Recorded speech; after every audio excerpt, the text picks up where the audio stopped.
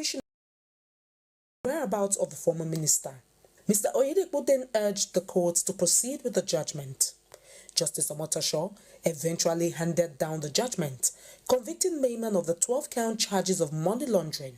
He also deferred his sentence to May 13, 2026 because the former minister was not physically present in court. To avert his escape from the country before being sentenced, Oyedepo applied for a bench warrant for his arrest so as to be produced in court, and the prayer was granted.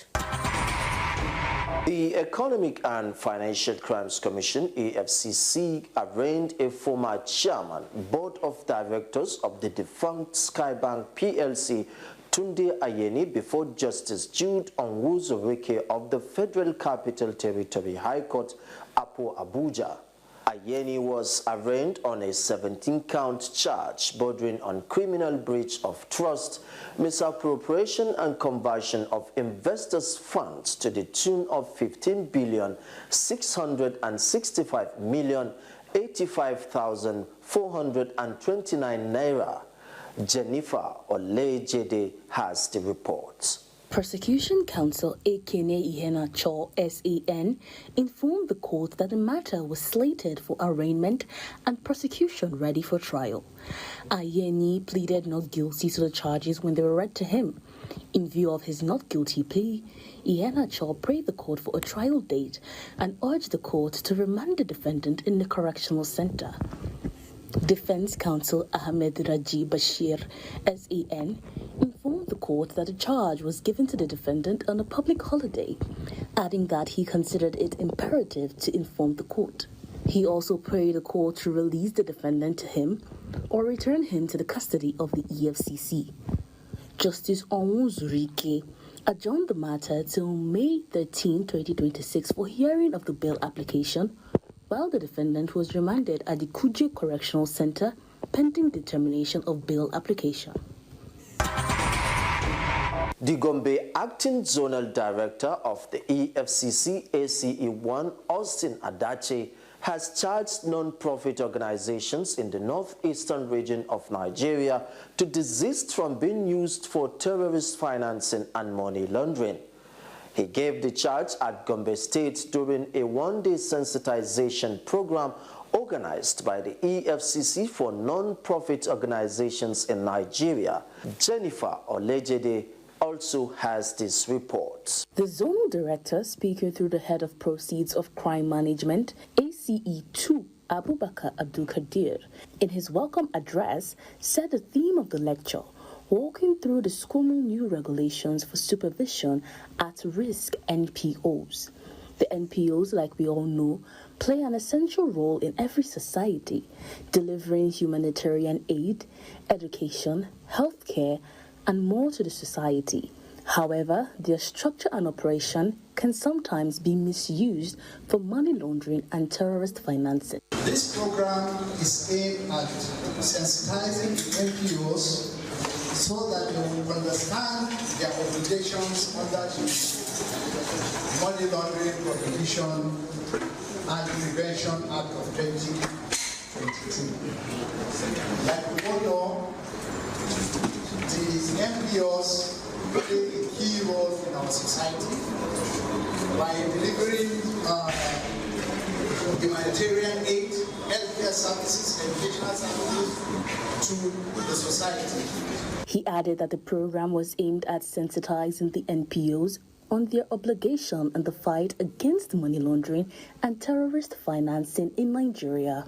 ACE2 Matthew Enu of the Special Controls Unit Against Money Laundering Department, who presented a paper titled Walking Through the Special Controls Unit Against Money Laundering Regulations for Supervision at Risk Non-Profit Organizations, reminded the participants on the need for diligence in their daily activities to avoid being sanctioned by the EFCC.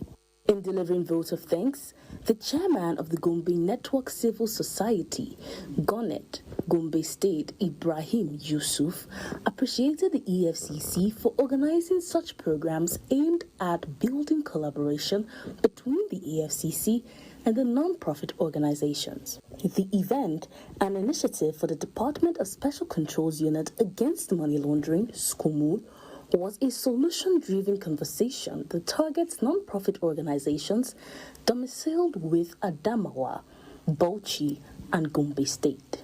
I am Jennifer Ojilide, reporting for the Eagle. Welcome back. It is now time for our interview segment as Miracle Chukwu Agozim and our guests will be shedding light on the topic, account takeover fraud. Over to you, Miracle. The world, as they say, is a global village, as technology is making lives easier in every human endeavor. One area in which we all have benefited from is that of the usage of the cyberspace to carry out activities that were before very burdensome and demanded physical interactions such as banking, meetings, and other social engagements. However, even as technology has made life easier, it also comes with its various challenges that impact on the privacy and safety of people, such that a person's identity could easily be taken or stolen. In today's interview segment, we're exploring the intricate cases of account takeover. People's various accounts are compromised by a cyber attacker. To shed light on this is Chief Superintendent of EFCC Olamide Sadiq, Head Cybercrime Section, Kano Directorate of the Commission. What is account takeover and how does it happen? Well, account takeover fraud is a type of fraud that occurs majorly online, and is a situation whereby one's email address, online bank accounts, social media accounts, or even cryptocurrency wallets. We have accounts of this type of wallet online where it's a situation whereby it is being compromised. And there are several ways in which these accounts can be compromised. It can be as a result of negligence of the account holder, one. It can, come up through cyber attacks. It can be by cyber criminals. It can be by phishing attack. It can be by man-in-the-middle attack, depending on the type of account, be it bank account, be it email account, be it social media account, and so on and so forth.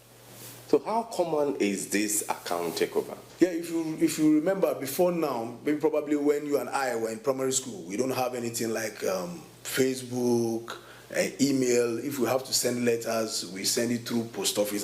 Yes. But now you can see what technology has brought to the world. Now you have your bank accounts connected to your email. You have you can reach out to even old friends, primary school friends, secondary school friends whom you've not seen over the years. You can reach out to them through social media platform. In those days, we have to buy newspapers. We have to, wait for vendors to come and supply newspaper to know what is going on in the country. But now you don't even know that. Even if you look at now, people don't even rely on television too much, because whatever information you want, you can get it on the social media, and online. So you can see changes from the past over, so many decades away. So that has now brought about, different type of thefts online, which has, we have one of them as account takeover fraud, which is like an umbrella of different kind of frauds that happen online, which I've earlier mentioned. Are you now saying that the technology advancement is a cost to us?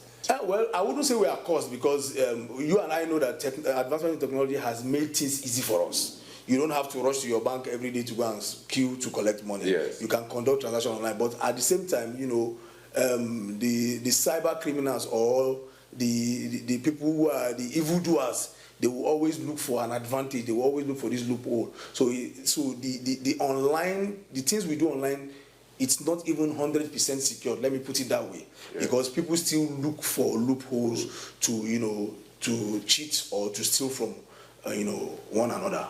So who are those? Who are the perpetrators and the victim of this account takeover fraud? Looking at the perpetrators, I don't want to. It cannot be attributed to any specific age bracket. Yes. But you see, anybody who is criminally minded and anybody who is looking for what I call fast lane, anybody who wants to be on fast lane, get quick rich syndrome, they always look for these loopholes. They always look for a way. And even, let me just say, even from what we've been doing, the commission has been doing, and to tackle this type of frauds, there is no age limit to some of the people perpetrating this act. But when it comes to the victims, it is very worrisome, because we have come to realize that the majority of the victims we have are the unlettered ones. What I mean by the unlettered ones is maybe the illiterate ones, who uneducated don't know, uneducated ones, and the elderly ones. So is it a syndicate fraud? Do they do it in a group? Yes, it's a syndicate type of fraud, and I'm going to, give a very good illustration on how it works. You see, when money leaves account of an individual, yes, let me say through online channel, they move some of this money to different accounts, and some of these accounts are online accounts which you have to open online. Before December last year, you could easily go online and open an account with just your name, address, and photograph, without even using BVN, without even name. So that has given them the opportunity to perpetrate this kind of thing. So what they do is that once they move money is stolen from your account, they take over your account, they create this complex audit trail by moving the money from one account to another. In fact, they even go as far as moving the monies into this sports betting account. And when they move money into sports betting account, they don't literally need to, place money on bets, because the sports betting platform has created an avenue whereby if money gets into your account in the sports betting platform, you could also withdraw such money into an account. So whether you place a bet or not, you could still withdraw the money. And at times, some of them move this money to buy, what we call virtual currency, cryptocurrency, digital currency. Yeah. And you can know, as you all know, it's not being regulated now, but what the government has put in place, they have mandated exchanges to be given information. So there has been an improvement on that, because I wouldn't say crypto is anonymous the way people see it. What they say now is that it's pseudonymous, meaning that there is something linking the account holder of the crypto to that person. That means there's an original information, there is a footprint that will lead you to the owner of that account. So once they start moving these monies, they do a lot of complex transactions that even we as investigators, it's cumbersome for us, but at the end of the day, we will still make sure that we arrive at a point and unravel the case. So it's a very complex, it's a syndicate kind of thing. It's not been done by one person. And you showed off, another thing I want you to realize is that when you are following such monies, you can see somebody, maybe money left an account in Abuja. You see somebody collecting money in Enugu. You see another person collecting money in Abia. You see another person collecting money in Adamawa, and you start wondering how. Maybe 5 million naira, 1 million naira goes to one person in Adamawa, 1 million naira goes to another person in Abia, 1 million naira goes to another person in maybe Sokoto. So you start wondering, but investigation has been able to reveal how these things have been done.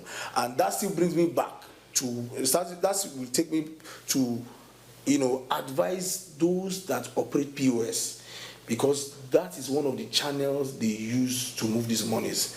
Is either they use POS or they use some of these fintech accounts. Okay. And when they use POS, ideally POS operators, they are not supposed to accept transfers by virtue of regulation from CBN. Their POS transaction is supposed to be strictly card. But we have seen instances where POS operators will receive monies that are being stolen from an account takeover fraud. And in such cases, we see them as being to have conspired with whoever to being an accomplice, because the regulation says POS transaction is strictly card transaction. You are not supposed to receive transfer, and once you receive transfer, it means you are culpable. Well, before I let you go, what is a word of advice to those listening or watching us on this topic?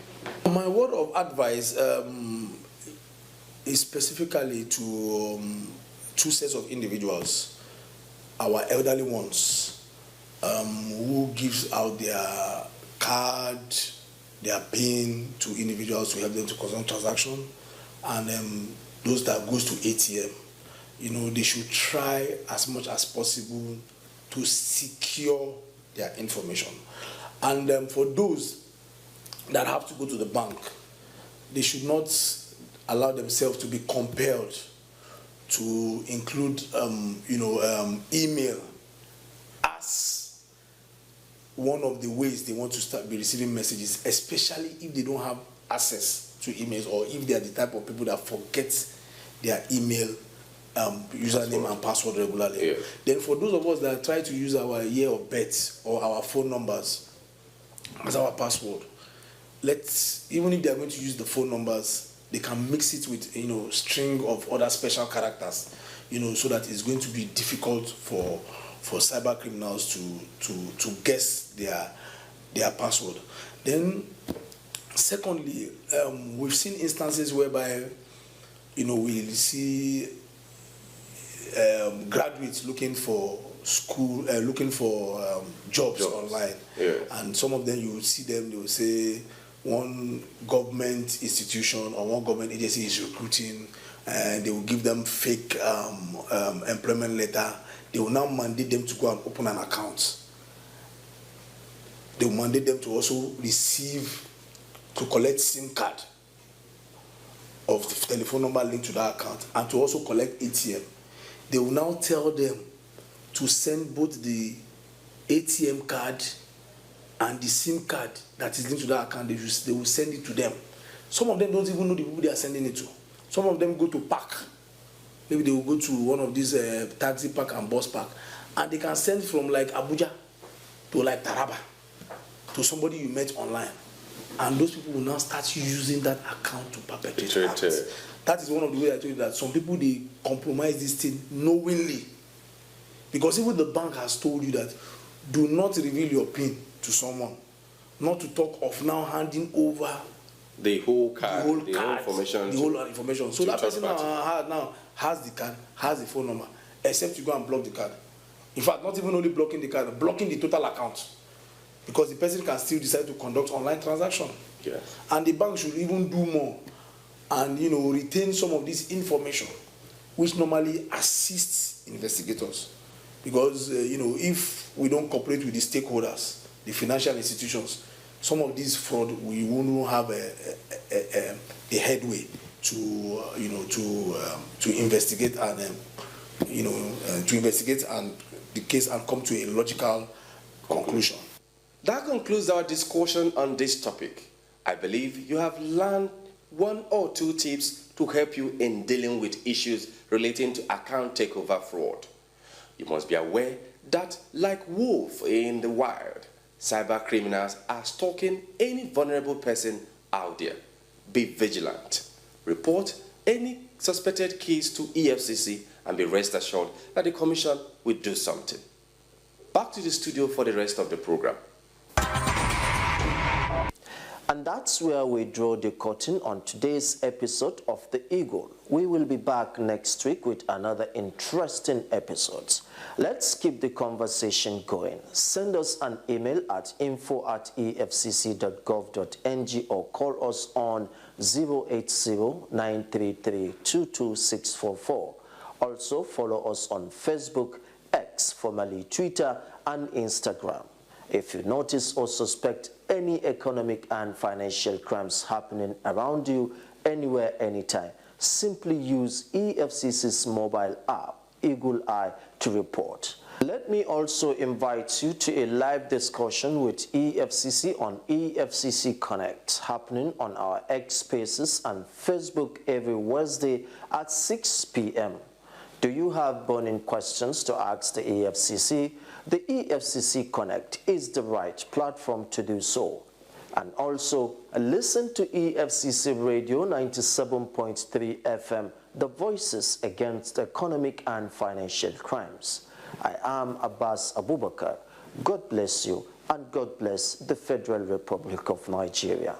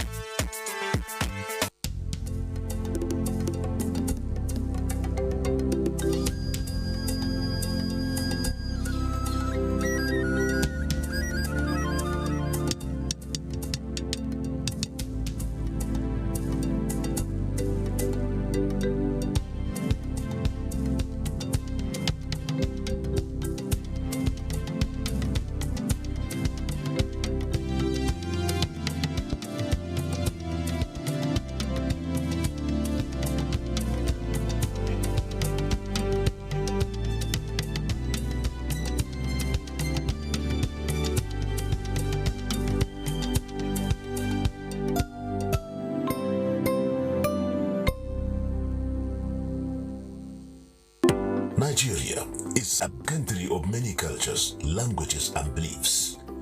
But despite our differences, there is one thing that unites us all: our love for this great nation.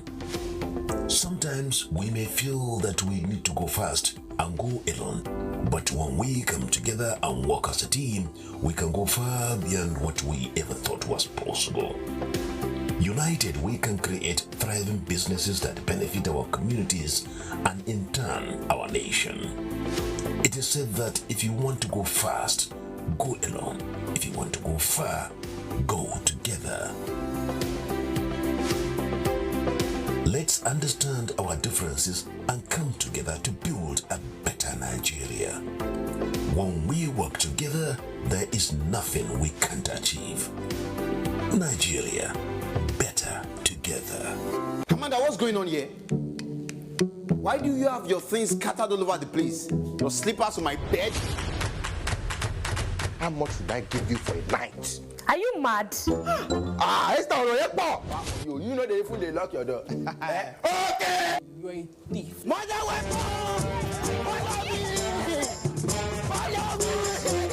Now that Victoria friend will get big front and back. So I said, look, they go. I just the remaining 2 minutes, not for me. What's owing you money? Calm down. If you have thought about that before going to buy a phone that you cannot afford. I will bite you if I'm not giving me my money, be likeness. But this is okay. I like the way you say Vicky. I even like the way you do Vicky. I do it again. Vicky. Face is another way of life for this country.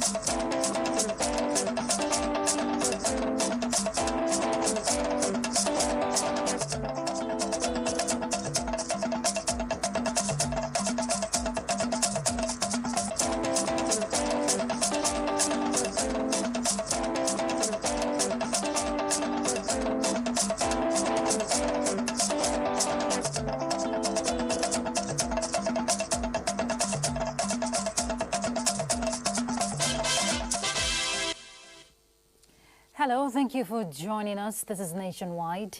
I'm Ruth Aguilera. President Bola Tinubu is in Nairobi for the Africa-France Summit 2026. The president, who departed Nigeria for France on Sunday, May 3rd, landed in Kenya capital at about 12:15 this Monday morning. President Tinubu will join 29 other heads of state and government scheduled to attend the first edition of the summit, co-chaired by President Emmanuel Macron and President William Ruto. The summit focuses on energy transition, green industrialization, digital transformation, restructuring of global financing architecture, and climate action. The summit with the theme Africa Forward, Africa-France Partnerships for Innovation and Growth will provide a high level. It is expected to underscore Nigeria's unwavering commitment to strengthening strategic partnerships with African nations and the French Republic.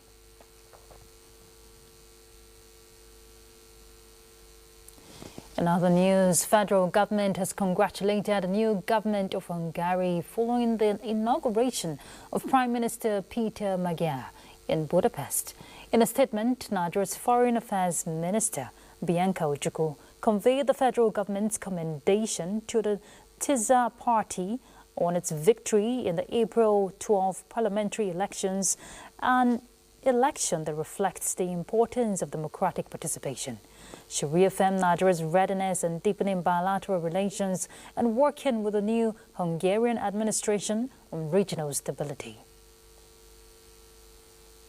President Bola Ahmed Tinubu has approved the appointment of Major General Adeyinka Famadewa as Special Advisor on Homeland Security in recognition of his exceptional record of service, strategic expertise and outstanding contributions to Nigeria's national security architecture. A circular from the Secretary to the Government of the Federation, George Akume, issued by the Permanent Secretary General Services Office, Dr. Ibrahim Abubakar Kana, says the appointment underscores government's commitment to strengthening internal security coordination. Major General Famadewa, retired, is a highly decorated retired general with over 3 decades of distinguished military and intelligence service. The Nigerian Army says it has neutralized some terrorists operating within Kogi State following a coordinated ambush along bandit crossing points within Adonkolo Forest Reserve in Lokoja local government area of the state. A statement by Lieutenant Hassan Abdullahi, the acting public relations officer, 12th Brigade of the Nigerian Army, says troops from the 12th Brigade Quick Response Group laid in wait at suspected crossing point in the early hours of Sunday, 10th May 2026, and made contact with the terrorists, engaged them in firefight, neutralizing a terrorist while others fled with gunshot wounds into the surrounding bush. Troops recovered 2 AK-47 rifles, 1 fabricated pistol, 6 magazines and 145 rounds of special ammunition, motorcycle, medication, 3 mobile phones and a sum of 62,900 naira were also recovered. The Defense Headquarters has reacted to a report alleging civilian casualties during a recent aerial interdiction conducted in Shiroro local government area of Niger State, insisting that the strike specifically targeted armed bandits and terrorist enclaves. In a statement by the Director of Defense Media Operations, Major General Michael Onoja, the Defense Headquarters said the operation was carried out following credible intelligence indicating gathering of armed bandits in Lukupe village and surrounding areas within Shiroro local government area. The statement confirmed the operation successfully eliminated several terrorists, particularly in Kusasu, where about 70 bandits were reportedly killed, while those that survived were seen evacuating bodies of their dead colleagues for burial. The residents of nearby communities had reportedly relocated to Serikimpara before the commencement of the operation. A development, the military said, contradicts allegations that civilians were present at the locations during the bombardment. 3 suspects, we hear, have been apprehended by the Nigeria Security and Civil Defense Corps, Ogun State Command, for the alleged vandalism of critical power infrastructure belonging to the transmission company of Nigeria in the Shango-Ota axis of the state. The state's commandant, Remi Lekun Ekundayo, also confirmed the arrest of a suspected impersonator caught in full NSCDC regalia while transporting substances suspected to be cannabis. Let's hear from Leko Agbonde. 3 suspected vandals were intercepted during a joint patrol by the NSCDC and the Ogun State So Safe Corps. The suspects were reportedly caught at the Ijako-Ajibode axis of Sango-Ota while tampering with critical power installations. Suspects were directly involved in the unlawful tampering and vandalization of critical power infrastructure. They will be appearing in court very soon to face the full wrath of the law. Items recovered from the suspects include strands of aluminum conductor wires concealed in sacks, a hacksaw, and a motorcycle used for the operation. Similarly, the commandant paraded a 48-year-old man intercepted along the Idofa Road in Imeko. The suspect was caught in possession of 12.5 parcels of suspected cannabis sativa, popularly known as Indian hemp. Commandant Ekundayo revealed that the suspect attempted to evade security checks by appearing in an NSCDC reflective vest and head warmer while also presenting a forged identity card of the corps.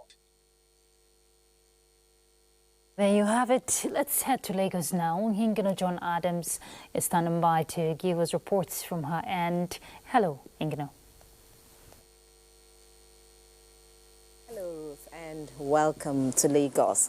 Poor policy implementation, inadequate urban planning, rising population, and the increasing cost of building materials have been identified as major factors fueling Nigeria's housing crisis. Stakeholders say addressing the growing housing deficit will require stronger government collaboration with the private sector and policies that make affordable housing accessible to ordinary Nigerians. Bolaji Akim reports. Housing remains one of the basic needs of every citizen, yet millions of Nigerians still lack access to decent and affordable shelter. Recent figures from the National Housing Data Technical Committee shows that Nigeria's housing deficit is estimated at nearly 15 million units, while more than 15 million housing units suffer structural inadequacies. Experts say the situation has contributed significantly to the growing number of slums and informal settlements in major cities and urban centers across the country. In the absence of production of houses, in the absence of low construction finance rates, in the absence of willing developers to collaborate with governments, what would typically happen is the development of slums, which is ungoverned and unstructured development environment.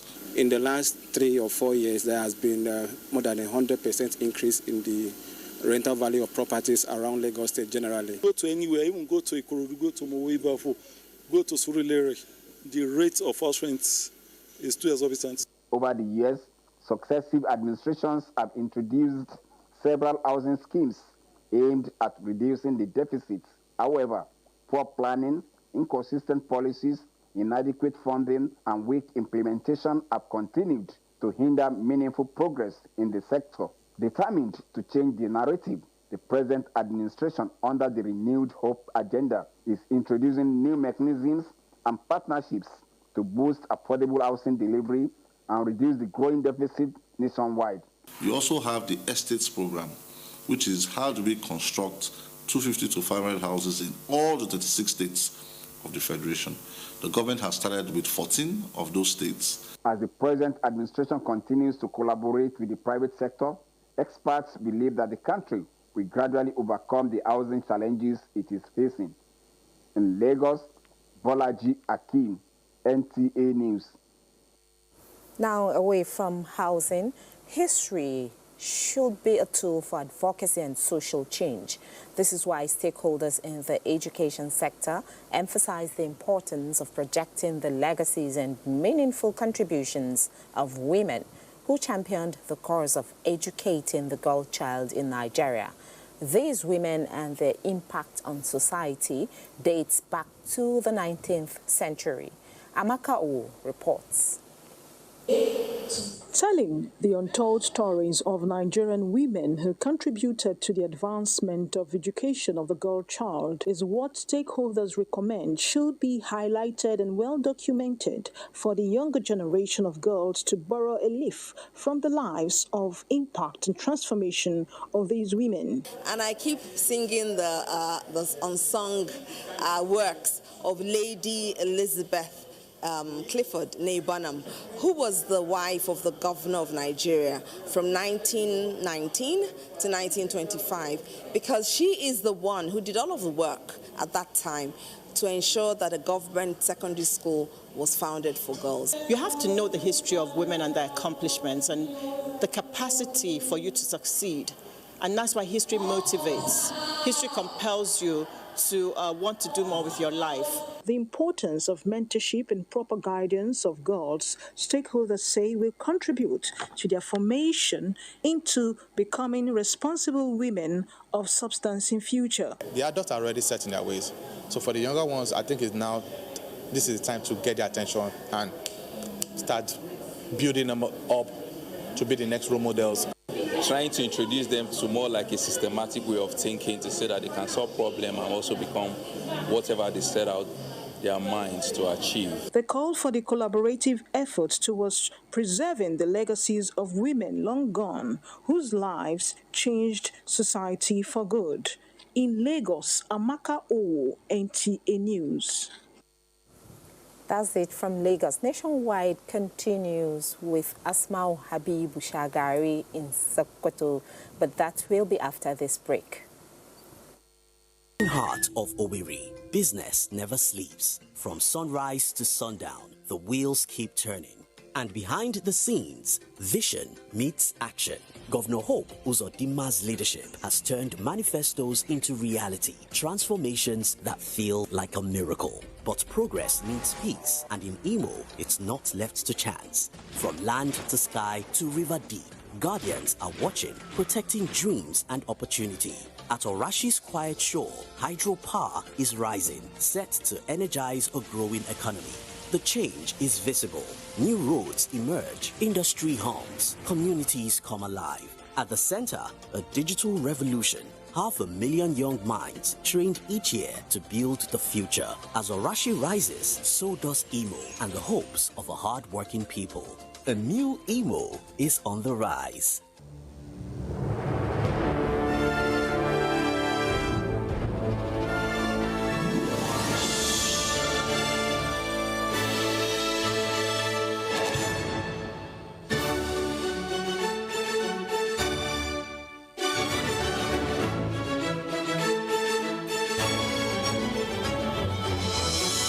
TerraCube, unwrap joy, unleash taste.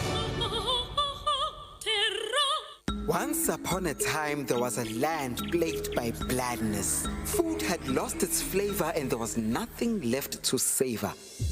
Just then, the tastemaker arrives to restore taste to this land of blandness. All she did was sprinkle, stir, and serve. And from that day on, they knew one truth. All they need is sprinkle, stir, serve. Tastemaker. When malaria knocks you down, you can be sure parasites are having a party in your system. Welcome to our new kingdom, guys! Comel, an effective weapon against malaria.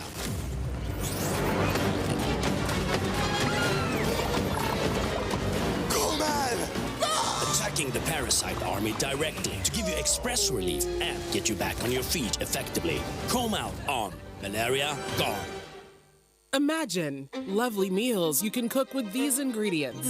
You spend heavily, but no guarantee of a tasty meal. Not making a right choice of seasoning cube can ruin your meal, money, and confidence. For a tasty meal, do not compromise. Choose Gold.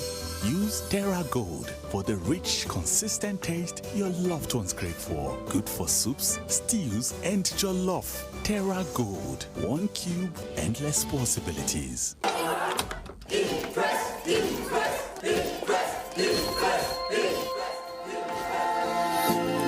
impress. Guys, food is ready.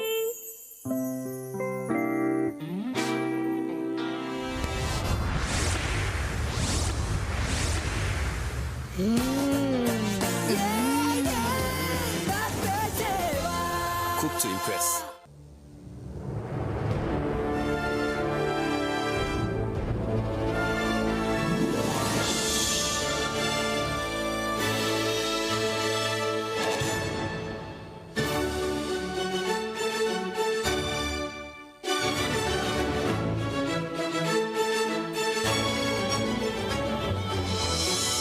TerraCube, unwrap joy, unleash taste.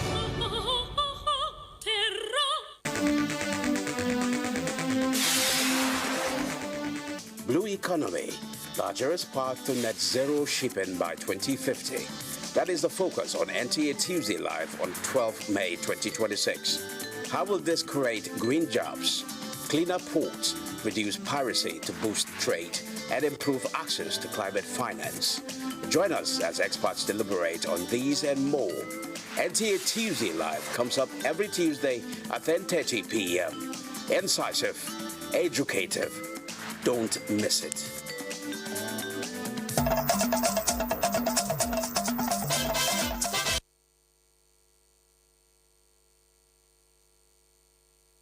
Welcome to Sokoto on Nationwide. To improve standards of the judicial reporting and address ethical lapses in media coverage of court proceedings, the Nigeria Union of Journalists, NUJ Sokoto State Council, has organized training for practicing journalists. The workshop is expected to deepen the participants' understanding of legal reporting, ethical boundaries, and responsible news writing within the judicial system. Dalhatu Abdullahi reports. Accurate court reporting, a pillar of justice and public trust, is the theme of the one-day workshop. It was organized strengthening professionalism in judicial reporting, placing emphasis on fairness, balance, and accuracy in the coverage of court proceedings in order to prevent misinformation and sustain public confidence in the justice system. Responsible judicial reporting promotes transparency, strengthens democratic values, and enhances public understanding of legal processes and court decisions.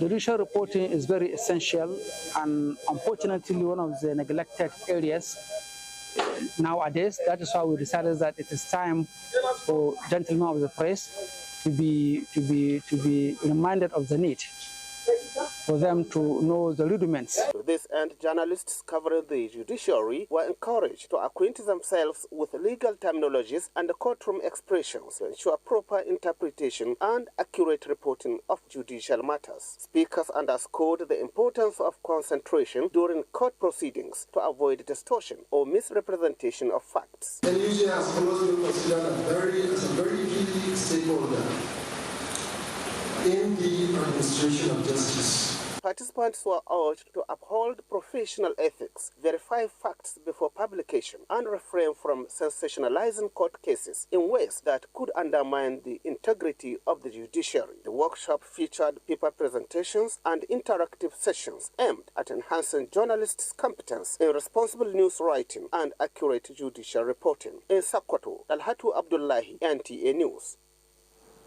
Zamfara State Command of the Nigeria Security and Civil Defense Corps has reiterated its commitment to strengthening security and enhancing the capacity of its personnel.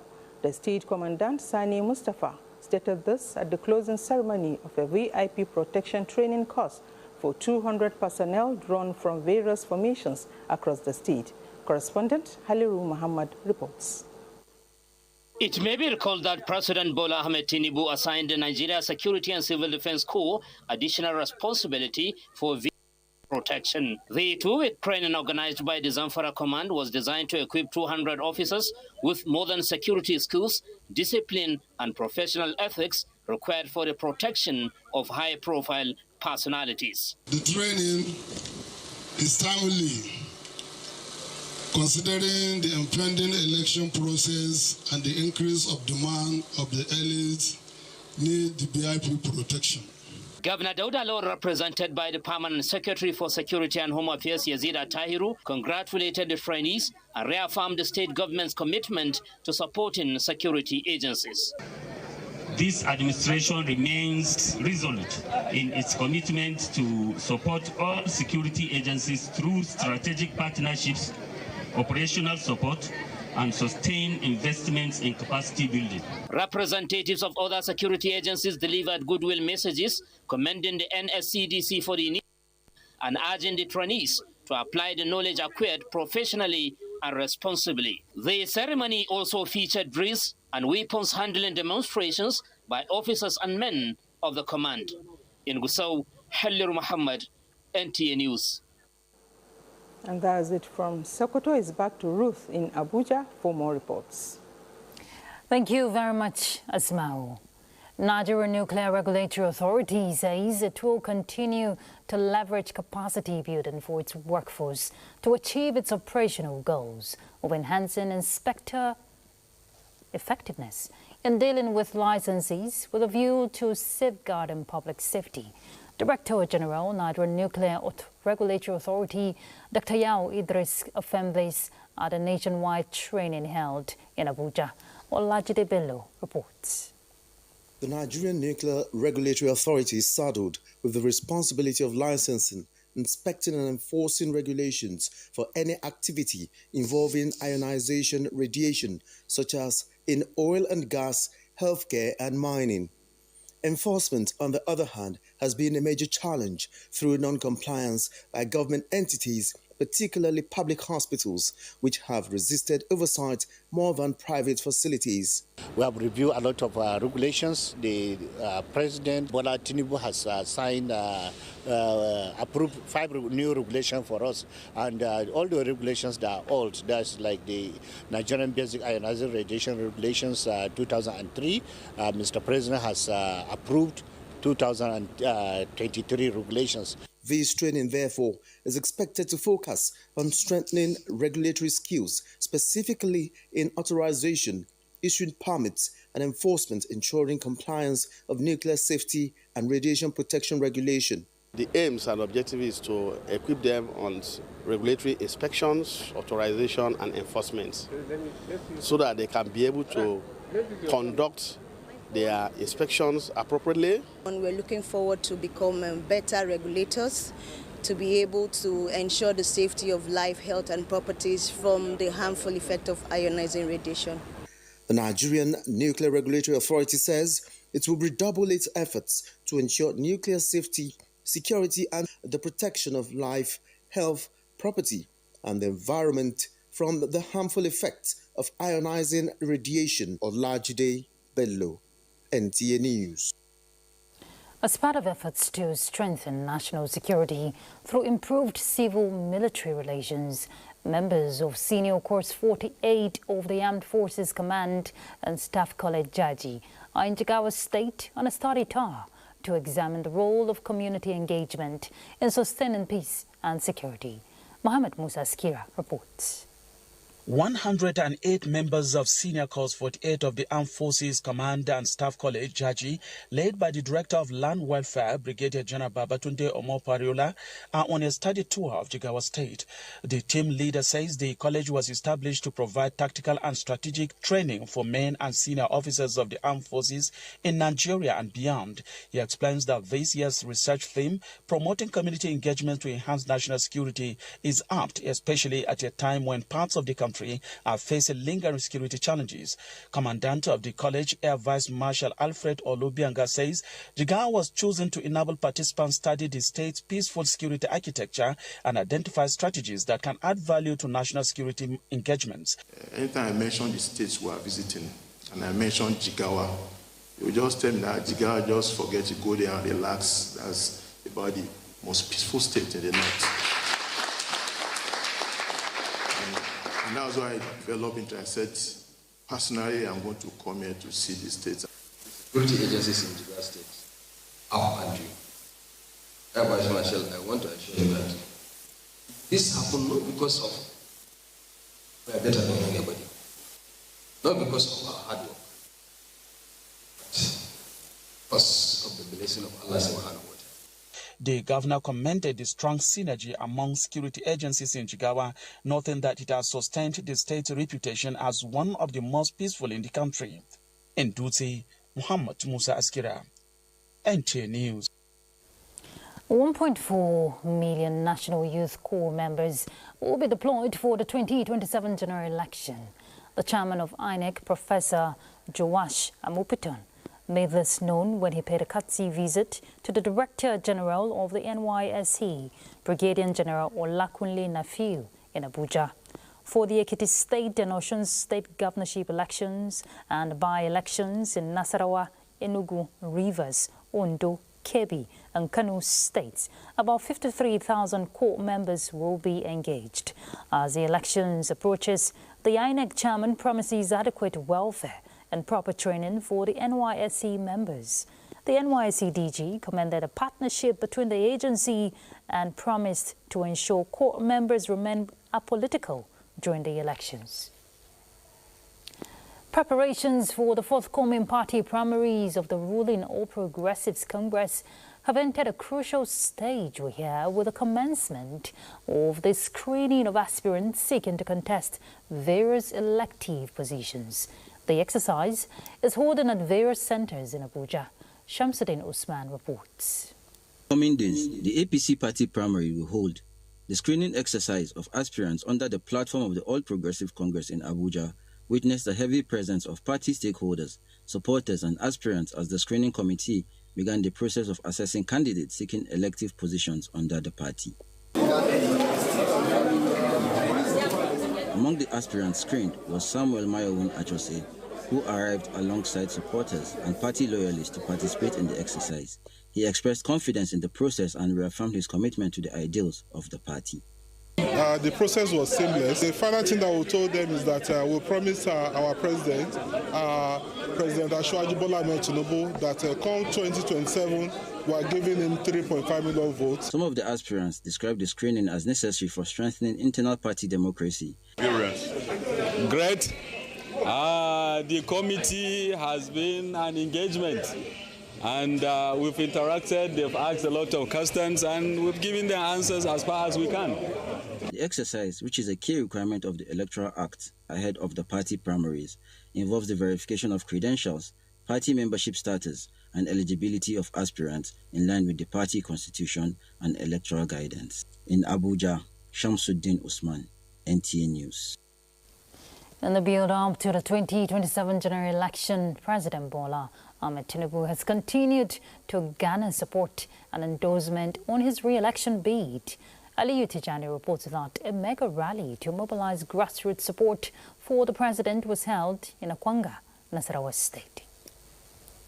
The rally draws hundreds of party faithful, women associations and community leaders from across the state. A demonstration of grassroots ownership with a clear message of continuity conveyed by the APC governorship aspirant Zaka Yakubu. The people of Nasarawa State say President Bola Tinubu's economic reforms, though tough at the beginning, are laying the foundation for a long-time national prosperity. Speakers described the removal of fuel subsidy among reforms as bold decisions that ended decades of waste and redirected resources to critical sectors of the economy. But however, tasked governors to use the funds judiciously for the benefit of the masses. Asiwaju has improved our allocation because today they share up to 2.2 trillion as against the 700 billion we were sharing during Buhari. Community representative pledged to sustain mobilization efforts across wards and local governments, insisting that continued support for the Tinubu administration will guarantee policy stability and national growth. The situation we met at hand was not caused by Tinubu. If you remove Tinubu today, the next leadership will face the same thing. The rally also declared support for the governorship aspiration of Zaka Yakubu in the state ahead of the party primaries. From Akwanga, Aliyu Tijani, NTA News. And still talking politics, women from the 19 northern states and FCT under the umbrella of the Arewa Women for Tinubu Obasani door-to-door campaign has reiterated support for the re-election of President Bola Ahmed Tinubu and Governor Obasani ahead of the 2027 general elections. Haruna Mohammed reports. Nigeria! They are women from the 19 northern states and the Federal Capital Territory under the auspices of the Arewa Women for Tinubu Obasani door-to-door campaign in support of the Renewed Hope agenda. It's aimed at mobilizing grassroots support and sensitizing communities on the achievements of President Bola Ahmed Tinubu and Governor Obasani as part of preparations for the 2027 general elections. Coordinators of the forum, Saadatu Dogombochi, Minister of State for Education, Suwaiba Said Ahmed, and the Deputy Governor of Kaduna State commended the women for sustained mobilization and urged them to assist in mobilizing government developmental policies. The Renewed Hope agenda is built on the pillars of economic growth, social inclusion, security and human capital development. It is a vision that prioritizes the welfare of Nigerians with particular emphasis on empowering women and youth. It does not come by assumption. It comes through organization, through engagement, and through consistent presence at the ground. The event was the presentation of Empowerment Fund to state executives and local government coordinators of the forum to aid them organize activities at the grassroots.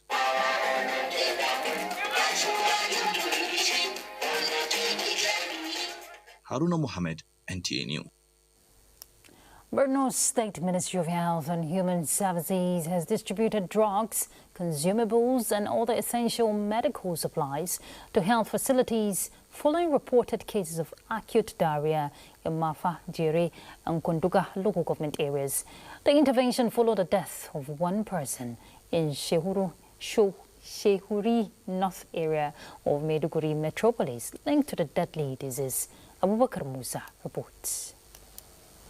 The prompt response against the outbreak of acute watery diarrhea in Borno State by the Ministry of Health followed Governor Babagana Umar Zulum's directive aimed at ensuring the availability of medical equipment, drugs and consumables in health facilities as part of efforts to address the epidemic head-on as well as strengthen universal health coverage across the state. The state emergency medical ambulance systems have been mobilized. All the ambulances are visiting the communities, conveying affected people to health facilities that are dedicated for the treatment of these watery diarrheal diseases. Health facilities that received the medical items include Brigadier General Abba Kyari General Hospital, the Cholera Treatment Center operating in collaboration with Medicine Sans Frontiers, where about 100 cases have been recorded so far and about 20 patients treated and discharged, while others are responding to treatment. The Infectious Disease Hospital, Moromti, also benefited from the items. Permanent Secretary of the Ministry of Health, Dr. Shetima Moina, presented cash support to the health personnel, imploring them to be on alert in view of outbreak of the disease. In Maiduguri, Abubakar Musa, NTA News. All right, let's join Abubakar Musa live from Maiduguri to give us more insight as to what other measures have been taken. Abubakar, from your report, we're seeing the intervention of the state, but what other preventive measures or communities you mentioned in that report have adopted to prevent this disease? All right, thank you very much, Ruth. It is no longer news that there are reported cases of acute watery diarrhea in some parts of Maiduguri Metropolitan Council, Jere and Konduga. The focus right now is how best to prevent further spread of the disease. So Borno State government summoned an emergency meeting with critical stakeholders in the health sector for a coordinated and prompt response.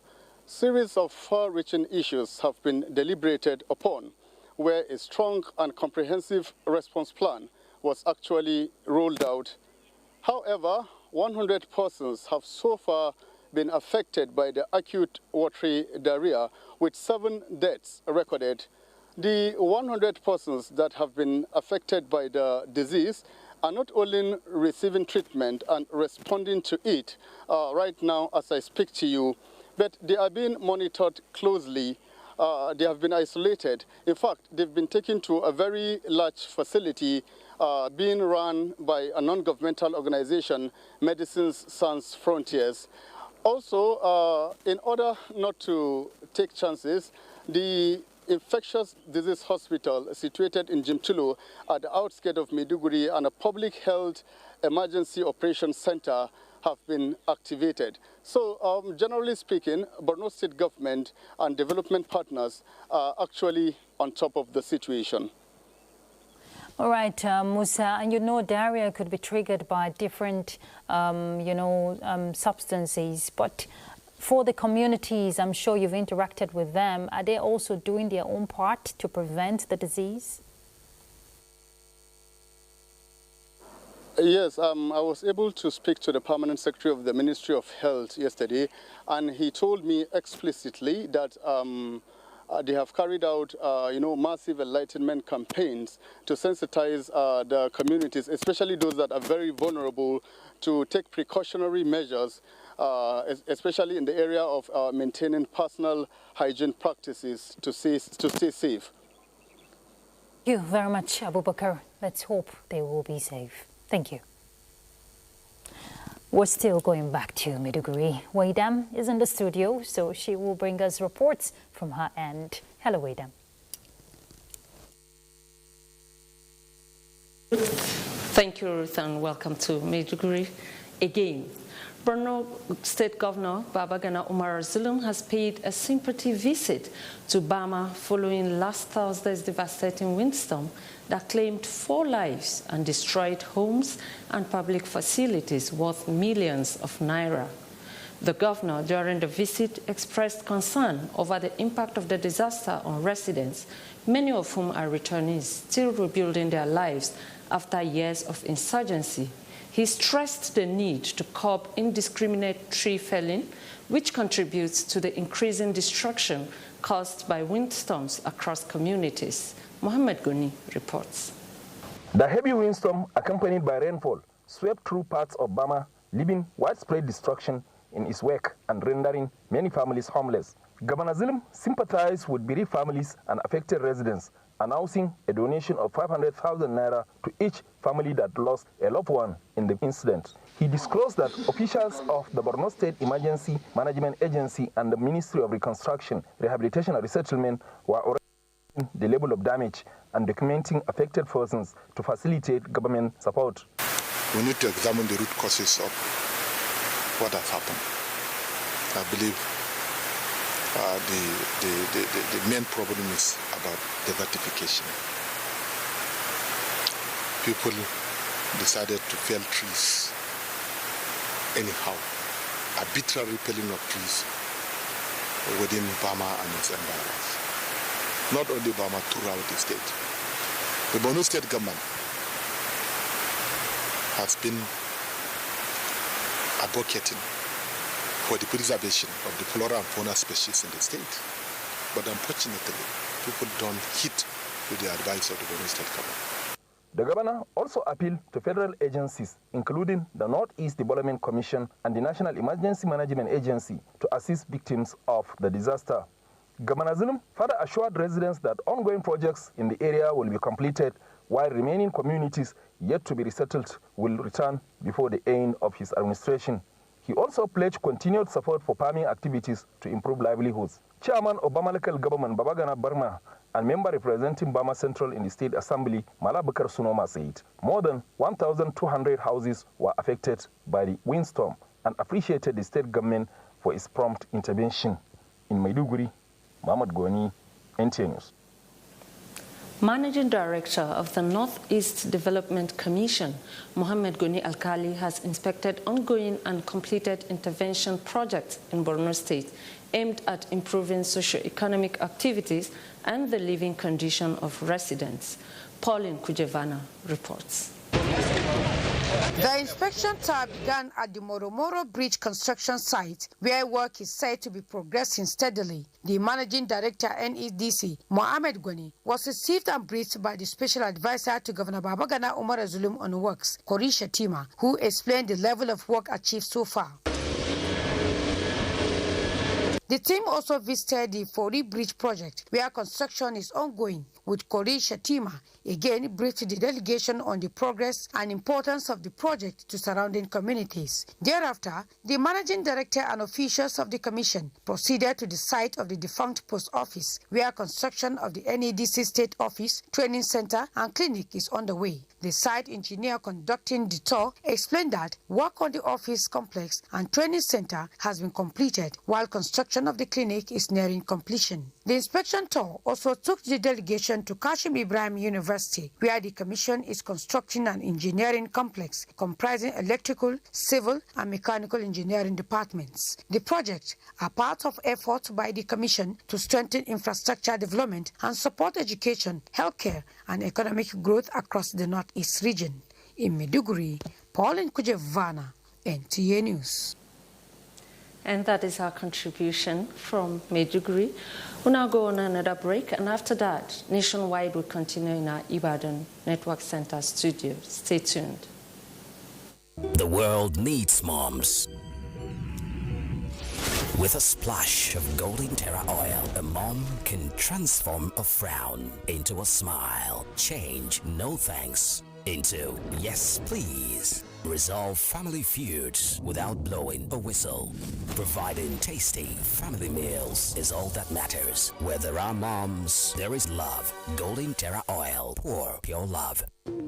The Advertising Practitioners Association Kano will confer an award of excellence on the Executive Governor of Kano State, Alhaji Abba Kabir Yusuf, at the closing dinner of the 2026 Summit on Advertising and Marketing Communications. This honor recognizes his visionary leadership in establishing the Kano State Signage and Advertising Agency, the first of its kind in the Northwest, and his Kano First policy initiative. Other awardees include the Director General Archon, Dr. Olaneko Fadalapo, the Director General NTA, Alhaji Salihu Abdulhamid Dembos, former Registrar and Chief Executive Officer Archon, Alhaji Garba Billo Kankaruji, and the Chairman of Amasco Group, Alhaji Mustafa Ado Muhammad.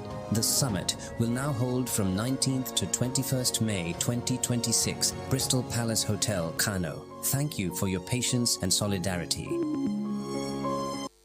Imagine lovely meals you can cook with these ingredients. You spend heavily, but no guarantee of a tasty meal. Not making a right choice of seasoning cube can ruin your meal, money, and confidence. For a tasty meal, do not compromise. Choose Gold.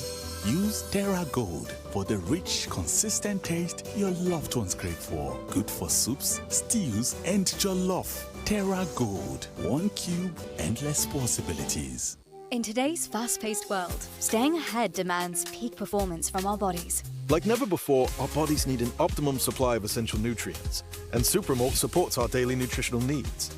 Supermalt has 20 essential vitamins, minerals, and natural extracts for overall health and wellness.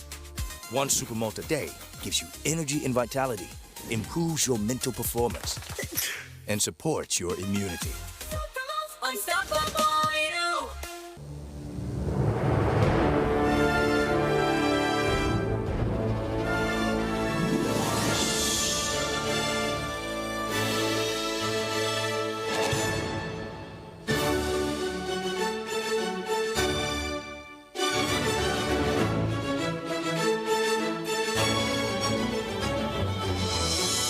TerraCube, unwrap joy, unleash taste.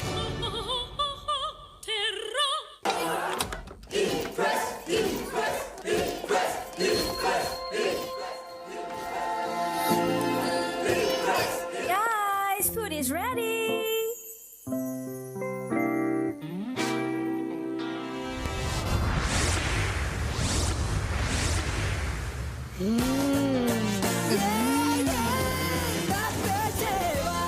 Cook to impress.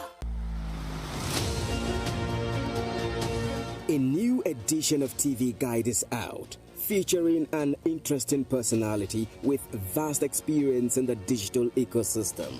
Professor Ibrahim Adeyanju, Managing Director and Chief Executive, Galaxy Backbone Limited, takes us through the gamut of revolutionizing the workspace through digitalization. Galaxy started in 2006. Started with pure research technology, satellite technology. We've been able to move from 2006 to providing fiber backbone, to having 2 data centers, to improving the bandwidth in terms of internet connectivity that we do to MDS. That is great progress. Power, privilege and public trust with Comrade Salihu Abdulhamid Dembos, Director General NTA. Welcome to a world of fun and excitement as we also present an assemblage of professionals in the media space. Some compelling NTA programs, current trends in the fashion world, ICT, sports, entertainment, and lots more. TV Guide, very incisive, very educative, and compelling. Get a copy at the vendor near you or NTA stations nationwide. TV Guide, your indispensable companion. Good, tasty food is worth living for. Worried about your oil? Every time you enjoy your favorite meal? Introducing Smart Balance. Smart Balance Rice Bran Oil. is rich in Gamma Original. Golden Terra Smart Balance Oil reduces bad cholesterol.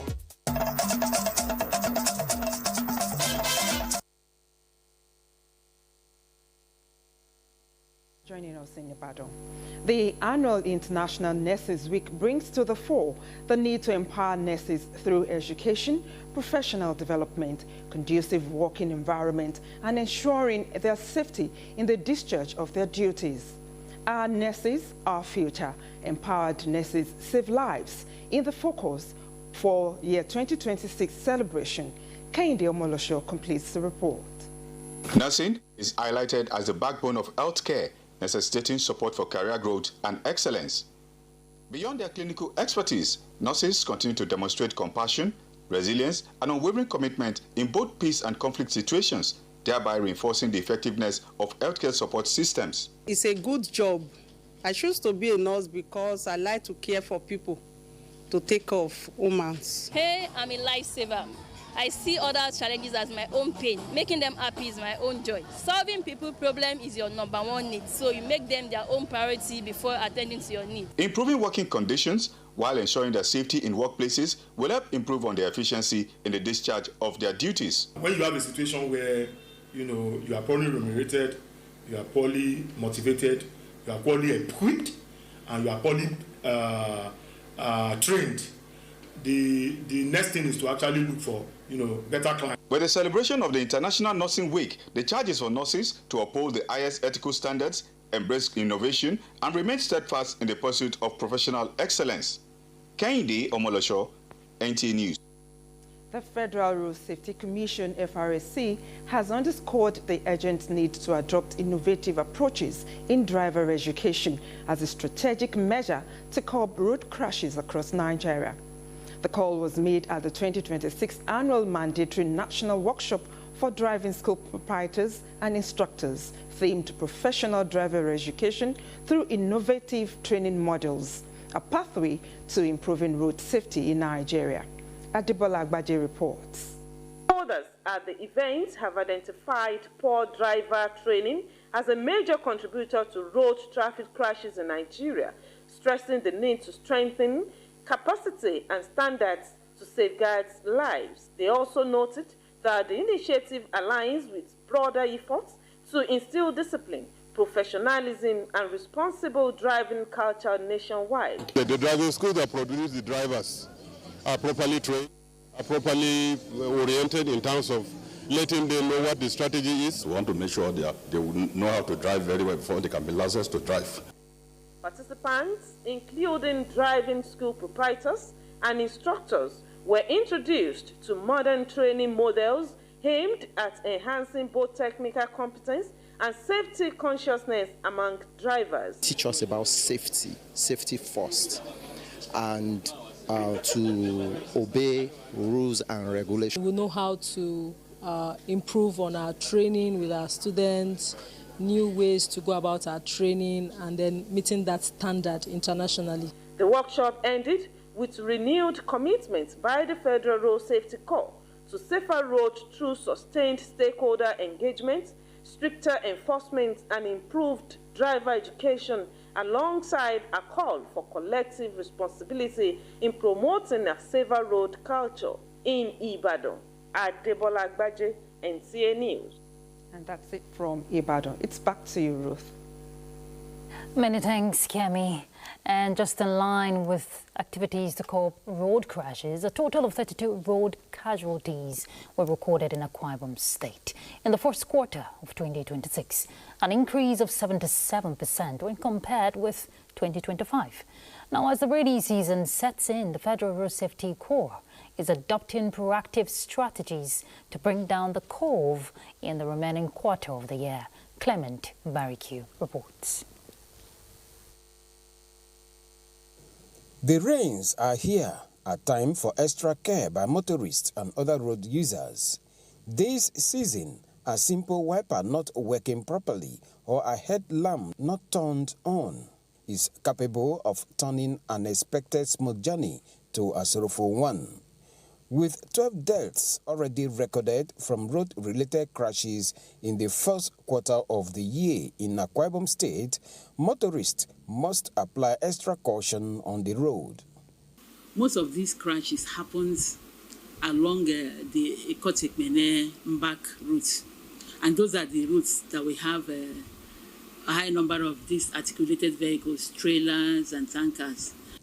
Speed violation and reckless driving, particularly among articulated vehicle drivers, constitute a greater percentage, which the Federal Road Safety is strategizing to address.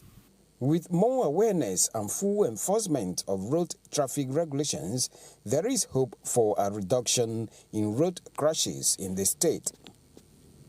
Clement Barikui, NTA News. All right, we join Clement Barrique to give us more insight on sensitization measures to cope these road crashes in the state. All right, thank you. Let me say that the rains are here again in Akwa Ibom State. It is a time that calls for extra caution on the part of drivers and other road users. In recent times, we've seen increase in the road traffic crashes in the state. For instance, in the first quarter of 2026, the total number of road crashes in the state stood at 14 against 11 in first quarter 2025. Total number of injured persons in these crashes in 2026 remained 20 against 12 in 2025, while total number of persons that died in these various road crashes in the first quarter of 2026 remained 12 against 6 in 2025. And then the Federal Road Safety Corps has identified the prevalent offense as overspeeding, and that's why they are advising motorists, particularly in this rainy season, to be careful and drive within limits. Thank you, Clement. Let's be safe on the road. Next will be Sports Update. The 2026 CAC Paratrack Africa Championships has officially commenced at the Moshood Abiola National Stadium Velodrome in Abuja, where Nigeria and Kenya exchanged wins on the track. Nigeria excelled in the women's tandem sprint, while Kenya secured victory in the men's category. The championship serves as a platform for identifying and nurturing new talents in preparation for future international events, while also promoting peace, unity, and sportsmanship among the African nations involved. This sport is what we love. It's what we love. We did it with love. So we need more courage from Nigeria. Sport is bringing unity to be inclusive for people, to even when you have some disability, specific or para, it will boost your feeling, and you will understand yourself that you are becoming important. Meanwhile, Team Nigeria will depart for Ghana Monday ahead of the 2026 Africa Senior Athletics Championships in Accra, with a 41-athlete contingent set to represent the country at the 6-day competition, which begins on Tuesday. Several foreign-based athletes have already arrived in Accra. Nigeria's team comprises 17 male and 24 female athletes. We compete in 26 track and field events at the Continental Championship. And lastly, Nigeria's Falconet will know their group stage opponent for the 2026 FIFA Under-20 Women's World Cup on Friday, May 15. Moses Aduko's team secured their spot after a 3-2 aggregate victory over Malawi's Young Scorchers. The Falconet have qualified for every edition of the competition. The draw will take place in Wuch, one of the tournament's host cities. With Sports Update, Omoyeme Onobo, NTA News. And that concludes Nationwide. Thank you for being part of it. Do have a good evening. I'm Ruth Aguilera.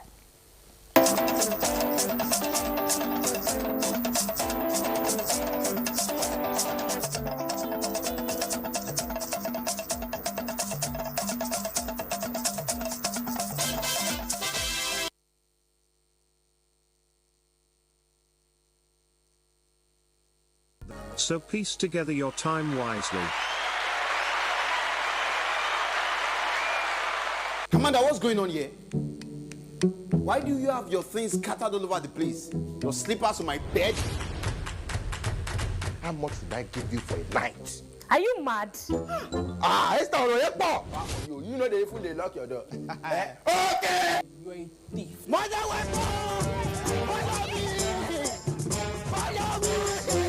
Now that Victoria friend will get big front and back. So I started look, they go. I just the remaining 2 minutes are for you.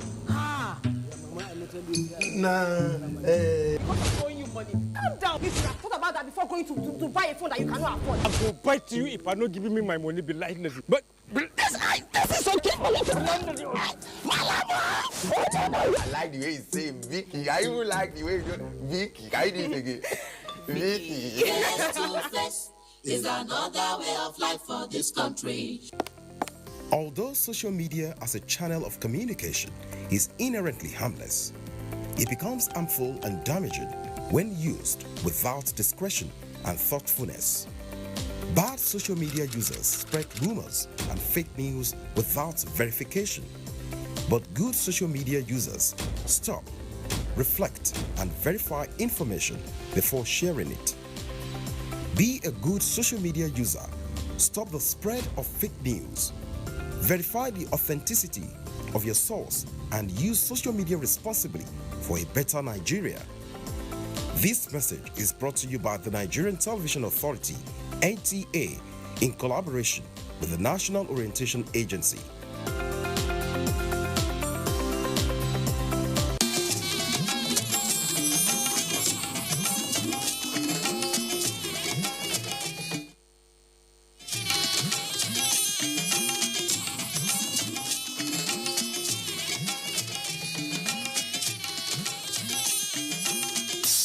This is the network service of the NTA.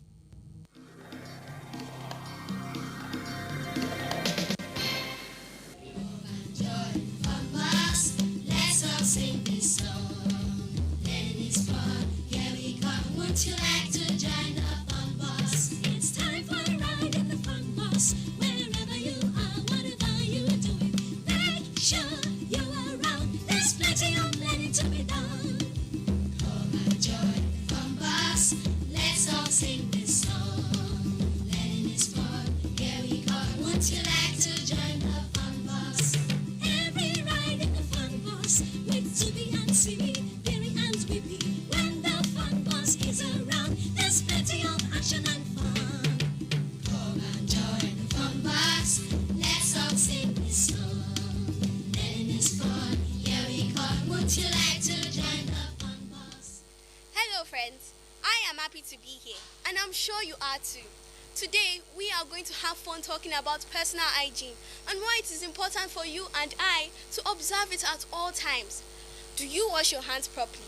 Do you cover your food when you are not ready to eat? All these and more is what we are going to have fun talking about today. I am Fatiarola Mutalani and let's go have fun with the Kids Say segment.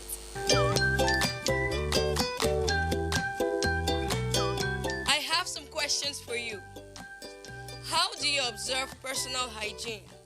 I practice personal hygiene by washing my hair once in a week and washing my clothes and underwear regularly. I practice personal hygiene by washing my hands properly. I mean by washing in between my fingers. I practice personal hygiene by flushing the toilet after use. I practice personal hygiene by washing my hands whenever I come from outside and whenever I use the toilet.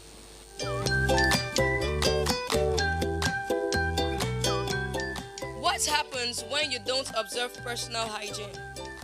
When I don't observe personal hygiene, I may get infections like typhoid fever from our nails if they are dirty. I mean, if I do not observe personal hygiene, I can get cholera or diarrhea. I may fall sick, and I don't like getting injections. If I don't practice personal hygiene, my hair will start itching me and lice and dandruff will live on my hair. Different people with the different ways they keep clean. Let's put more effort in our cleanliness. It is key to good health. Now, how well do you wash your hands properly? Well, let's take a look on how to wash our hands properly and the do's and don'ts of personal hygiene. Let's all sing this song. Learning is fun. Here we come. Would you like to join us? Hello friends, I have a question for you. How well do you know how to wash your hands? Come with me, I'll show you the right thing to do. Step 1. You wet your hands with water. Like this, you can see how I'm doing it. Apply soap and rub to form a ladder.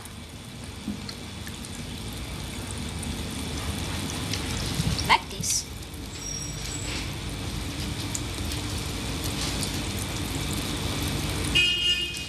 Make sure you clean even in between the fingers and under the nails.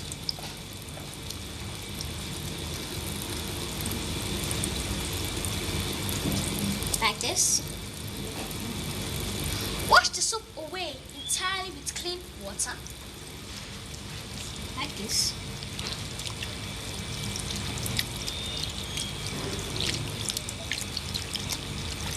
Like this, you see. Do this every time you use the bathroom. Play outside, clean the house, touch an animal, meet a sick friend, sneeze or cough you're about to eat something. Do this as often as you can and be keeping a good hygiene. Bye. Oh, time to drink water.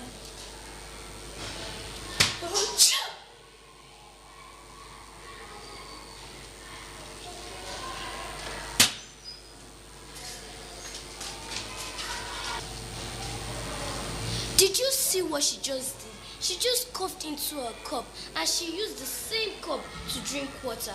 That's a wrong thing to do. If you mistakenly cough into your cup, you must wash the cup before you use it again. Take notes, friends. Wow, this is lovely.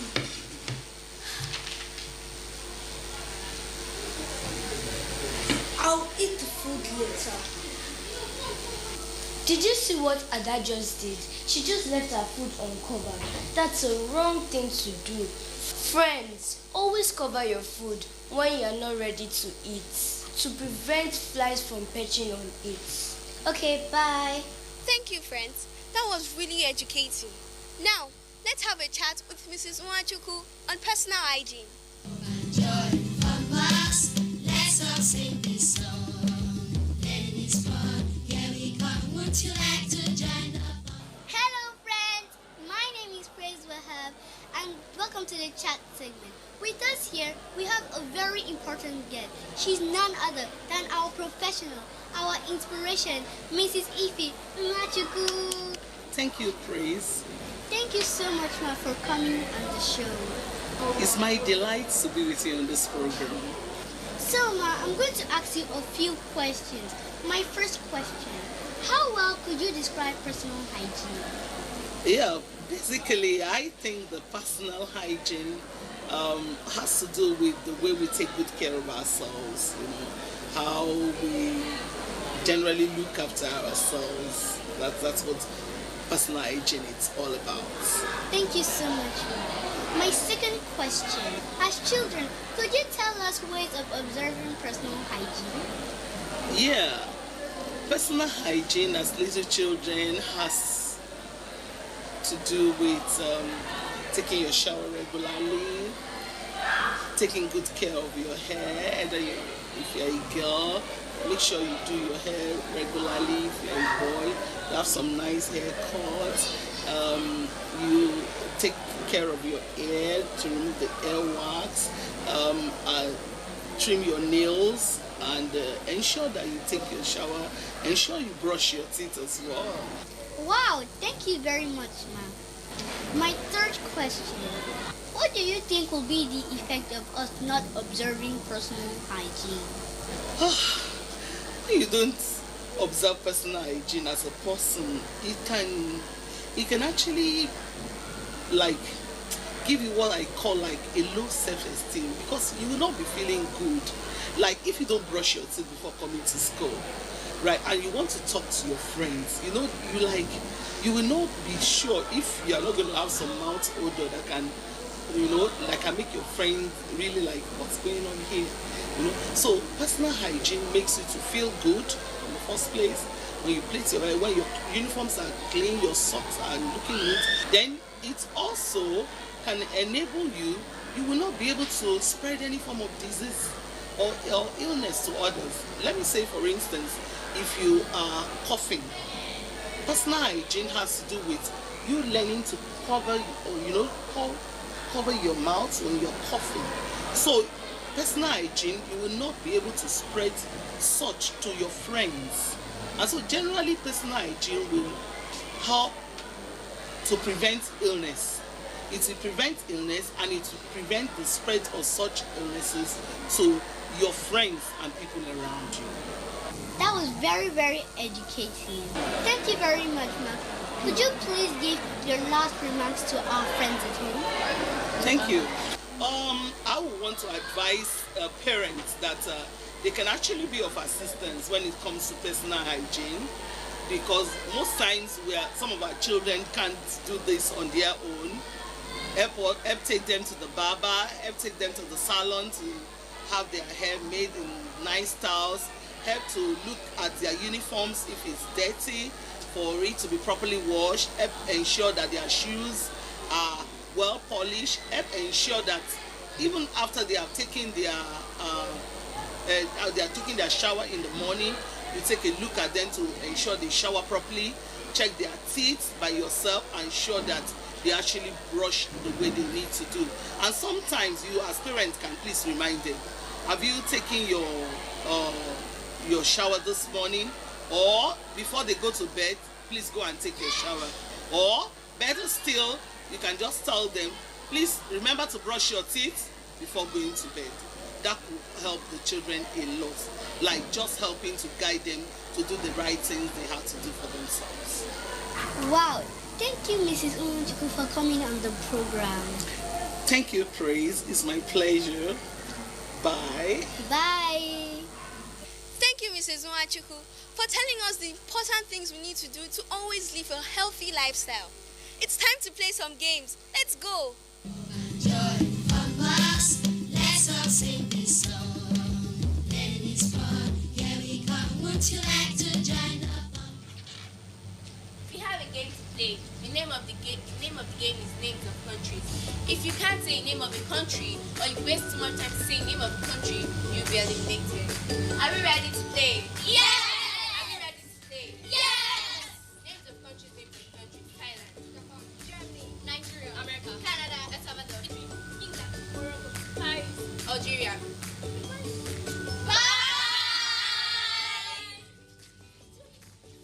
Names of countries, Morocco. Saudi Arabia, Ghana, Japan.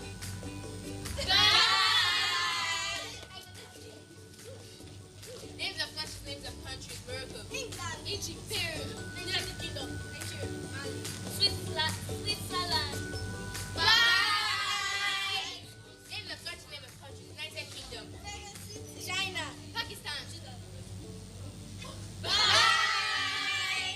Names of countries, United Kingdom. Punjab, Togo, Solomon Islands. Italy, Brazil, Indonesia. Turkey, Christmas Island, Senegal. United Kingdom, South Africa, Peru. Ecuador, Zimbabwe, Nigeria. Canada. Togo, Sudan, Ethiopia. Pakistan. Egypt, Morocco, Guinea-Bissau, Cameroon. Canada. Ireland, Indonesia. United Kingdom, Madagascar, Canada. Italy, Brazil, Japan, Canada. Italy, Togo. United Kingdom, Canada.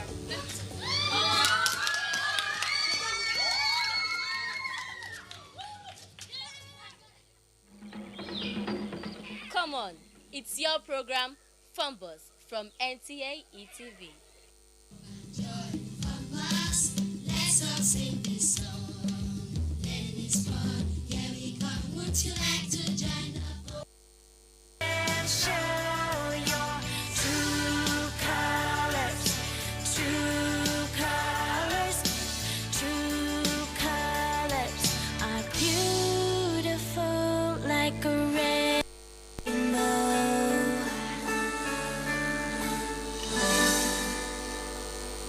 Sing this song, then it's fun. Here we come. Would you like to join the fun?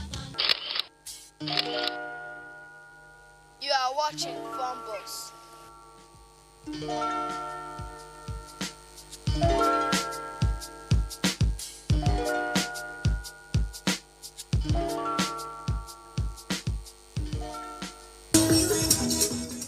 The party you kids have been waiting for.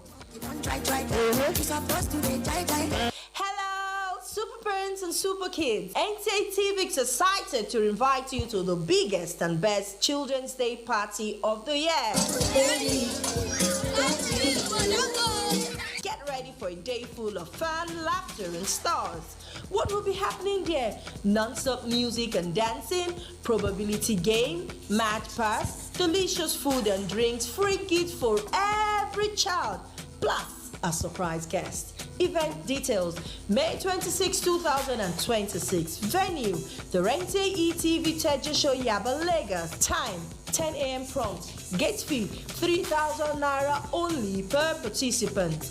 Don't let your child miss out on the fun. For more information and consents, please call Adobe on 070-6630-1470. Labake on 080-3695-8600. Don't let your child miss out on the fun. At the NTA TV Children's Day Party, every child is a star.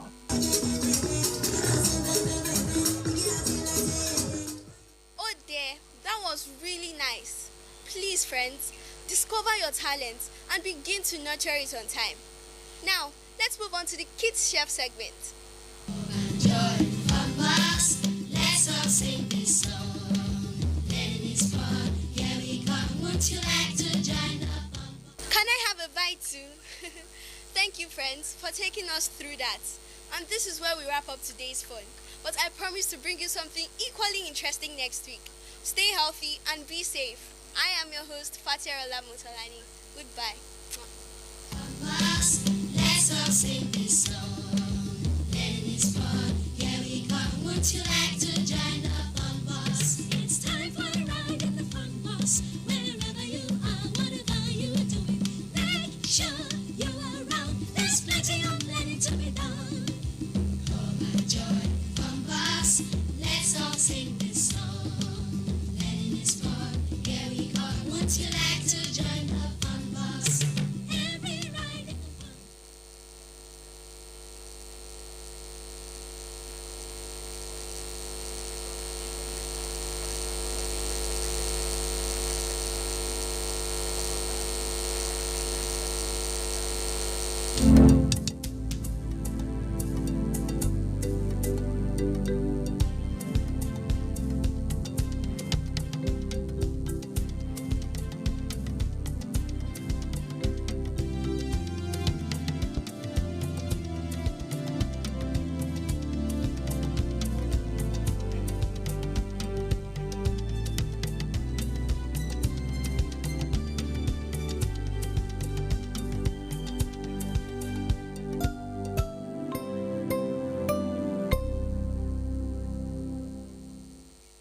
Nigeria is a country of many cultures, languages, and beliefs.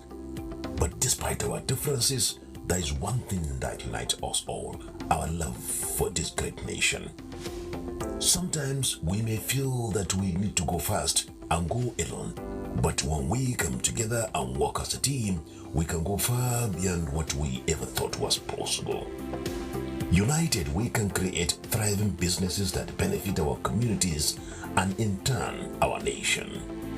It is said that if you want to go fast, go alone. If you want to go far, go together. Let's understand our differences and come together to build a better Nigeria. When we work together, there is nothing we can't achieve. Nigeria, better together. Nigerian music has indeed come a long way, thanks to those who weathered the storm to create the pathway. Kayode Fashola led one of the most popular, and Kuti needs no introduction. Simply put, this multi-instrumentalist, musician and composer is said to be the pioneer of the Afrobeat genre. He was referred to as Africa's most challenging and charismatic music performers.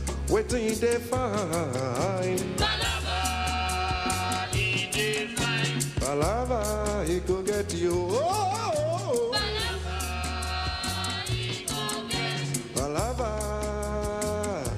Singer turned evangelist turned politician Christopher Ogenebriore Okotie, popularly known as Chris Okotie, had an impressive time as a recording artist. I need someone living in my heart. I need someone in my heart. While Jack Fashek, who died in June 2020, sent down not just the rains, but great songs.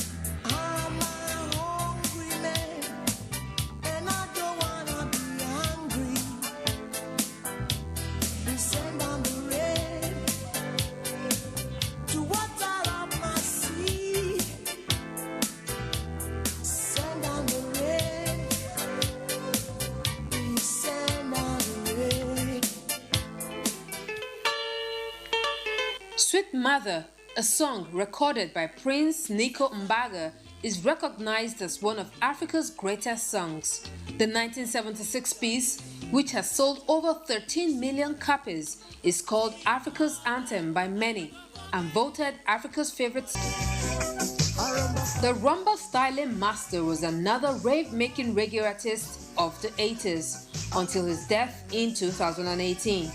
This single was part of the Under Pressure album and made headlines for many years. Some play reggae, some play calico, some play reggae, some play disco. But now this one is a rumba style, yeah, rumba style. This a one a rumba.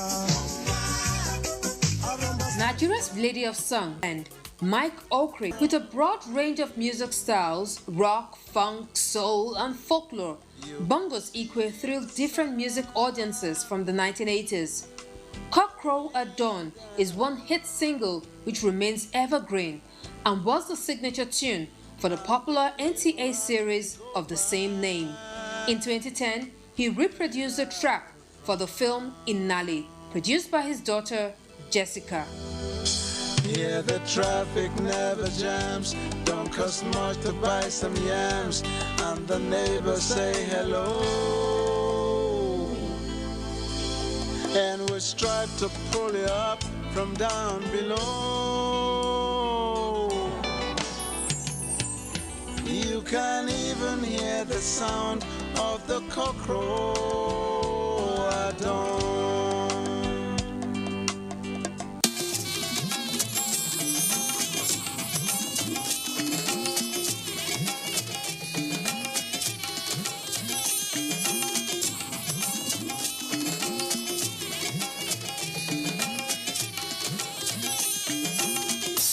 This is the network service of the NTA.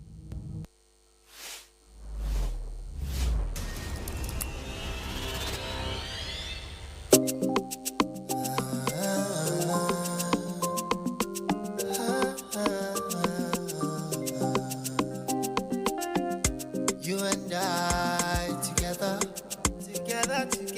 yeah. Thick and thin together. Oh, building up each other. We only hope that this will last forever. Making plans to get better. Oh, we only hope that this will last forever. So I said to you, my neighbor, I got you. Almost nothing I wouldn't do for you. Neighbor, I got you. There's almost nothing I wouldn't do for you.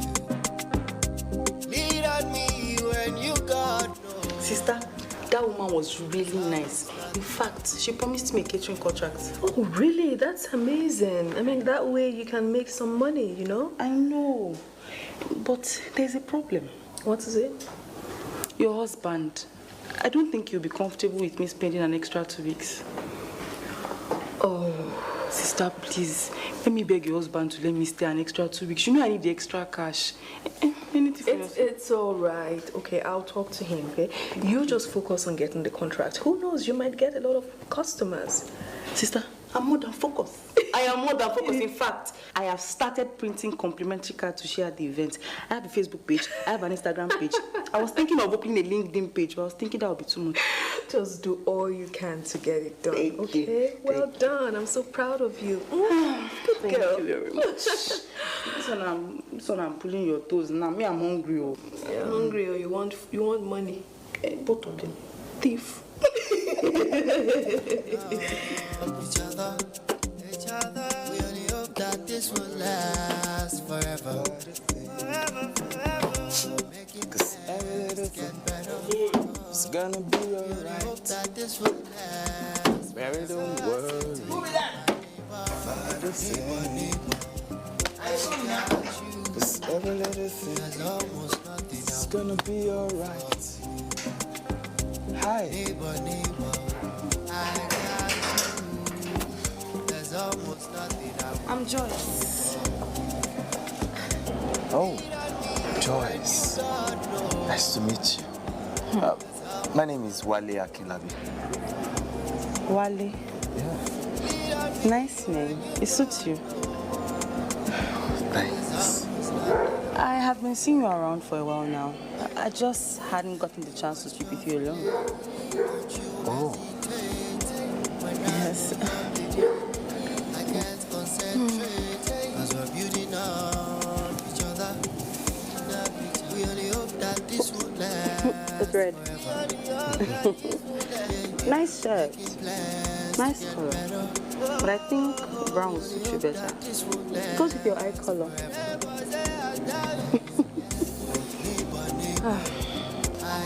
Okay, I'll see you around.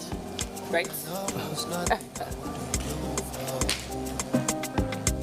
Neighbor, I got you. There's almost nothing I wouldn't do for you. Lean on me when you got no one. There's almost nothing I wouldn't do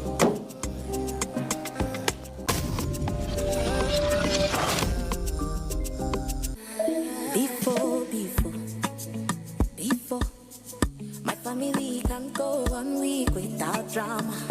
1 week, one wahala. Mama, brother, papa, sister, before. Any beef supposed to stay inside bottle. Maggi Star is crafted from fermented soybeans, onions, chili flavor, and cloves in a way only Maggi knows. Okay, now my Maggi make it right. Come with piece of piece. On the come at all, oh, before. Maggi, oh, Maggi Star, making every meal special and special moments unforgettable. Maggi, oh, love, me and Maggi so good together. Me and Maggi so good together. Before, my family can go 1 week without drama. 1 week, one wahala. Mama, brother, papa, sister, before. Any beef supposed to stay inside bottle. Maggi Star is crafted from fermented soybeans, onions, chili flavor, and cloves in a way only Maggi knows.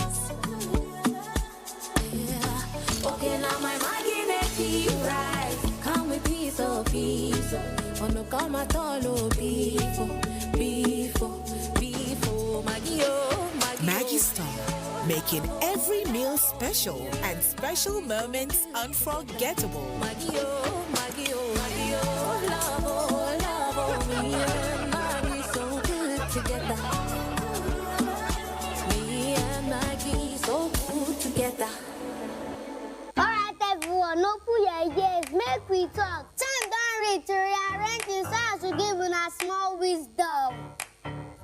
Sounds mighty fresh now, but you know, I beg no be so. Before I go talk, say our smell no reach. Make una think I'm twice so. Ever heard of Colgate? The number one oral care brand in the world. Colgate Maximum Cavity Protection unlocks 24 hours cavity defense. The formula boost with calcium for lifelong smiles. Mom, it's a time to brush. No more cover mouth.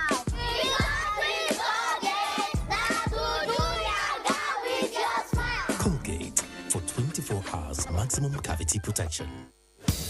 We don't like to eat better, more nutritious meals, more veggies, but we want it tasty and easy too. Knorr Cubes, that's the secret. Made with real ingredients like chicken, parsley, and garlic. And enriched with iron, so your meals are better for you and more delicious too. That's the cocoa. Let's give it some accolades. Change your world by changing what's on your plate.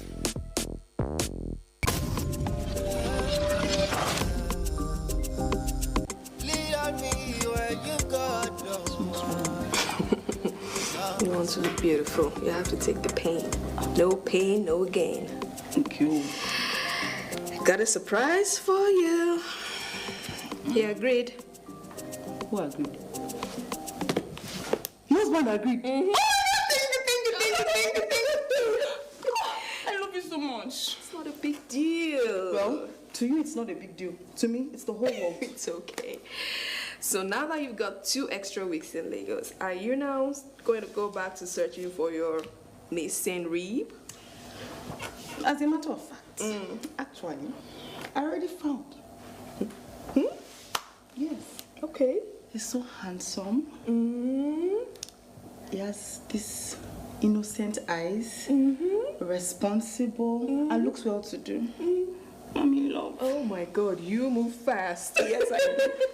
I'm so happy for you. Thank you. Now I see why you're making such a fuss about your hair. Yes, please continue. Oh, nice. Thank you very much. 2 weeks. Lagos. Hey, Jesus. Oh, keep your head straight.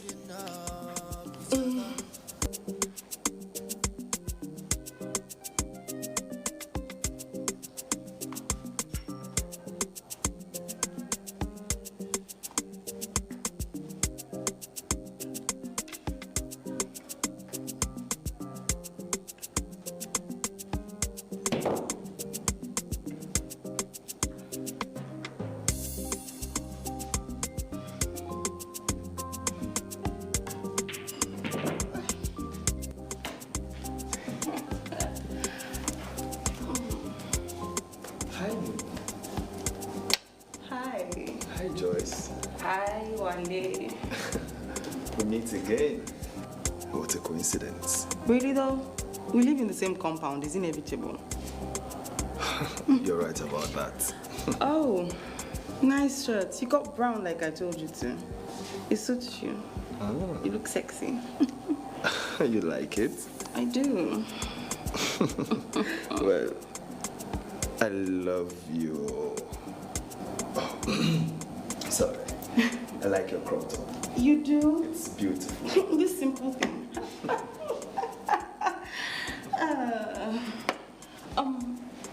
Can I have your WhatsApp number so I can chat you up later? Oh, sure. I would love that.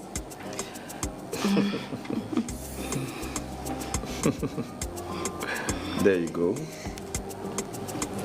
I'll save your number as Wale Sexy Eyes. I guess I'll see you around then. Yes, and I'll hit you up later.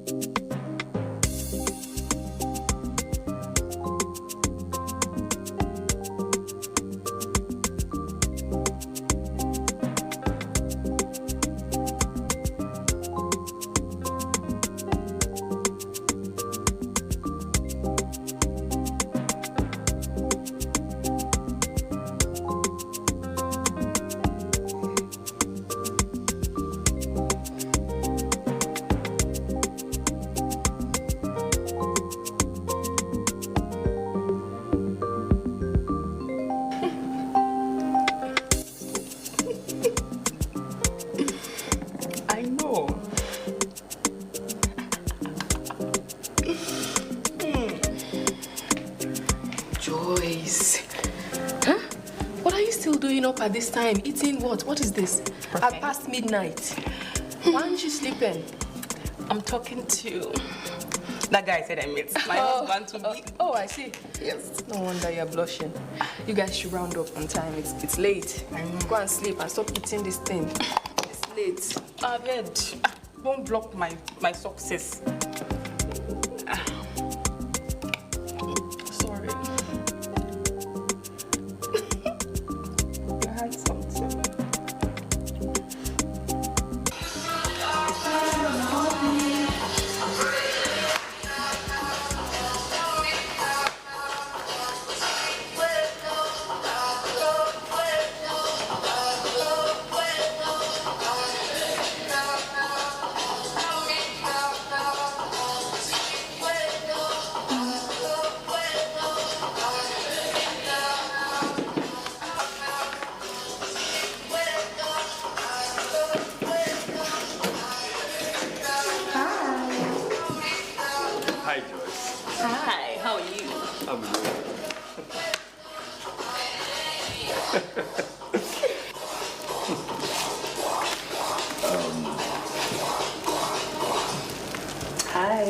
Hi, Joyce. Hi, how are you? I'm good. It's fine, I'm the only one at home. Oh. I got your message about wanting some chocolates. Yes. You didn't want to go out. Yes, Sonny. So I got you some. Oh my God, you did. Thank you. Oh, I really love this one. You like them? I love them. That's good. Thank you. Would you stay? No one is around. Let's get this off you. It's hot. Easy. Slow down. Why? You see, the thing is, I would have loved to stay, okay? But our lunch break is almost over at work. Okay. I'll see you later then. Thank you. All right, I'll see you. Bye. Bye. Take it.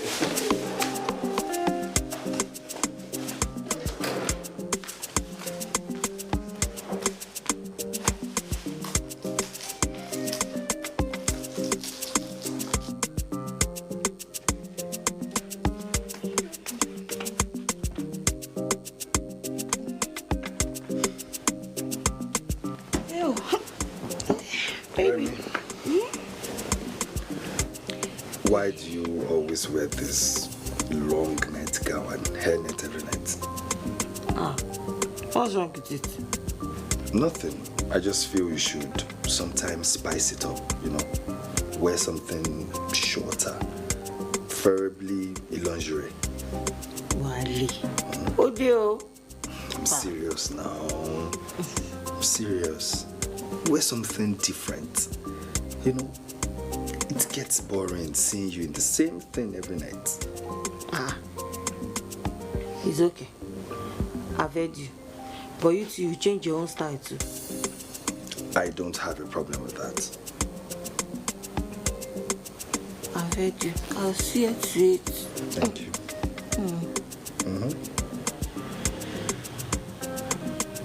What?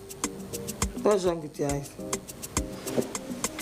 I want you to wear that your bomb shot tonight. Tonight? Wale, that one is not possible. I'm not wearing bomb shot. Babe, now, for me. What? See, I've gone past all of that, oh. What? Do I look like a young girl to you? See, I'm too fat to be wearing bomb shots. Where's the fat? Did you leave some in the wardrobe? Oh, Wale, I'm not wearing bomb shorts. I'm not wearing any bomb shorts. Please now. Please. Please now. No, it's all not acting like muscle. It's okay, I bet. It's because I love you. And I love you too. Don't worry. I'll pay you handsomely for it. We are paying me now. Service first now. No. Pay before service. Service first. Come on, we are show me the money. Don't worry, I'll show you. Hi,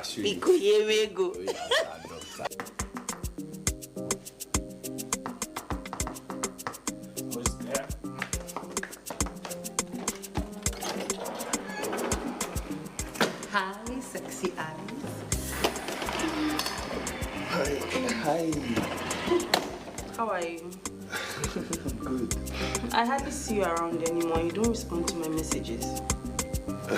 Yes. The thing is, I've been very busy, okay?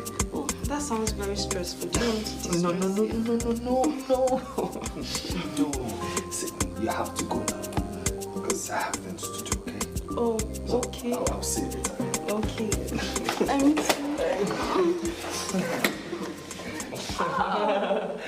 I'm so sorry.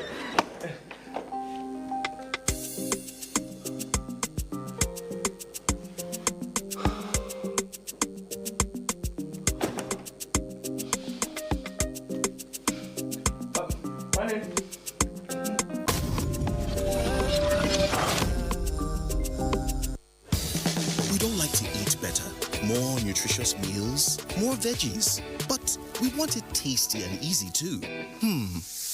No cubes, that's the secret. Made with real ingredients like chicken, parsley, and garlic, and enriched with iron, so your meals are better for you and more delicious too. That's the cocoa. Let's give it some accolades. Change your world by changing what's on your plate. Alright, everyone, no put your ears, make we talk. Time don't reach to rearrange this house to give us a small wisdom. Shots might be fresh now, but you know, I beg no be so. Before I go talk, say our smile no reach. Make not think I'm twice so. Ever heard of Colgate, the #1 oral care brand in the world? Colgate Maximum Cavity Protection unlocks 24 hours cavity defense. The formula boost with calcium for lifelong smiles. Mom, it's your time to brush. No more cover mouth.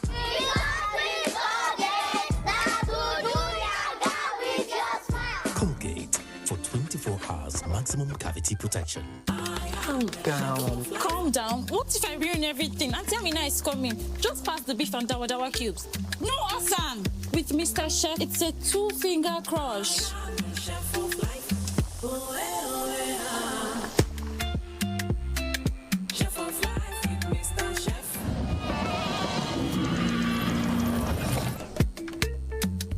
This is a true taste of home and culture. Chef of life.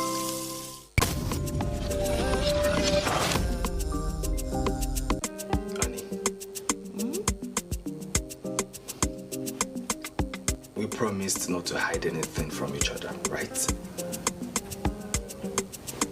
Yes. Is there anything you want to tell me? It's about Tonia's little sister. Joyce? What about her? Promise to take this calmly. Yes, I'll take it calmly. Tell me, Joe. Are you sure? Yes, nah. Tell me the gist, Jare. She's been flirting with me for a while now. What? I didn't fall for it. I stopped because I knew I'll be going against the vow we made to each other to remain faithful. Olawale. Okay. Did you give her the green light? No, I did not. I almost did, but then I Olawale, I knew it was wrong. Olawale, you did not. You almost. Yes, you did. I did not. Honestly speaking, I did not. I did not. I'm sorry. I'm deeply sorry. It's okay. I've heard now. You're not angry? Angry, Ke? I'm not angry. Why would I be angry? I'm happy. At least you deemed it fit to tell me by yourself. Not leaving me to go and find out that you are flirting with Joyce.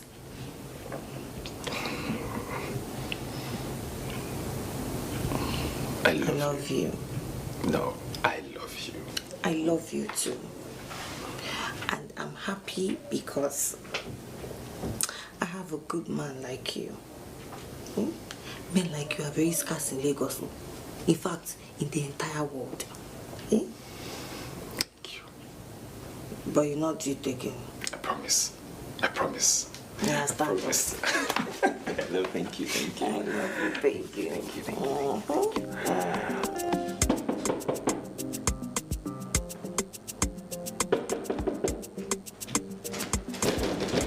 Wait now.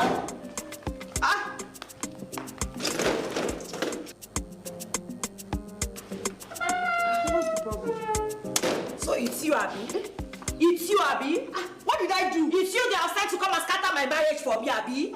What are you talking about? Me, what am I talking about? You want to know what I'm talking about? No, don't go. Now where are you going to? Come here. Stop. You want to know what I'm talking about? You will go nowhere near my husband. Did you hear that? What did I do? What's going on? I don't know. Please, tell this prostitute that you call sister. Tell her to leave my husband alone. Tell her to leave my marriage for me. Your husband? What's she talking about? I don't know. You don't know? Don't know. Oh, you don't know.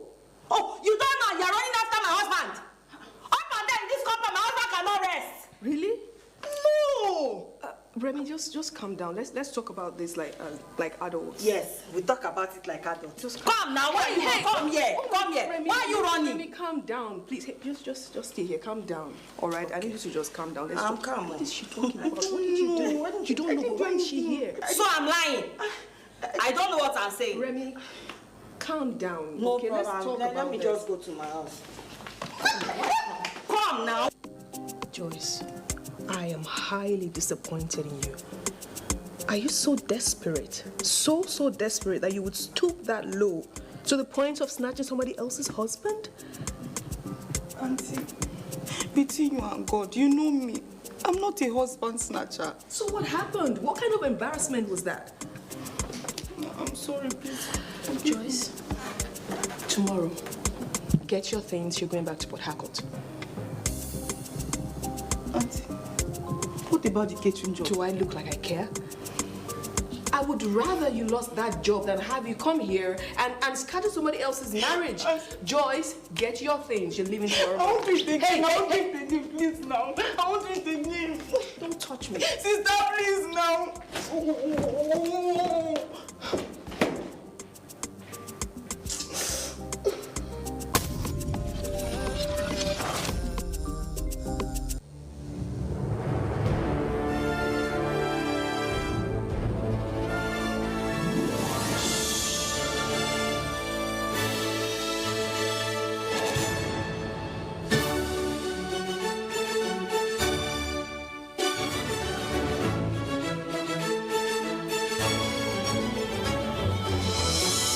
TerraCube, unwrap joy, unleash taste.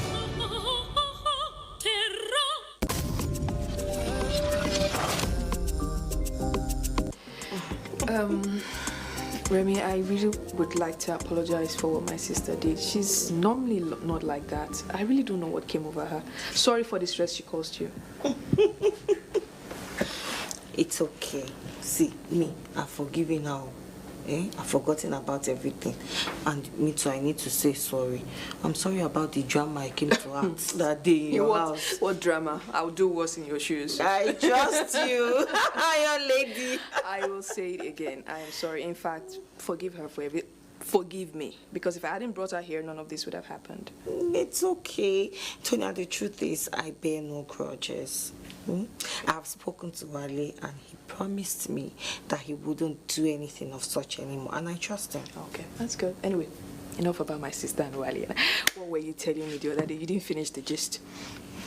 You mean I'm not giving you? No, you haven't. Oh my God, where do I start from?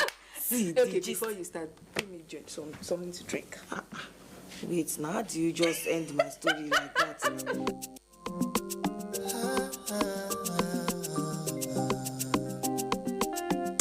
You and I together,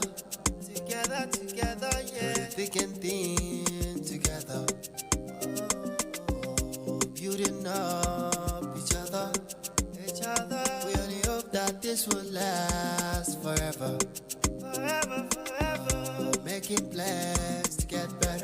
We only hope that this will last forever. So I say to you, my neighbor, neighbor, neighbor, I got you. There's almost nothing I wouldn't do for you. Neighbor, neighbor, I got you. There's almost nothing I wouldn't do for you.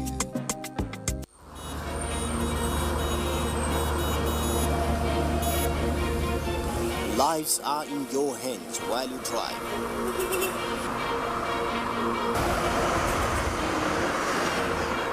Protect yourself and others on the road.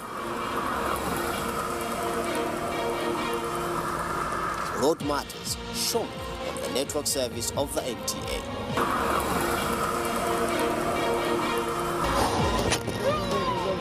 Join us.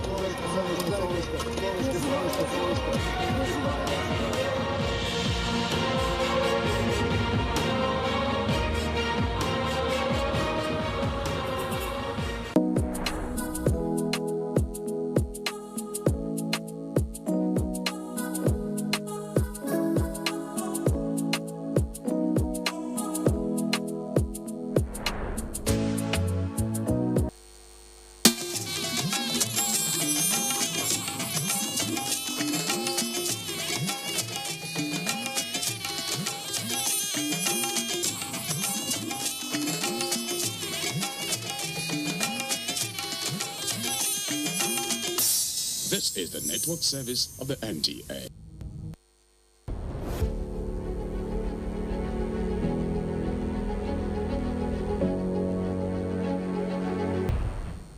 Hello and welcome to Roads Renewed. My name is Kosi Anyao. In recent times, conversations around Nigeria's road infrastructure have taken a more strategic turn, shifting from routine maintenance to long-term sustainability, funding innovation, and smarter delivery systems. At the center of these discussions is the recently convened FEMA Road Summit, where key stakeholders across government and the private sector examined the future of road management in Nigeria. For the Federal Roads Maintenance Agency, the summit presented an opportunity to reassess priorities, strengthen partnerships, and explore new approaches to maintaining the country's vast federal road network. What does this mean for road users? How will new ideas translate into better roads on the ground? And can emerging funding models help address long-standing challenges in the sector? On this edition of Roads Renewed, we speak with the Managing Director of FEMA, Engineer Chukwuemeka Agbasi, PhD, who shares insights into the agency's direction following the summit, including new maintenance strategies, funding outlook, and key targets for the year. We will also take you to Anambra State, where ongoing intervention works in Obeledu community in Anambra South Senatorial District, where the rehabilitation work is improving access, restoring mobility, and supporting local economic activities. Stay with us. Roads Renewed continues after this short break. We've all felt it. The dangerous potholes that destroyed our cars and caused accident, the bad roads, the washout, the cut-off bridges and embankments that prolong our journey time. But across Nigeria, something new is happening. Committed officials of the Federal Roads Maintenance Agency FEMA are on the ground. They are not just patching the potholes, they are monitoring, updating and reporting the conditions of our roads, undertaking maintenance operations and renewing hopes, connecting our communities one bit by bit. From bustling markets to long-haul journeys, better roads mean safer trips, faster trade, enhanced security, reduced vehicle maintenance costs, and more precious time with loved ones. This is the commitment of FEMA, investing in our infrastructure, investing in our future. Roads Renewed. FEMA, connecting Nigeria. Welcome back to Roads Renewed. From the conversations at the FEMA Road Summit, attention is now turning to implement how those discussions translate into real action on Nigeria's roads. What changes can we expect? How is FEMA positioning itself to deliver more effective and sustainable maintenance outcomes? And what role will funding and partnerships play going forward? The Managing Director of FEMA, Engineer Chukwuemeka Agbasi, PhD, joins us in an interview in the course of the week to provide clarity on these issues, outlining the agency's priorities and the practical steps being taken to improve road conditions across the country. Let's hear from him. Today we are joined once more by the MD CEO of FEMA, Engineer Chukwuemeka Agbasi. Earlier this year, FEMA held a road summit where stakeholders from across the country and internationally gathered to discuss strategies for maintaining Nigerian roads. We are going to be discussing the journey so far. Welcome to the show, Engineer Chukwuemeka Agbasi. Nice to meet you again. Thank you. So could you tell us about the key takeaways from the Road Summit and what are the strategies that FEMA is currently implementing? The Road Summit is themed Sustainable Road Infrastructure for Socio-Economic Growth of Nigeria. By that, sustainability is actually underpinned by planned road maintenance, which ensures the serviceability of the road infrastructure, and also the durability aspect of it, which is making sure that you have a good, durable design and also durable materials to be used for the construction of the roads.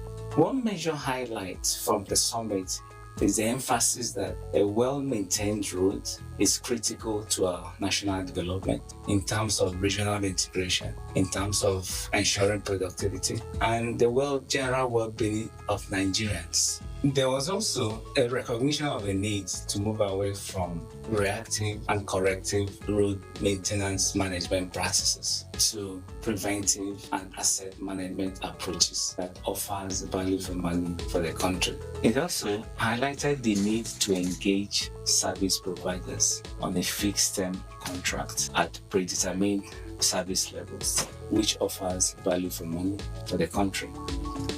Another key takeaway is having a climate resilient road design, construction, and maintenance, considering the current climate change that's experienced in the country, excessive flooding, and others that affect the road infrastructure.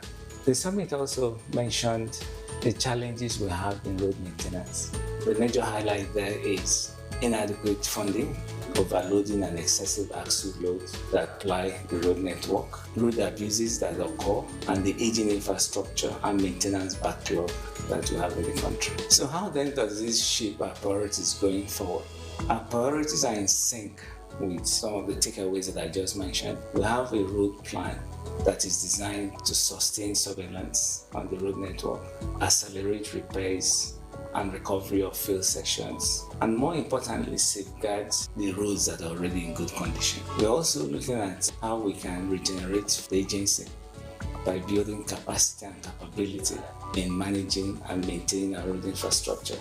As I earlier mentioned, funding has been a major handicap in our operations. So we're looking at alternative ways to do that. Then collaboration with international agencies and partners on mutually agreeable outcome is also an area that we have paid particular attention to. In foresight, do you foresee any potential policy implications from these strategies from the summit so far? Yes, I do. What really did come to my mind is the need to have a national policy on asset management. Currently, the policy is missing. From the summit, we also need, as one of the major outcomes, is to articulate a national policy on managing assets, road assets, which constitutes, or which is actually valued at about 70 trillion. It's a huge asset, so there need to be a national policy as for the management of these huge assets. Of course, maintenance is constantly a recurring issue on our national roads. How did the summit inform any new innovations that could be implemented throughout the year for road maintenance? But what was said at the summit is actually in sync with what FEMA is looking at. How do we improve our technical governance and also our operational efficiency. So one of the issues that we looked at, the agency is considering, is how do we minimize abortive or repeat work. And by abortive or repeat work is going back and repeating the same work over so many times. So we felt that better coordination and planning would go a long way in minimizing abortive or repeat work, and also reaching out to agencies like NIMET, Nigerian Meteorological Agency, or Nigerian Hydrological Services Agency, that gives seasonal climate prediction for areas that are prone to flooding. And also with respect to abortive work, we're also looking at improving our quality control we have on the road network, making sure that the works are done to acceptable standards, complies to best practices in workmanship. So that will obviously limit or minimize repeat work we have on the network. In terms of technology, we're looking at deploying an asphalt recycler. And what it does is it recycles asphalt in place, the asphalt that is on the road, and reuses it and places it back. So in so doing, the operation is environmentally friendly. It offers cost savings, and it ensures a more durable road infrastructure. Is there any way that you consider or you foresee some kind of innovation between FEMA and these associations in Nigeria in terms of having some kind of technologies that can solve the problems on the roads? Largely, the collaboration is needed, but it will be in the areas of data analytics or data management. But they provide you with data on sites that are prone to flooding. So what the agency does with that data now is to analyze it, identify areas of our road infrastructure that are likely to be affected by flooding, and will now take proactive action to minimize or mitigate the impact of the flooding in the identified areas. So what the data they give us is largely they predict where the flooding will happen, and the agency now looks at how it will affect our infrastructure. Then based on that, take adaptive or remedial measures that will minimize the impact. It will not completely eliminate the impact, but minimize the impact on the road infrastructure. And I'm going to ask you another question, which is imperative on funding. It's important that funding is steady and stable for any of these maintenance works and innovations to carry through. So, based on the summits that we are still talking about, are there new funding strategies or partnerships that came about as a result of the summit that FEMA considers implementing throughout this year? Yeah, the summit has not identified new sources of funding which the agency of FEMA is not aware of, but it now boils down to other sources of funding for the agency which we've not exploited, that was not mentioned during the summit. The agency is currently looking at other sources of funding, like utilizing our assets to generate funds. It's more like a revenue generating approach outside the budgets that we have already. So we're looking at leasing out some of our we have a huge equipment base. We can generate revenue by leasing it out, and we are also set up a state-owned enterprise that will manage those assets on a commercial basis. So these are also have to look at how we can customize or deploy drone technology to obtain data. It's more cost effective. Data is easily available, particularly in remote areas that are inaccessible to survey teams on ground. So we're looking at how we can deploy that technology and collect data. But data is central to our decision-making process, and is central to determining where we work or not. It's a target that we are working on with local drone manufacturers and see how we can deploy that in the work we do. Then lastly is to develop medium to long-term plans for the maintenance of our road network. Most road assets have a design or shelf life, and to ensure that those assets are properly managed, we need to have a long-term view in managing the assets, having a whole life view. And the implication of this is that you need to have data that can help you determine forward plans. When do you work on a particular road? And if the work cannot be done in a particular year, which year do you move the maintenance activities? So in having a medium to long-term plan, the implication that you now know what your cost implications will be for maintaining the network, and ensure that you avoid having maintenance backlogs, because you have the forward plan, knowing when to intervene on the road infrastructure. Okay, that's very interesting, and thank you so much for your time today and for joining us. So that was a very expository and exploratory conversation with the MD CEO of FEMA, based on the summit that was held earlier this year. So we've talked about technology, innovation strategies, and most importantly, funding. Thank you again for joining us on this episode of Roots Renewed. Goodbye for now. From policy discussions, we now move to practical impact. We now take you to Anambra State, where road intervention efforts are improving lives and restoring economic activity. Obilidu community is a quiet agrarian community in Anaucha local government area of Anambra State. For years, this community faced a major challenge: poor road infrastructure, worsened by erosion and environmental degradation. Farmers struggled, movement was difficult, economic activities slowed. Obilidu is known for cassava and plantain farming, but without motorable roads, transporting produce to markets became a daily struggle. Heavy rains carved gullies across the earth roads, cutting off homes and livelihoods. In response, the federal government of Nigeria, through the Federal Road Maintenance Agency FEMA, initiated intervention works in the community. The project focuses on maintenance and palliative measures on roads and drainage systems in Obilidu and surrounding areas.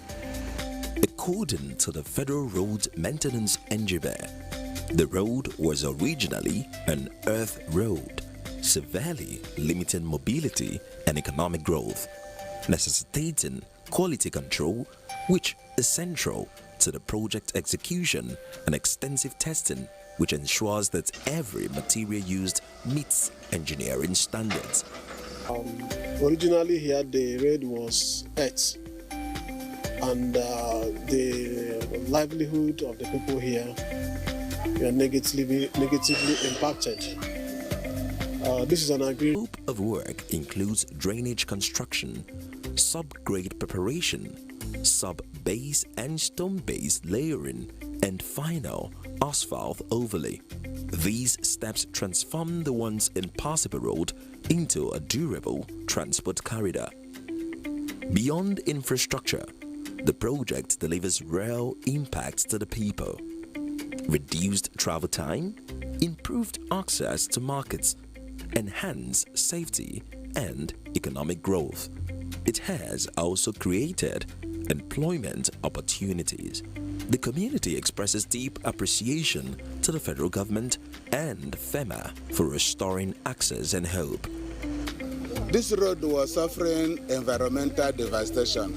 Gullies, so many terrible things. People cannot enter their house because of erosion. And we are very happy. If you look around, you see the wonderful work FEMA is doing for us. So we are very, very grateful to the federal government of Nigeria under the leadership of Asiwaju Ahmed Tinubu. We are very, very grateful. And also Dr. Chukwuemeka Agbasi, the MD of FEMA, and the engineer Uche, the Anambra State Director. They have been following up this project and it's going very, very well. Also the contractor, we are very grateful to him. The quality of work he's doing. is following the standard, and we are very happy. The scope of work we executed, or we have executed so far, includes construction of line drain, provision of sub-grade, sub-base material. We are the provision of stone-based stage. Eventually, we are going to overlay with asphalt concrete bearing course.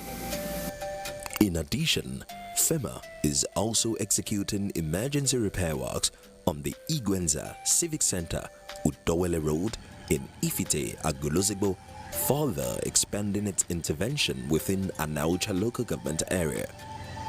This project addresses critical sections of the road network affected by erosion and structural failure, restoring connectivity within the region. Furthermore, the intervention on the Igwenza Civic Center Udawele Road is designed to deliver immediate relief while laying the groundwork for long-term resilience. By stabilizing failed sections, improving drainage channels, and reinforcing weak road segments, the project helps prevent recurring damage during heavy rainfall. This not only safeguards the investment, but also ensures consistent access for residents, farmers, and local businesses who rely on the route for daily movement and trade. I want to assure part of the renewed hope agenda to make sure that Nigerians receive dividends of democracy. Through strategic intervention and commitment to quality, the road rehabilitation project in Obeledu, as well as the Igwenza Civic Center Udawele Road, stands as a symbol of progress, a pathway not just for vehicles, but for opportunity, growth, and a better future. That brings us to the end of today's edition of Roads Renewed.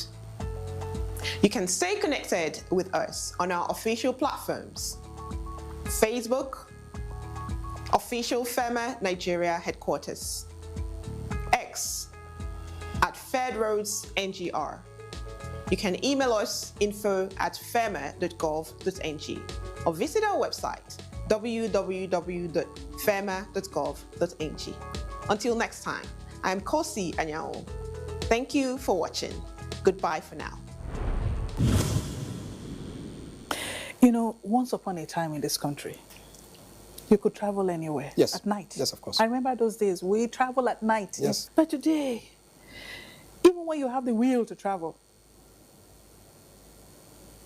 there is always this fear. And the big question on the minds of many is, how did we get here? Well, Tekla, you are very right. Your observations are right on point. Anybody who thinks that Nigeria's insecurity is going to have an essentially military solution, the person is mistaken.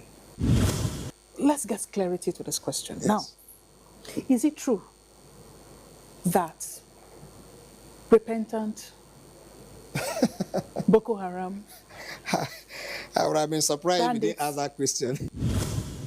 in your experience, would you say there is some kind of foreign help as to why this insurgency has stayed this long? Okay, has festered this long? Is it a coincidence that most of the states that are targeted, that you have this cesspool of insecurity, have underneath them mineral resources? Okay, so it's not impossible that the mineral they also want to get it because they want to control it so that they can recoup whatever has been expended. But that's not to say that this is the situation. That's not what I've said. In the last decade, or in the last few decades, security has been number one. Correct. And some have alleged that it's deliberate because some people are profiting from this whole insecurity. What would be your position in that regard? Well, I don't know what will make them to come to that conclusion. In recent times, especially in this dispensation, we've had attempts at the word. It's so heavy in my mouth that, even saying it is Correct. heavy. What do you think is responsible for this? What are these people thinking, that we will go back to military regime or? Okay, so now I'm glad that you asked that question, which should be concerning to not just those in the military, but of course to the political class. Was it for lack of time that the family didn't expand beyond two kids? So again, that's also part of the scars, personal scars. Any plans to go into politics? Leave that for me to decide. First and you foremost, dreamed it and you achieved it. Listen. In the course of our conversation, that was established. So are you not dreaming it already? There are many things I've dreamed. Have I told you all? I've told you that every man is a political animal. That is the point. Do you have plans to become the governor of Delta State? Governor of Delta State? Why will I want to be governor of Delta State when there's already a governor? No, not now. Plans. It mustn't be now. Are there plans? Let's leave that until I join. When people say let's leave that, it means there's something cooking. Oh, you see now? Is it? So you have not joined them. You have joined.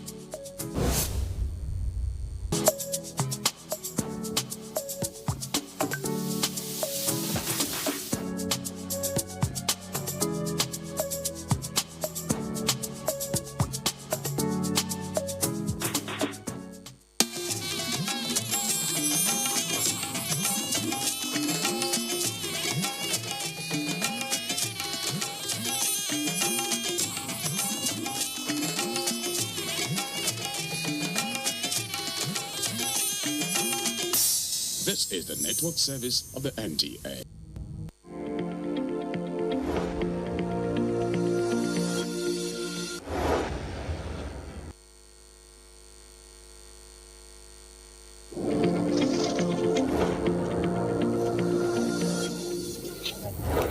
In the quiet hours before dawn across homes in Sokoto, women begin a journey meant to bring forth life, a journey of hope, of expectation, of new beginnings. Yet for too many families, this journey ends not in celebration, but in grief.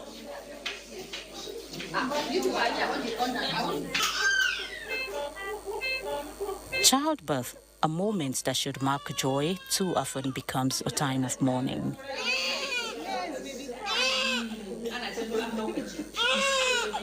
Nigeria carries one of the heaviest burdens of maternal death in the world, and in the northern region, the toll is even more severe.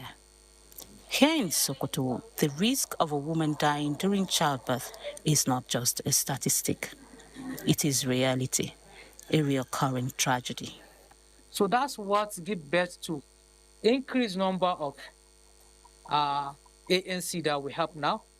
And definitely, the higher the number of ANC, that's the acceptance of going to ANC, the lower the number of maternal mortality, in the sense that it was during the ANC that they will be enlightened and informed and educated about the danger signs of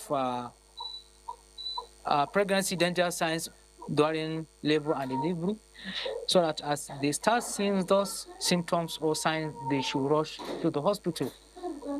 Another thing is that the government policies, like this CEMONC program.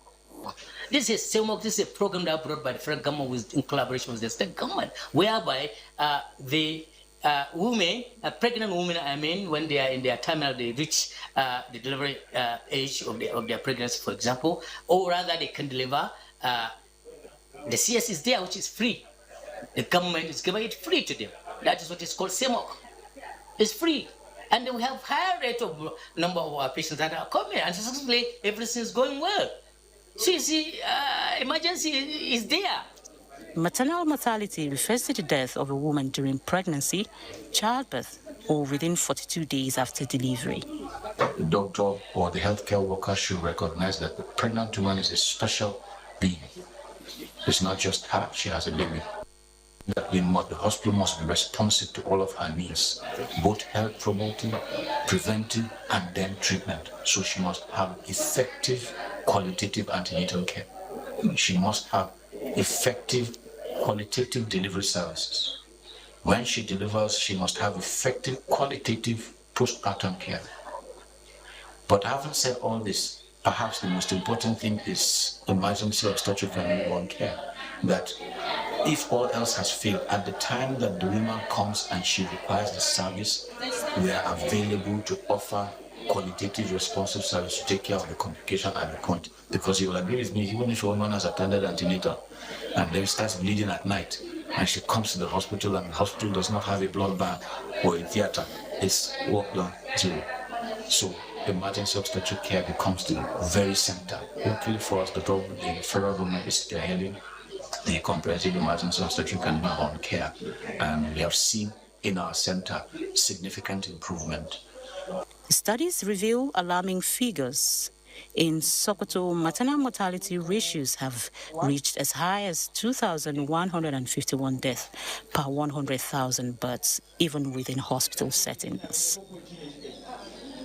Among adolescent girls, the situation is even more troubling, with figures rising to nearly 4,863 deaths per 100,000 births.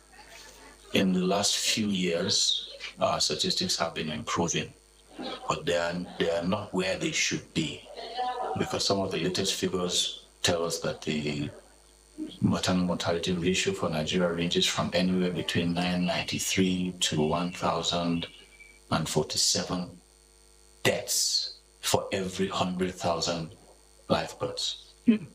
So when you look at it, basically it means that for every 100 deliveries, one woman will die. In fact, to make it more dramatic, it says that every 7 minutes, there's a woman who is dying because she got pregnant. So the statistics are really gloomy for us when you compare with some other countries that will have as low as 15 per 100,000 life births. Then you understand that we are really, really far behind.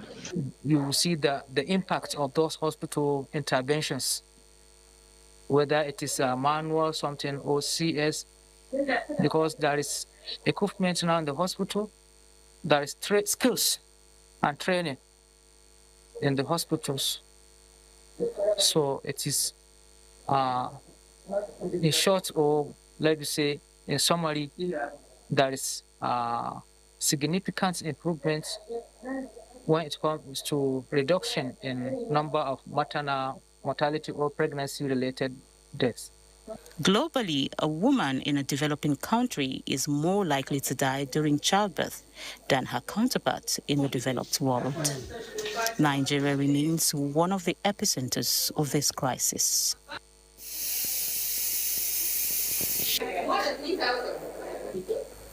Aisha's case is a pathetic one of the many difficult cases seen in hospitals daily.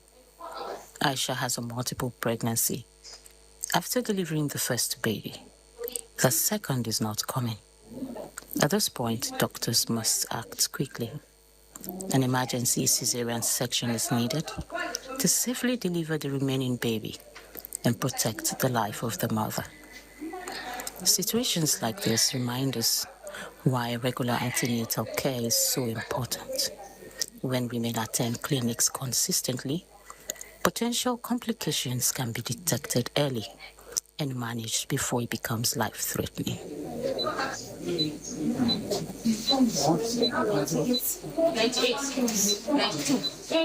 The causes of these deaths are well known: severe bleeding, infections, high blood pressure, and most critically, delays.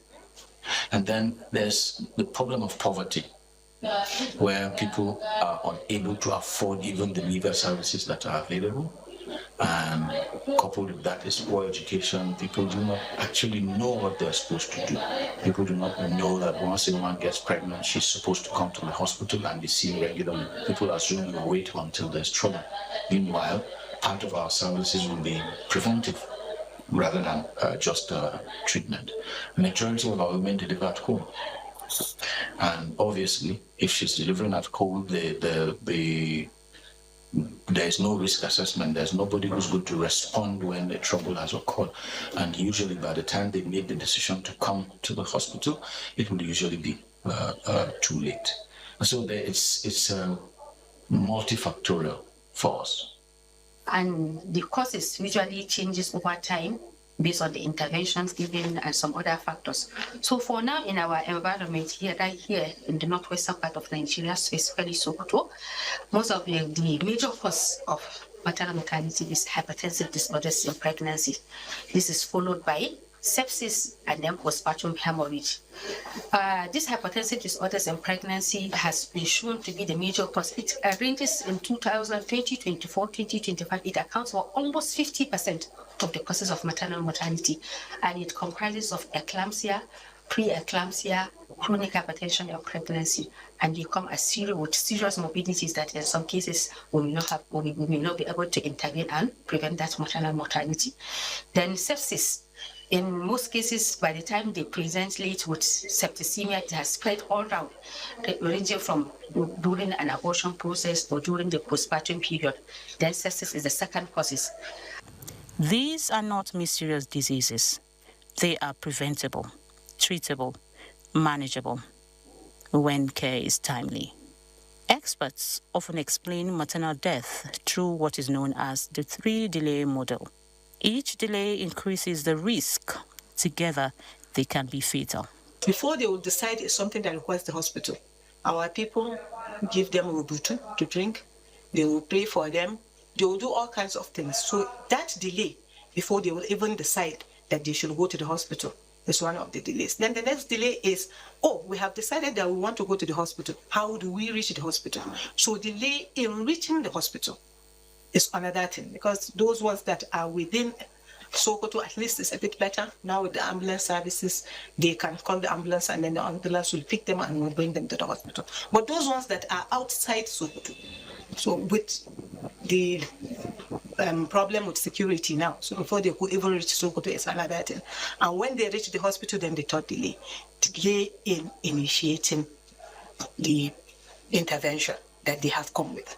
So usually the first and the second delay are the ones that we require the community effort, because they need to know that if you see this, then you need to come to the hospital. And once we do, part of birth preparedness and complication readiness is we ask our pregnant women, now that the pregnancy has reached the society, do you have somebody that is going to bring you to the hospital when you are in labor or when there's a complication? Have you made arrangement for the money that you are going to use to transport yourself and to initiate some things before other things will be put in place? So those ones, we need community to be aware. We need the husbands to be aware. We need the parents to be aware. However, those ones in the hospital delay in initiating care. In this hospital, we have so many interventions that have been put into place in order to combat this delay in initiating interventions in the patients. We have PACs. We have made arrangement for PACs for emergency obstetrics and gynecological. Cultural beliefs and long-standing traditions continue to shape maternal health decisions. In many communities, childbirth remains a deeply traditional process, often managed outside formal healthcare systems.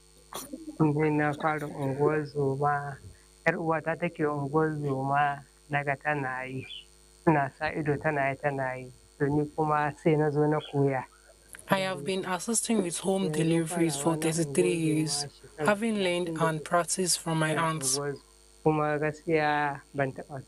I have not experienced complications.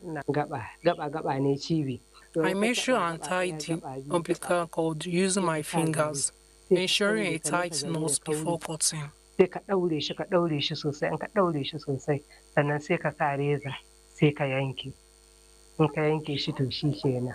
Traditional birth attendants deliver over 70% of birth in rural areas. They are trusted, accessible, affordable. But in the face of complications, they are often ill-equipped to respond to emergencies. There are some women that they feel they are already experienced that there may not be need for the ANC. They are already aware of it.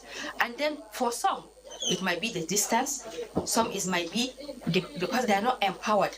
So because for a woman to come to antenatal is something that needs periodic coming from your home every time. We take come in 2 weeks, come in 4 weeks, come in 1 week, weekly visit. So for some, we are too reserved in this environment that we will not allow that kind of going out for antenatal for our women. And then so the cost might be a problem because women may not be empowered to pay for the services themselves. It's not too expensive for some working class, but for a woman that depends on the husband alone, he has 10 children or 20 children taking care of them, so he may not take antenatal. She's fine, she's not having a problem, why would she go to hospital? So they rather wait until when problem sets it, instead of coming for ANC to detect the problem and solve the problem. Some women, they will come and do their ANC. They have their file, they come for subsequent visit, and when the labor started, they decided to remain at home until when the labor failed. Then they would decide to come to the facility because they already have they have already opened their file. So they will come when there is any complication. Maybe she will deliver her baby and the placenta refuses to come out. Or maybe she delivers, the placenta is out and the bleeding continues. So they cannot arrest the bleeding. They come to the facility. Most of them, when they deliver at home, are usually because either the afterbirth has not been delivered or the womb has not contracted very well, meaning it is not strong enough to prevent bleeding from coming. So once they come, we already have those facts that I told you, so we'll get them and then we'll initiate the management. And what we are trying to do in most cases is we do a feedback. So if a patient comes from a so community and this is the complication we identify, we try to reach out to that community through the head of department so that we can let them know that so person comes with so thing and this is what we do. So let them train, let them find out what the problem is so that to prevent future occurrences of those things that have happened. I know that there are persons who think that the traditional birth attendants have a significant role to play because they are in the rural areas, they are the ones taking care of pregnant women, except they are the only assistants that the pregnant woman will get. So people assume that that is in itself a useful thing. I have a slightly different perspective in the sense that giving effective care means that you must actually be qualified, skilled, that's the term, to give the care. The fact that the TBA is present when a woman delivers does not mean the TBA herself has been useful. 85% of women will get pregnant, have a normal pregnancy and deliver with or without me. We have known this since history. Only about 15% of pregnancies will be complicated, and those are the ones that actually require expert care. For them to get good care, someone has to be present who can identify danger signs and respond to them. The TBA does not have this training. The TBA will not know how to monitor the cervix. The TBA will not know how to offer emergency, essential newborn care if the baby is born. Simple things like clearing the airways and helping the baby to breathe. She will not be able to do this. I know that the federal government is working towards improving community maternity services by having midwives.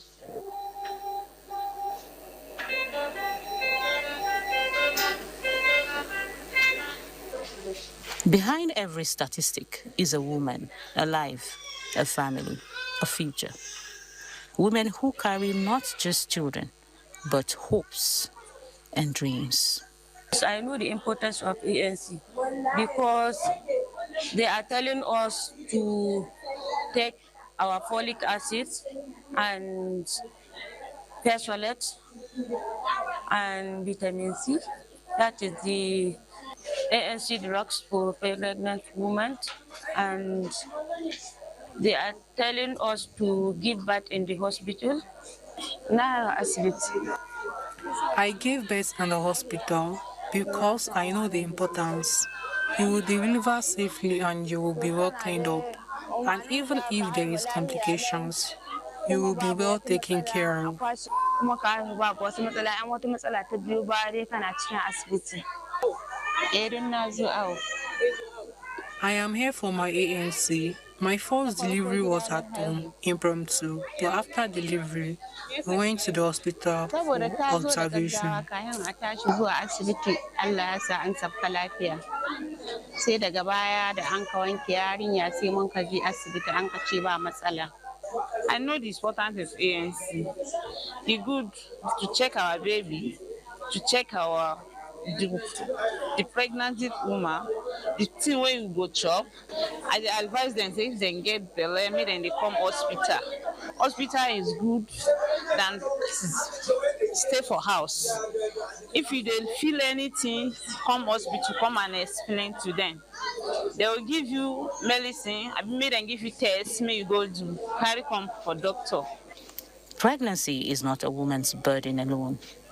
When men listen, when they plan, when they act, lives are saved. Our male partners, community leaders, religious leaders, they have a very significant role to play in making ANC attendance to improve, because they need to understand the relevance for them to even allow the women to come out. If they don't understand the relevance, they may not see it as something important for them to come to the hospital. So they have a very significant role, because a woman cannot just get up and say, I'm coming to hospital. So the male partners actually, they have very significant role in terms of all reproductive health services, like the family planning, antenatal care. So they have a very significant role because they are the head of the family. They are the ones that give them permission to come to the hospital. Usually what we do is when we see them, we counsel. And counsel. So we talk to the husband, we talk to the relatives, and if the woman is someone you can talk to, then you talk to her in the dialect that she can understand. We talk to them about the risk, we talk to them about the benefit, and we talk to them about the importance of obtaining care on the complications she comes with. And in majority of cases, after this counseling, repeated counseling, and usually it's level by level. So usually if a junior doctor sees, he counsel the next senior doctor, like that, until we get to the highest order of the doctors in the cadre. Eventually, sometimes we get even to the hospital management, and then eventually to the hospital lawyer. But most of the cases after a lot of counseling, because most of our patients, the problem we have is funds. So now with some of the interventions that are on the ground now, where if you come with an obstetric emergency or a gynecological emergency, you are treated for free. So when they come, and when you talk to them and they said no, and then you said, oh no, but this thing that we're going to do for your wife is going to be free. Even after the problem, we're going to enroll her in NHS and she's going to be having free medical services. Then eventually you say, oh, no problem, you can go ahead. I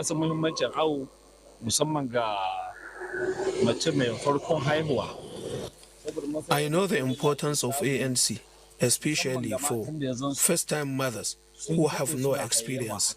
There are medical advice that doctors give to pregnant women, and you have to attend ANC to get that.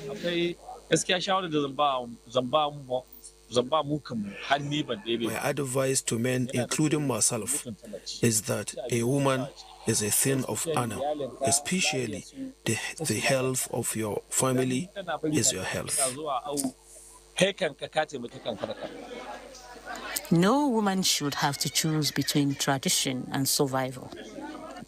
They should have access to healthcare, awareness, timely action. These are the tools to save lives.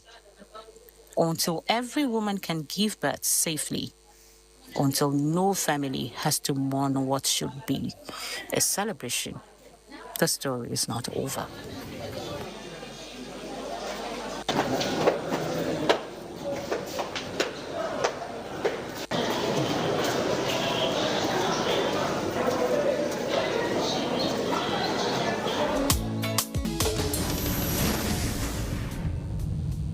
The mosaic of time in the kaleidoscope of life.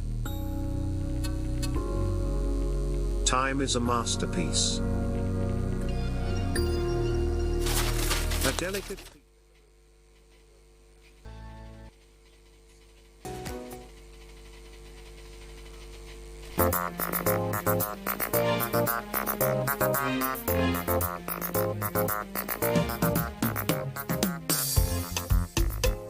Welcome. This is Bon Appetit, a culinary adventure.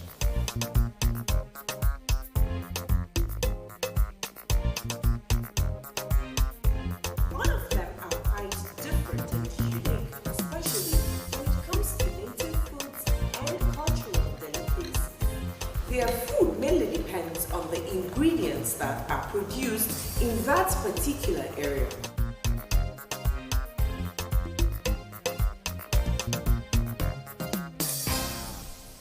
The federal government of Nigeria warns vandals of national assets, electricity transmission towers, cables, and other facilities to desist from this act of sabotage.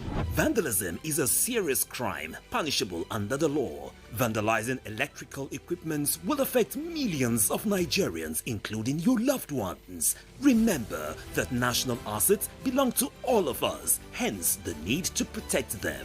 Report all cases of suspicious movement around electrical facilities to security agencies. When you see something, say something. This message is from the Federal Ministry of Information and National Orientation in collaboration with the National Counter-Terrorism Center, NCTC, Office of the National Security Advisor. In a land of peace and harmony, we cherish our freedom and unity. But around the world, we've seen how protests can spiral into chaos. What starts as a peaceful protest can sometimes end in anarchy, tearing communities apart. My advice to these young people is please do not take us back to those harrowing days. So those who experience it will run away from it. Let's learn from these experiences. Let's value dialogue over destruction. Together, we can build a brighter future. Let's choose unity. Let's choose peace. Join us in the Peaceful Future Initiative, because together we can make a difference.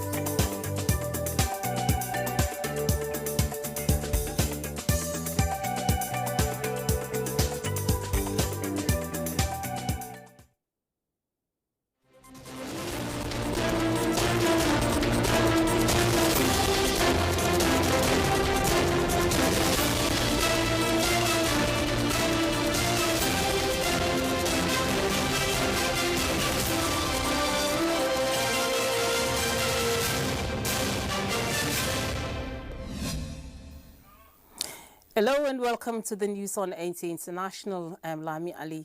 Bringing the news to you alongside me is the sign language interpreter, Ada Uno.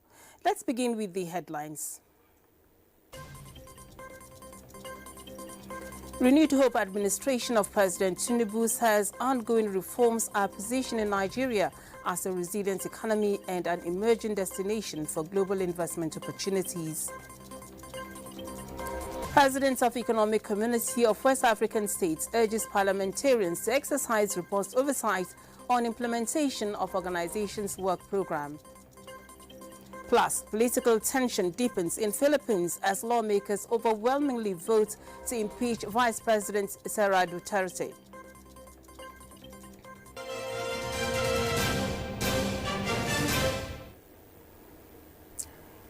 Now, the Africa-France Summit 2026 is underway in Nairobi. President Bola Tinubu is expected to join other heads of states and governments at the Kenyatta International Convention Center for the high-level sessions of the Africa Forward Summit tomorrow, Tuesday. State House correspondent Musbat Wahab reports on the idea behind the theme of the summit, which is Africa-France Partnership for Innovation and Growth.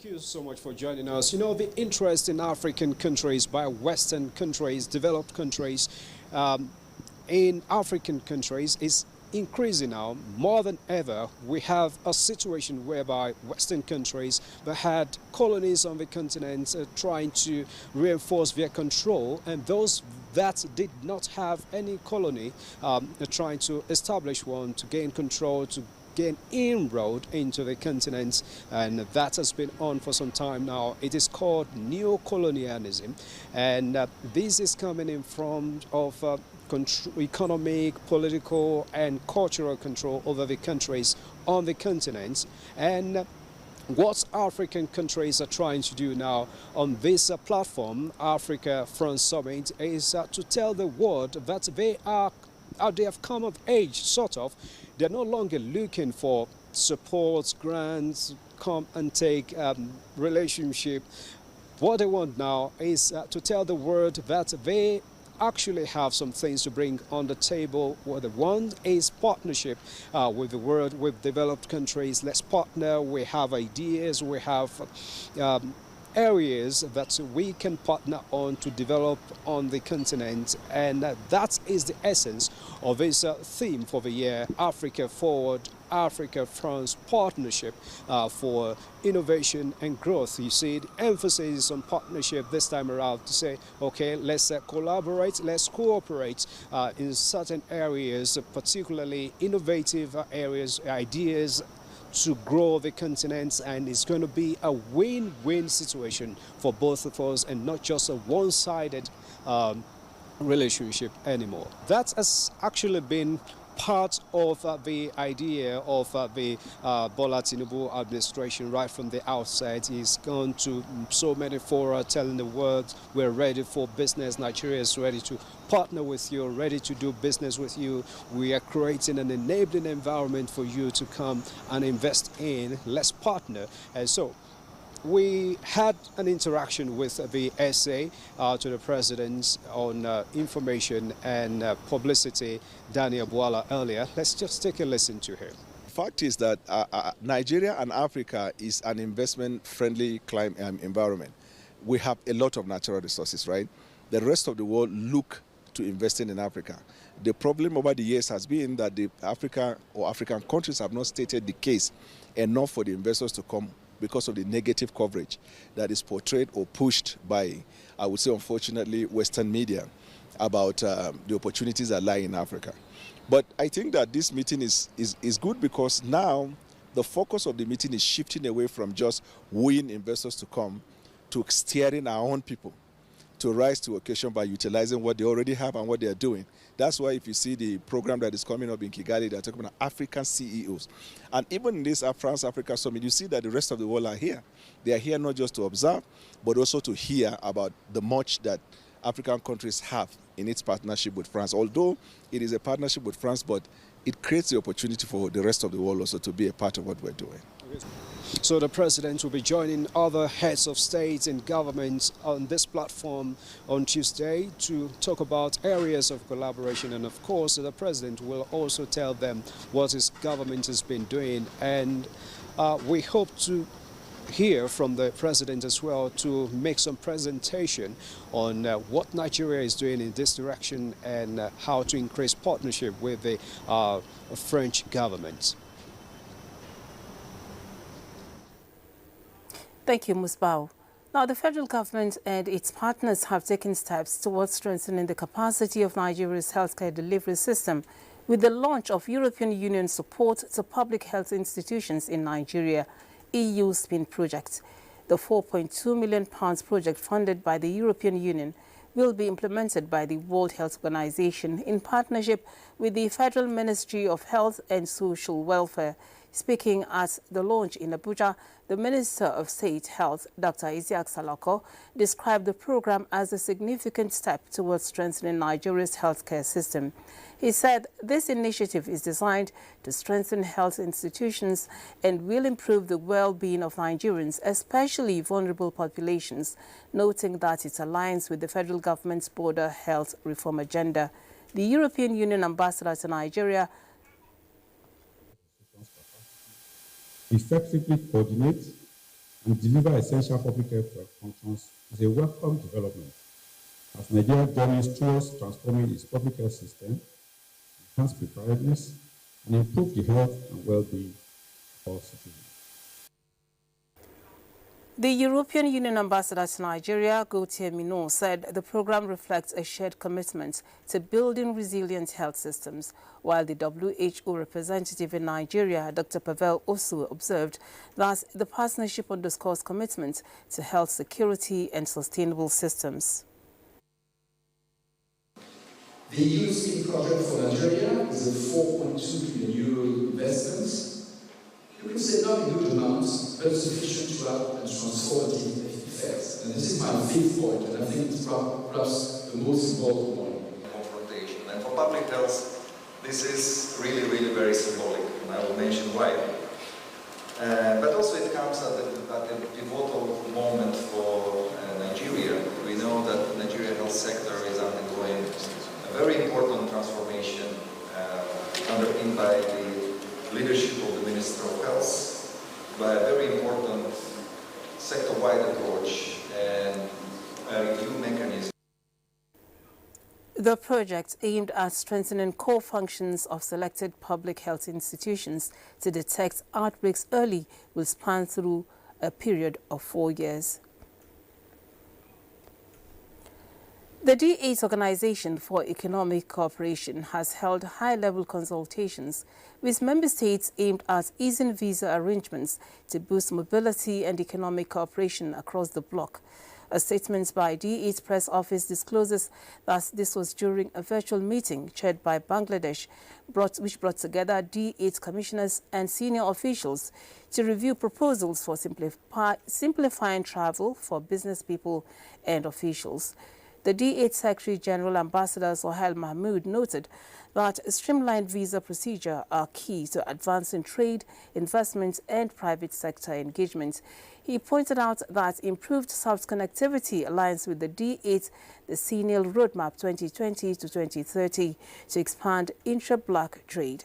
The meeting reviewed the agreements on simplifying visas for business people, existing exemptions for diplomatic and official passports, and ways to support accredited business travelers. Member states agreed on the need for practical, mutually beneficial arrangements to enhance people-to-people and economic links. The Secretariat pledged to continue coordinating technical support to advance the process. Now, the President of the Economic Community of West African States, ECOWAS Commission, Omar Aliou Touare, is urging parliamentarians in the region to exercise robust oversight on the implementation of the organization's work program. He was speaking while presenting a community report under review as the ongoing 2026 first ordinary session of the ECOWAS Parliament in Abuja. Muhammad Rabiu Ali reports. The report addresses political affairs, democracy and governance with significant progress achieved in regional peace, preventive diplomacy, mediation, electoral assistance and institutional capacity building. The Commission has continued to advance stability and democratic governance across our region. We have supported electoral processes in Benin and the ongoing process in Cape Verde and in Guinea. And we have also strengthened mediation efforts in Sierra Leone, contributing thereby to political cohesion and peace in that country. Touare says the consolidation of regional economic integration remains at the core of the Commission's mandate. He urges members of the ECOWAS Parliament to advocate timely and adequate release of community levies and contributions by member states. Meanwhile, Nigeria's delegation has defended its report following presentation by Awaji Inombeg Abiente, highlighting the reforms and developments recorded between January and May 2026. Nigeria implemented several reforms aimed at strengthening institutional effectiveness, enhancing accountability, and improving transparency across public institutions. These efforts were designed to reinforce public trust and support sustainable development. Member states of Liberia, Sierra Leone, and Guinea-Conakry also presented their reports to the Parliament. Muhammad Rabiuli, NTA News. Political tension deepens in Philippines after lawmakers overwhelmingly voted to impeach Vice President Sara Duterte over alleged corruption and threats against President Ferdinand Marcos, setting the stage for a historic Senate trial with major implications ahead. Meanwhile, Thailand's former Prime Minister Thaksin Shinawatra has been released from prison after serving 8 months for corruption, reopening debates over his political future and influence within the country's divided political landscape and structure.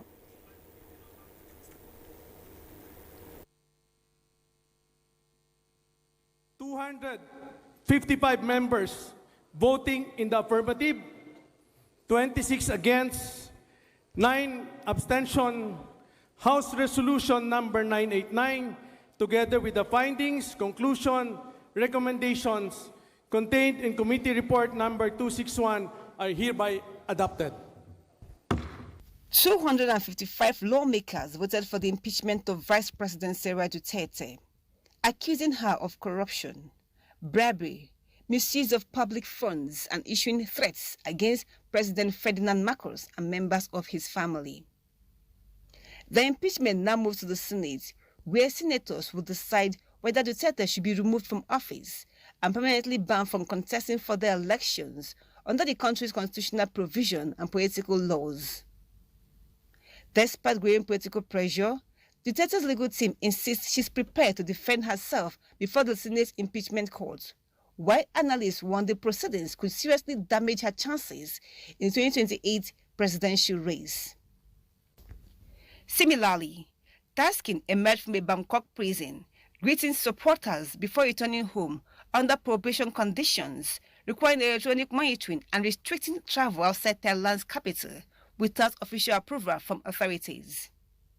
The billionaire politician remains influential despite legal troubles, with analysts predicting his release could revive support for the Pheu Thai party among loyal rural voters nationwide.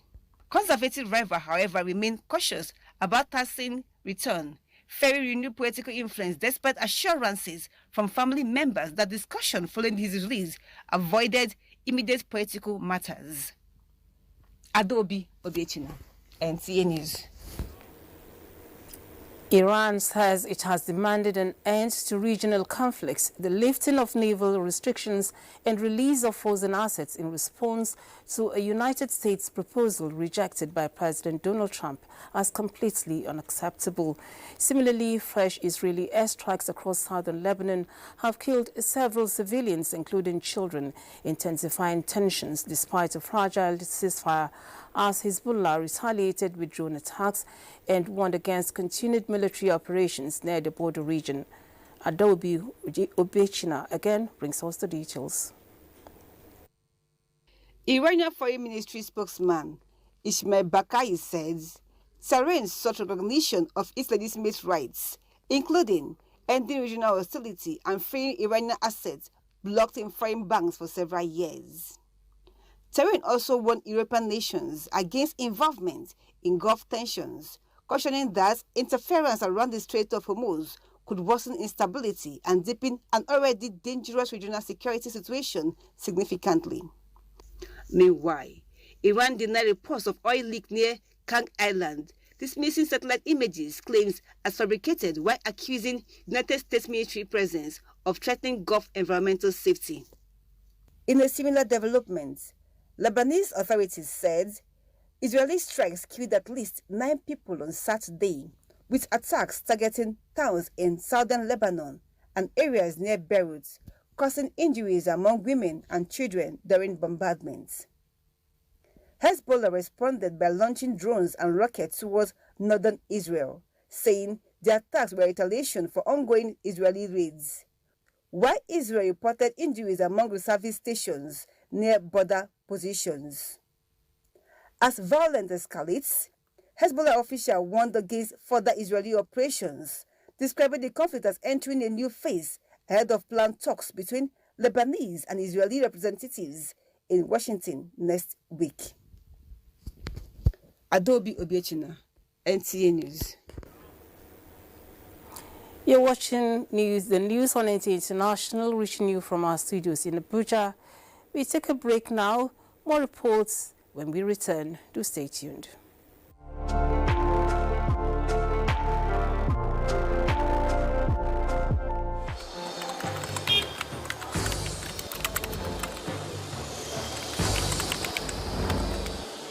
You have no better friend and partner than Nigeria. Let this unveiling today be a call to conscience. Let our practitioners hold the line of truth. To the media, please inform with integrity and with a deep sense of patriotism. To our public officers, communicate with transparency. To citizens, please let us speak with empathy. Let us come together to become the voice of responsibility, the voice of the world that heals division, that inspires hope and drives development.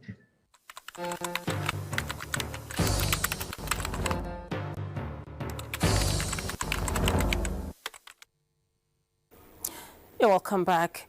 Federal government has congratulated the new government of Hungary following the inauguration of the Prime Minister Peter Magyar in Budapest.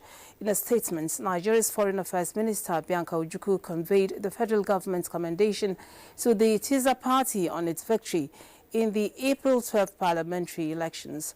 The minister described the transition as a significant moment in Hungary's democratic evolution and reflects the enduring importance of democratic participation, constitutional governance and peaceful political transition in strengthening national institutions and public trust. The minister pointed out that the existing cordial ties with Hungary built on mutual respect and cooperation in education, agriculture, trade, energy and capacity development.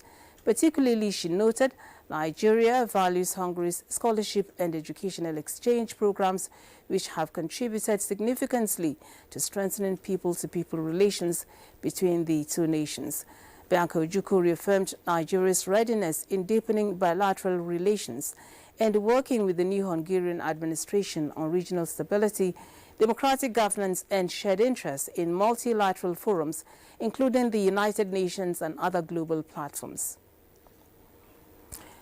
President Bola Tinubu has showered encomiums on the leader of the Afenifere socio-political group, Pa Reuben Fashoranti, describing him as a steadfast voice for the unity of Nigeria and the dignity of citizens.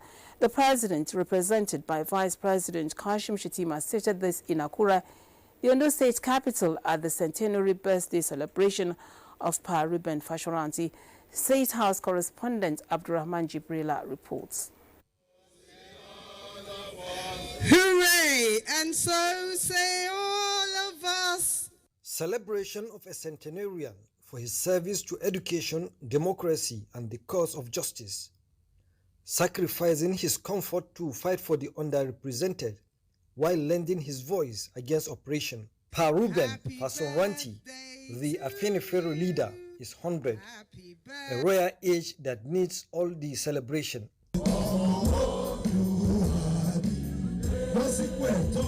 Vice President Kashim Shettima noted that to have fought across time for the betterment of one's people and nation entails bearing scars that become badges of honor. Beyond taking part in defining the destiny of his people, beyond taking part in the politics of his people, and beyond helping to negotiate their dignity, their rights, and the dividends of citizenship due to them, what sets Baba apart is his uncompromising belief in education. I thank you for your service to education. We thank you for your service to democracy. We thank you for your service to the cause of justice. We thank you for the wisdom you have offered across generations. There are men whose lives merely pass through history, and there are men who define the moral character of their age. Pa Ruben Fasoranti belongs to the later category. He is one of those rare figures whose life has become synonymous with integrity, courage, discipline, and principled leadership. The celebrant's younger sister, Rachel Tubosun Falaye, spoke on his behalf. At this moment in our history, my heart's desire is that Afenifere, the house we've built together for the Yoruba people, remains one. Ogun State Governor Dapo Abiodun also presented a documented tribute to the celebrant on behalf of the people of Ogun State, describing him as an iconic Nigerian. And for us, one of the birthday gifts we are giving to you today is the naming of that first flyover across the express road. First flyover in Akure is named after your name, Pa Ruben Fasoranti flyover, connecting Oyarbulem Shagari Rese to Akure as our birthday, one of the birthday gifts we are giving to you today.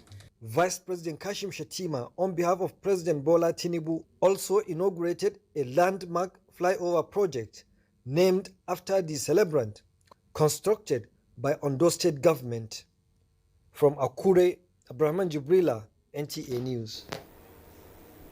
1.4 National Youth Corps members will be deployed for the 2027 general election. Chairman of the Independent National Electoral Commission, Professor Joash Amopiton, made this known when he paid a courtesy visit to the Director General of the NYSC, Brigadier General Olakunle Nafiu in Abuja, for the Ekiti and Osun governorship elections and the by-elections in Nasarawa, Enugu, Rivers, Ondo, Kebbi and Kano states. About 53,000 corps members will be engaged. As the elections approach, the INEC chairman promises adequate welfare and proper training for the NYSC members. The NYSC DG commended the partnership between the two agencies and promised to ensure corps members remain apolitical during the elections. The Renewed Hope administration of President Bola Ahmed Tinubu says ongoing reforms are steadily positioning Nigeria as a resilient economy and an emerging destination for global investment opportunities. This formed the focus of the interactive session between the Progressive Governors Forum and Renewed Hope ambassadors with members of the diplomatic community, aimed at deepening partnership in investment, security and governance. Yusuf Jika completes the reports.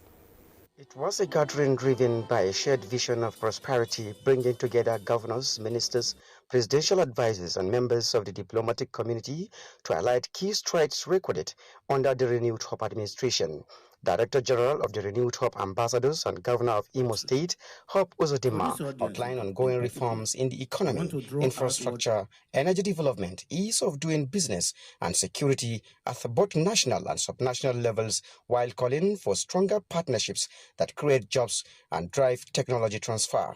He noted that the Renewed Hope agenda is expanding non-oil exports and attracting green investments aimed at strengthening Nigeria's economic future. The Renewed Hope agenda is not a campaign slogan. It is a coherent policy framework anchored in the foundational reforms and extending into infrastructure, social investment, security cooperation, and institutional repair. Nigeria remains steadfast in advancing democratic governance, deepening economic reforms. Mr. President, as an ardent believer in our federalism, have continuously engaged with state governors either bilaterally or through the National Economic Council. The more we talk to one another, the more we understand one another. And that is the essence of this gathering. From America, Africa, Europe, and Asia, members of the diplomatic corps described Nigeria's growing economic trajectory as progressive and impressive. And we see Nigeria a country of opportunity. Today, if we have a second chance, it's because of Nigeria. And I want to appreciate that. The interactive session also spotlighted people-centered initiatives in education, healthcare, the economy, and climate resilience, while stressing the need for stronger technical cooperation and diaspora engagement to scale the programs. In Abuja, Yusuf Jika, NTA News.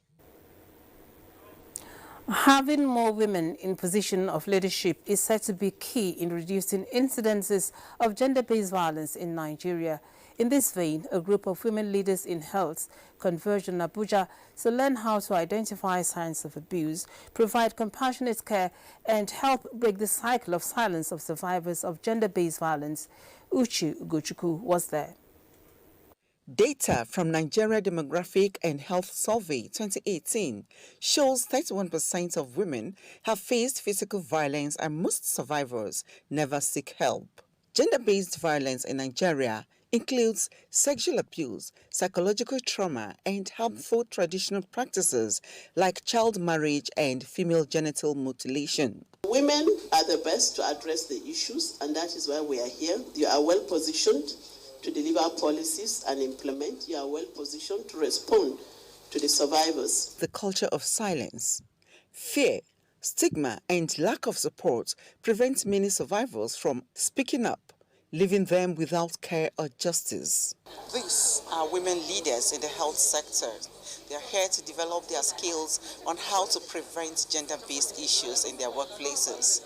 And for those already having cases, they are to learn how to use existing policies and frameworks to help the survivors. The health system remains a key point for delivering essential services to survivors of gender-based violence. Therefore, equipping women with the right knowledge, with the skills and the tools to effectively deliver this is key and is vital for us, even in WHO. Yes, the violence happens in the most private of places, sometimes in people's bedrooms, but it is a public health issue.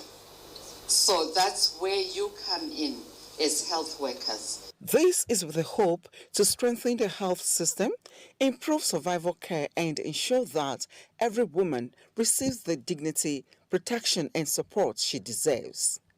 Uche Ugochukwu, NTA News. And that's the size of the news package at this time on NTA International. Thank you for watching. Ada Ono has been the sign language interpreter, and I remain Lami Ali. Do have a good evening.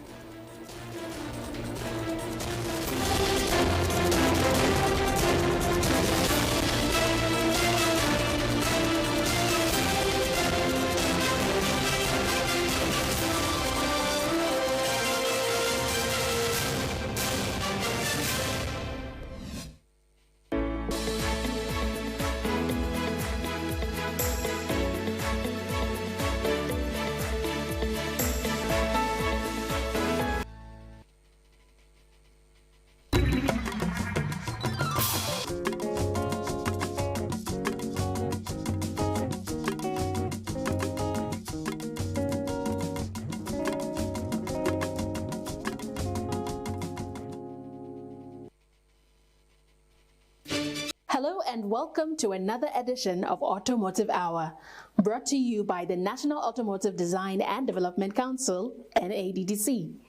This program is dedicated to bringing you the latest developments, insights, and innovations shaping Nigeria's automotive sector.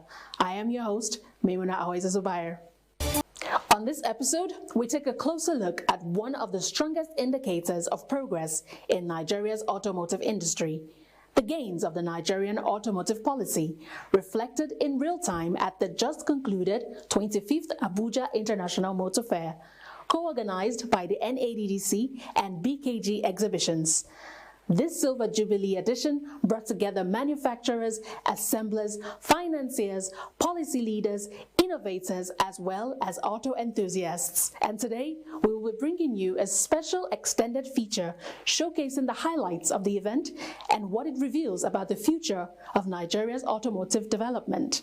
But first, let's bring you the top stories over the past week. The Committee on Industry and National Automotive Design and Development Council, NADDC, have strengthened national efforts toward a competitive and future-ready automotive sector through a high-level stakeholders roundtable held recently. Representing the Senate President, Senator Godswill Akpabio, the Deputy Senate Leader, Senator Lola Ashiru, underscored the strategic importance of the automotive industry to national development, describing it as the spine of modern industrial civilization. He reaffirmed the 10th Senate's readiness to provide a strong legislative foundation that will stimulate investment, protect local manufacturers, and prepare Nigeria for an era defined by electric vehicles, clean energy, and globally aligned automotive standards. Senator Ashiru further stressed that legislative support must be matched by decisive action from industry players, government agencies, and private investors to forge a unified national purpose. In his welcome address, the chairman of the Senate Committee on Industry, Senator Francis A. Fadausi, highlighted the urgent need to close the gap between Nigeria's automotive potential and current realities. He emphasized the importance of reassessing the implementation of the Nigerian Automotive Industry Development Plan, NAIDP, 2014 to 2024, while addressing key issues such as backward integration, local content development, and policy reforms needed for industry expansion. Stakeholders at the event echoed his concern, advocating for stronger policy alignment, improved operating conditions, and deliberate support for local production across the automotive value chain.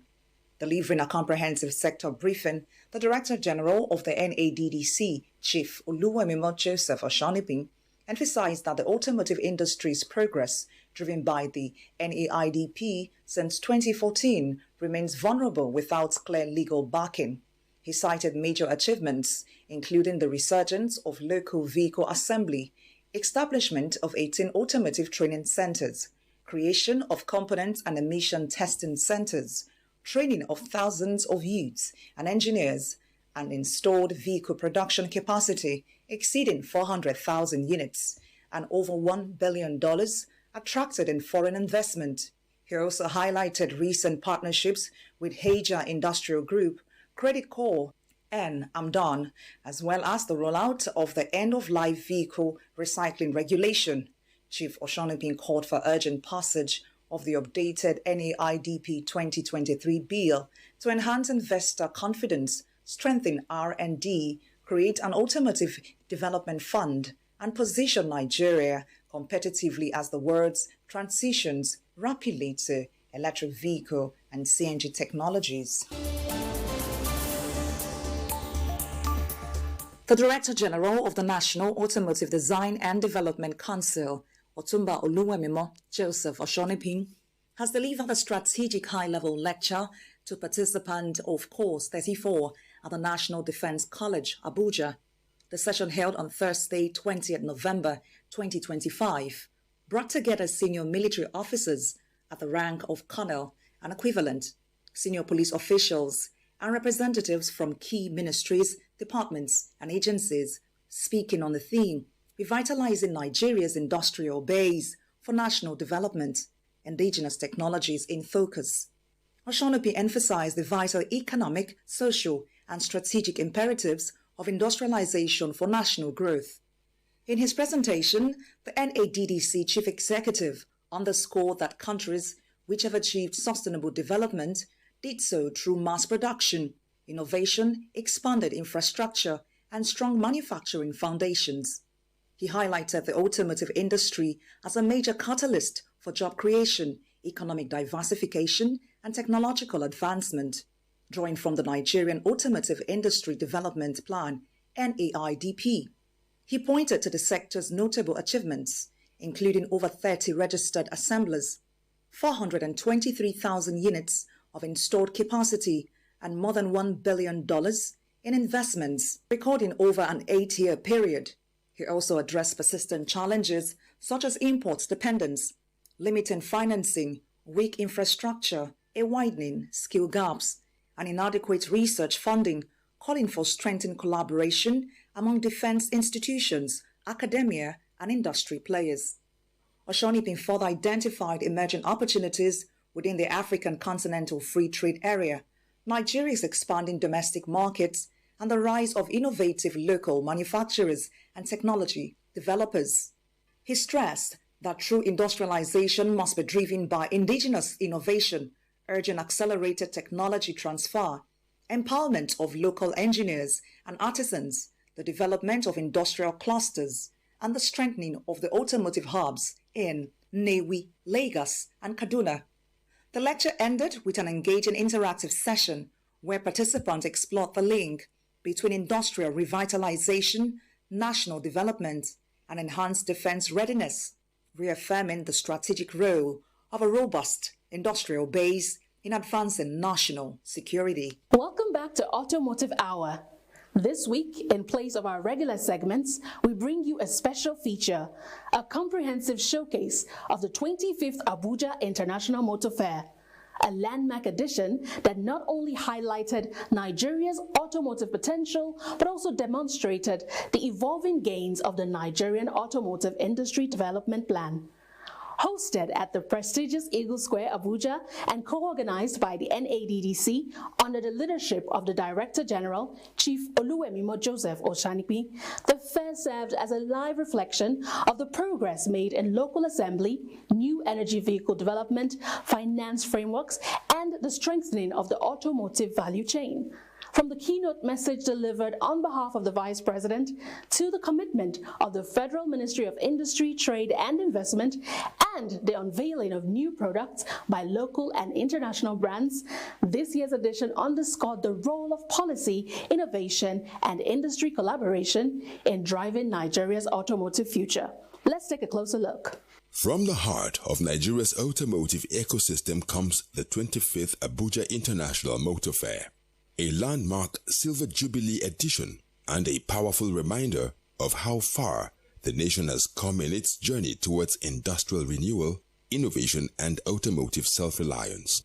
Hosted at the iconic Eagle Square and co-organized by the National Automotive Design and Development Council (NADDC) and BKG Exhibitions, the 2025 fair showcases 2.5 decades of resilience, adaptation, and steady progress within Nigeria's auto landscape.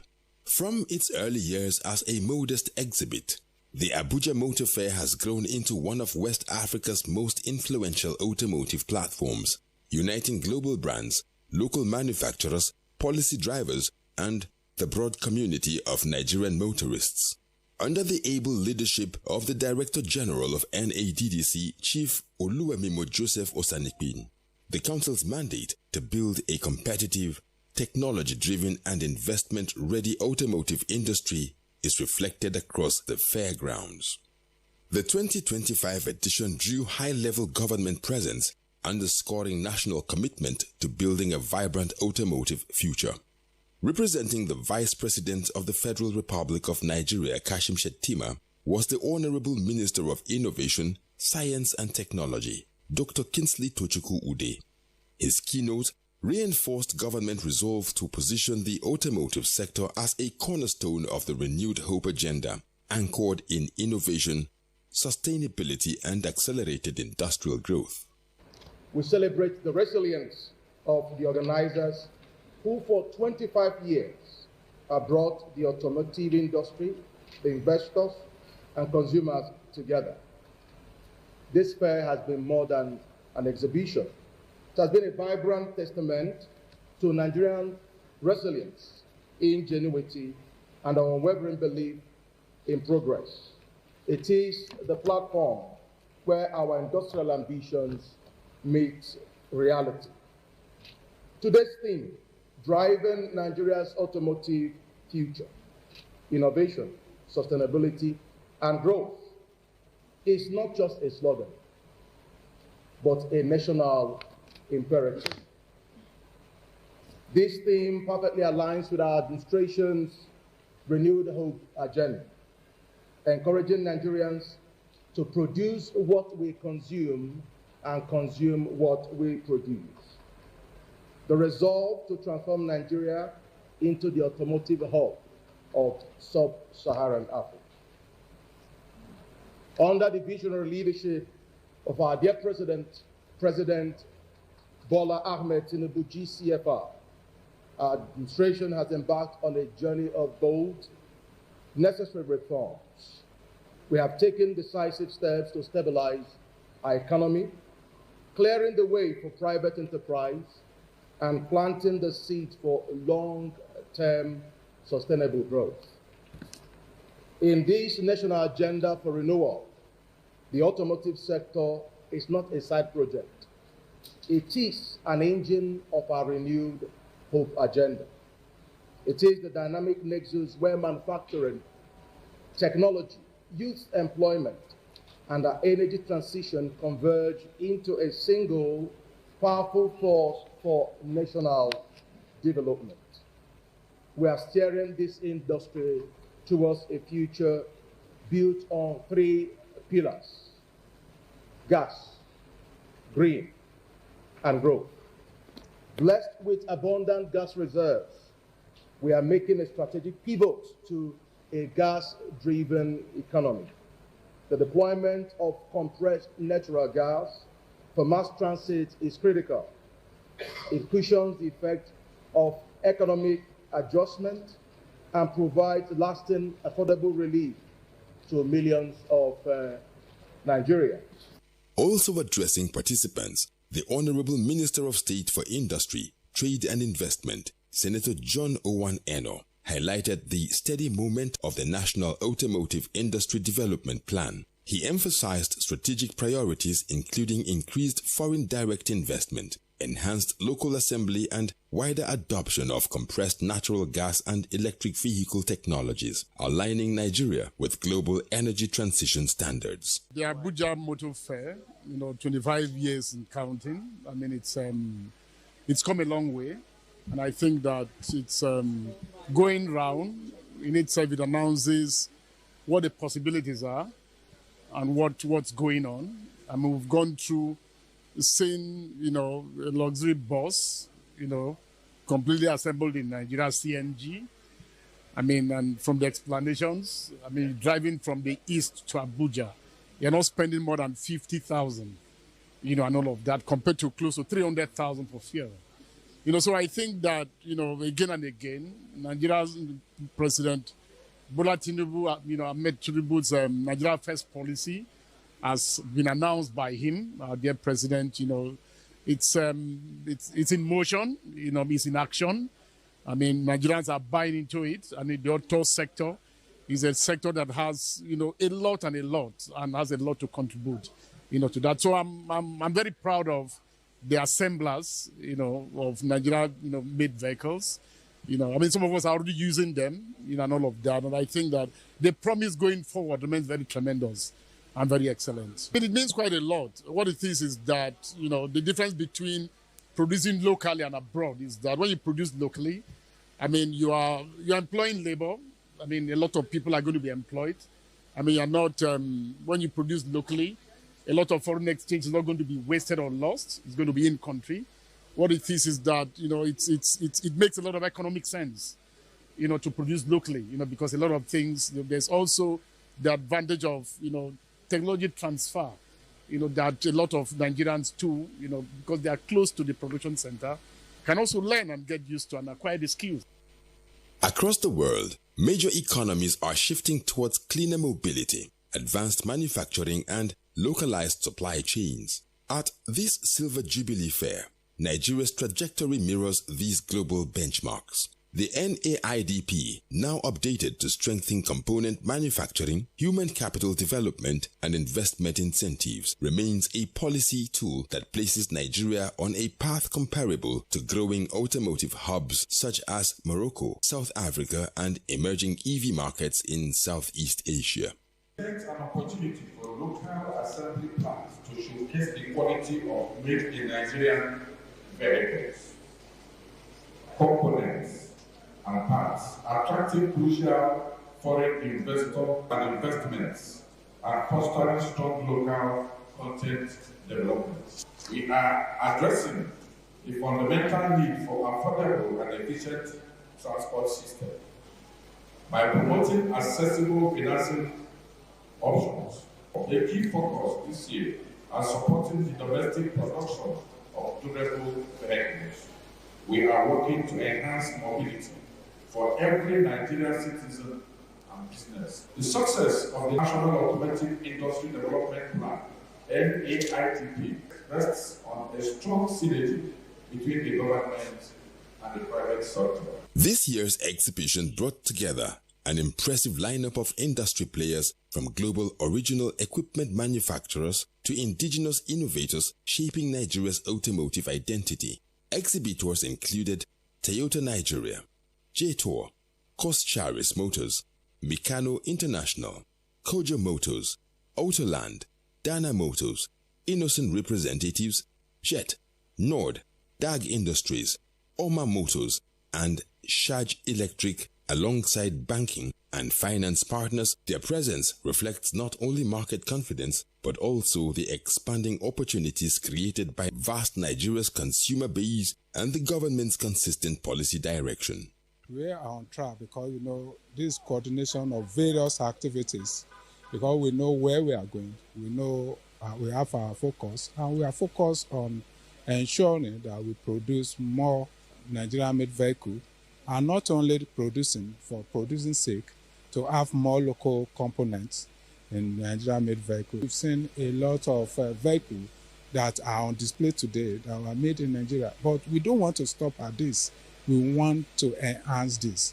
We want to produce more. We want Nigerians to contribute more. That is the local content. We want the percentage of local content to increase. Millions of Nigerians are not even aware of our capabilities. I encourage Nigerians to come out and see for themselves. This is beyond what people are saying. Come and see it physically. I was in one country recently, and what people were sharing on social media, I look at it, it's not even up to 10% of what Innocent has. But Nigerians were circulating this as if this is something. But here, where we have Innocent, for example, that is doing times 10 of what those people do, Nigerians didn't see. And that's why we're having this. Let Nigerians know what we are doing in this automotive sector, what the investors are doing in the automotive sector. This is just few. A lot of the producer or assembly are not here. But next year, we are going to expand this and make sure that we have more exhibitors and have more Nigerians to participate in this. Regulatory and institutional stakeholders also attended. Among them, representatives of the Federal Road Safety Corps, the Nigeria Police, the Correctional Service, and leadership from the Automotive Local Manufacturers Association of Nigeria. The participation highlights the ecosystem-wide collaboration necessary for road safety, compliance, and the integration of locally manufactured vehicles into national fleets. At the center of this Silver Jubilee celebration of the NADDC, driving development across assembly standards, research, component production, skills training, and sustainability. Under DG Osanikbin, the Council has expanded engagement with assemblers, strengthened vehicles evaluation processes, supported EV pilot projects, and advanced collaborations with the Bank of Industry and the Credit Corps to improve affordability of locally assembled vehicles. The Council continues to grow Nigeria's assembly footprints, now boasting over 30 active assemblers and a market shifting steadily towards Nigeria-made solutions. Progress in EV and CNG adoption, automotive training centers nationwide, and the development of industrial clusters all reflect a future where Nigeria not only consumes technology, but increasingly designs and manufactures it. This year also honors BKG exhibitions by Mr. Ifeanyi Agu, whose 25 years of unwavering commitment have kept the Abuja Motor Fair alive and thriving. The platform has consistently provided manufacturers, distributors, and consumers with a meeting point to explore new models, compare technologies, and identify investment prospects. The fair's longevity is a testament to collaboration between organizers, exhibitors, government agencies, and the Nigerian public, whose evolving mobility needs continue to shape the industry. The journey of 25 years, it gives me profound joy and deep reflection as I stand before you today, making a quarter of a century of this great journey. 25 years of consistency, 25 years of resilience, 25 years of telling the story of the Nigerian automobile industry, through good times and difficult seasons. This fair has grown through the heights and lows of our national economy. We have witnessed moments of boom and moments of recession. The automobile industry, being a true mirror of the economy, has often borne the heaviest weight of this fluctuation. The 25th Abuja International Motor Fair is more than a celebration. It is a declaration of intent, a signal of Nigeria's readiness to compete, innovate, and lead within Africa's automotive transition. With strong support from the Presidency, strategic oversight from the Ministries of Innovation and Industry, and committed leadership from the NADDC, Nigeria's auto sector is poised for a new era of industrial growth. As the fair concludes its Silver Jubilee edition, it stands as a proud symbol of what collaboration, resilience, and vision can achieve. And as the journey continues, NADDC's work at the intersection of policy, technology, and industry will remain central to building the automotive future Nigerians deserve. Well, that brings us to the end of this special edition of Automotive Hour.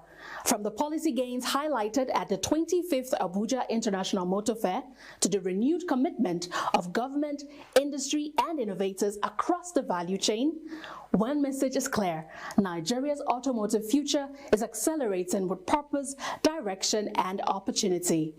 At the National Automotive Design and Development Council, our mission remains steadfast to drive industrial growth, promote local manufacturing, support innovation, and build a globally competitive automotive ecosystem for every Nigerian. On behalf of the Council, thank you so much for watching. Do well to follow our social media handles showing on your screen for more updates, features, and industry news. Join us same time next week for another exciting episode. Until then, I am Maimuna Ahoiza Zubair, and this is Automotive Hour. Bye for now.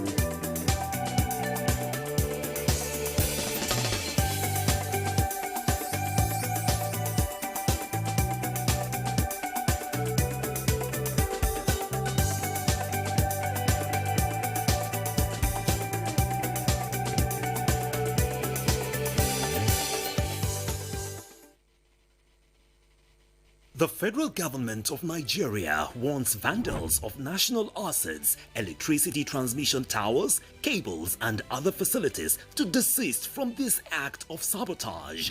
Vandalism is a serious crime punishable under the law. Vandalizing electrical equipment will affect millions of Nigerians, including your loved ones. Remember that national assets belong to all of us, hence the need to protect them. Report all cases of suspicious movement around electrical facilities to security agencies. When you see something, say something. This message is from the Federal Ministry of Information and National Orientation in collaboration with the National Counter-Terrorism Center, NCT. Defines a people. In spite of dynamic changes in civilization and technology, the nature of humans has remained unchanged over generations. Therefore, Any nation that loses its cultural legacies to influences of colonization will eventually lose its economic power and potential.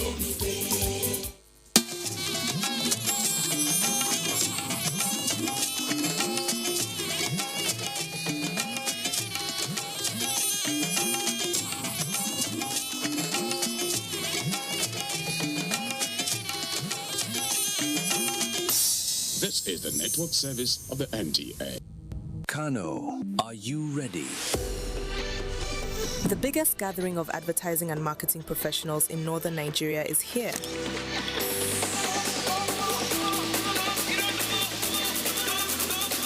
The Advertising and Marketing Communications Summit 2026. The summit will now hold from 19th to 21st May 2026, Bristol Palace Hotel, Kano. Powerful conversations, inspiring ideas, and game-changing opportunities. Supported by the Advertising Regulatory Council of Nigeria, the Nigerian Television Authority, NTA, and the Kano State Government. Working together to shape the future of communication in our region. Advertising, media, branding, business. This is where you need to be. Don't miss out. Be there. Register now. Limited slots available. Call Advertising and Marketing Communication Summit 2026. Shaping the future of communication. Godrich Air Pocket? Wow! With Power Gel technology, keeps the bathroom fresh for up to 30 days. Godrich Air Pocket. Bye-bye bad smell. Hello sweet fragrance. Come on. Let's go. Darling natural twists blend with her hair over time. Yeah, that's perfect. She's really more beautiful every week. Darling natural twists get better every day, just like you. The Advertising Practitioners Association Kano will confer an award of excellence on the Executive Governor of Kano State, Alhaji Abba Kabir Yusuf, at the closing dinner of the 2026 Summit on Advertising and Marketing Communications. This honor recognizes his visionary leadership in establishing the Kano State Signage and Advertising Agency, the first of its kind in the Northwest, and his Kano First policy initiative. Other awardees include the Director General Archon, Dr. Olaneko Fadalapo, the Director General NTA, Alhaji Salihu Abdulhamid Dembos, former Registrar and Chief Executive Officer Archon, Alhaji Garba Billo Kankaruchi, and the Chairman of Amasco Group, Alhaji Mustafa Ado Muhammad. The summit will now hold from 19th to 21st May 2026, Bristol Palace Hotel, Kano. Thank you for your patience and solidarity.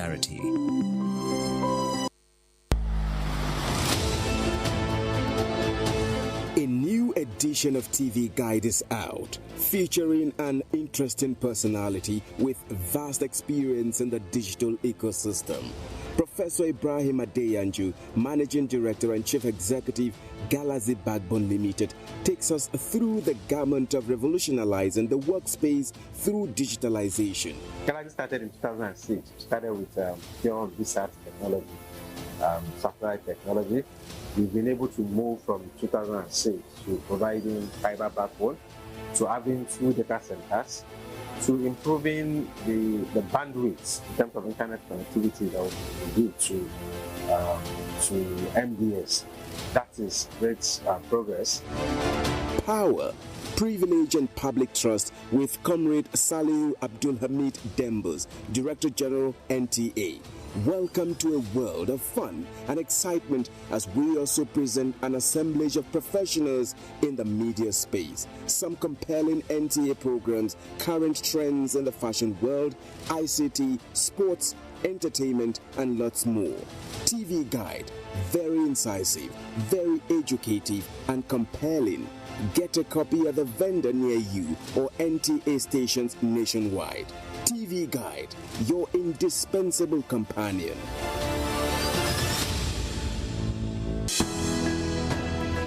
The Council of Our Fathers. My advice to these young people is please do not take us back to those harrowing days.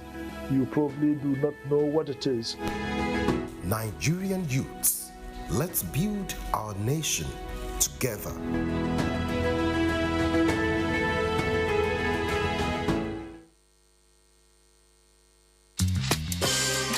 to Skill Up Nigeria, Industrial Training Fund's television program celebrating.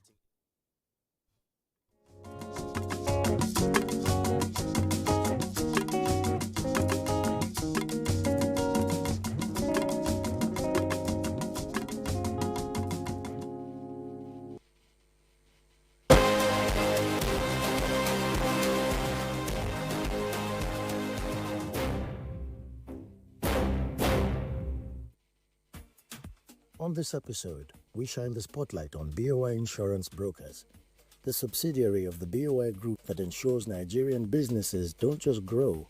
We explore how proactive risk management serves as a cornerstone for business resilience and long-term industrial growth. To portray their impact as a leading insurance brokerage, we feature two valued clients. Welcome to BOI Impact. I'm Ilu Odibumadaki. While the Bank of Industry provides the capital to build, BOI Insurance Brokers Limited provides the shield to protect those very investments. It's a seamless working relationship designed to ensure that no unforeseen disaster halts the progress of the businesses we fund. Today, we see how this vital partnership creates a 360-degree safety net for Nigerian entrepreneurs.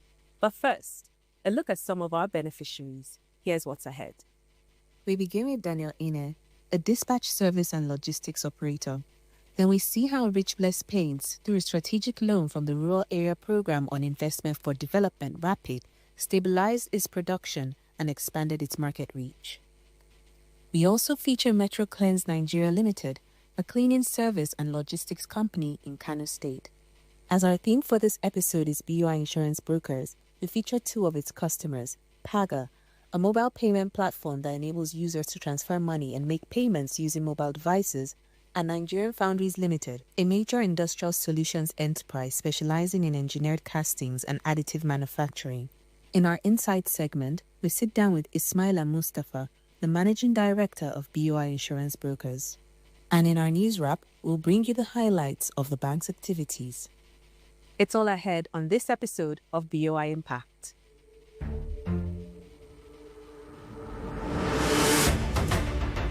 Daniel Ine is a logistics entrepreneur who utilized the PCGS grant to optimize his dispatch and maintenance operations. I got to know about the grant scheme through a friend in Bayelsa State. So he just chatted me on WhatsApp and sent me the link and said, try and apply for this now. You are a business owner, apply for this and see what may come out of it. So I just reluctantly applied. Because I've been hearing of grants and things like that, but I just feel they don't work.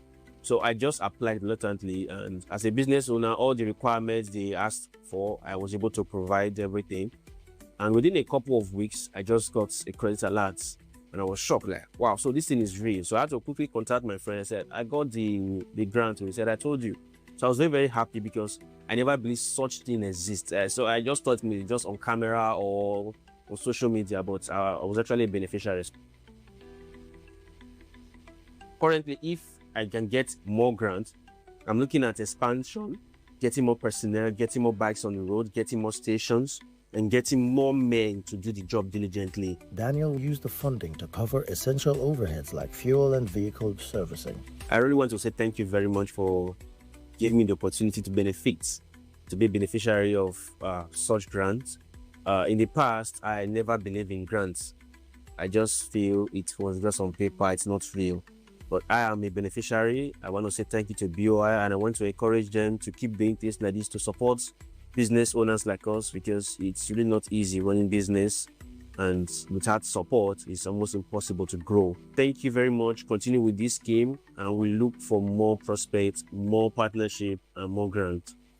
Rich Bless Product Industries is a dynamic manufacturer specializing in decorative and industrial paints for the construction sector. Rich Bless Product Industry is not a family business. It emanated from a personal initiative that God has helped us to grow day by day. Now, as a Rich Bless Product Industry had these challenges in terms of our purchases, because initially, because of the capital was not sufficient or enough to go direct and buy it as we're supposed to buy, because every product has its own, there's a limit on which they can sell to you.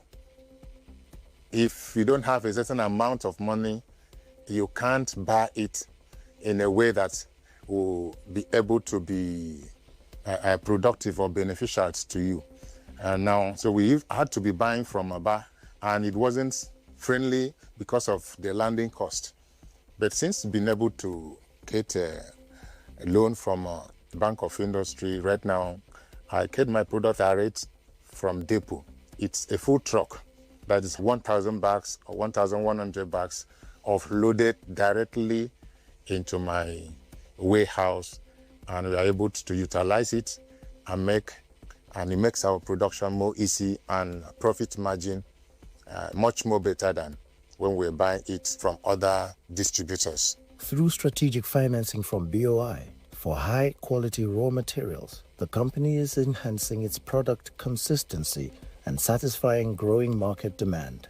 Business was just crawling before. Now we're just struggling. We put one or two things in order. Then after the loan, I have really seen the expansion of the business. Due to this expansion, we have been able to impact on lives within the community by employing more hands, and people are coming to learn. We are being able to impact on them, and again we have been able to improve on our products. So before the loan, we will not be able to have a mixer that, like, let me just say, a very big mixer. But after the loan, when the loan comes, we'll be able to have a very big mixer that can come pens like 20 or 50 grams at once, whereby it has been, let me just say, reduce our stress. But now, so when we come in, we are able to stock a lot of materials. We have a lot of goods that we can work. Even our customer, there's no customer that can't be and go back empty handed. Everybody has what? Has to give in according to their needs. It has really helped us and been able to make us have a competitive advantage with other competitors. Our workforce has been increased. Of course, when the production and the capacity increases, we needed more hands. More people have been employed into the business. More agents and more distributors are coming in day by day to market the products alongside. Metro Cleanse Nigeria Limited is a cleaning and logistics enterprise founded by a group of friends to fill a critical service gap. We started this business like a car wash, and from the car wash we developed the business to other ventures like cleaning service, fumigation, and other things like that. We live more like in a dynamic community right here. We have the urban area just like you're seeing around here, and right behind us we have the suburban areas. So when you live in an area like this, it always makes you to consider how you can impact the suburban areas, how you could impact people from the places. As you can see here, we have like over 50 staffs around here, and all of them are, every single one of them from these 50 people, I can tell you he's talented with something that impacts the community. I knew about it from a friend. He sold the idea to us, and I said, why can't we try and attempt it? And after the trial, we just got it luckily, without any actual issues or problems. By utilizing a BOI loan, the company has successfully scaled its operations to meet rising customer demand. The loan actually helped us because we got more sophisticated machines. Like we used to have very few, I think 1 or 2 scrubbing machines. Now we have more. We are producing at our maximum capacity now. So actually the intervention of the loan has really helped us. And it made us to be more serious, because once you have someone's money with you, you have to be more serious. It's different from you're operating with your money. And as I'm going to tell you that this business, actually, this big business, it's the money that we invested in, it's actually built itself. We were just having a dinner, and we thought of, so what can we do with the space we have? This is just exactly behind our house. So we were thinking, after the dinner, we were thinking of what can we do to utilize this place. So we just decided to bring a new business, and we decided to start a car wash. So from the car wash, it moved later to a cleaning service. Then from a cleaning service, we are even now into construction. This growth has directly translated into job creation, strengthening the local economy through expanded staffing and enhanced service delivery. Gaskiya wannan wurin ya taimaka sosai. Dan a wannan wurin gaskiya muna difference yara ba 'yan wuri daya bane ba. Kuma yawancin su ma wanda suke na area ma ba su mutu uku hudu ba. Amma gaskiya wurin nan yana taimaka mana sosai. Dukkan wurin nan duk yaran nan ba wanda baya taimaka. Alhamdulillah muna samun kowa yana samun wanda zai rufa kanshi asiri. Ni karan kaina gaskiya ai ni na da aure ma. Kuma da wannan wurin nake rike matana kuma nake biyan kuɗin haya. There's no business that you would consider a business of the pit or a business that doesn't bring profit. There are a lot of people that make money off Guangzhou. There are a lot of people that make money off dirt, you know, like off the actual dirt that you pack and put it somewhere. Someone comes and make money off that also. So it's never too small. You can start from any angle. You can start off from any perspective. There's always a starting point, and the sky is the limit. Founded in 2009, the Paga Group stands as a pioneer in African fintech infrastructure, operating a versatile platform that powers global giants like Meta and Qatar Airways. Paga's consistent ranking as one of the continent's fastest growing companies highlights its vital role in the digital economy. Paga Group was created something around 2009.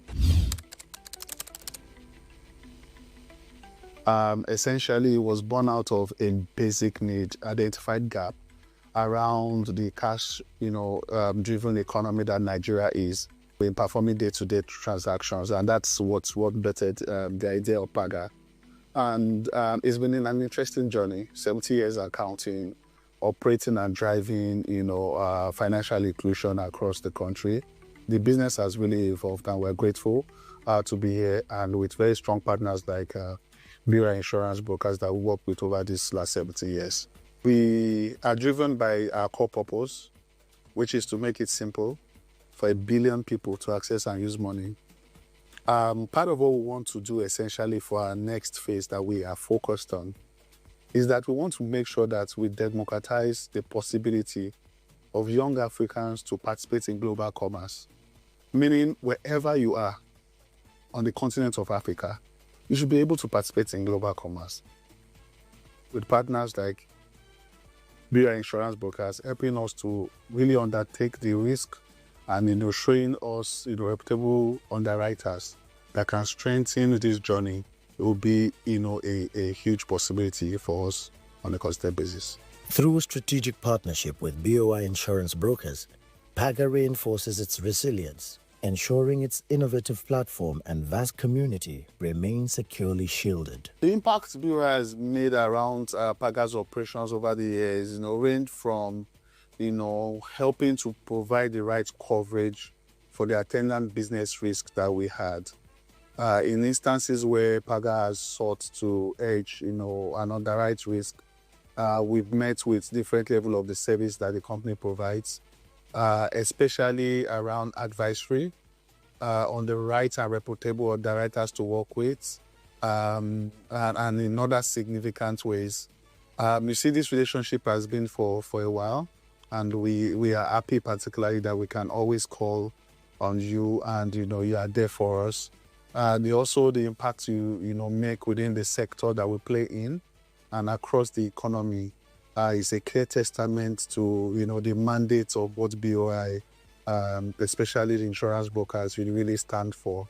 We are happy that we continue to work together on a day-to-day basis. In 5 years, I believe Paga is going to be operating as an entity in numerous countries across the world.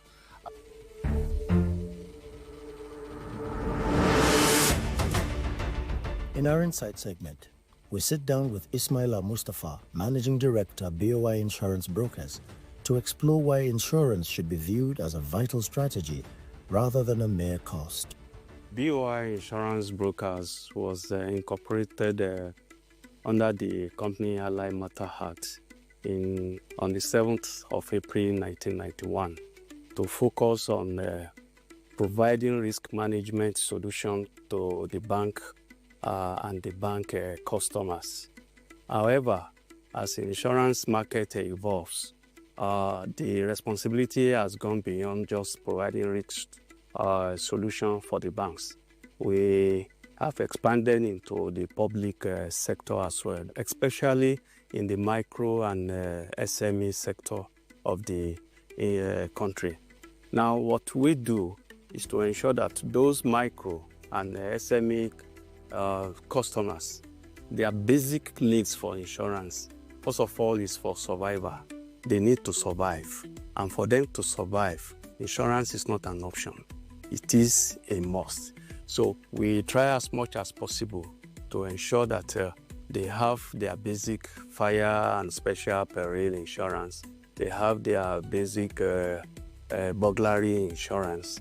These are two common elements that can quickly kill a micro or SME entrepreneur if the unfortunate incident do happen. So we make sure that these basic policies are in place in order to ensure the growth and survival of the companies. We don't want our customer to be overcharged, and at the same time, we want them to enjoy the maximum benefits, or in terms of scope of coverage.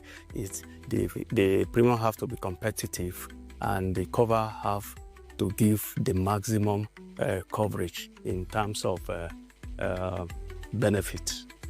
It is still also our responsibility to ensure that with the whole process of adjustment, negotiation of that claim falls on us. And the whole essence is to ensure that the customer is paid a fair and equitable indemnity.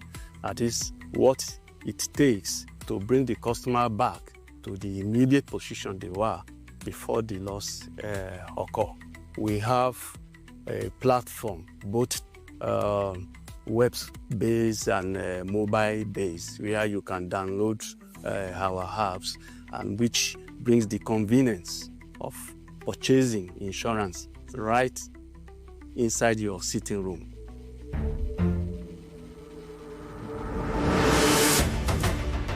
Our main feature is a premier industrial partner of BOI Insurance Brokers, distinguished as a Hall of Fame client for its consistent integrity and operational excellence. As a 57-year industrial titan, the Nigerian Foundries Group provides critical engineering and metallurgy solutions to the nation's core economic sectors. By mastering reverse engineering and 3D printing, the group serves as a vital problem solver, drastically reducing downtime and conserving foreign exchange for the country. The company was started by my father and my uncle in 1969, and it was started as a small company in Ilupeju, which was only making cast iron and melting manhole covers and gratings, and in those days fittings for asbestos water pipelines, which were used in those days. The first major big leap was done in 88, 89, when we moved into steel and iron alloys. In that case, we really had to search to get technology to support us, because nobody was willing to give technology. So around 1995, we decided to go for the second BOI loan, which was to expand our melting base.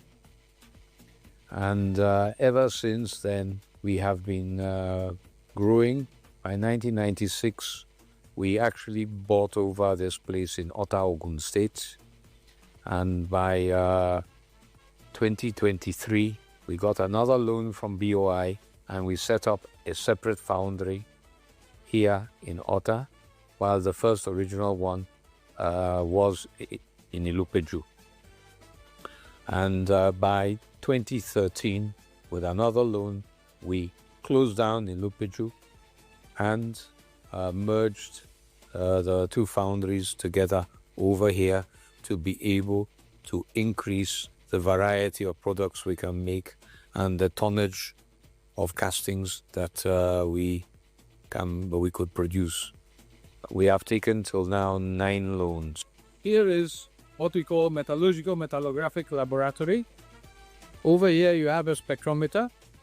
This spectrometer is basically one of the heart and soul equipment, because it gives you an analysis of what you produce. We take people straight from university. They enter our graduate trainee program. Those who scale past it go and get a career with us. Those who don't scale have learned something and can do a career somewhere else.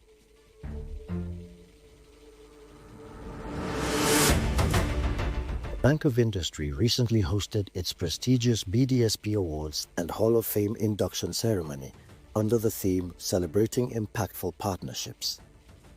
The event recognized the vital role of strategic partners and businesses in driving Nigeria's industrial growth. The bank honored 10 top-performing business development service providers, BDSPs, for their exceptional support in guiding MSMEs through the complexities of the modern business landscape. Delivering the keynote address, the bank's divisional head of strategy, policy and research, Dr. Issa Omagu, said this initiative is about more than just awards. It's about fostering a culture of integrity and financial discipline. Industries in Nigeria and across the world have always been drivers of growth and development, and as such needs to be prioritized and supported in any economy. And I'm pleased that we are cautiously moving towards that direction, as we recognize 9 of our top-tier customers who have consistently demonstrated exemplary credit behavior, including prompt loan repayments, prudent fund management, and a strong commitment to growth and business development objectives. These capabilities ensure BOI remains sustainable, promotes entrepreneurship and local production, hence foreign exchange from exports, and ensure development of the economy and growth for GDP, gross domestic product. So far, in the last 12 years, 44 customers have been inducted into the Hall of Fame, and today, 9 additional customers will be added to 2025, which will make it 32 customers in total. Top 10 performing BSPs for 2025 are being recognized to commend their excellent performance, reinforce commitment among active participants, and motivate dormant or less active BSPs. A major highlight of the ceremony was the induction of 9 stellar customers comprising both large enterprises and SMEs. These inductees were selected for their impeccable credit behavior, prompt loan repayments, and significant contributions to job creation. Today we are honoring 2 of these critical partners who have worked with us over the years and continues to be a key part of our success story. The 10 best performing BDSBs, and of course, the 9 Hall of Fame inductees for the year 2025. I take the desired round of applause. It is a kind of motivation for us to work more, to do more. Yeah, to do more. We believe in our country, Nigeria is our country. We'll do everything to provide jobs for Nigerians. This is one of the best things that has ever happened to our life. Our strategy is to make sure that we respond, to all these changes, to make it easy for both the customers, ourselves, and the bank to continue to make the impact. BOI is a highly professional financial institution. Everything is done professionally. There's no shortcuts. So for you to get results, you must get a good consultant. It is because we are able to pay back consistently.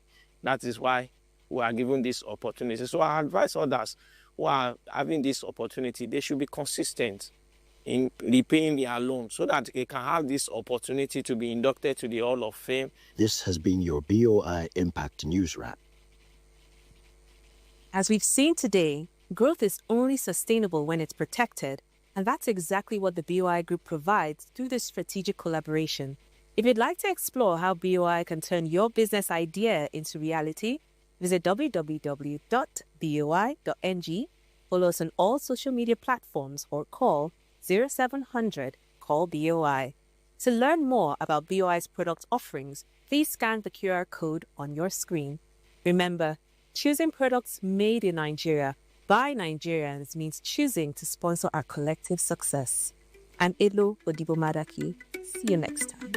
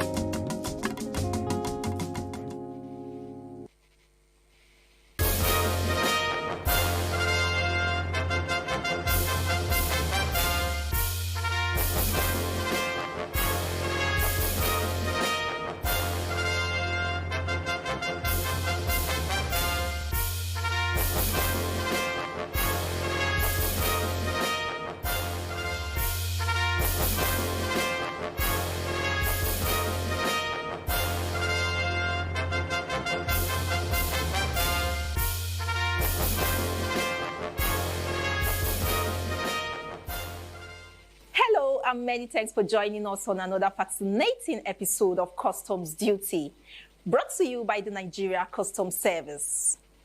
This week, Comptroller General of Customs Bashir Adewale Adeni MFR pledges to extend corporate social responsibility to Yakubu Gowon University, formerly University of Abuja, considers area of more positive impacts.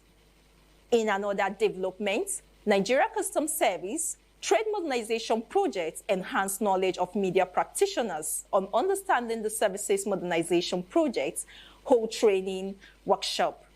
Other informative reports about the service will also come your way. Thank you for joining us. I am Hafsat Orime Ibrahim. Please stay with us. We will be right back.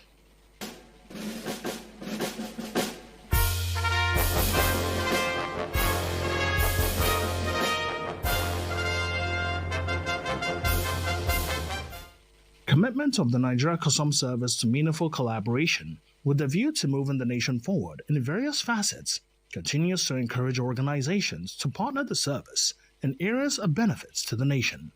Now, a delegation from Yakubu Gowon University, Abuja formerly, University of Abuja, led by its Vice-Chancellor, visits the headquarters of the service. We have come here today, sir, to say that we want to work with you and as a legacy project, sir, and as corporate social responsibility.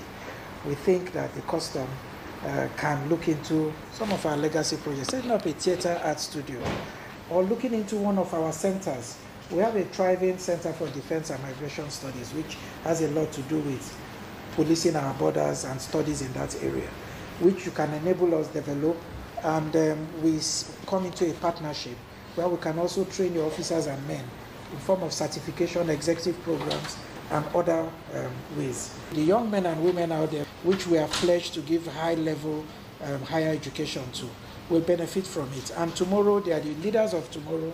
They are the future of this country. The usual response of Bashir Adeni to such valid requests is positive. I've listened carefully to all the areas of partnership that you have mentioned. These are areas that we would like to discuss more into details to see not only where we can come in, but where we can make the most impact. When we intervene in this kind of thing, I don't want to see us as being in any kind of competition with any other person. The Comptroller General of Customs emphasizes benefits and readiness to contribute. We would see how we can come in, which area will deliver the best impact to our school. Yes, legacy is fine, but we really want impact. We want students, to create an environment that is conducive to learning, an environment that would, steer away our students from the urge to commit crimes and things like that. So I can tell you that we share in this vision, and we will request the appropriate organ of the university that we can have discussions with, and then we can agree on what to do. Bashir Adeni sees this as an opportunity for the Nigerian Customs Service to contribute to seeing the university in the federal capital worth its name. As the service's corporate social responsibility initiative, tagged Customs Cares, is extended to it, as would be agreed by both parties.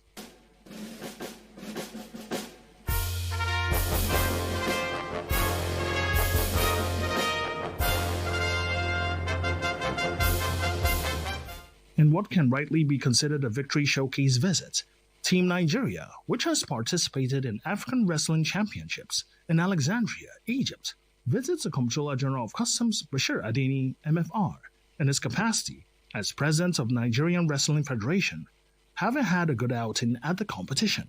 Bashir Adeni's reaction to the success achieved shows both confidence and humility. There wasn't really anything too surprising because we planned for this as a board. We had our plans. We had a very good plan. We knew that we were not standing on the same platform, both the men and the women.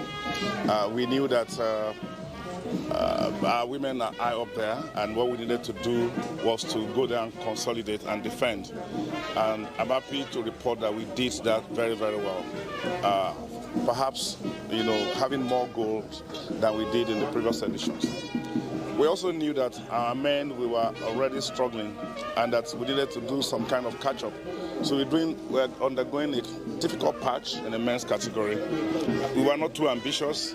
What we just wanted to do was to launch a phase of restoration, getting back to where we were. And with 1 gold, 2 silver and 1 bronze, 3 silver and 1 bronze, it felt so really nice that we are not there, but we are on the right path towards regaining our rightful position. While these successes have already been recorded, Bashir Adeni hints at what the Federation will sustain as the team participates in subsequent competitions, especially with Commonwealth Games around the corner. Each time they are going, we make sure that we provide the right tonic to motivate and inspire them. So we've seen that the average Nigerian, once you get the incentive, the motivation to do well, you will do well. So we just make sure that each time they are going out, give them the right campaign, and then we make sure we prep them up to let them believe that as Nigerians, wearing the green, white, green, they can rule the continent, they can rule the world. Bashir Adewale Adeni maintains that the Federation already has an idea of the athletes in the team that will compete at the Commonwealth Games. Hence, the Federation will put them in camp at the appropriate time, while also noting that the Federation will look forward to assistance from the National Sports Commission as a way of collaboration to ensure a resounding victory at the Games.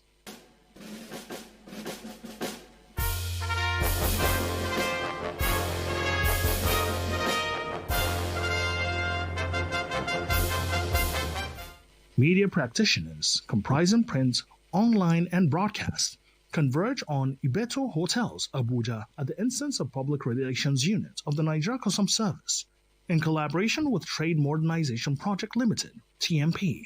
The aim is to enhance the practitioners' knowledge of the service's modernization project in order to achieve more informed reportage about the service and that aspect, as well as other aspects of the service's operations. The Customs National Public Relations Officer welcomes participants to the workshop as he stresses the significance of the training. This workshop is carefully designed to enhance media knowledge, deepen understanding, and strengthen awareness of NCS trade modernization projects as the service continues to evolve in response to dynamics of global trade, technological advancement and national economic priorities, it has become imperative to carry critical stakeholders, particularly the media, along in this journey of transformation.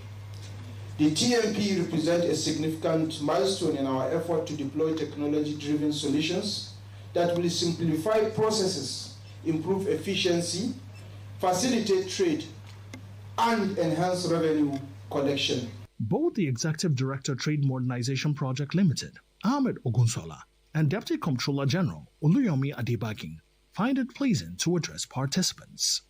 We are excited to be here this morning to work with the Nigeria Customs Service yet again as part of the implementation of the NCS modernization project.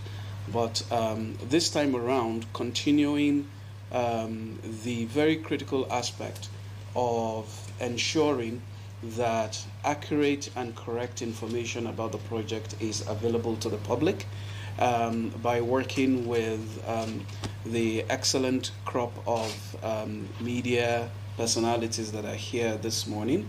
And we want to say that we appreciate your presence.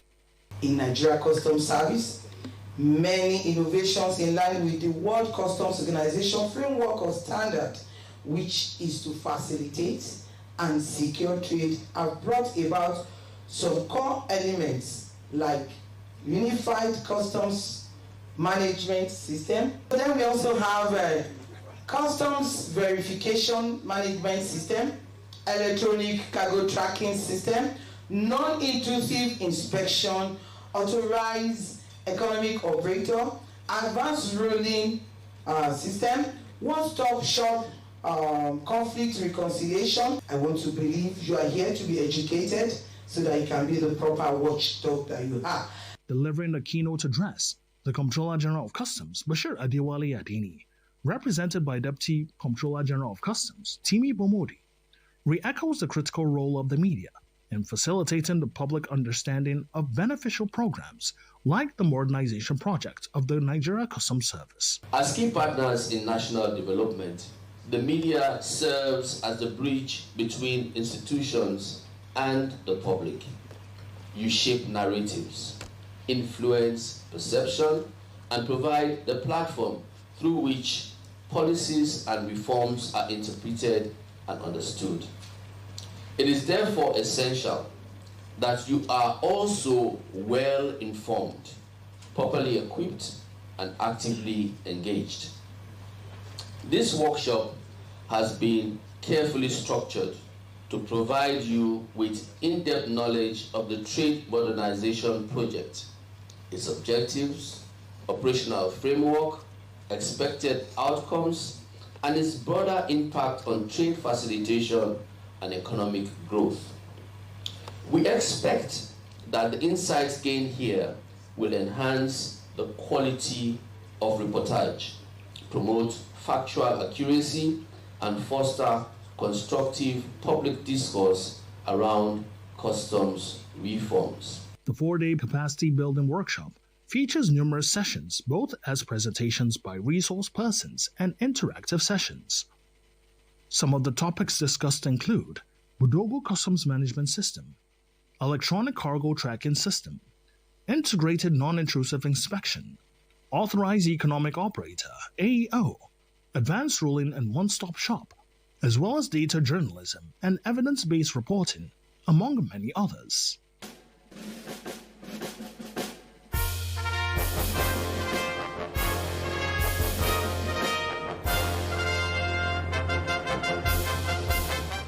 Deployment of intelligence, collaboration, and commitment to safety of Nigerians and security of the nation by officers and men of Tinkan Island Port Command have proven effective and yielded positive results, as the command has, once again, recorded significant interceptions. Customs Area Controller of the Command, Comptroller Frank Onyeka, reveals that the command, in collaboration with the National Drug Law Enforcement Agency, has intercepted concealed illicit substances in a container. Intelligence gathered. The container, which originated from Canada, was initially declared to contain only used vehicles. However, upon 100% physical examination, it was discovered to contain 185 jumbo bags of cannabis sativa concealed in one used Toyota 2010 Camry and another used 2023 Chevrolet Corrado. Further examination revealed that the seized cannabis sativa comprised 9,458 packages with a total weight of 4,729 kilograms and an estimated street value of 18,916 million naira. This significant seizure demonstrates the vigilance, professionalism, and dedication of our officers and affirms the strength of our collaboration with sister agencies. Comptroller Onyeka underscores the existing synergy between the Nigeria Customs Service and National Drug Law Enforcement Agency, NDLEA. We see ourselves as one. We see this project as that of Nigeria, right? Once we can see it as Nigeria first, any other thing can happen. Wherever it's coming from, for as long as I have a synergy that this shit should not come in on whatever guise, in whatever basis it should not come in, it is never going to come in. And I must give credit to NDLEA for bringing us to speed and for giving us the necessary support. In further demonstration of collaboration between the two agencies, the Customs Area Controller hands over the seized cannabis to officials of the NDLEA. Every seizure, somebody must be behind it who will get to the person. The punishment for every form of drug trafficking in Nigeria is as contained in the NDLA Act Cap 48 N30 of 2004 as amended.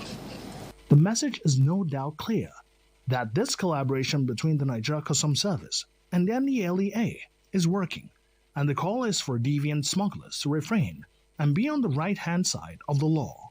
Meanwhile, the Nigeria Customs Service, through Customs Area Controller Tinkan Iron Port Command, Frank Onyeka, formally hands over stolen luxury vehicles traced to Canada to Deputy High Commissioner of Canada to Nigeria, Nasir Saliu. The recovery Frank Onyeka reveals is on account of the ongoing cooperation between Nigeria and Canada in intelligence sharing, cargo profiling, and maritime enforcement, particularly in tackling organized cross-border crimes involving stolen assets, illicit trade, and other fraudulent activities.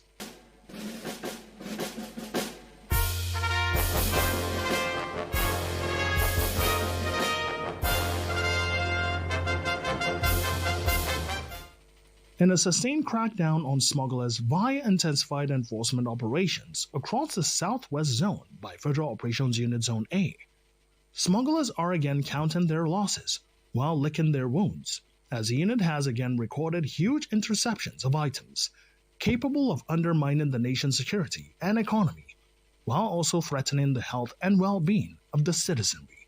Customs Comptroller Aliyu Kambu discloses that the Special Anti-Narcotics Initiative, tagged Operation Hawk, has intercepted 3,340 parcels of synthetic cannabis, popularly known as Ghanaian Loud, weighing 1,540 kilograms, and another interception and arrest of 71-year-old suspect with 6.4 kilograms of cocaine and methamphetamine, valued at about 2.3 billion naira, raising the concern about possible adoption of the strategy of using elderly men who, in ideal situations, are expected to be highly responsible and worth being respected in the society to perpetuate their crime. These seizures underscore the operational prowess and strategic effectiveness of our operatives.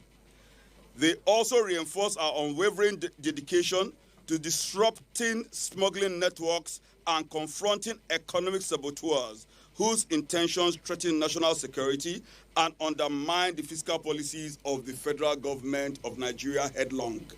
Other interceptions by the units include those of 4 cylinders of high-grade mercury concealed in a vehicle at the Gbaji outpost, 8,794 bags of foreign parboiled rice, 22 used Tokumbo vehicles, 485 pieces of used tires and other prohibited goods, with a total duty paid value of over 5.5 billion naira. Comptroller Gambo stresses that smugglers and other economic saboteurs have not seen anything yet, as the unit is moving with ICT, World, for more improved performance. We are integrating cutting-edge technologies, particularly geospatial intelligence, to curb unwholesome practices, including smuggling, under-declaration, duty evasion, and illicit trafficking. This includes the deployment of geographical information systems, satellite imagery, drone surveillance, real-time vehicle tracking, and predictive analytics to map high-risk border corridors, monitor smuggling hotspots in real time across Lagos, Ogun, Oyo, Ondo, and enable proactive, intelligence-driven operations. Comptroller Aliyu Gambo reassures legitimate traders. Thus, the FOU remains a strong partner in trade facilitation. We continue to support legitimate trade through intelligence-driven operations that strike a balance between security enforcement and economic growth, ensuring that lawful traders are not unduly hindered in the process. This is representative of the WCOC framework of standards. As evident, we no longer hear or receive complaints of unnecessary hindrance of cargo movements by our stakeholders who are doing legitimate business along the major highways in the zone. While remaining largely an enforcement unit in the Nigeria Customs Service, the unit, the Customs Comptroller reveals, has recovered 97.7 million naira through issuance of demand notices on improperly declared consignments during the period under review. Demonstrating the usual interagency collaboration, Comptroller Gambo hands over the intercepted illicit substances and 3 suspects to NDLEA. Federal Operations Unit Zone A has foiled 473 smuggling attempts in the past 8 weeks.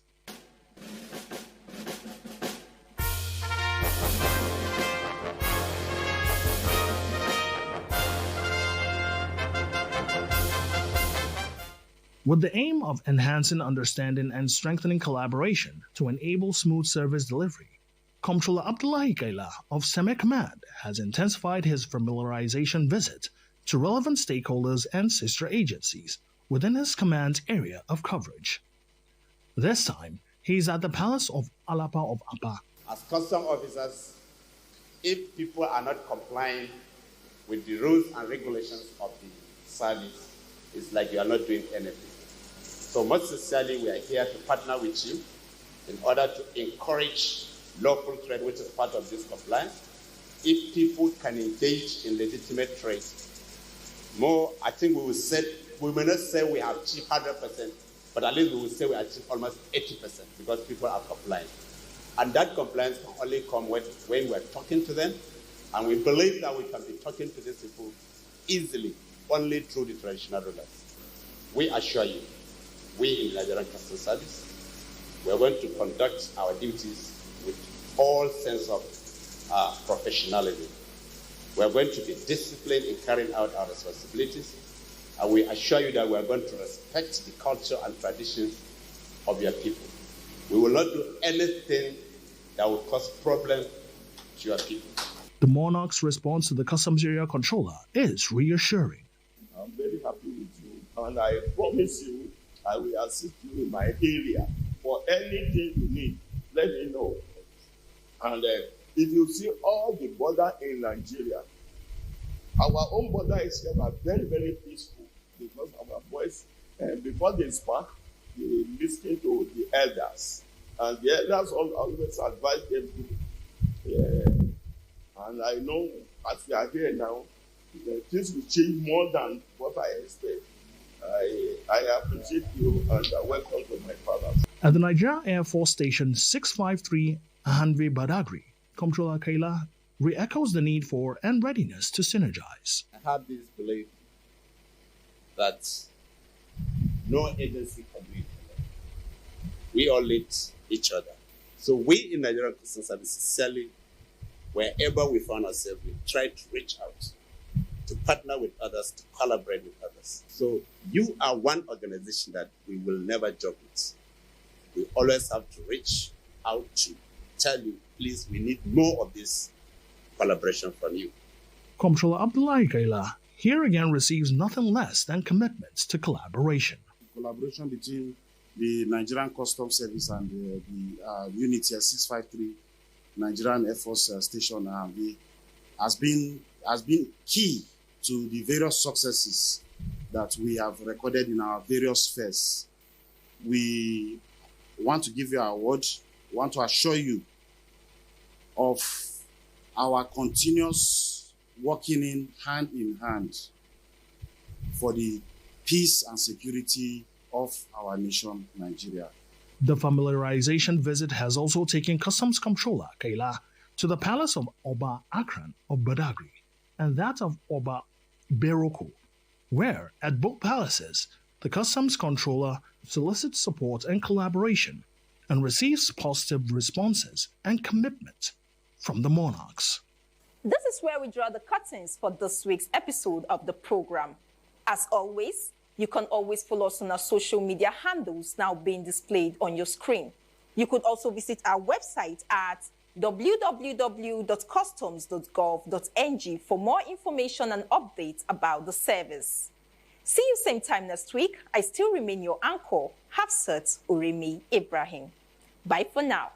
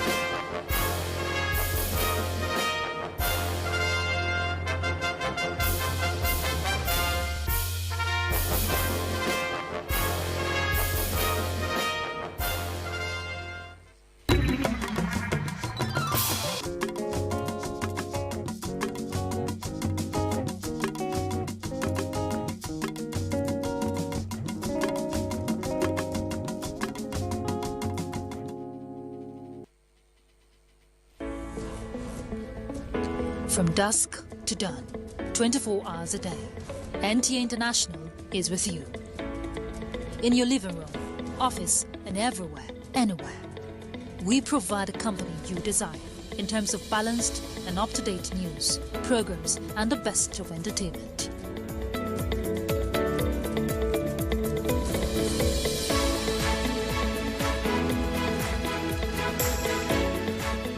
Tune in to DSTV channel 251, Go TV channel. And wow.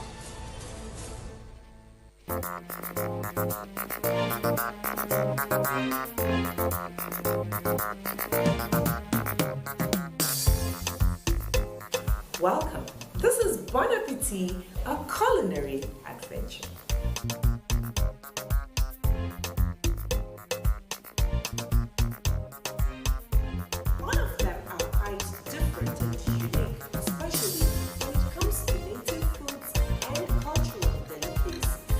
Their food mainly depends on the ingredients that are produced in that particular area.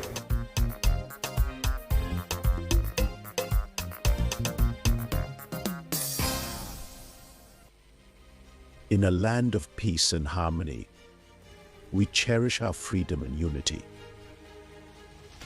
But around the world, we've seen how protests can spiral into chaos. What starts as a peaceful protest can sometimes end in anarchy, tearing communities apart. My advice to these young people is please do not take us back to those harrowing days. So those who experience it will run away from it. Let's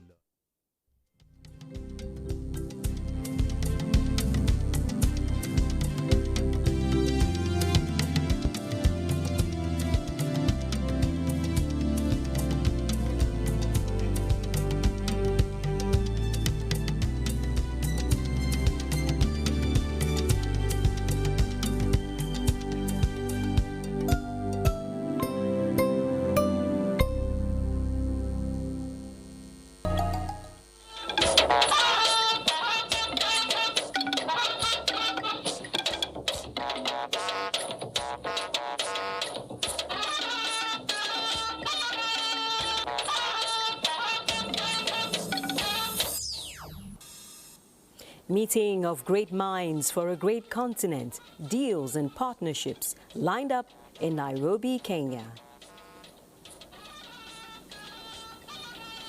This meeting is good because now the focus of the meeting is shifting away from just wooing investors to come to steering our own people to rise to occasion by utilizing what they already have and what they are doing. Gateway to universities, cut-off marks for admission endorsed. The minimum score 150 to be admitted to any of our universities, both public and private. New office to address old problem. A general makes President Tinubu's security list. You're watching the network news on NTA. I'm Naja'atu Tijani. Hingino John Adams is standing by in Lagos. While on our usual business and sports segments here in Abuja, Musa Abubakar and Francisca are in studio to give us highlights. Musa? Oil prices begins in, geopolitical tensions has affected the oil prices as equities market begins the week in positive territory. And Francisca, what's happening in the world of sports? Of course, we are witnessing a revival in Ringo sport as Nigeria Unity Cup opponents name squad. Thank you, Francisca. That's Francisca Bille, who will give us highlights later on. Remember that this broadcast is being streamed live on our website, nta.ng/live. And do follow us across social media. Our handles are always displayed on the screen. And now the news in detail. The Africa-France Summit 2026 is underway in Nairobi. President Bola Tinubu is expected to join other heads of state and government at the Kenyatta International Convention Center for the high-level sessions of the Africa Forward Summit tomorrow, Tuesday. State House correspondent Musbao Danwahab reports on the idea behind the theme of the summit, which is Africa-France Partnership for Innovation and Growth. Thank you so much for joining us. You know, the interest in African countries by Western countries, developed countries, in African countries is increasing now more than ever. We have a situation whereby Western countries that had colonies on the continent trying to reinforce their control, and those that did not have any colony trying to establish one to gain control, to gain inroad into the continent, and that has been on for some time now. It is called neo-colonialism, and this is coming in front of economic, political, and cultural control over the countries on the continent. And what African countries are trying to do now on this platform, Africa-France Summit, is to tell the world that they have come of age, sort of. They're no longer looking for support, grants, come and take relationship. What they want now is to tell the world that they actually have some things to bring on the table. What they want is partnership with the world, with developed countries. Let's partner. We have ideas. We have areas that we can partner on to develop on the continent, and that is the essence of this theme for the year, Africa Forward, Africa-France Partnership for Innovation and Growth. You see, the emphasis is on partnership this time around to say, okay, let's collaborate, let's cooperate in certain areas, particularly innovative areas, ideas, to grow the continent, and it's going to be a win-win situation for both of us and not just a one-sided relationship anymore. That has actually been part of the idea of the Bola Tinubu administration right from the outset. He's gone to so many fora telling the world we're ready for business. Nigeria is ready to partner with you, ready to do business with you. We are creating an enabling environment for you to come and invest in. Let's partner. And so we had an interaction with the SA to the President on information and publicity, Daniel Bwala, earlier. Let's just take a listen to him. fact is that Nigeria and Africa is an investment-friendly environment. We have a lot of natural resources, right? The rest of the world look to investing in Africa. The problem over the years has been that the African countries have not stated the case enough for the investors to come because of the negative coverage that is portrayed or pushed by, I would say, unfortunately, Western media about the opportunities that lie in Africa. But I think that this meeting is good because now the focus of the meeting is shifting away from just wooing investors to come to steering our own people to rise to occasion by utilizing what they already have and what they are doing. That's why if you see the program that is coming up in Kigali, they're talking about African CEOs. And even in this France-Africa Summit, you see that the rest of the world are here. They are here not just to observe, but also to hear about the much that African countries have in its partnership with France. Although it is a partnership with France, but it creates the opportunity for the rest of the world also to be a part of what we're doing. So the president will be joining other heads of states and governments on this platform on Tuesday to talk about areas of collaboration. And of course, the president will also tell them what his government has been doing. And we hope to hear from the president as well to make some presentation on what Nigeria is doing in this direction and how to increase partnership with the French government. Thank you very much, Musbao, State House correspondent there. Musbao Danwahab in Nairobi, Kenya, on the Africa-France Summit and, of course, opportunities present on the continent. And now the president of the Economic Community of West African States, ECOWAS Commission, Omar Aliou Touré, is urging parliamentarians in the region to exercise robust oversight on the implementation of the organization's work program. This is while presenting a community report under review at the ongoing 2026 First Ordinary Session of the ECOWAS Parliament in Abuja. Muhammad Rabiu Ali reports. The report addresses political affairs, democracy and governance with significant progress achieved in regional peace, preventive diplomacy, mediation, electoral assistance and institutional capacity building. The Commission has continued to advance stability and democratic governance across our region. We have supported electoral processes in Benin and the ongoing process in Cape Verde and in Guinea. And we have also strengthened the mediation efforts in Sierra Leone, contributing thereby to political cohesion and peace in that country. Touré says the consolidation of regional economic integration remains at the core of the Commission's mandate. He urges members of the ECOWAS Parliament to advocate timely and adequate release of community levies and contributions by member states. Meanwhile, Nigeria's delegation has defended its report following presentation by Awaji Inombeg Abiante, highlighting the reforms and developments recorded between January and May 2026. Nigeria implemented several reforms aimed at strengthening institutional effectiveness, enhancing accountability, and improving transparency across public institutions. These efforts were designed to reinforce public trust and support sustainable development. Member states of Liberia, Sierra Leone, and Guinea-Conakry also presented their reports to the Parliament. Muhammad Rabiuli, NTA News.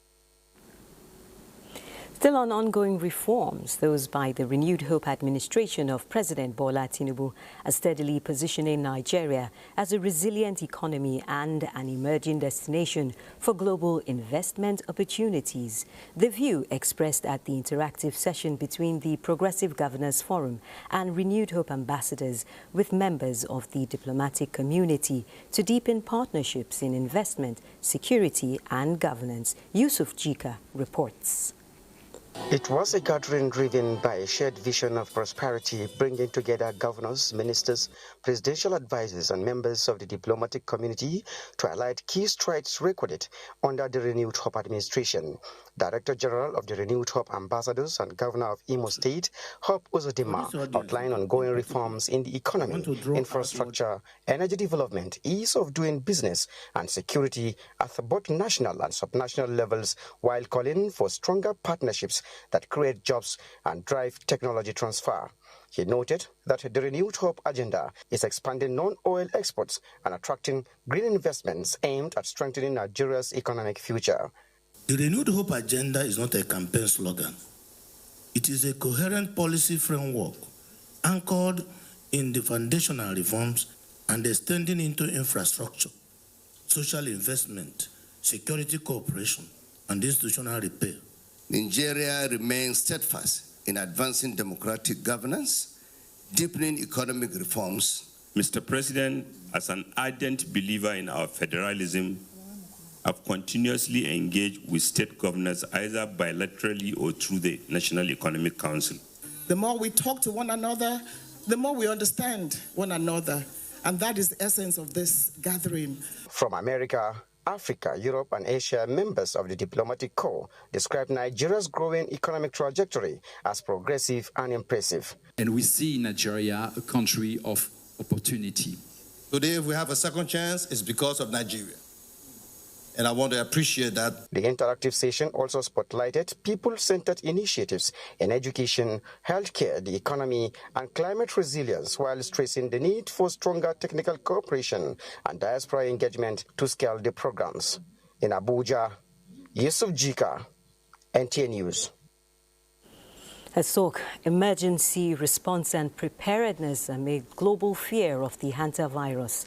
The federal government and its partners have taken steps towards strengthening the capacity of Nigeria's healthcare delivery system with the launch of the European Union support to public health institutes in Nigeria, the EU SPIN project. The £4.2 million project funded by the European Union will be implemented by the World Health Organization in partnership with the Federal Ministry of Health and Social Welfare. At the launch in Abuja, the Minister of State Health, Dr. Isiaq Salako, said it would improve the well-being of Nigerians, especially vulnerable populations. Effectively coordinate and deliver essential public health functions is a welcome development as Nigeria journeys towards transforming its public health system, enhance preparedness, and improve the health and well-being of all citizens. The European Union ambassador to Nigeria, Gauthier Mignot, and the WHO representative in Nigeria, Dr. Pavel Ursu, observed that the partnership reinforces commitment to health security and sustainable systems. The project for Nigeria is a €4.2 million investment. You can say not huge amounts, but sufficient to have a transformative effects. And this is my fifth point, and I think it's perhaps the most important one. Confrontation. And for public health, this is really, really very symbolic, and I will mention why. But also it comes at a pivotal moment for Nigeria. We know that the Nigerian health sector is undergoing a very important transformation underpinned by the leadership of the Minister of Health, by a very important sector-wide approach and a review mechanism. The next one is for Nigerian students waiting for admission into Nigerian universities. The Joint Admissions and Matriculation Board, JAM, in collaboration with heads of tertiary institutions and other stakeholders, pegged the minimum admissible cutoff for admission into Nigeria's higher institutions at 150 for universities, 150 for colleges of nursing, and 100 for polytechnics. The decision was taken during the 2026 JAM policy meeting in Abuja. Olainka Ojo reports. It is that time of the year again when anxious candidates wait patiently to know what becomes of them after sitting for the 2026 Unified Tertiary Matriculation Examination UTME. The minimum score is 150 to be admitted to any of our universities, both public and private. Addressing heads of tertiary institutions, the Minister of Education, Dr. Tunji Alausa, warns against admitting candidates outside the Central Admissions Processing System CAPS, declaring such admission illegal. Any institution found to have conducted admissions outside the centralized admission processes will be held accountable, and appropriate sanctions shall be applied without hesitation. It reflects our shared commitment to building an admission system that is merit-driven, inclusive, credible, and responsive to national development goals. He also notes that candidates with 4 credits can now gain admission into colleges of education, but must register with JAMB. While 16 years remains the minimum age for admission, the Registrar of JAMB, Professor Isha Koloede, assured that the board will continue to nip all forms of malpractice in the board. Because you are the gatekeeper, if you do anything, you will go to jail for it, even if your vice chancellor asks you to do it. So anything that you do not recommend to the VC, he cannot approve. And lessons learned from JAMB will greatly assist Sierra Leone in streamlining admissions processes across both higher education and technical and vocational education and training institutions. Some staff were honored for their bravery, dedication, and innovation in the discharge of their duties, as well as institutions that adhere strictly to JAMB's admission guidelines. Olayinka Ojo, NTA News. You're watching the Network News on NTA. Political updates and more reports in a moment. Stay tuned. An edition of the International Civil Service Conference demonstrated the value of collaboration between government and the private sector. ICSC 2026, themed Reforms, Resilience, and Results, returns as a premier platform for organizations seeking to engage with government, showcase innovation, and contribute to national development. Partners and sponsors will benefit from premium brand visibility, strategic networking opportunities, and direct engagement with decision makers, while gaining access to over 5,000 physical attendees from across the public sector and development community. ICSC 2026 will hold May 20th to 21st, 2026 at Eagle Square, Abuja. Organizations interested in partnership and sponsorship opportunities are invited to register their interest at icsc.ohcsf.gov.ng. ICSC 2026, where partnerships power reform and innovation drives results. In the beating heart of Owerri, business never sleeps. From sunrise to sundown, the wheels keep turning. And behind the scenes, vision meets action. Governor Hope Uzodinma's leadership has turned manifestos into reality, transformations that feel like a miracle. But progress needs peace, and in Imo, it's not left to chance. From land to sky to river deep, Guardians are watching, protecting dreams and opportunity. At Orashi's quiet shore, hydropower is rising, set to energize a growing economy. The change is visible. New roads emerge, industry hums, communities come alive. At the center, a digital revolution. 500,000 young minds trained each year to build the future. As Orashi rises, so does Imo and the hopes of a hard-working people. A new Imo is on the rise. For you, every day is day one. Day one for you to give 100. 100 on the tracks, on the road,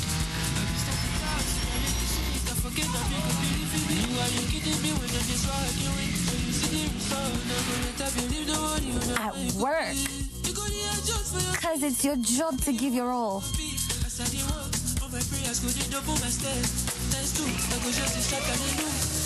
100 with the gang. And on the dance floor. Truth is, you're not wired to give less. Your future is now. So live it real, loud, full and free. You live it 100.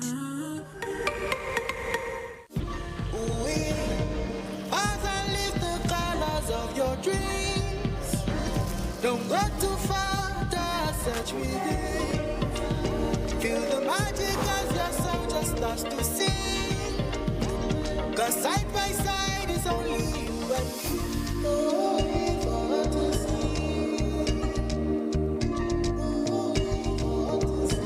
see. New look, same timeless performance.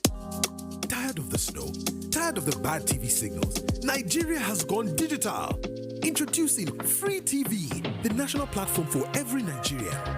Get 100 plus channels immediately. Sports, news, and entertainment in your native language with clear picture quality. Whether you're in the city or the village, our satellite signal reaches every corner of 36 states from day one. No monthly subscription, just a compatible decoder and you are set. It's a national asset built for you. Take the show on the road, download the free TV app and stream your favorite channels anywhere. Starting this May, scan to download the app or call 0700 388 7277. Free TV, digital TV for free. Brought to you by NBC. You're having a big promo here. Let me check. With purchases of the 10 million naira, you receive a free medical checkup. There's one more thing. Dining coupon from Istanbul Cafe and Restaurant. Sir, just a moment. You also receive complimentary facial cosmetic treatment. Also, a luxury cutlery set for your home. one final thing. Because your purchase is 10 million naira and above, you also qualify for our car prize draw. Wow. Only came here to buy furniture. Ventu Furniture. Oh, remember how mom used to wake up before everybody to make breakfast, iron our uniform, and surprise that woman with something special? Treasure Mom this 2026 with a trip to Zanzibar in the 3 Crowns Mom of the Year competition. Write a note using each letter in your mom's name and upload with a photo of 5,000 naira worth of 3 Crowns products on our website or at any of our collection centers. T's and C's apply. 3 Crowns Milk. Healthy moms, happy families.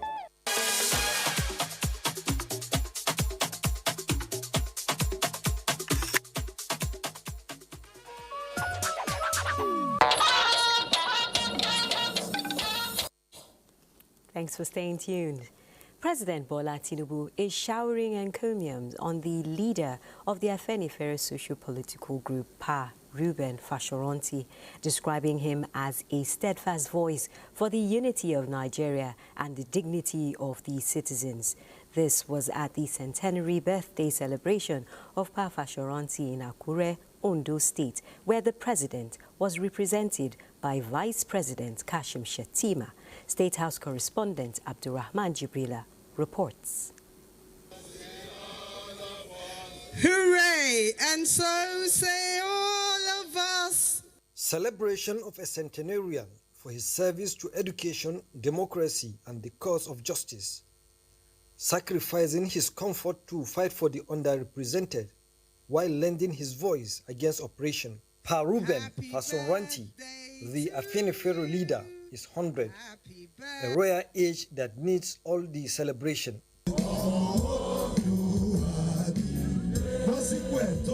Vice President Kashim Shettima noted that to have fought across time for the betterment of one's people and nation entails bearing scars that become badges of honor. Beyond taking part in defining the destiny of his people, beyond taking part in the politics of his people, and beyond helping to negotiate their dignity, their rights, and the dividends of citizenship due to them, what sets Baba apart is his uncompromising belief in education. I thank you for your service to education. We thank you for your service to democracy. We thank you for your service to the cause of justice. We thank you for the wisdom you have offered across generations. There are men whose lives merely pass through history, and there are men who define the moral character of their age. Pa Reuben Fashoranti belongs to the later category. He is one of those rare figures whose life has become synonymous with integrity, courage, discipline, and principled leadership. The celebrant's younger sister, Rachel Tubosun Falaye, spoke on his behalf. At this moment in our history, my heart's desire is that Afenifere, the house we've built together for the Yoruba people, remains one. Ogun State Governor Dapo Abiodun also presented a documented tribute to the celebrant on behalf of the people of Ogun State, describing him as an iconic Nigerian. And for us, one of the birthday gifts we are giving to you today is the naming of that first flyover across the express road. First flyover in Akure is named after your name, Pa Ruben Fashionati flyover connecting Oyargulem Shagari Rese to Akure as our birthday, one of the birthday gifts we are giving to you today. Vice President Kashim Shettima, on behalf of President Bola Tinubu, also inaugurated a landmark flyover project named after the celebrant, constructed by Ondo State government. From Akure, Abrahman Jibrila, NTA News. The special age indeed. Now let's talk women in politics. And as political activities gather momentum, a female senatorial aspirant on the platform of the All Progressives Congress, APC, Amina Zanna Ibrahim, is appealing to the party leadership to consider reserving the FCT senatorial seat for a female candidate. This is as the party strategizes ahead of its primaries. Amina Zanna Ibrahim made the appeal at the National Secretariat of the party in Abuja during the formal declaration of her intention to contest for the FCT senatorial seat. She is of the opinion that such a decision not only benefit the people of the FCT and promote women inclusion, but strengthen the party ahead of elections. The leadership of our great party to reserve the FCT seat for women. We want inclusion of the women and youth in our governance. A man cannot be a voice to women. So let a woman represent the women. And that is our message here. I know people's pain, I know their challenges, and I represent them. I'm here to represent them. Ibrahim says her aspiration is driven by a commitment to service, inclusive development, and effective representation. 1.4 national youth corps members, that should be 1.4 million national youth corps members, will be deployed for the 2027 general election.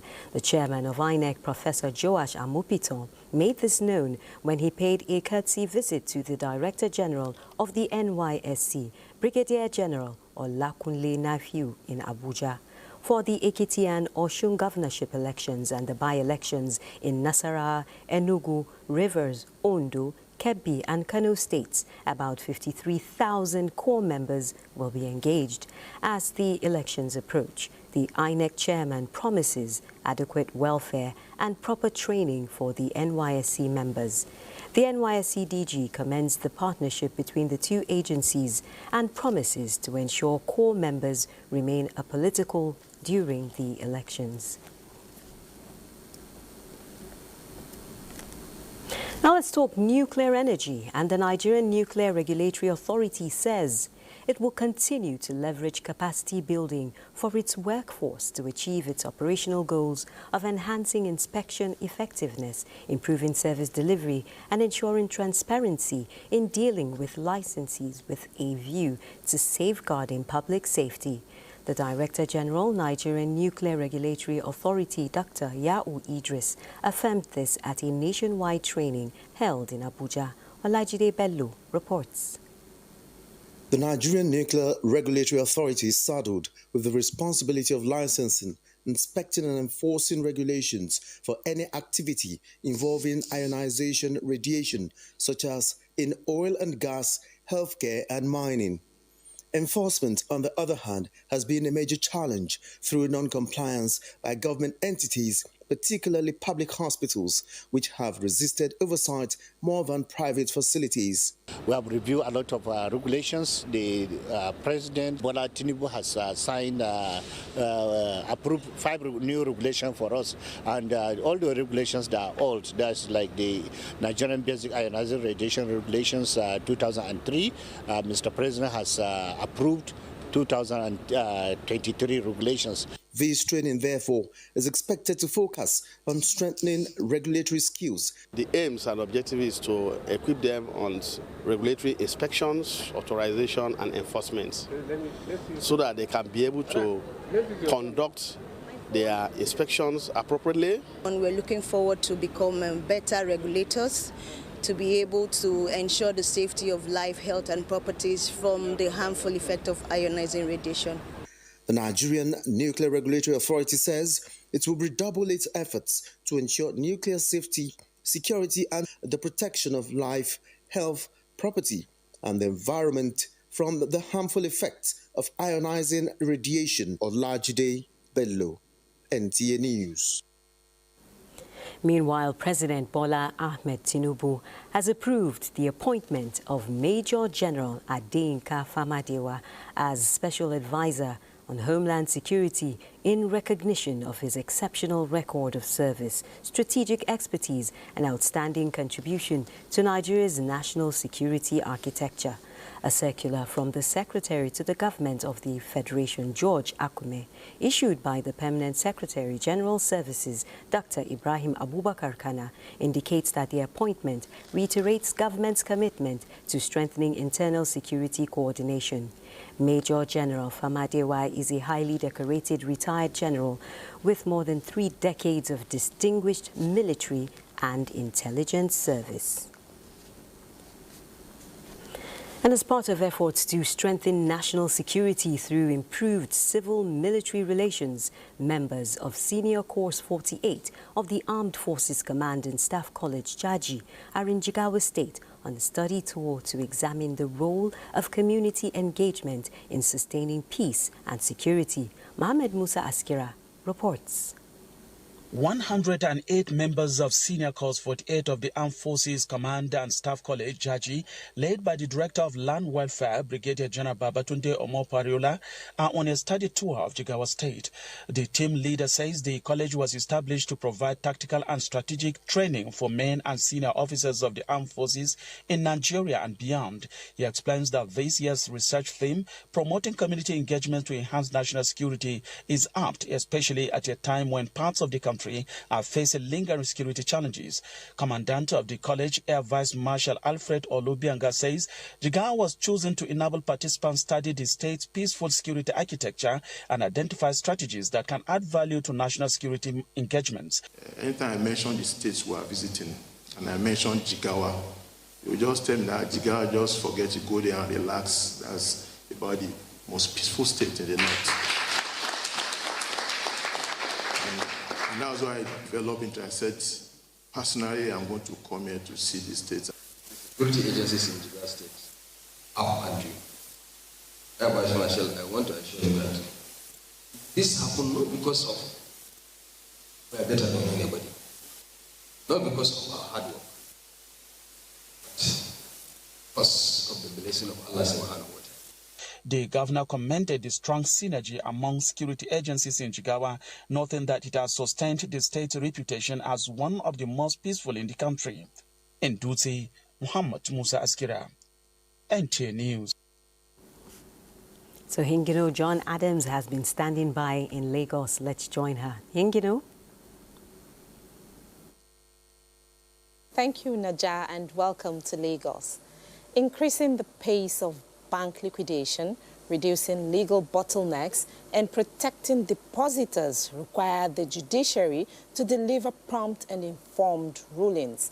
This is the crux of the 2026 sensitization seminar for justices of the Court of Appeal put together by the Nigeria Deposit Insurance Corporation and the National Judicial Institute to cut down protracted litigations and delays in a bid to strengthen depositor confidence and financial stability. Adiola Komiakere reports. It pleases your Lordship. This gathering is part of the NDIC strategic initiative to sensitize, engage, and strengthen collaboration with the judiciary, particularly the Court of Appeal, whose decisions significantly affect the effectiveness of bank resolution, liquidation, and deposit in Nigeria. Declaring the NDIC seminar open, President, Court of Appeal, Justice Monica Dongban-Manson, represented, said the collaboration will help enlighten the justices of the Court of Appeal on the peculiarities in cases involving financial institutions and matters. This series of interactions have no doubt assisted the judges in their decision-making. Justice Babatunde Adejumo noted that the appellate court occupies a critical position as its decisions contribute largely to the development of coherent and predictable jurisprudence in banking and financial regulation. And if judges are not carried along through conferences, workshops, and seminars, they will not be abreast of the changes in the law, the problems the banks are encountering, and how the NDIC is trying, the challenges NDIC itself is having in doing their work as given by the statute. NDIC's Executive Director Corporate Services, Emily Osuji, said the seminar underscores the responsibility of the judiciary in safeguarding public confidence in the financial system. We may have cases that are even before them. And when the lawyers make their presentations, they are not the lawyers. Lawyers come before them. So they are even more aware. Justice Muhammad Shaibu, Moses Fire, and Professor Ernest Ojukwu in their various paper presentations addressed deposit insurance and financial system stability, the judiciary as a critical stakeholder, as well as financial sector litigation and systemic risk. Adeola Komiakere, NTA News. And now talking housing, poor policy implementation, inadequate urban planning, rising population and the increasing costs of building materials have been identified as major factors fueling Nigeria's housing crisis. Stakeholders say addressing the growing housing deficit will require stronger government collaboration with the private sector and policies that make affordable housing accessible to ordinary Nigerians. Bolaji Akim reports. Housing remains one of the basic needs of every citizen, yet millions of Nigerians still lack access to decent and affordable shelter. Recent figures from the National Housing Data Technical Committee shows that Nigeria's housing deficit is estimated at nearly 15 million units, while more than 15 million housing units suffer structural inadequacies. Experts say the situation has contributed significantly to the growing number of slums and informal settlements in major cities and urban centers across the country. In the absence of willing developers to collaborate with government, what would typically happen is the development of slums, which is ungoverned and unstructured development environment. In the last 3 or 4 years, there has been more than 100% increase in the rental value of properties around Lagos State generally. Go to anywhere, even go to Ikorodu, go to Moweibafo, go to Surulere, the rate of house rents is too exorbitant. Over the years, successive administrations have introduced several housing schemes aimed at reducing the deficits. However, poor planning, inconsistent policies, inadequate funding, and weak implementation have continued to hinder meaningful progress in the sector. Determined to change the narrative, the present administration, under the Renewed Hope agenda, is introducing new mechanisms and partnerships to boost affordable housing delivery and reduce the growing deficit nationwide. You also have the Estates Program, which is how do we construct 250 to 500 houses in all the 36 states of the Federation. The government has started with 14 of those states. As the present administration continues to collaborate with the private sector, experts believe that the country will gradually overcome the housing challenges it is facing. In Lagos, Bolaji Akim, NTA News. That's it from here. Musa Abubakar is standing by with business news, but that will be after the break.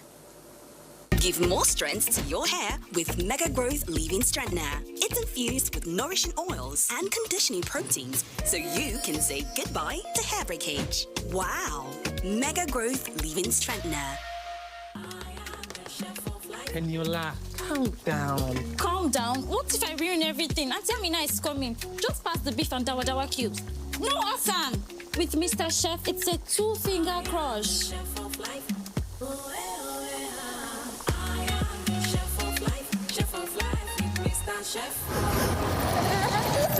Eniola, you've got this.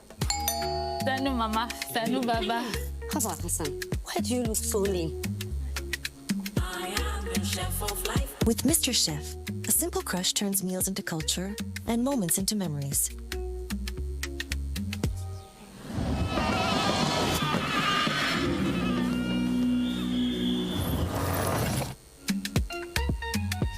is a true taste of home. And culture. Yeah. Mr. Chef, taste home, taste culture. Chef of life. Little body, big moves. Little brain, big learning. Your little child is eager to do big things. Every sachet comes with the nutrients they need every day. Made from natural grains, contains protein and fortified with iron to support their physical growth, learning, and development. So you can fully enjoy your little one's big moments of growth. Good, tasty food is worth living for. Worried about your oil? Every time you enjoy your favorite meal? Introducing Smart Balance. Smart Balance Rice Bran Oil is rich in Gamma Original. Golden Terra Smart Balance Oil reduces bad cholesterol. Oh, for this small thing, you never hear say on top smart cash, you don't go pay any shishi. Do am now, my pikin do am for me sharp. If true say smart cash no charge you, see you under your nose. Make something do it. No matter the transaction, smart cash no go charge you shishi. Whether na airtime or na data you buy, or you want pay for your light or na cable bill, na zero charges for smart cash. This one no be cho. Work is day. Make yourself download smart cash app or dial *939#.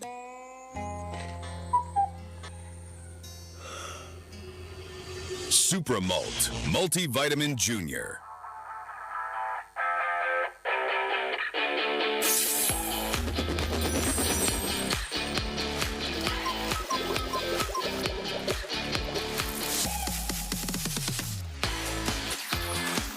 Supramalt Multivitamin Junior. Being mommy simplified. We don't like to eat better.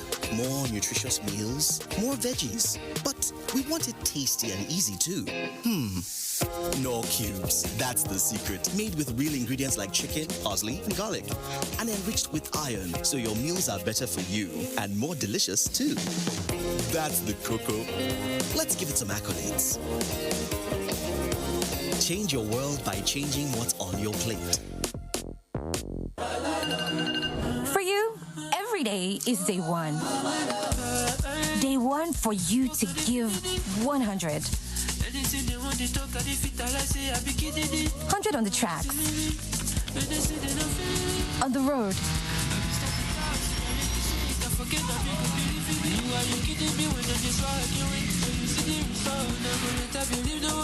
At work. Because it's your job to give your all.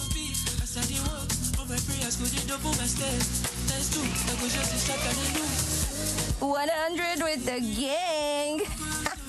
And on the dance floor. Truth is, you're not wired to give less. Your future is now. So live it real, loud, full and free. You live it 100. With a splash of Golden Terra oil, mums make every dinner a grand family celebration. Her care nourishes you from within.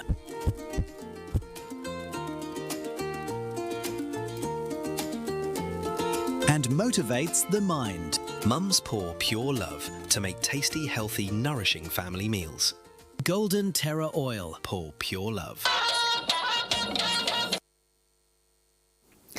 You're still watching NTA Network News. Let's now talk business. Oil prices settled nearly 3% higher on Monday after U.S. President Donald Trump said the ceasefire with Iran was on life support, raising fears of prolonged tensions in the Middle East and continued disruption along the Strait of Hormuz.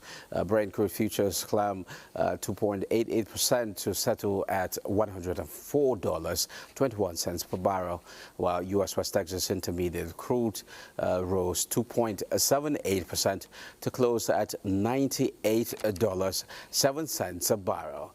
During the trading session, Brent crude touched a high of $105.09, while WTI reached an intraday peak of $100.37 amid heightened concerns over global oil supply.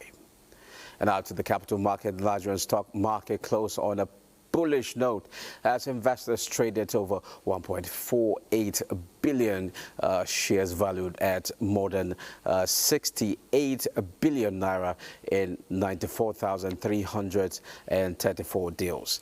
At the close of trading, the all-share index gained momentum to settle at 250,481.42 basis points, reflecting sustained investor confidence and renewed activity across key sectors of the market. Market capitalization also appreciated significantly to close at 160.25 trillion naira, underscoring improved valuation of listed equities on the exchange. Analysts say the strong market turnover and increased trading volume indicate a continued interest in fundamentally sound stocks, particularly within the banking, industrial, and consumer goods sectors.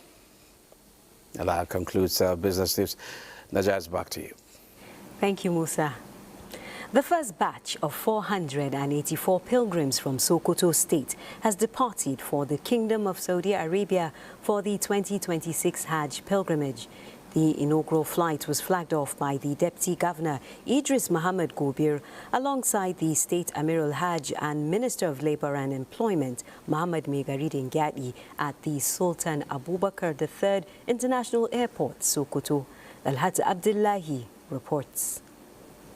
On board the aircraft were 484 pilgrims drawn from Tambol, Shagali, Wamako, Isa, Sabon Birni, Dangeshuni, and Tureta local government areas of Sokoto State. Addressing the pilgrims before their departure, Governor Ahmed Aliyu represented urged them to be worthy ambassadors of Sokoto State and Nigeria. The governor reassured the pilgrims of the state government's commitment to their welfare, both at home and in the Holy Land. I'm calling on you to abide by the rules and regulations of the Kingdom of Saudi Arabia, and also to be a good ambassador of Sokoto State and the nation at large. Minister of Labour and Employment and leader of the 2026 Sokoto State Hajj delegation, Muhammadu Megaridin Gadi, expresses satisfaction with the level of preparations made in the areas of accommodation, feeding, transportation, and healthcare services aimed at ensuring a smooth and hitch-free Hajj operation. And calling on you to pray for peace and peaceful coexistence in Nigeria, and also to pray for our leaders.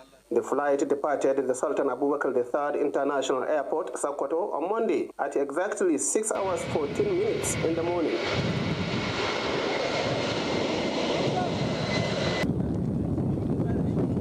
In Sokoto, Dalhatu Abdullahi, NTA News. And for those who don't know, Amir al-Hajj is the commander of the pilgrims or chief pilgrim responsible for welfare. We'll take a break and return with sports updates. Stay tuned.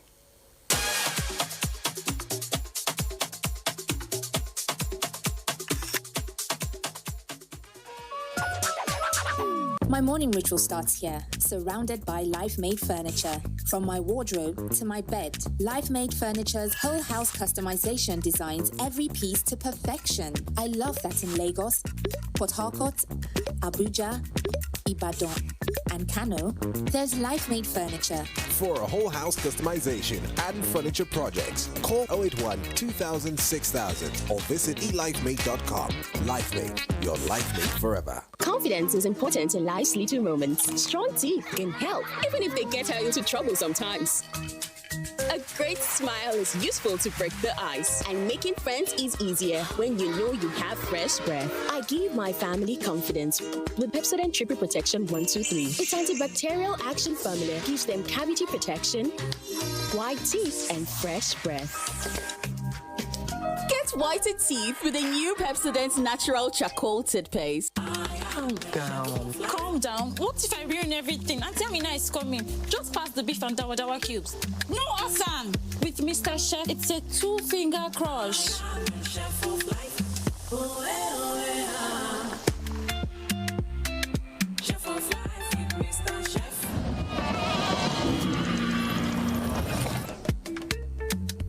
This is the true taste of home and culture. Chef of life. My baba, they always say, for market, every day gets your own wahala. Sometimes people go on scam you. But Baba say, no be by gra. You must cool down, dey sharp. Because with OPay payment, your money go enter sharp, no story. But inside market, anything fit happen. One day, we no see phone again. My Baba remember OPay USSD lock, dial *955*131#. Baba press am, lock account. From market woman to driver, from small boy to big man. Now OPay, they protect people like us. My Baba fit sell, press phone, collect POS, and still they teach me price. And when they don't tire, go just tap OPay night guard. We no fear for this our hustle life. Now OPay be the people payment shield. With Nivea Dry Deo, you can keep moving forward in life with confidence. Nivea Dry Deo. Derma 72-hour active protection against sweat and odor with 0% alcohol to prevent irritation. Stay dry and fresh all day long. Skin is for moving forward, Nivea is for skin. Your favorite Nivea Deo, now in a smaller pack size.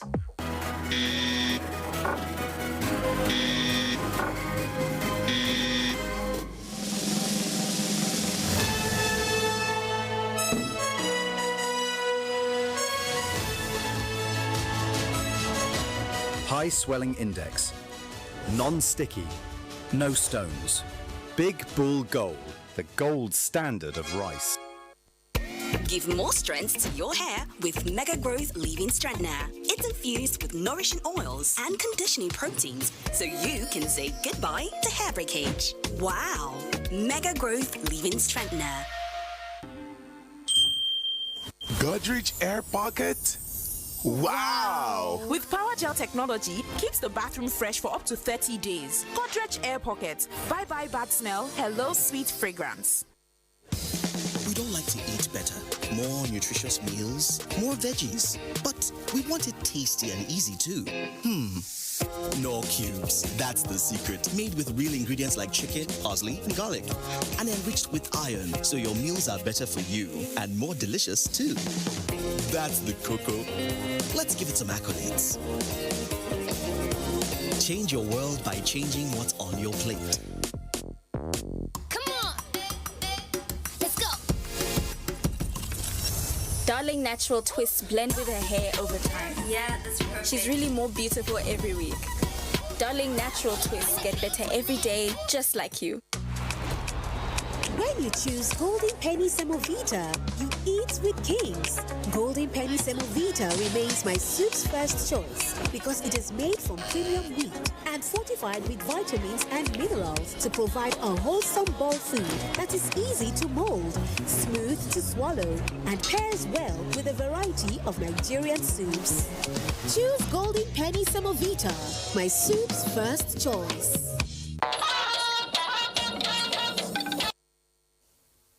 Hello and welcome to Sports Update. Now, the maiden Nigerian Heads of Paramilitary Ringo tournament has ended in Abuja. After 3 weeks of competition to herald the 2026 National Sports Tourism Conference and Exhibition, the event showcased revival of Ringo in Nigeria, a sport that gained popularity in the 1970s before fading from the spotlight. Participants who represented various paramilitary agencies displayed impressive skill and tactical ability during the tournament. At the end of the competition, the Nigerian Customs Service emerged champions. Nigeria Immigration Service finished second, while the Federal Fire Service placed third. I have been doing all the best I can to revive the Ringo sport, and it culminated in the organizing of this tournament. so as to create the needed awareness. For me, this actually brought back kind of memory. I remember when I was in the secondary school, that was the last time I actually saw this game being played. It's a good thing that somebody take responsibility upon himself to make sure that they revive this the Ringo sport and make it more popular. To football, the Zimbabwe Football Association has announced the Warriors squad for the 2026 Unity Cup, with head coach Keitano Tembo selecting a 24-man squad dominated by foreign-based players, as only 2 local-based stars made the list. The team is led by Captain Marvelous Nakamba, who plays for Sheffield, while assistant captain Marshall Munesi returns to the squad after being absent for 5 months. Zimbabwe will face the Super Eagles of Nigeria in the first semi-final on Tuesday, May the 26th, 2026. To tennis, Coco Gauff overcame a challenging match against Iva Jovic, coming back from a match point to win 5-7, 7-5, 6-2 and secure her spot in the women's quarterfinals.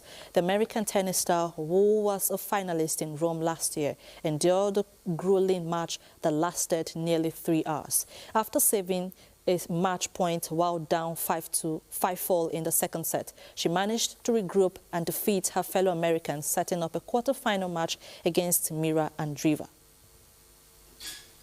That's a spot. It's back to you, Neja. Thank you very much, Francisca, for those updates. Let's see what the weather has in store for Tuesday. Hello, welcome to Tuesday's weather forecast. The atmosphere is expected to be mostly calm, with a mixture of clouds and sunshine to sunny skies in the northern states. But as the day progresses, moisture influx and atmospheric instability will trigger thunderstorm activities in parts of Taraba, Plateau, the Federal Capital Territory, Benue, the southeastern and the south-south region. And let's talk about temperatures. In the southern parts of the country, temperatures are gradually dropping. This is due to continuous rainfall activities in the region. In contrast, it's expected to be intensely hot in the northern states, particularly in parts of Borno and Yobe, where temperatures are peaking at 44 degrees Celsius. We advise remain well hydrated and wear light breathable clothing. That's the forecast. I am Theodora Itzum. Thank you for watching.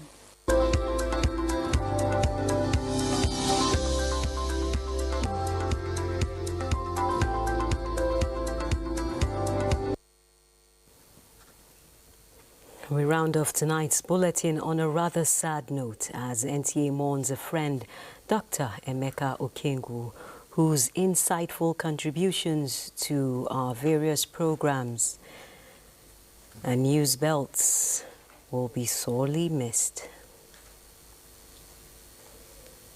There are people who are within that age bracket that have PhDs, okay, that got married. Like in my own case, I got married at 27. Okay, I'd finished my master's at 26. So by 27, I wasn't a youth in that context. Okay, I was a father, I was a husband, I was an adult. And now a great-grandfather. Okay, and now a grandfather.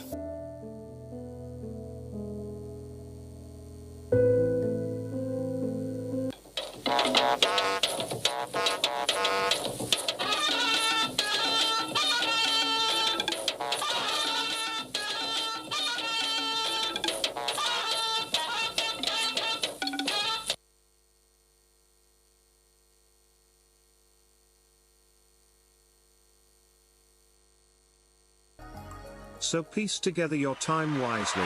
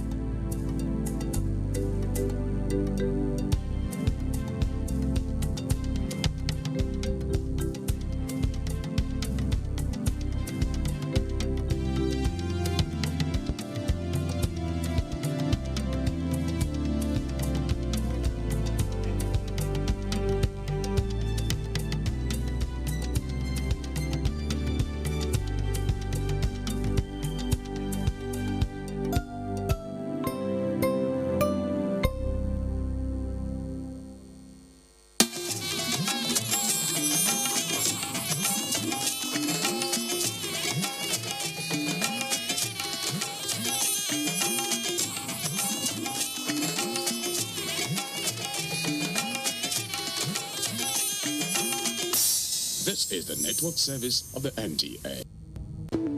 The Advertising Practitioners Association Kano will confer an award of excellence on the Executive Governor of Kano State, Alhaji Abba Kabir Yusuf, at the closing dinner of the 2026 Summit on Advertising and Marketing Communications. This honor recognizes his visionary leadership in establishing the Kano State Signage and Advertising Agency, the first of its kind in the Northwest, and his Kano First policy initiative. Other awardees include the Director General Archon, Dr. Olaneko Fadalapo, the Director General NTA, Alhaji Salihu Abdulhamid Dembos, former Registrar and Chief Executive Officer Archon, Alhaji Garba Billo Kankaruchi, and the Chairman of Amasco Group, Alhaji Mustafa Ado Muhammad.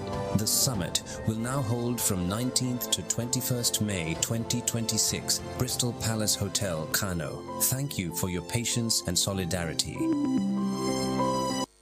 The prestigious NTA Television College, widely recognized for its professionalism and excellence in media training, has achieved another significant milestone. In addition to its existing affiliation with Ahmadu Bello University Zaria for the award of a degree in mass communication, the college has now received official approval from the National Board for Technical Education, NBTE, to commence National Diploma, ND programs in mass communication and multimedia. Additional programs are also in progress. Admission requirements: a minimum of 5 O-level credit passes in relevant subjects. For National Diploma ND programs, minimum JAMB admissible score of 100. For degree programs, recommended JAMB score of 180 and above. This is a great opportunity to become part of the college's growing legacy in media and broadcast education. For more information, visit our website at www.ntatvc.edu.ng or call these following numbers: 0803-838-4343, 0806-980-9897. Announcer Management.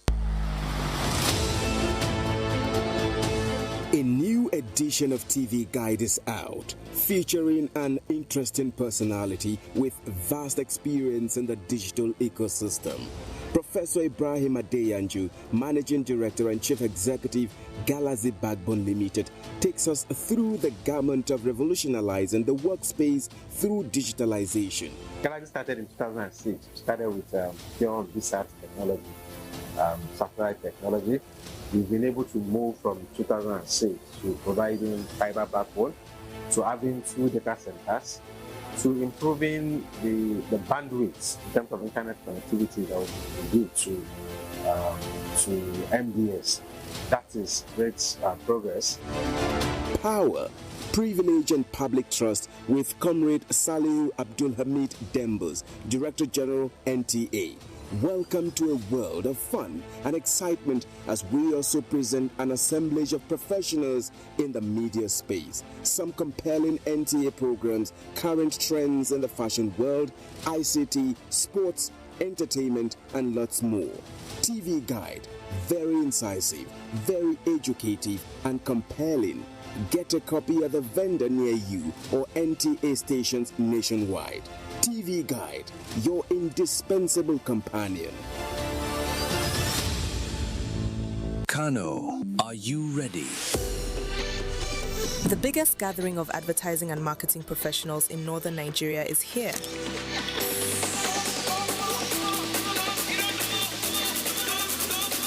The Advertising and Marketing Communications Summit 2026. The summit will now hold from 19th to 21st May 2026, Bristol Palace Hotel, Kano.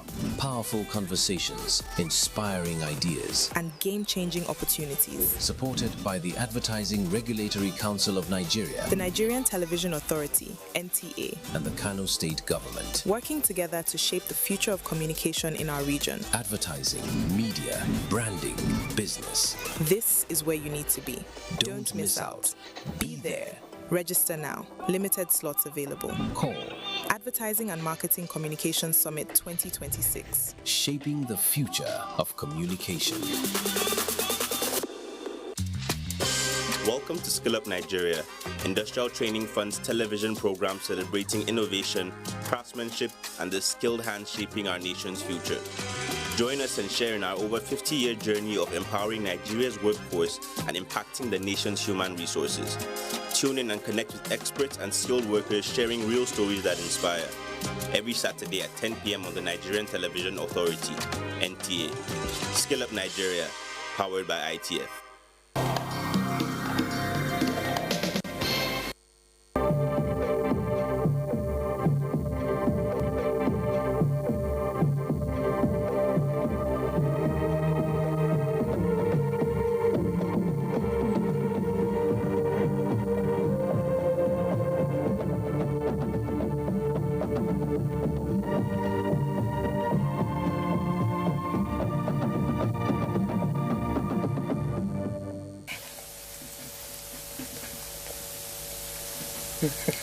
No, don't touch your TV. There is nothing actually wrong with your TV set. I tried to pull a little stunt there because I'm talking about communication today. And communication, you know, can come in various forms. You're talking verbal and non-verbal communication. Verbal would include the use of languages. Yep. Sounds and so on. Non-verbal communication will be like something I just did, the use of gestures, use of symbols, and so on. Can you imagine our lives without any form of communication attached?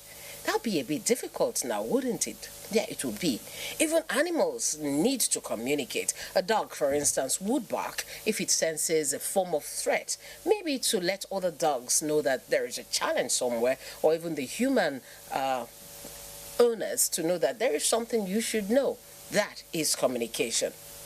All over the world, we have languages. A lot of people have their different languages that they work with.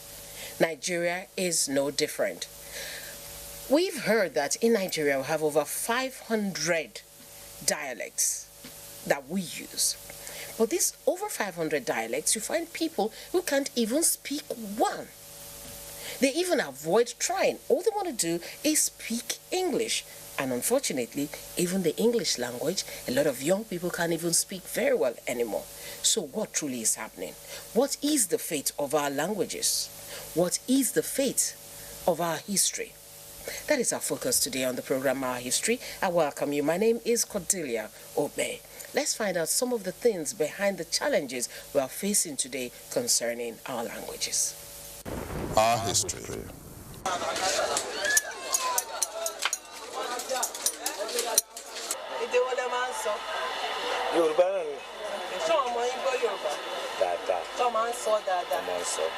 Hello. Hello.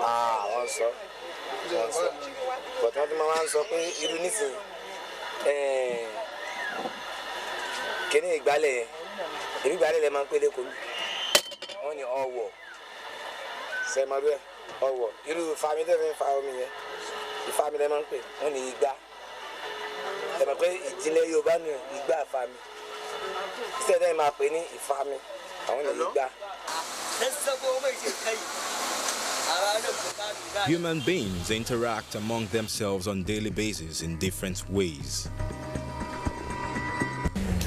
Things are not really moving the way it should.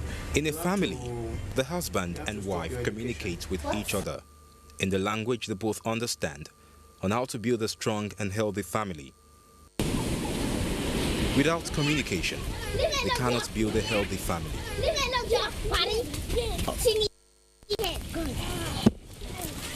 Communication is said to be a process of transferring information from one place to another, or from one person to another, through a channel with possibilities of getting feedbacks.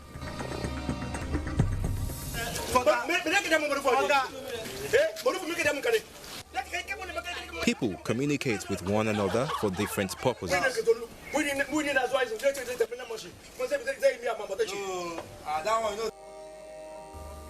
It can be in form of sign language, body language, facial expression, use of telecommunication, and the internet.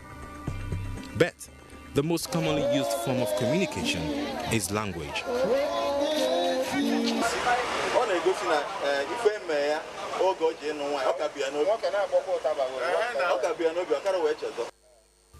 Language can be in form of using words spoken with the hand gestures and sometimes structured with grammar. Every community adapts to different dialects to communicate with one another. However, each language is unique to the people who express themselves in it. Language is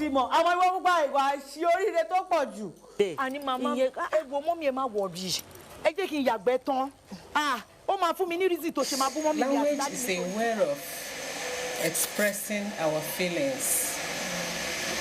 It is a system anyway. It's a systematic way of using words, signs, or symbols to express our thoughts and feelings.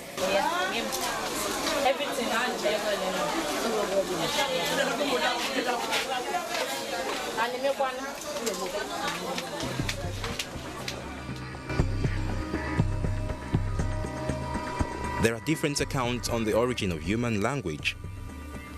The earliest accounts evolved from the Bible, which states that in ancient times, man had a universal language, which was confused and became diversified at the Tower of Babel. While the natural evolution hypothesis holds that at some point in their evolutionary development, humans acquired a more sophisticated brain which made language invention and learning possible. God gives languages. There's some languages that we can call artificial languages, and these are languages like Pidgin and Creole. When Pidgin develops to a certain extent, that it's established in a society, recognized by the government, it becomes Creole. We have Creole language in Cote d'Ivoire, and we will have some in Sierra Leone. And even the Pidgin in Warri is almost becoming a Creole language now.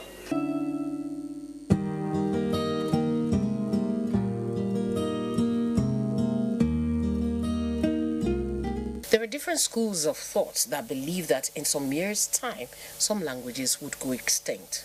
And come to think of it, some languages have gone extinct. Whose fault? If you go into some homes today, you'll find the parents talking to the children in their dialects. And then, in replying, the children reply in English. In some homes, you hear the parents say things like, "No speaking in vernacular." In some schools, if you speak vernacular, you will pay a fine. So where do the children speak their languages? Whose fault is it? Is it the fault of the parent, or the fault of the children, or the society generally? Let's find out. Our history.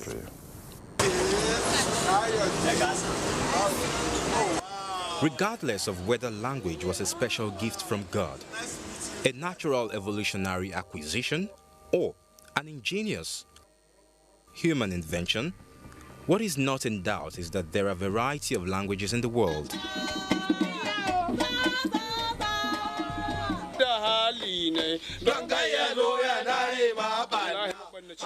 And although many languages are different from one another in lexis and structure, all languages are said to possess the same creative potential.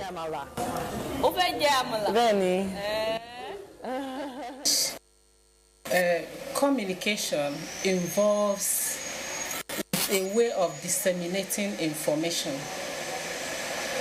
It involves more than one person. It involves up to 2 or 3 people, and in communication there must be a feedback.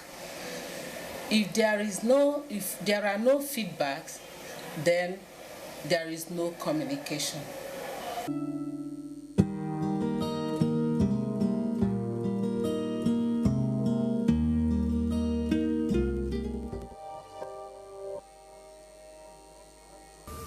Nigeria, a country in western part of Africa, has over 521 spoken languages.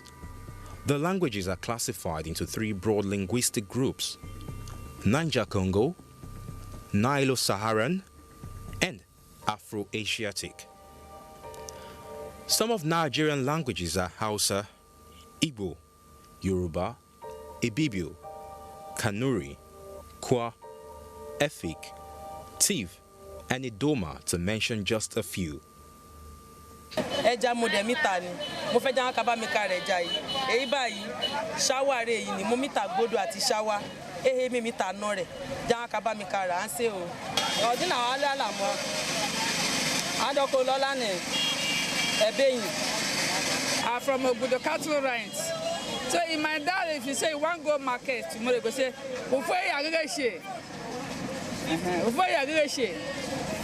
that's I'll go market tomorrow. People in the rural communities speak their dialects more than the people in the cities who adopt English language, the main spoken language. My little daughter is 2 years old. I make sure I don't speak English to her, but I found out that she's already speaking English. And I used to ask the mother, who is teaching this girl English? She said she doesn't know. She said, Daddy, stand up. Daddy, come. And who is teaching you English? She understands Yoruba, fine. But my point is, I feel that the problem is not just from the parents, the society. You know, children acquire the language of the society as the N1, as the first language. Blame the parents as well, because it is the language that you use for your child in the home that child will grow up to speak. So looking at what is obtainable these days, parents sees it as a sophistication, as in, speaking English to our children, so that people will feel that, yes, in fact, they kind of relate speaking of English and being educated. As in, if you cannot speak English, that means you are not educated. So parents try to, force their children to learn English first. And we know that the mother tongue matters so much. That is the language of, the first language of communication that a mother uses for the child. If you use English as your mother tongue, that child will grow up speaking that English. But if you use your indigenous language as your mother tongue in the home, the child grows up, speaking that indigenous language. You don't want your children to be speaking Yoruba in school when others are speaking English. So you also want your children to learn how to speak the language of the society now. And I'm afraid, I think the language of the society now is gradually becoming hybrid. Not even the English that we're talking about now, hybrid, because it's a mixture of Yoruba and English. In some Western countries like Finland and Netherlands, one cannot study or work there without understanding their native languages. This shows their interest and love for their mother's tongue. But here in Nigeria, most homes hardly communicate fluently in their native dialects. Some families have adopted English language or Pidgin as their major spoken language. In our schools, language teaching is not taken serious, even though it is in the school curriculum. What can be attributed to all these changes in our society today?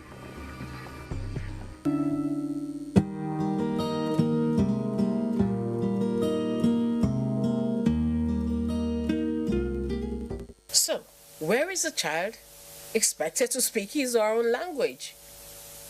In heaven. Now, whose fault is it? Is it the child's fault? Is it the parent's fault? Or is it the fault of the school? Or is it a general societal problem? Whose fault is it? Our history. I can only hear, but I don't speak too much.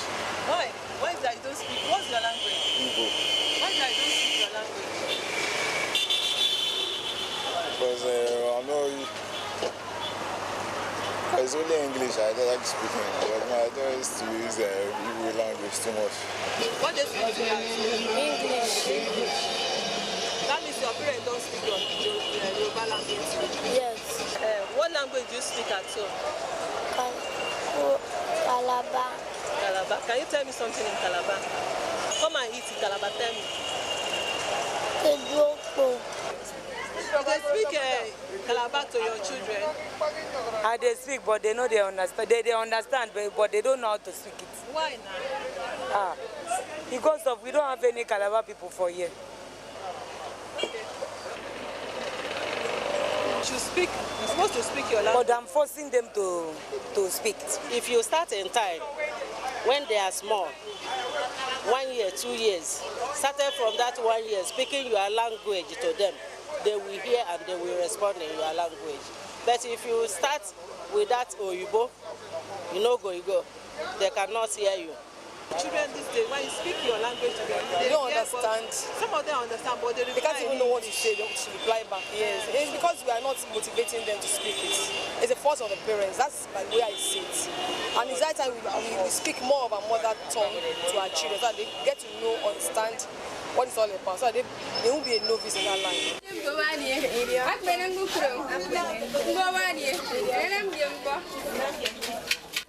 One's native dialect or language is said to create a form of communal love.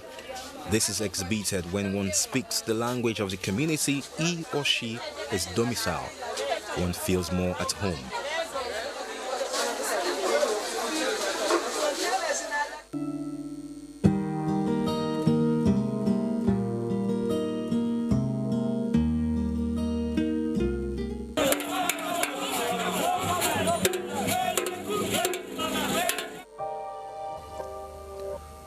Our native languages preserve our cultural heritage, as there are some ideas that cannot be expressed in English or any other foreign language. For instance, some Nigerian proverbs cannot be literally translated to English language.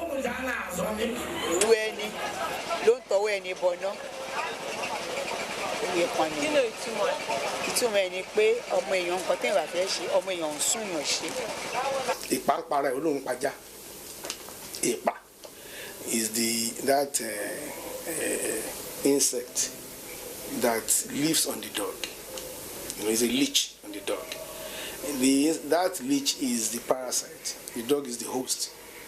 So, but as the leech is feeding on the dog, he thinks erroneously that he's killing the dog, not knowing that when the dog dies, it will follow. You see, what we are doing, at the end of the day, would be problematic to all of us. We think we are big people, yes, we are elite, speak good English. Some will even want to speak like the Englishman, which is not possible. Some will even, if possible, change their complexion, change their hair, change everything. But we can never be there.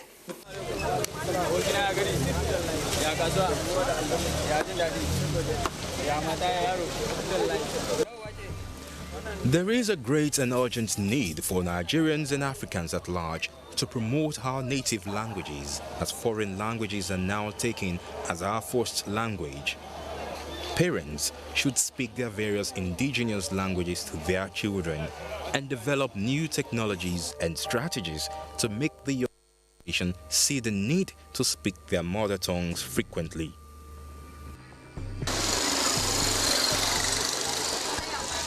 Why can't we also make our native language one of the compulsory criteria for gaining admission into our higher institutions of learning?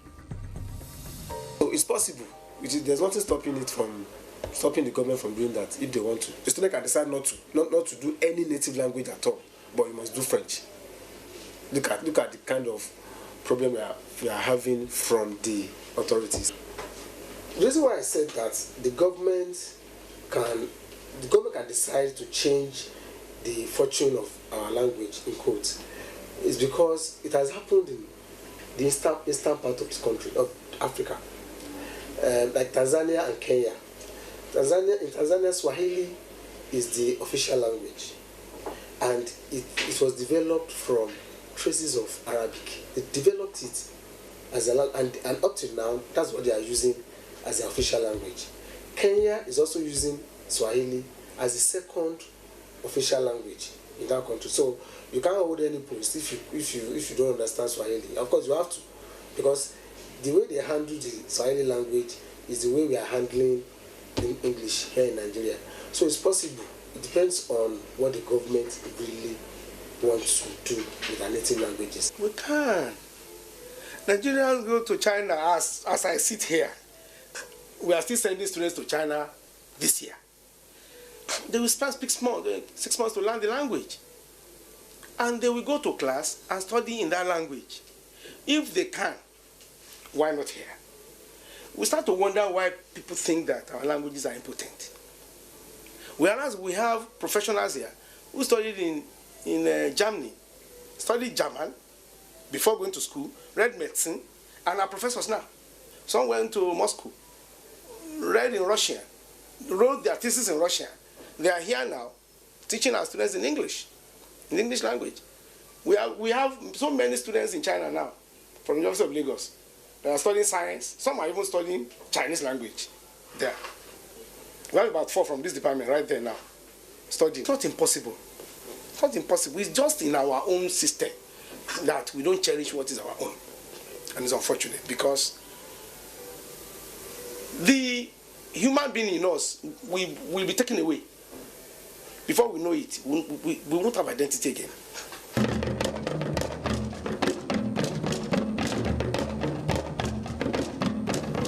We need to know our roots.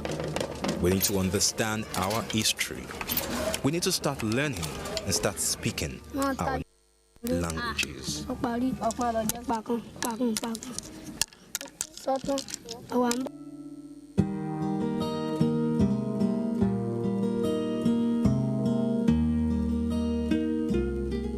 I'm sure you've seen a lot and heard a lot. And the fact that there's an urgent need for us to, pay close attention to our culture, especially our languages. Our children can't even speak any.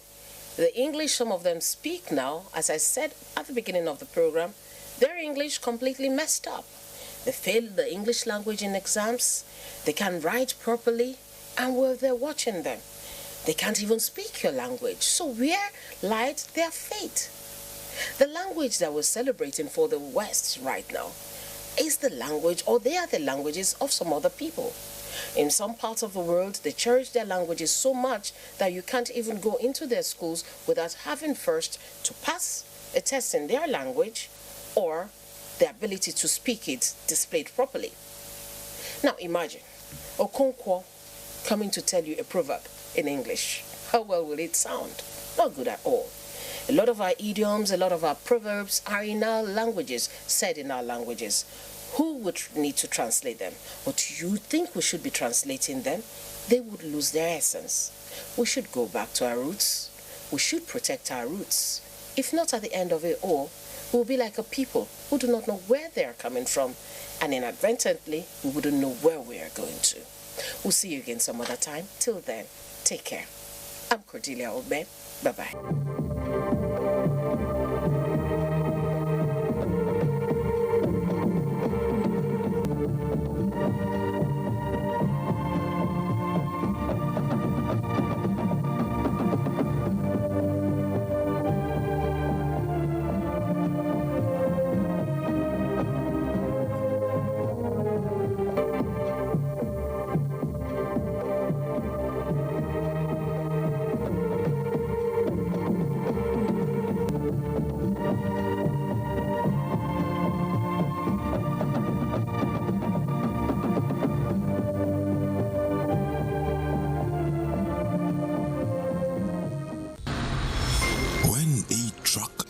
Its load, when a fuel-laden tanker falls after a road accident involving valuable cargo, let's not see this as time to steal or loot.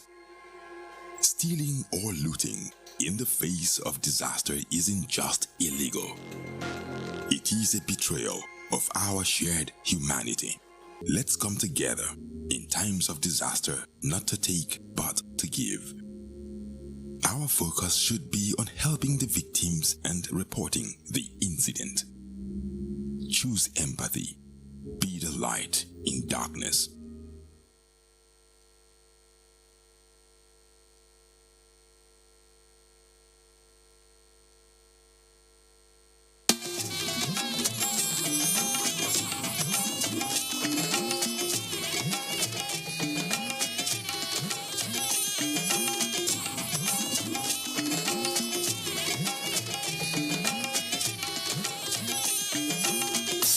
This This is the network service of the NTA.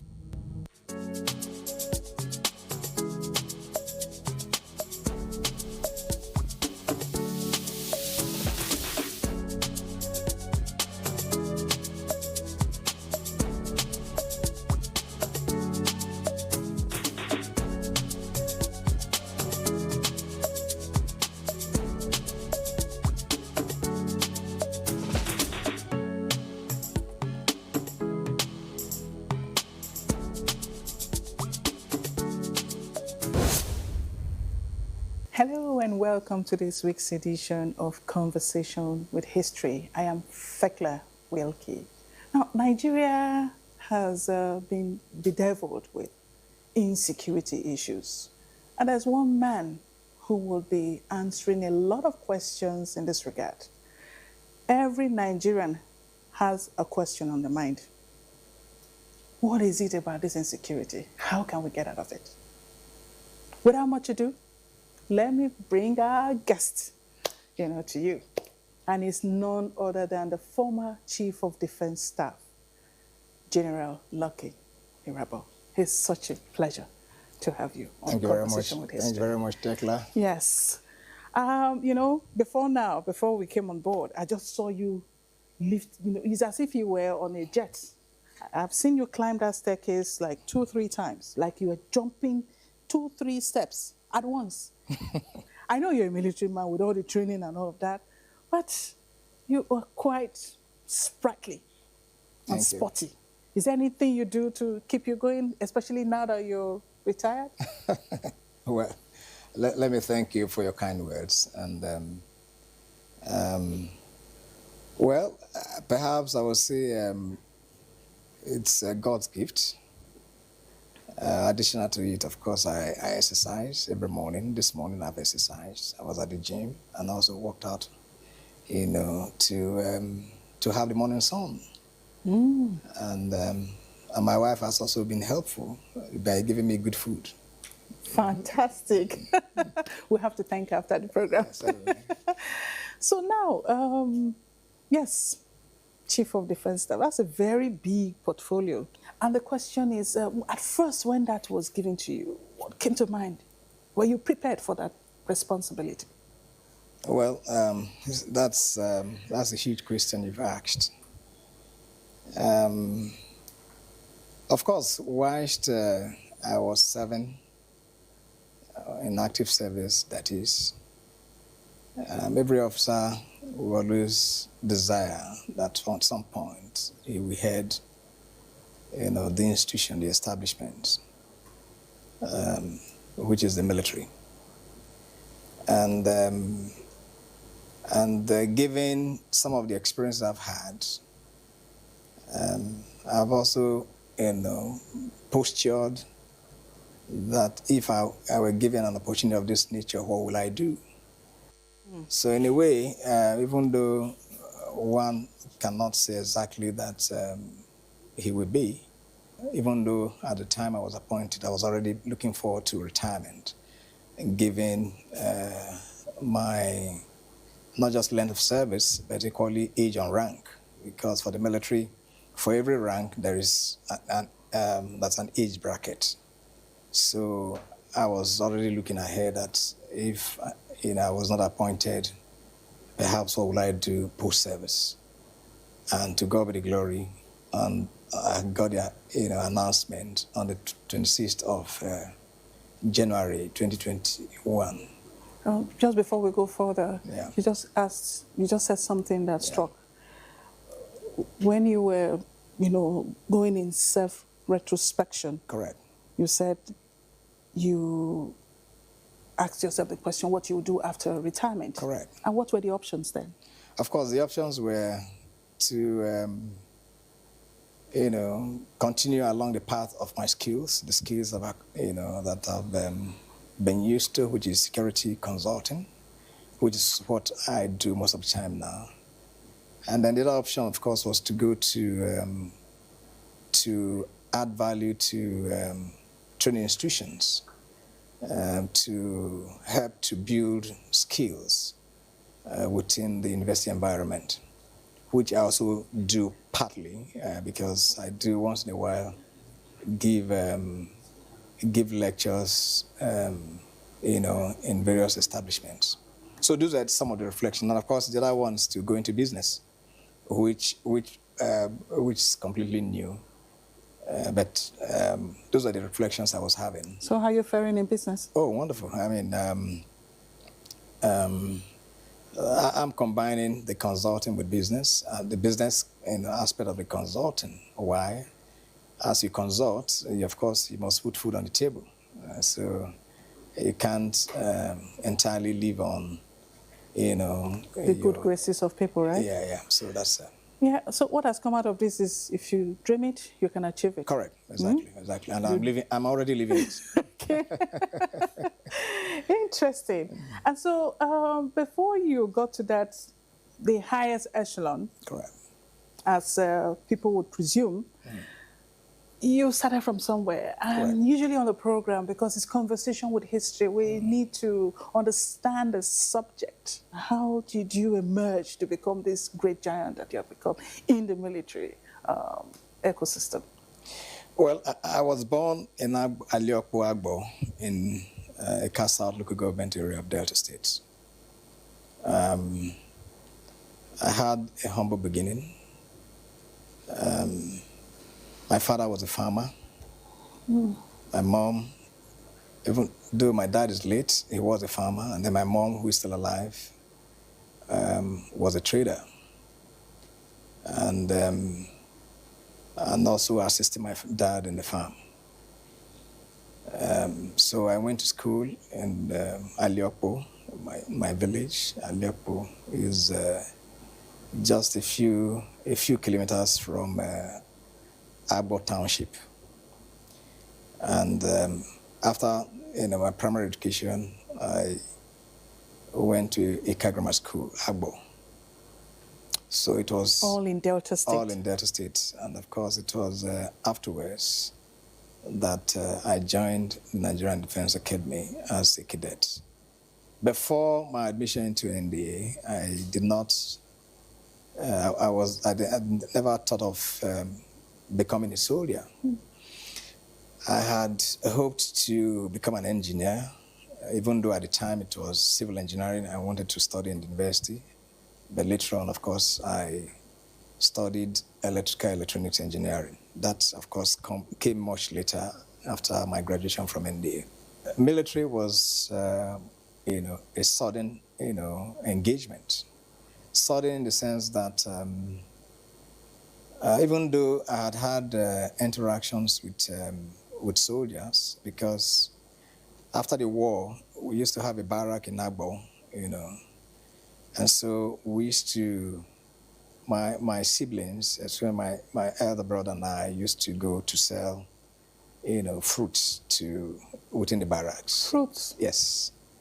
And so I had, that kind of boyish knowledge of soldiering. So it's not something I wanted to do.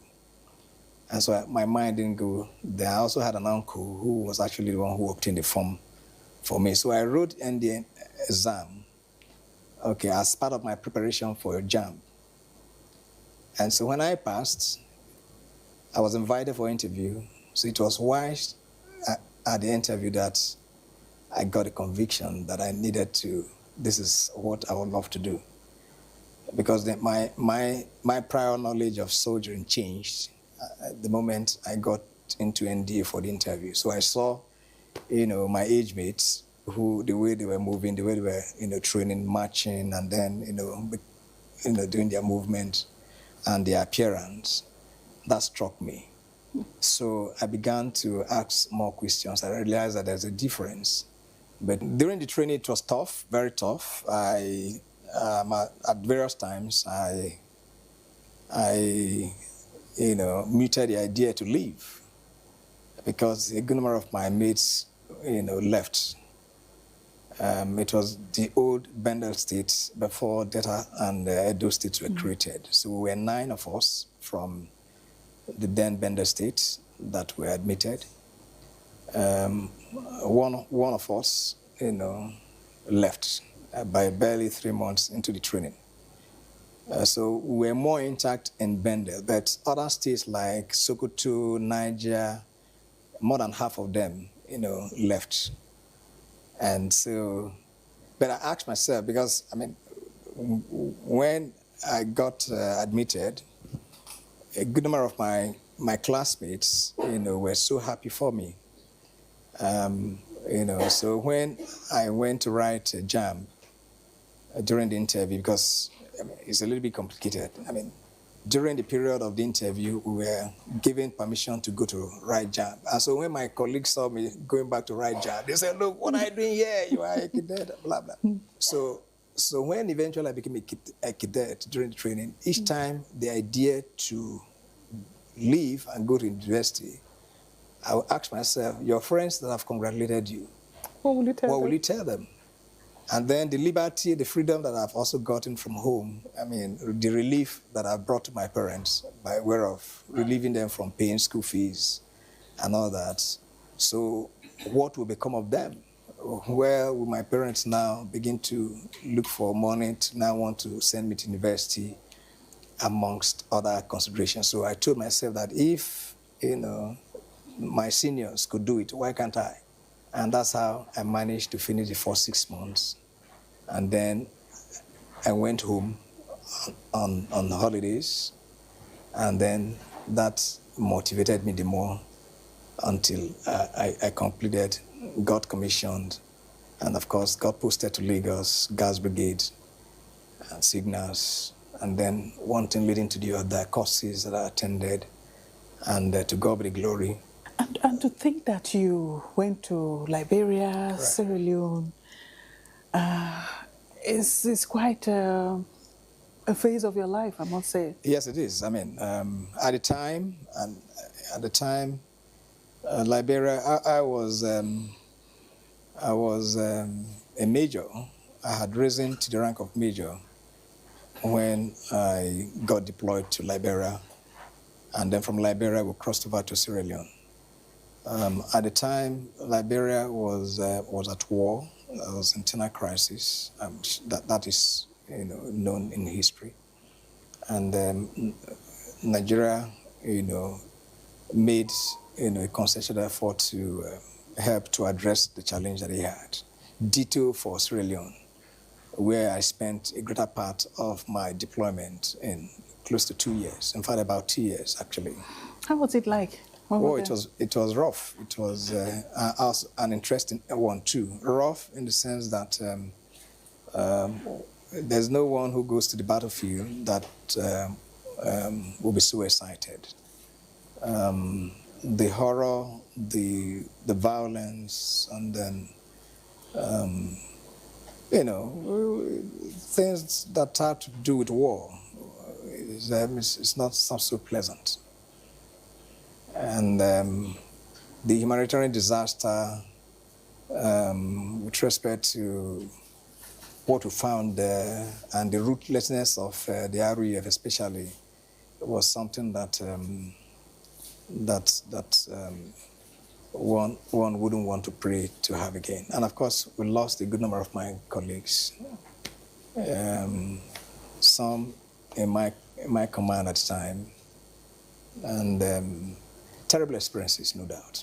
But with benefit of hindsight, also helped me to address some of the problems in later years when it became necessary. How did you feel? I mean, Charles Taylor was one figure that was, each time you talk about that ECOMOG mission, Charles Taylor was one person that featured prominently in the conversations. And to think that that man who inflicted that much of what he did, was now being sheltered in Nigeria, how did that make you feel? No, well, usually wars generally do not end in the battlefield. Wars must always end on the dialogue table. And so to that extent, you cannot fault whatever plan that the then government of Nigeria made to first shelter him, Because what's more important is peace. First and foremost, create the conditions for peace to return. Thereafter, questions can be asked. And I think that with benefit of hindsight, that the right questions were asked, and Chancellor actually went to prison.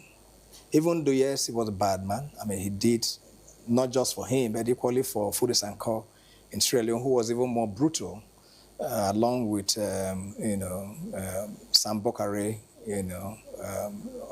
otherwise known as Mosquito, so they were more brutal because, I mean, the case of short sleeve and long sleeve, I'm sure you are... Yes, you are amputation, take off your hands. Yes, right there, and then, dangling.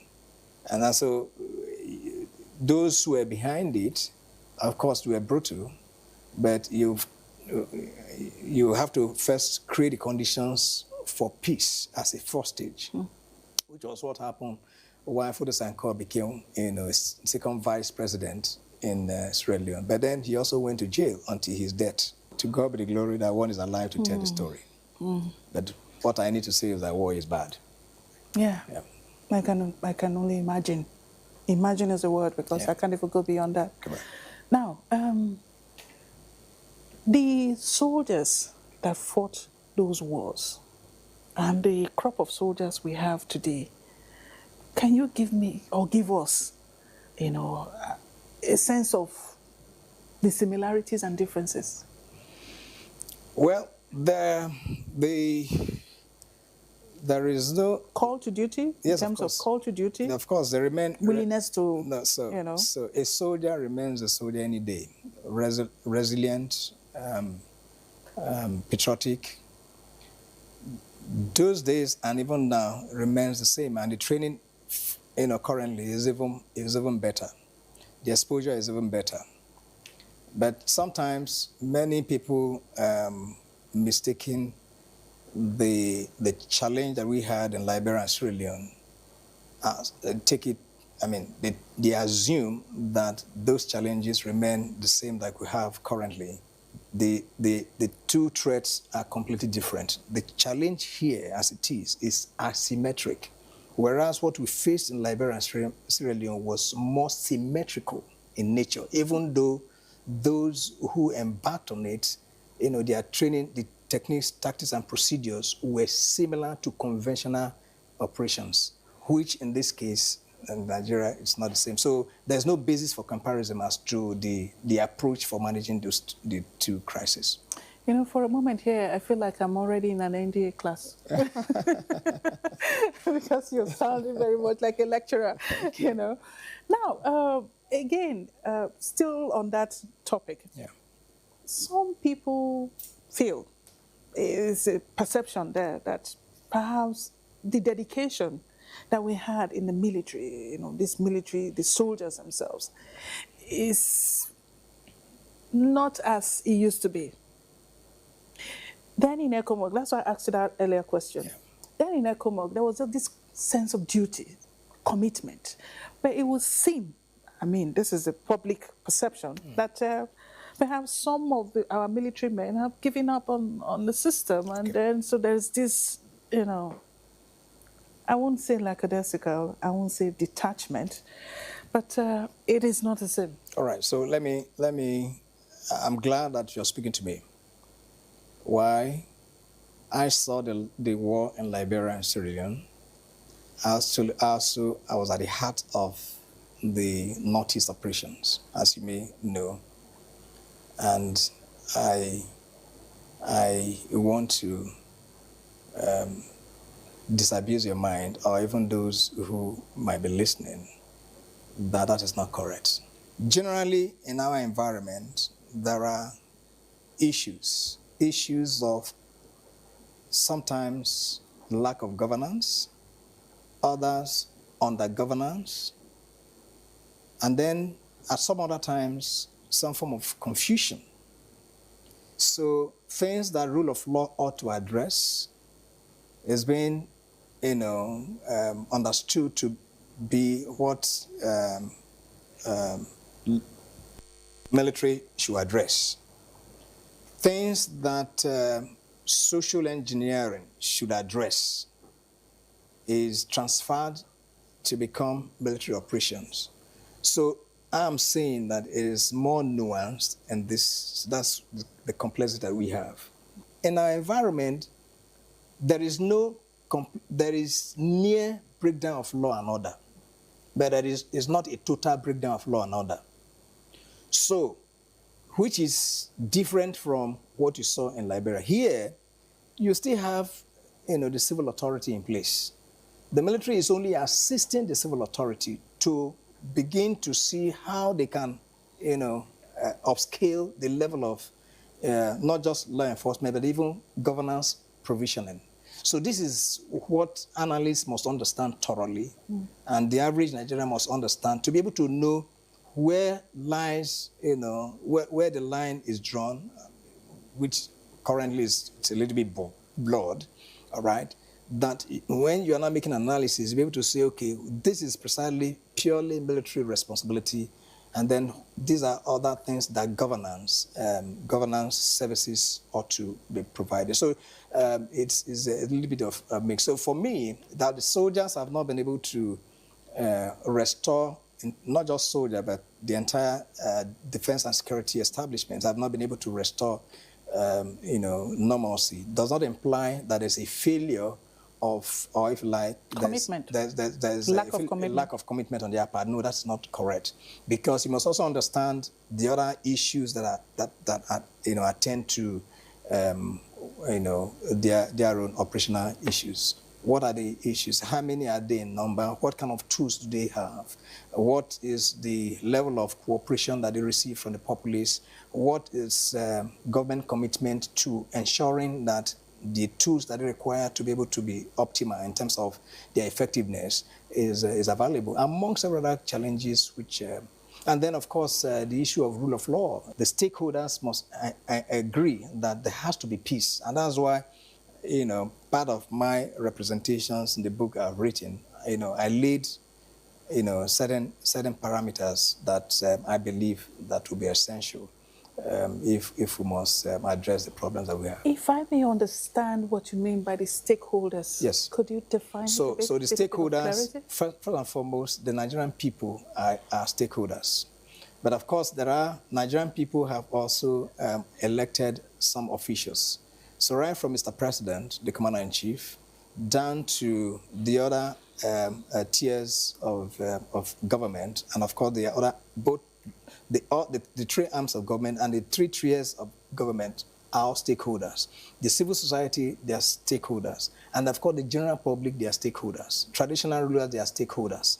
So but then you can't just be a stakeholder. I'm not calling you as stakeholders to be part of the solution when you do not actually know the problem. A greater part of what I believe should be a way out is that there has to be a conversation, which of course the executive must champion, so that these various stakeholders can come to ventilate their grievances, and then for us to be able to chart a way forward. Once upon a time in this country, you could travel anywhere at night. Yes, of course. I remember those days. We travel at night. Yes. But today, even when you have the will to travel, there is always this fear behind to say, come, anything could happen. And the big question on the minds of many is, how did we get here? Okay. Where did this problem come from? Well, Tekla, you are very right. Your observations are right on point. But do not also be deceived that we have always had it rosy. That's not correct. I know, and my analysis is that we have had critical junctures in our evolution as a nation, that certain actions that we ought to have taken were not taken. And so there is a governance failure, or if you like, a growth in governance failure, meaning that there has been a gradual descent in terms of governance, effective governance. And just to make the point that, that it's not that we have always had it rosy. Let me also let you know that in the course of this interaction, I mentioned my traveling to Kaduna for interview, ND interview. What I didn't tell you at the time is that during the period of the interview, it took about 1 month for the interview to be conducted. So the first part was the medical. So within the period that we're doing the medical, and as soon as the result was called on a Friday, we had to, those of us who were, to write JAMB, had to make a representation to the authorities that, look, we have a JAMB the following day, Saturday, and we needed to go to write JAMB. Why? Because you can't actually, put all your eggs in one basket. All right, so if we're not admitted and we fail to write JAMB, which means we're going to lose 1 whole year. So we were permitted to go to write JAMB and then return. Now, for me, traveling from Kaduna to Agbo meant that I needed to travel in the night. But guess what? I left Kaduna at about 2 p.m., all right, and got to Okene when it was already dark, around 8 p.m. And we were advised, those of us in the vehicle, in those days it was Peugeot 504, this wagon. And we were advised that between Okene and Okbila was very dangerous. That it would be best for us to continue in the night than for us to sleep in Okene. So I went to the police station, and then I got to the police station, and then, and I introduced myself and told them what I was doing. And then I sat down on a bench. There was just a wooden bench. And that was where I sat and slept until the following morning, which was the day of the JAMB. What year was this? This was in 1983. In 1983. So at that time, that between Okene and Okbila was so dangerous because of armed robbers that we dare not attempt to travel in the night. I slept in the police station on the bench. I sat down on the bench, and then that was where I slept the following morning. And by 5:30 a.m., I joined the bus and then got to Agbo about 7:30 a.m. And right there, I didn't have my bath, picked up my clergyman card, and went straight to the hall to write exam, where I now met my mates who were now asking, what did you come to do? After all, you are a cadet. Thinking that I was already admitted. So I'm trying to say that, yes, things are terrible currently, but it's not that it has always been rosy. No, that's not correct. But that we have had a further drift down the line, that actions that we ought to have taken at some, what I call critical junctures in our historical evolution, we have failed to take them. And this is exactly what it is currently, that tomorrow, if we do not do what we should do today, tomorrow we'll still be saying that today was better than tomorrow. I mean, God forbid that we ever have a better yesterday. So this is the point. Until we understand what these issues are, all right, take appropriate action, make a commitment for us to draw a line and make progress, we'll keep singing the same old song. Can you tell us what we were supposed to have done that time that were not done? Because you talked about the conversation. Not everybody will be part of that conversation. Correct. But via this program, some may just be part of it. Educate us. So I don't know how much you have for this. Yeah, you can summarize it. But the point is, I have also documented a few. In your book? In my book. Now, I need you to also take a tour into history and read about what transpired between 1962 and 1965 in Nigeria and compare it with what we now have. Let me also ask you, and I'm sure you know, that we fought a civil war. And that civil war ended, no victor, no vanquished. And then there are a few issues that came up as a result of that war that healing is not yet completed. Let me also remind you that at the turn of the Fourth Republic, the Oputa panel, as it were, was intended to address a few issues, Now, if there were no problem, why should there be, such a panel? Now, that panel also made a few recommendations.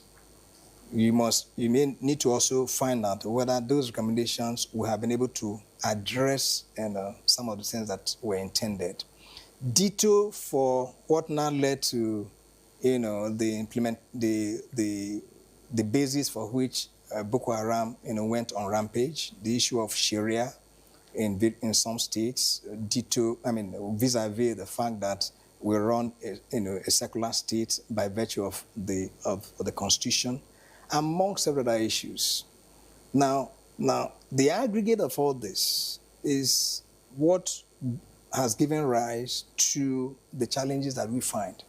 That I hope you also know that across the geopolitical zones in the country, that the security challenges you find are not all uniform.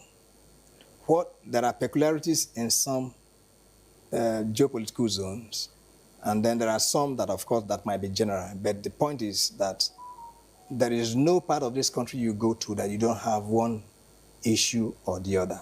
So there are grievances. I also believe that there should be security sector reforms. Why I speak to this is I am, of course, within the security sector. I headed the highest office in the military as the Chief of Defense Staff, all right, subordinate only to the Commander-in-Chief, of course. So I also know what the issues are. Now, what is the makeup of the military? What is the size of the military relative to the threat that we have? What is the level of both training and equipment of the military? What is the level of administration? What is the level of when I say administration, I'm looking at the remuneration for the welfare of members of the armed forces, and so on and so forth. Ditto for the police, ditto for other agencies that you find within the... and then, of course, the average worker in Nigeria, all right, why is it that people no longer focus on their primary assignment? They are looking for secondary assignment because they think that they need to make ends meet, because they believe that their salaries cannot actually be sufficient for them. So the commitment that they ought to show in their work is not shown. You just said something that struck. Because when people talk about this insecurity, they narrow it to Boko Haram. Yes. But you're taking it, tracing it all the way back to civil war. Correct. Not even before our independence. Yes. Before the independence. Correct. The point here is, if you fail, if you don't plan, all right, it means that you are planning to fail. So our political engineering must be properly structured in such a manner that service in political offices, all right, should be the focus, should be the primary preoccupation of everyone that is elected. To understand that you are a servant, you are providing a service to the people. So when you fail to provide that service, then of course self-help comes in. And from self-help, you begin to see all manner of criminalities, all manner of means to ventilate not just your grievance, but even for you to be able to eke a living.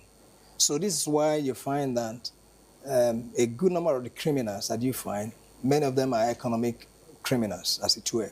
Some, of course, there are those who are born criminals. I mean, when I say born criminals, they have chosen to be criminals all their life, no matter their economic status. Boko Haram, how did it come up? Boko Haram, some people say, look, we do not think that the state institutions are giving us the right leadership. And that the reason why they cannot give the right leadership is because they are following Western education, Western style education. That until you institute Sharia, things are not going to get better. And so some people, felt that, look, let's see this. Of course, Sharia was instituted in some states. All right, you ask yourself, now that Sharia has been instituted, has that actually brought about peace? No. So Boko Haram took advantage of that kind of setting. Today, with what is most prevalent now in the middle belt, in north, or what you call the middle belt of Nigeria, the central part of Nigeria, is insecurity arising from farmers' herder clashes and other related matters that more or less give rise to individuals taking laws into their hands, believing that the state has failed them, and so this is where we are. All right. So you were a theater command leader. Correct. Right? Yeah. The Operation Lafia Dole. Yeah. In your experience, would you say there is some kind of foreign help as to why this insurgency has stayed this long? Okay. Has festered this long? Let me say this. There is no border that insulates criminals. I don't know whether that sinks. Meaning that criminals have no respect for boundaries or local. What matters to them is whatever drives their motives. It could be economic, it could be others. It could be even ideological, just like you have Al-Qaeda as well as other affiliates. So Boko Haram, okay, which of course is your interest. Of course, I've had a lot of interaction with these international organizations. This is why you have the ISWA, that is Islamic State in West African Province, for example, of course, which is also a subset of, ISIS Global, as it were. All right. So from that connection that I've made, of course, there is. There are those who use criminals to also, achieve whatever motive they have. That's the reason why, when you hear analysts or even, security personnel talking about we need to cut off the oxygen, which is the logistics support, it is from that angle. There are those who support them. You can't be supporting those who are not helping you. So it's also possible that there are some extraterritorial groups and agencies that want to see certain happenings, certain occurrences within the environment, such that it will favor whatever their intentions are for us. So it is with all this that, yes, you will agree that there is external hands. Is it a coincidence that most of the states that are targeted, that you have this cesspool of insecurity, have underneath them mineral resources? Okay, so recall that I said that the challenge is nuanced. Now, it is almost impossible to, under this kind of platform that we have, to begin to disaggregate them, begin to entangle them. The whole essence of mentioning that they are nuanced is to tell you that they are much more, it requires much more attention. So what in a nutshell I will tell you is that, yes, there are different motivations for different criminal activities. If you want to control, including the mineral you are talking about, the mineral, of course, will help to perpetrate, the criminal activities. We help to, recall that I talked about those who are sponsored. They're sponsored. If somebody is sponsoring a criminal, meaning that he's putting resources. Where does he recoup that resource? There are different areas. Why do people go to steal? You steal for a purpose. Why do people buy gun for thieves? There's a purpose. So it's not impossible that the mineral they also want to get is because they want to control it so that they can recoup whatever has been expended. But that's not to say that this is the situation. That's not what I've said. And then it's also possible, like many have also adduced the case of Zamfara, that Zamfara is made ungovernable because there is a lot of extraction of solid minerals, all right, that goes into private hands, and so for as long as the instability persists, then it favors them. How about this kind of argument? The same thing for the Niger Delta, where many people believe that they can't. Plateau State. And then, of course, Plateau State, Nasarawa, Nasarawa, and so on and so forth. So that even beyond the mineral, you also have the issue of grazing areas. Why is it that the Benue belt, there's always insecurity? Many people believe that there's land grabbing and displacement, or because you want to have places where you can have a foothold so that you can expand. So there are different motivations. That's why I said it is nuanced. You were the leader of the Operation Lafayette. I was the commander. You were the commander, the leader. You led that command. Would you say you achieved the mandate? Of course. It's not what I say. It is what.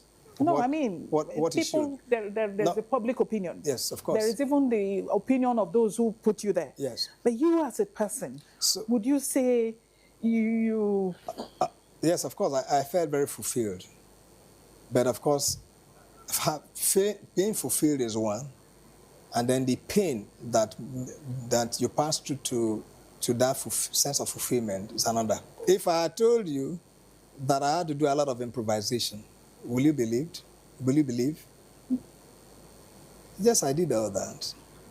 If I told you that that many of the things now that people cry of, lack of equipment and all that, we had it, will you also believe that I faced such challenges?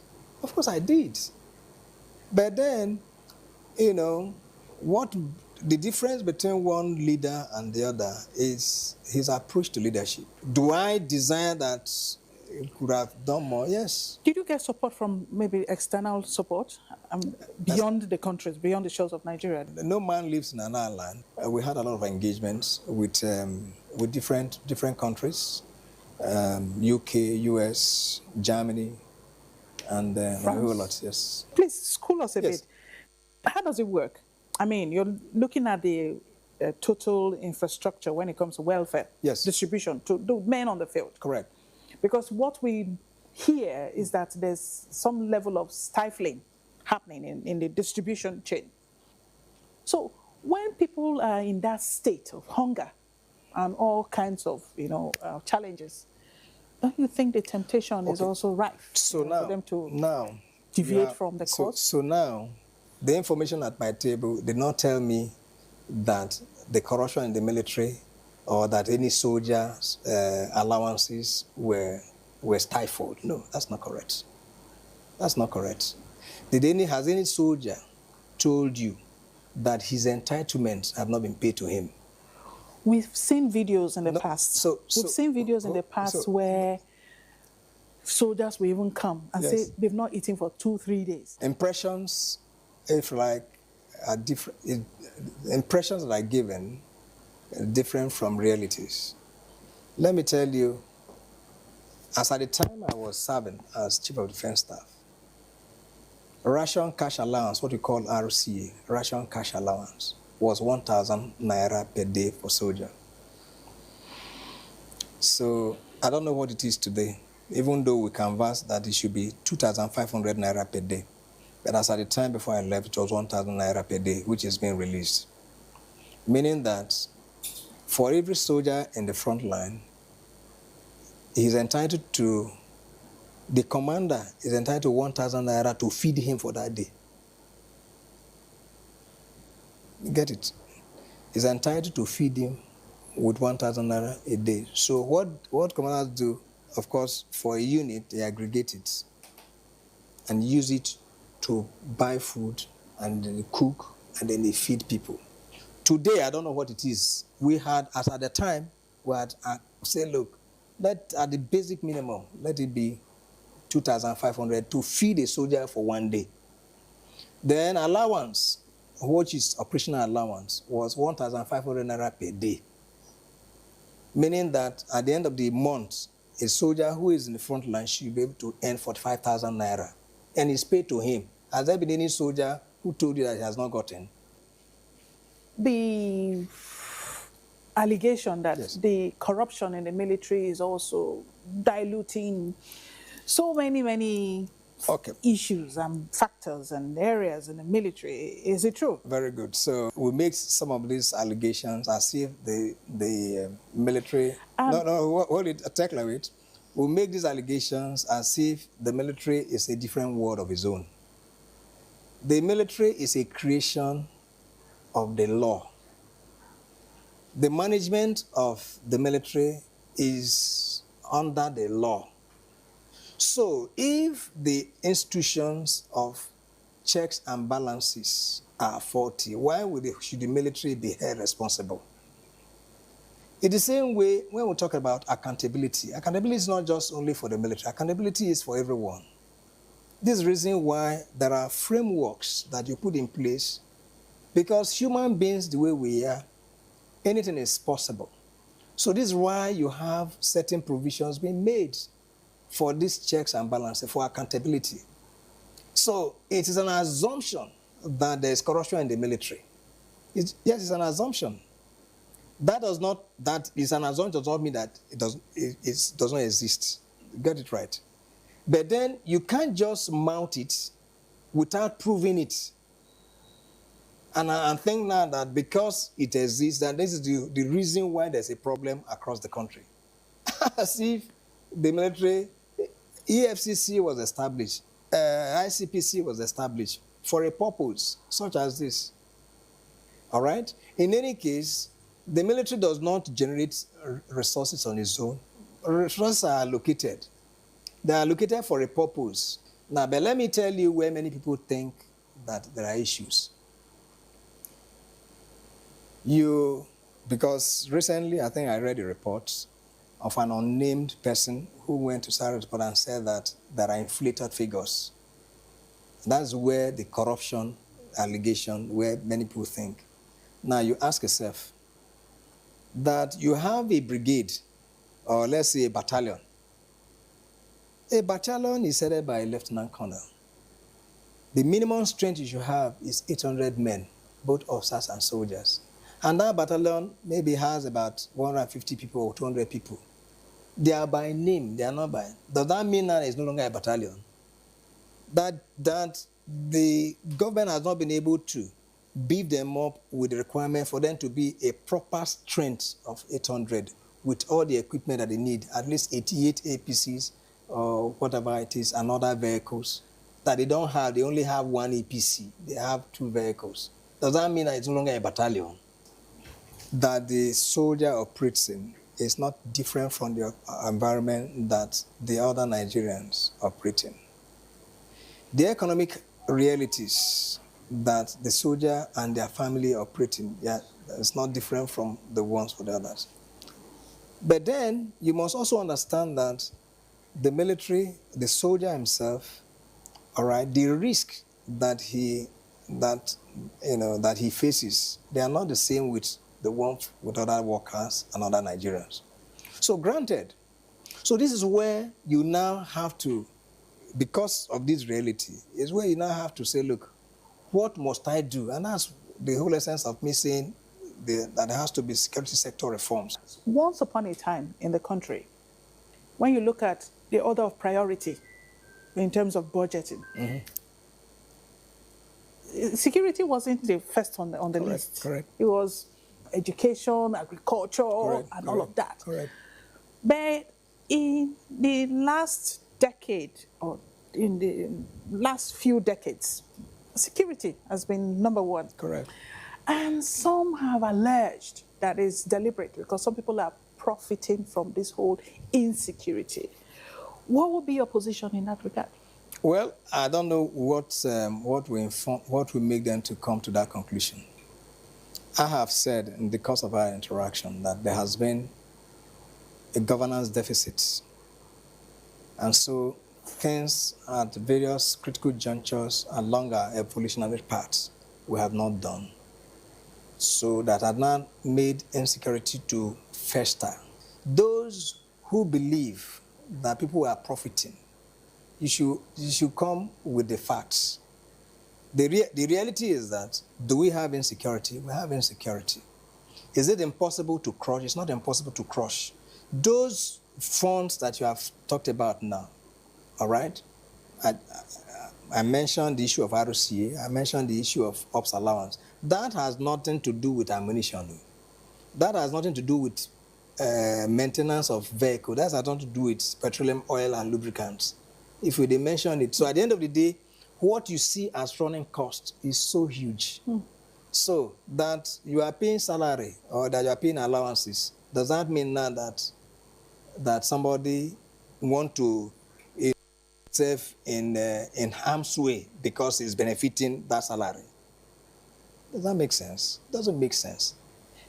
Today in Nigeria, we have, decent people just like you. Decent people. But then the perception many people have is that Nigerians are criminals. Are you a criminal? That they have such perception. Does that mean that we no longer have decent people in Nigeria just because people believe that Nigerians are criminals? The same thing for the military, the same thing for the police, and this is an argument I also made during the recent law week. Then when you accuse judges, everybody, we're talking about, we've lost faith in our judiciary, we have lost faith in our lawyers. Does that mean that we don't have decent lawyers, we don't have decent judges? We also have perception about politicians where we use the broad brush to think that politicians are all criminals. So we don't have. So then we should resign to hopelessness.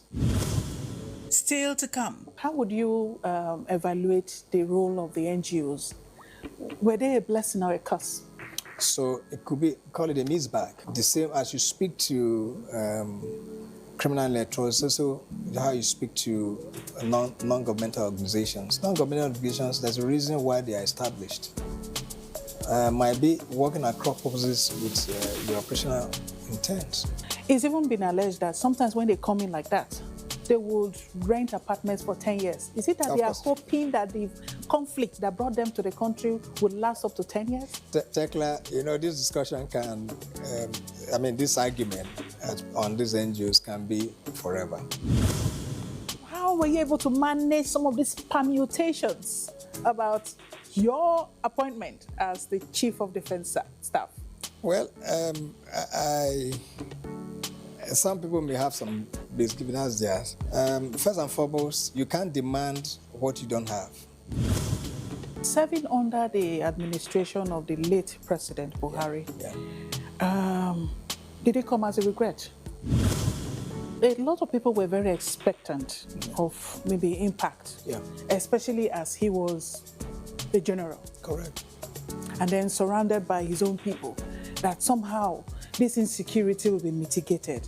But it would seem there was an upsurge during his era. Anybody who thinks that Nigeria's insecurity is going to have an essentially military solution, the person is mistaken. Let's get clarity to this question. Yes. Now, is it true that repentant Boko Haram, I would have been surprised if you didn't ask that question. and all of that have been infiltrated or have been integrated into the military? Now, in recent times, especially in this dispensation, we've had attempts at coup. The word is so heavy in my mouth that even saying it is heavy. What do you think is responsible for this? What are these people thinking, that we will go back to military regime or? Okay, so now I'm glad that you asked that question, which should be concerning to not just those in the military, but of course to the political class. Was it for lack of time that the family didn't expand beyond two kids? So again, that's also part of the scars, personal scars. Any plans to go into politics? leave that for me to decide. First and You foremost, dreamed it and you achieved it. Listen. In the course of our conversation, that was established. So, are you not dreaming it already? There are many things I've dreamed. Have I told you all? Even now that I'm young, when people see me say, you are looking too young, I say, it's okay. So I should cry because I'm looking young. Do you understand? So the Delta spirit is coming out.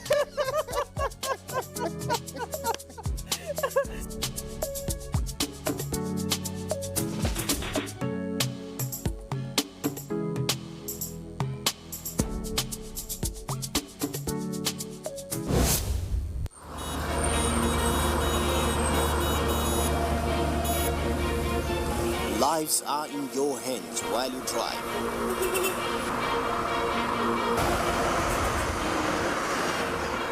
Protect yourself and others on the road. Road Matters, shown on the network service of the NTA.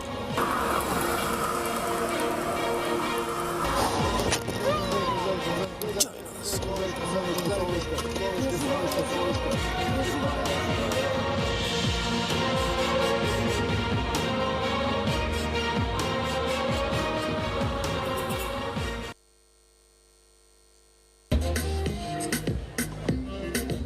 The expression of a current trend with popular clothing choices at a specific time can be referred to as fashion. This trend can be timeless and enduring. Most times, it flatters the body type, reflects the unique taste, and also enhances the self-esteem.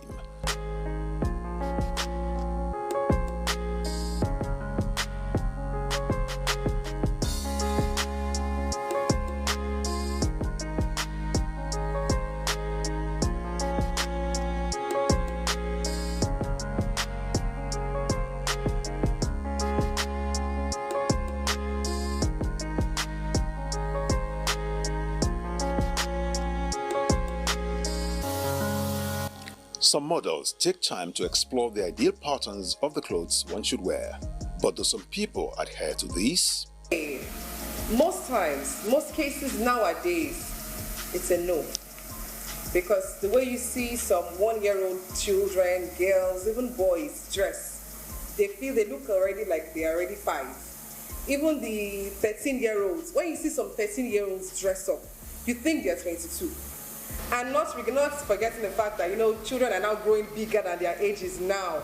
And then you now dress for them in like corsets or like you do their hair, those big wigs, and they begin to look older than they look, older than they actually are. Let kids be kids. Let them grow. When they become adults, they can dress like adults. People like to be told that they look younger than their age, and that indirectly affects the way people dress these days. I mean, everybody wants to get that compliment. Oh, you look younger than your age. It's actually a compliment a lot of people like, and that affects how they dress sometimes, and at the same time gradually taking away the place of decency and the place of modesty in terms of dressing. Tradition is also passed down in the creation and construction of our clothes. The way things are made, the materials and the process, all embedded into our communities and cultures. But is this still the case? We have so many trendsetters now. We have people that are setting up trends, like your celebrities that wear certain clothes and wear certain designs, and people that follow them want to look like them.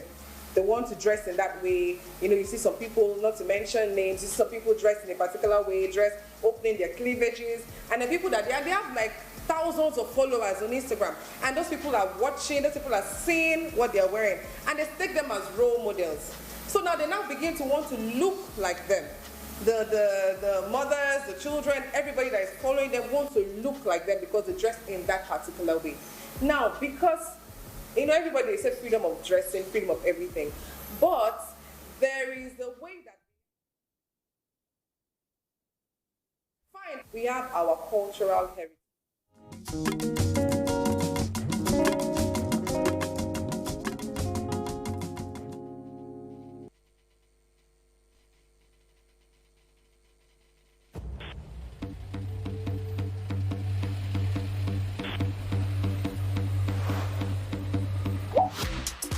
The internet is full of dogs.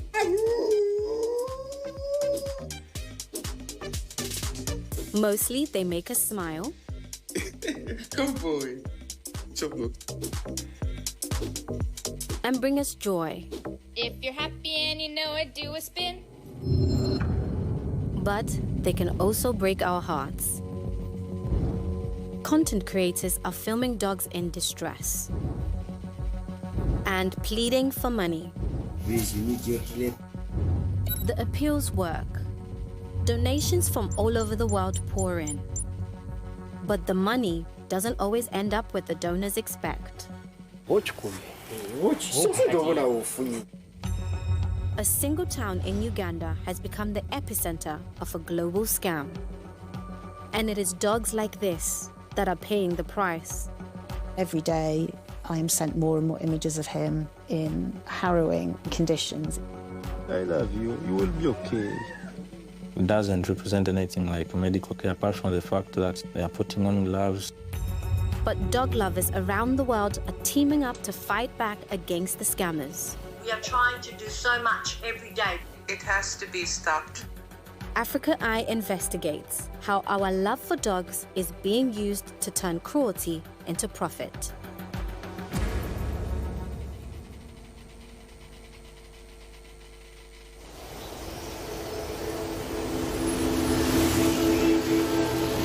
To outsiders, this is a typical bustling African town, 2 hours from Uganda's capital, Kampala.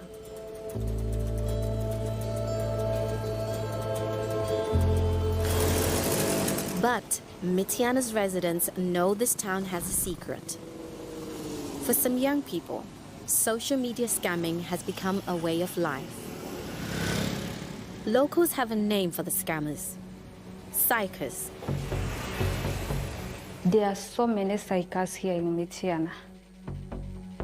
There are few opportunities in Mityana, so some of these young people who are joining scams, they see how you become wealthy when you're still young. Young people, instead of going out to work, now people send pictures of dogs to get money from outside this country. The psychers have found a new hustle: filming dogs in distress, posting them online, and coaxing money from unwitting dog lovers around the world. Nasanga onabikuba ebifaananyi oba nazikuŋŋaanya nasindika ebifaananyi abazungu yamuwa ssente. Psychers are the most respected here in Mityana. Obira muno Mityana basikirizibwa okwegatta ku basayika. Era ojja sanga nti oli wakikola n'afuna ssente, abavubuka bonna bamulaba ne bagamba gundi yaguze emmotoka, bajja kukola ki? Nabo bajja tandika okutambulira mu eryo ekkubo. The data confirms it. Africa Eye reviewed hundreds of online pages raising money for pet shelters in Uganda. Almost 40% of them were based in Mityana. Between them, they've managed to raise hundreds of thousands of dollars from dog lovers worldwide. But what really goes on inside these so-called shelters, and what happens to the dogs? In this community, few are willing to speak out. So we decided to send an undercover team into Mityana to find out more.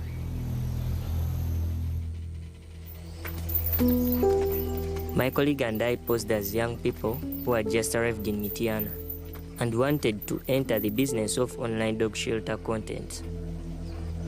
We learned that some so-called shelters operate like a rental business.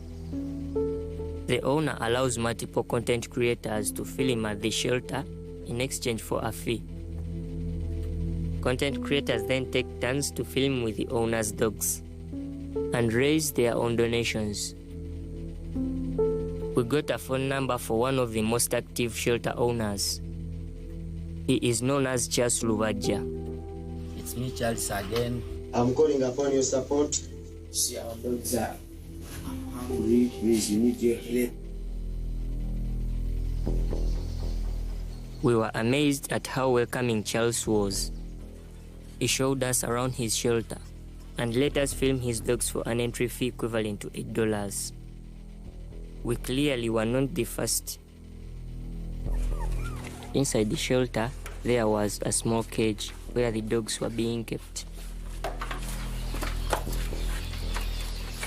On entering the cage, a strong smell attacked me and it really smelled bad. Cage was full of dog waste. The dogs piled on top of each other to avoid sleeping on their wastes. When I started filming the dogs one by one, I really felt sad for them. The dogs were in a bad condition.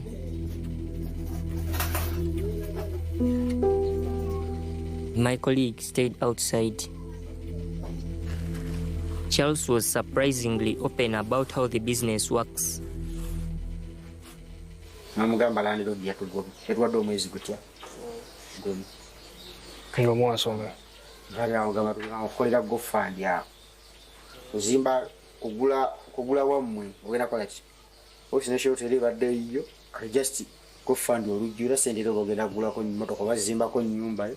Ojja shelter ero deri badde iyo. Nga just ogidabiriza mbudabirizaye omulaga wakoze ki. Charles told us that you can lie to the donors about the cost of food. Kati agenda kujja kwa donors 5 bya wiki. Kati ogamba sokufuna kembwa kumita na. Ni mtu kumita na mingi. Sofuna ke anake mmere. Obo chikumi. During our visit, Charles shared other tactics that the scammers used to trick donors. Emisoji kuba omubyo ya what? Nola gambo yikozeki. Bojijanja. Nola gane dagale nyinyi nera gambo yikozeki. Kumba okuliye mubyo ya muliye. Era bigono tubikola. Charles made it clear he didn't need to work hard for the money. Olusi n'abazungu n'abeera ng'alaba vidiyo zo ng'akolaba buli kimu naye omusomesa gitagiddamu kuba tubabeerawo bangi basinga n'okudonaiti ate omuzungu era olumufunya batumanya akuwa ssente olina mumuyisanga muganda oba mutoowo era oba olina ezzimu olina omukola ate olina mukamula. What made us laugh? Charles was so open to us. Mulage kino tukola ki otomuliyimba naye ng'ozimugjamu agenda okugoba nga weewaawo nga olede bwobanga yeegoba nadda. But not everyone has fallen for this scam. Charles warned us about one group in particular.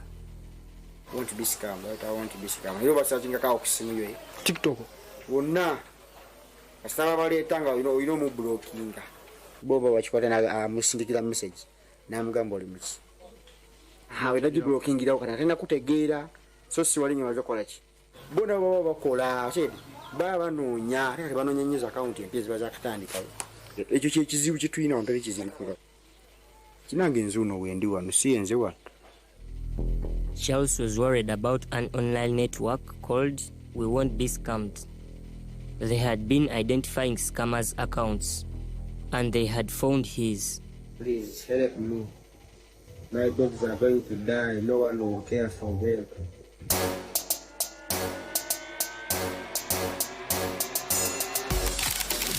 We Won't Be Scammed are an international coalition of activists, many of them former victims themselves. For the past 2 years, they've been exposing scam accounts, naming and shaming the worst offenders.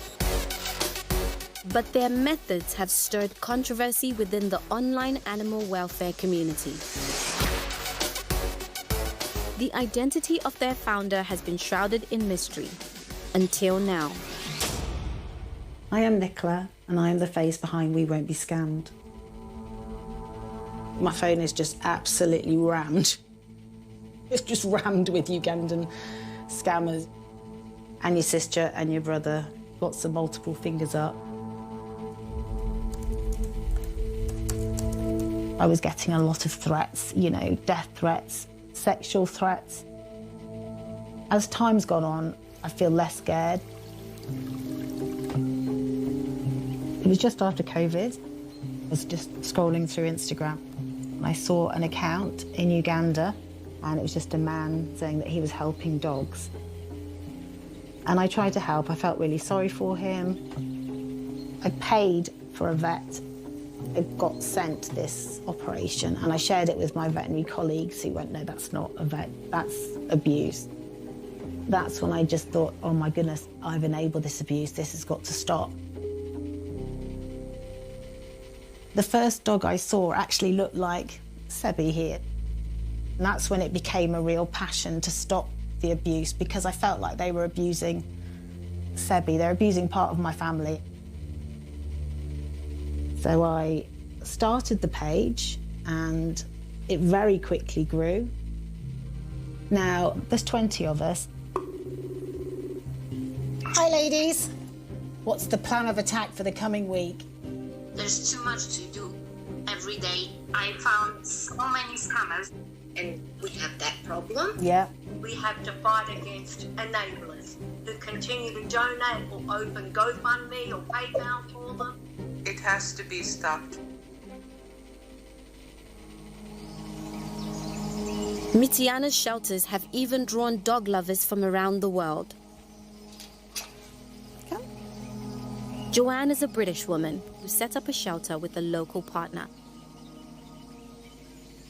I just sent a little bit of money for food, and then he would do a video and show me that he's bought the food, feed the dogs, and that's how we built the rapport up between us. This is my third time back in Uganda in 9 months. I was very concerned about the conditions the animals were kept in, and I decided to come here, and I just feel like this is my journey. Hello, baby. So we do the best we can with limited resources. And this is the kennels where the dogs are kept. So we try and keep them separated, try to make them as comfortable as we can. I don't think I'm actually making a problem by contributing my funds. What I will say is I'm helping dogs survive. I think I've done a good thing by trying to save as many as I can. The problem is, if you close down all the shelters, where is all the dogs going to go? Is this shelter used by any other content production? Yeah, nobody else uses this shelter. I make sure of that as well. After we spoke with Joanne, we found out that at least one content creator has regularly been filming at the shelter, pretending he is the owner and using the videos on his own social media for his own appeals, soliciting funds from donors. We showed the clips to Joanne. She told us,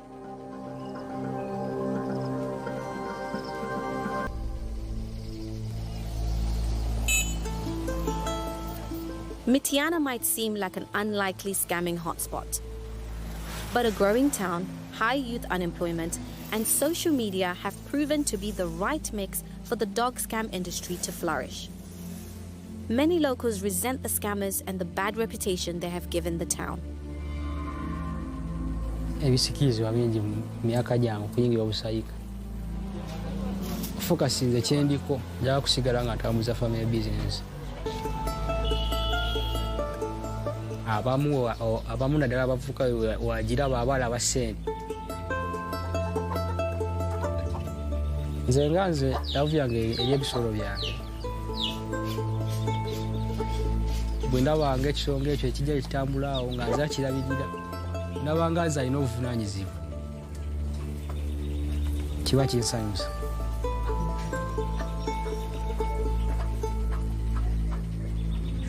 Sente newankubadde nzaagala ne bye balina sijja kulimba era mbyagala mba mbifunye. Byanneema sijja kulimba. Byanneema sibiteekangako nnyo budde.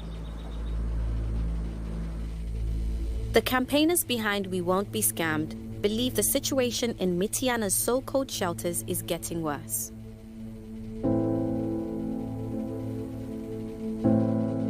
When I first started noticing the abuse in Uganda, it seems to follow a pattern. There's always a run of a certain type of injury, and they will always select the most gentle dog, and then you'll see that same dog just deteriorate. One of these dogs was Russet. His injuries were unmistakable.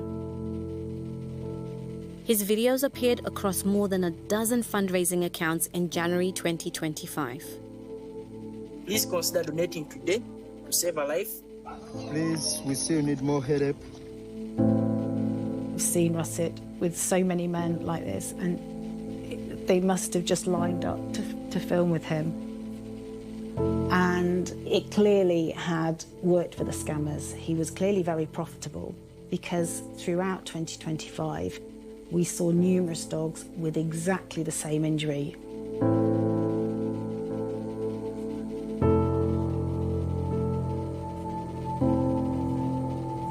All that pain is just for a few donations.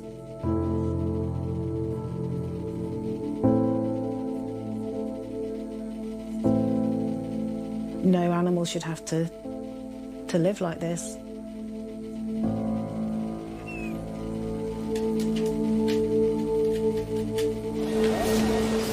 Nicola and her group suspect that what is happening to dogs like Russet is no accident, and that some dogs are being deliberately harmed just to raise funds. But there is no conclusive evidence of this, only rumors. Our team went back to Charles's so-called shelter to see if we could find out more. We asked Charles for advice on posting videos of injured dogs on our social media.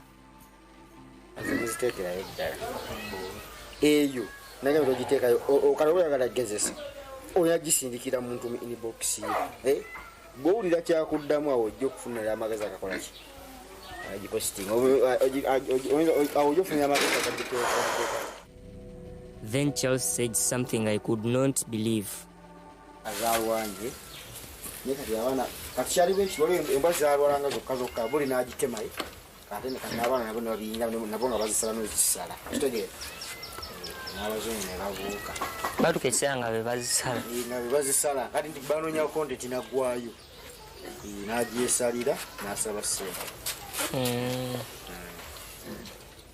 What Charles was telling us was difficult to hear. He said that scammers had gone beyond neglect, intentionally harming dogs for content. But donors, he said, had started to see through it.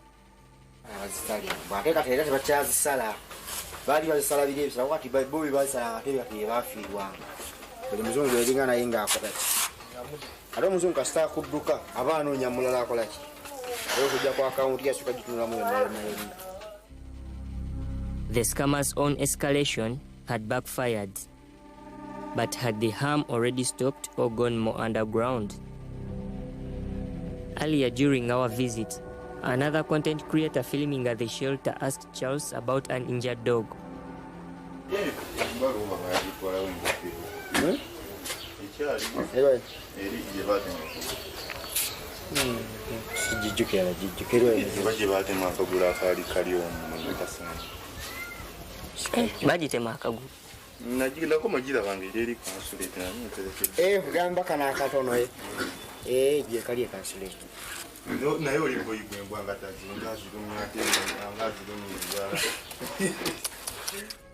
From what Charles told us, the injured dog was in another so-called shelter in Mityana.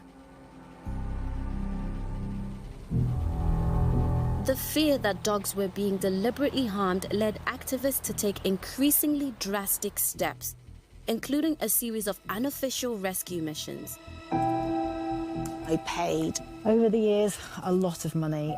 I would say the first rescues, tens of thousands of pounds of my own money. So it's great now to have the support of other people helping me rescue more dogs, and that's why we've got 50 more dogs out of these horrendous shelters. It's really difficult in Uganda to rescue animals from these scammers. We work with our partners in Uganda who work undercover. Some of them pretend to be scammers, some of them literally just hide out to watch the shelters. When the scammers are away, and they all go away for these trips, we will then just take the dogs. Can you clarify what you mean by taking the dogs? It would be watching the shelter and stealing them from the scammer. There have been allegations that We Won't Be Scammed has paid to release these dogs from the scammers. No, we never pay them, and because that would be enabling abuse, and that's something I personally would never agree with. Is anyone doing that on your behalf? No, definitely not. I think people have to understand that this isn't normal rescue. We are effectively dealing with the Ugandan mafia to get animals safe. The case of Russet, the badly injured dog we saw earlier, brought global attention to Uganda's scam shelters back in January 2025. Multiple scammers used him to solicit money. But who owned him or may have been responsible for his injuries has always been a mystery.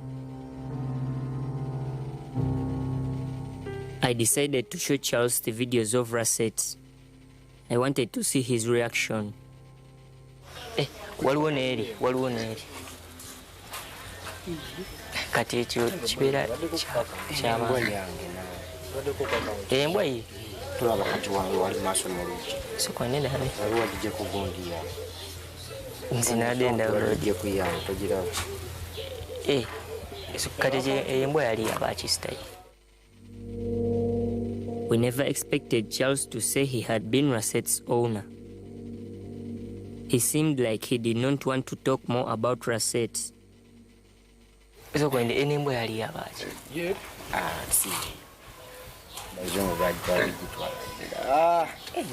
So when embwa basoze exporting and bazilya. Bantu kati soji musindikira bo tunalaba nga tujja sola jijjanja. Abana kugamba kajino nagikoleki. Nagikola jijjanja.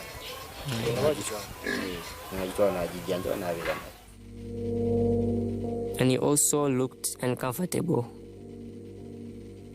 Nogisana nogironda. Yali yawanira. Ate laba agitomerera awo mweri okkobe. Ate nga biseera tebanda banadikola kuba ebiseera byali ddiye. Wagijjeeyo bye. Nagijjeeyo ba Jo. Jo? Bakoosa Jo. Nzijukira nazidiriitinga zonna nezimala. Mera mbere sisubira mu mwoyo. Abadde nkebera ku gundi. Naye nazidiriitinga zonna. Questions about Russet appeared to have hit a nerve of Charles. We decided to investigate further.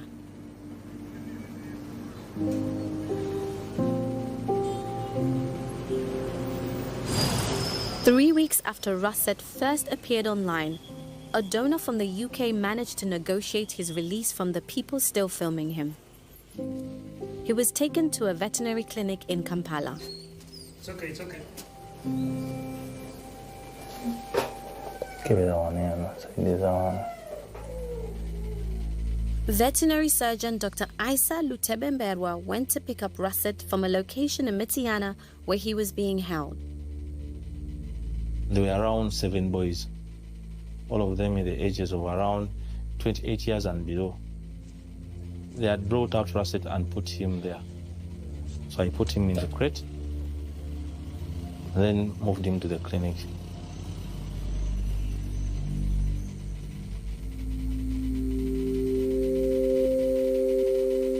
I had made an assessment. He somehow had increased his threshold towards pain. Like a person who has been through a lot of suffering and has given up. It was very sad to watch.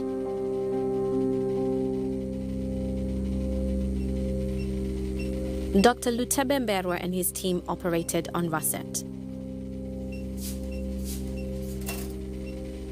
The surgery was complex. They were hopeful. But just a couple of days after the operation, Russet died. To this day, I still wonder why he died after the surgery. Given everything he had gone through, he did not deserve to die. He had a bright life ahead of him. He even had a person who was willing to foster him.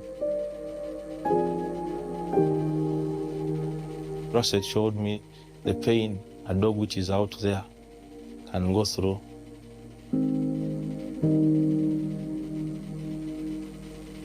It really shaped everything that I do right now. These dogs which have no one to speak for them, the voiceless animals out there, they need someone who can advocate for them. Russet could not be saved, But his story united people in Uganda and beyond. In Mityana, many residents also care about dogs like Rosset, who may be suffering in the so-called shelters. Ebisolo byebasikamingira tebyogera tebigenda kwekubira mulanga nti muje mutuyambe ati wotavaayo kwogera abamu basirika abamu abantu abasinga bawulira ennaku ku mutima naye tebavaayo kwogera ebisolo singa abatuuze bo nga bo bavaayo ne bagamba ebisolo ebituuka okulaba ebisolo nga bibonaabona oba nga tebiweebwa mmere oba ki awo n'abakulembeze bafuna sapoti okuva eno wansi mu bantu ne balyoka bakola ku nsonga ezo.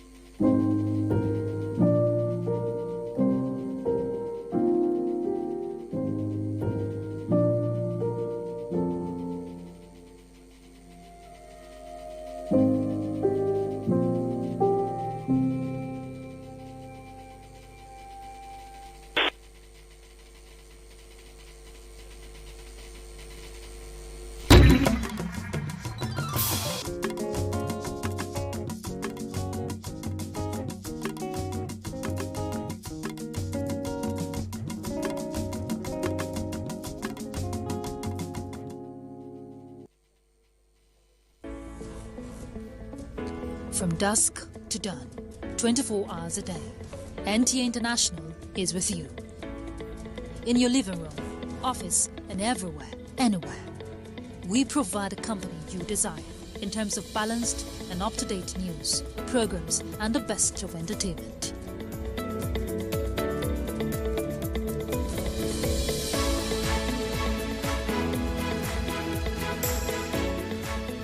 Tune in to DSTV channel 251, Go TV channel. And to watch NTA International in the USA, Canada, and Mexico, use the following satellite parameters. You can also see us on Facebook and YouTube for quality content on the go. NTA International, Africa's window to the world.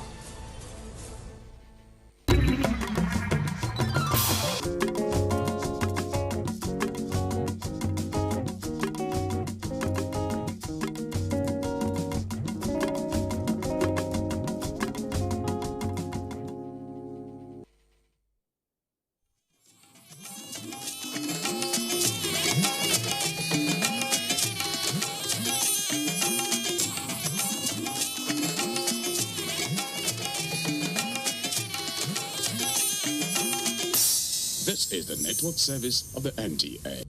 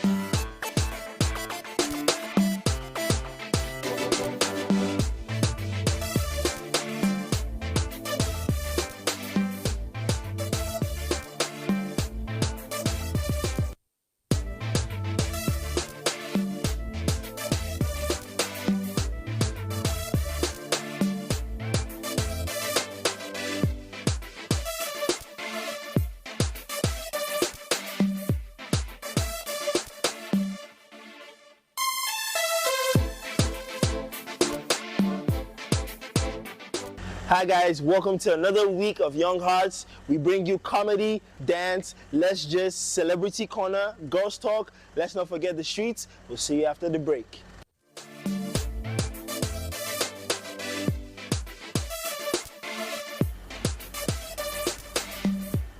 Okay, so on Celebrity Corner, we're bringing you a spectacular artist who has been the talk of the town in 2025. He released a song with DJ Tunes and Wizkid. Ladies and gentlemen, Fola.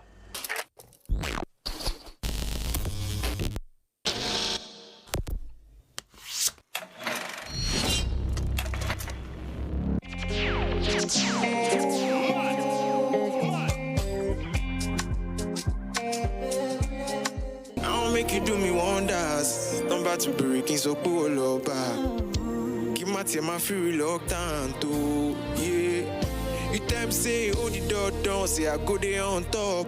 Only by your sake oh your mama. Just do it for me now. I don't try since yesterday. Still raining today. Every day at the end of the day. And they sing but do not like his order. Oh, still raining today. Who does that? Every day at the end of the day. Oh, show me love, yeah.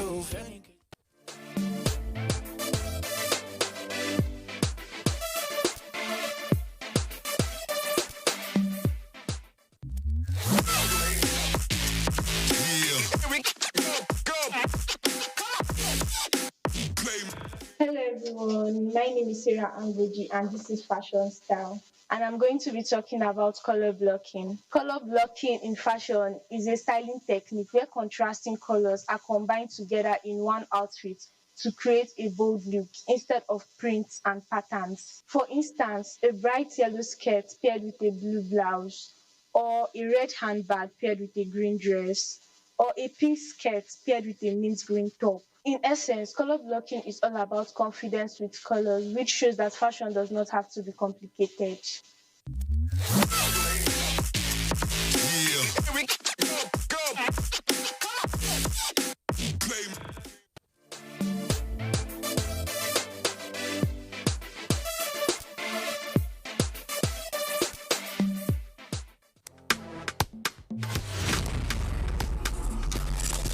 Welcome to Young Hearts, where vibrant minds converge to ignite the flame of innovation. A program designed to inspire, educate. Join us on a journey of exploration and empowerment on Young Hearts. At Young Hearts, we believe in the power of youth to shape the future. You can say we are too young and we know too much. There are so many young people who are very skilled and talented. Join us. Join us. Join us as we embark on this transformative journey of discovery and growth.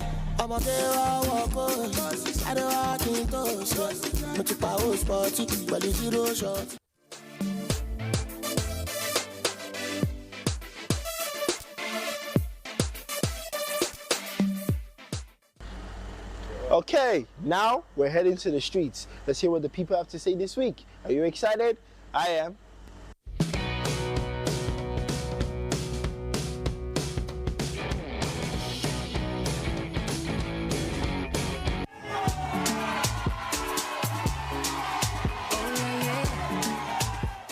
I would prefer computer-based because I feel it's more easier. I won't lie, I feel more easier. Written exam, actually more experience. Written exam is, at least we can have idea to write what we have. But you know, in the computer-based, what you have to do is just to understand and understand the question. We don't rush the question. But me, I love reading question, understanding because I love reading. So if I understand the question, I can also answer it. So I love computer. I love anything computer answer questions, question answer. I love it like that. I prefer written exams because written exam, I will read for it and I will write what I know. Even if I don't know it all, at least I will write something. For CBT, you will see options that you don't know, you have not heard of it. Like, you know, English, like, so I prefer written exam because all my exam, my written are the best. In this era and time, ICT should have been the best. But a lot of students here comes from the places that have never in their life seen computer. They have never Some of them, it is when they went to write jam, but their first time that they ever see computer in their time. It's actually a challenge. So for me, if they can find a way to harmonize both together, it's going to be fine. Because if we say, let's go back to pen and pen, we will be going back to our father's era, which it will not help us. If we live here and meet our pay outside there, how are we going to excel?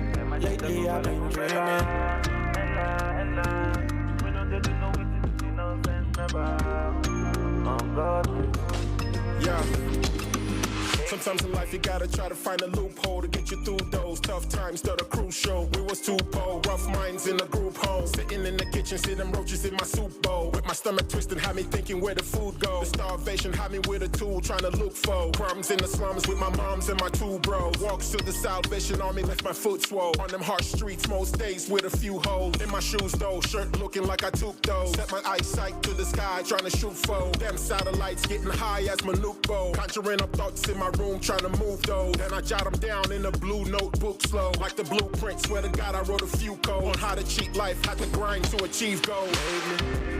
Lately I've been trying. Lately I've been working. Lately I got the luck on my mind. Lately, I know then they see me. Then no feel stop my hustle. Lately I'm amazing.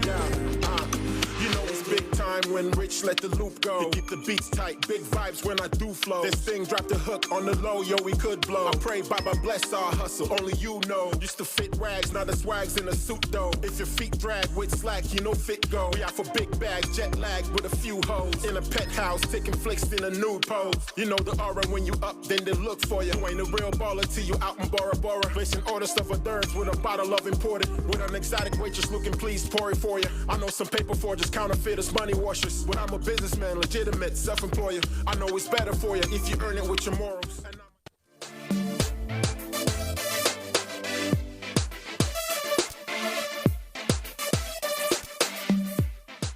What I'm passionate about secondary school payments. I could remember my father gave birth to almost 33 children. Salutations to the people of Nigeria. My name is Sharon Ozono and welcome to Chatterbox.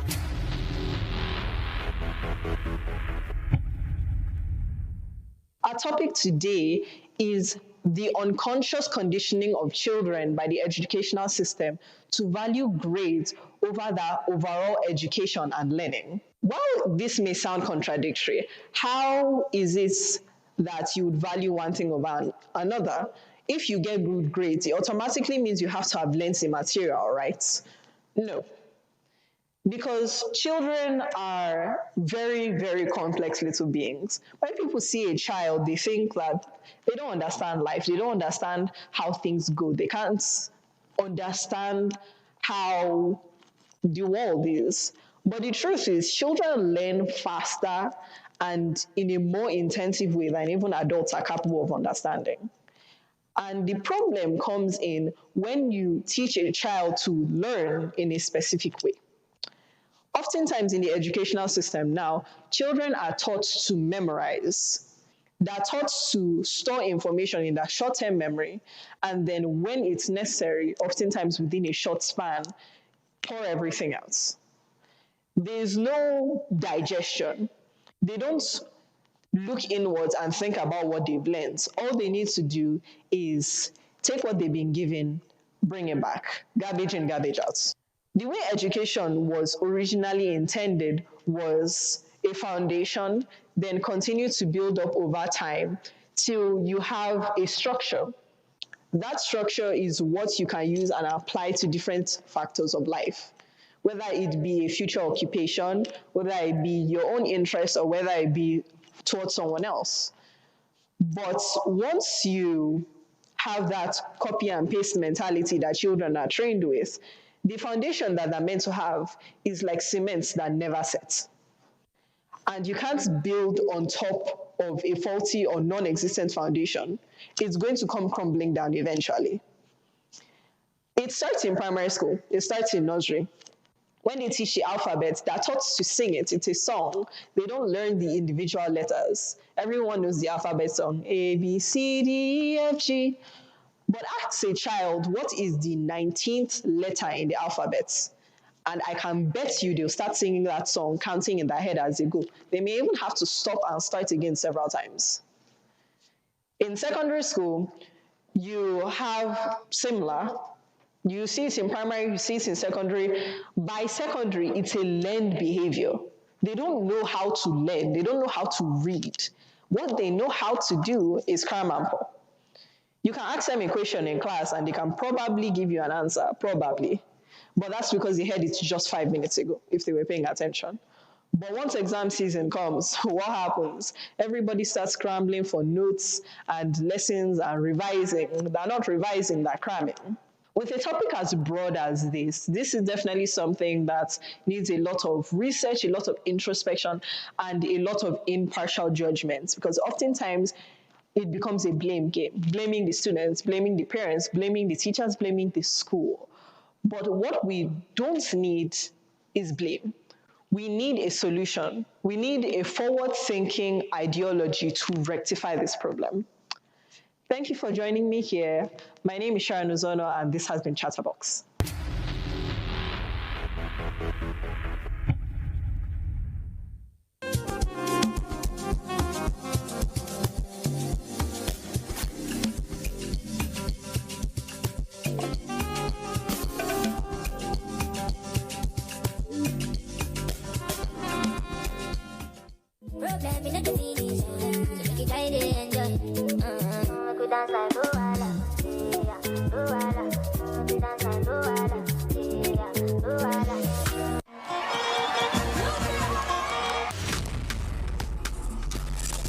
Welcome to Young Hearts, where vibrant minds converge to ignite the flame of innovation. A program designed to inspire, educate.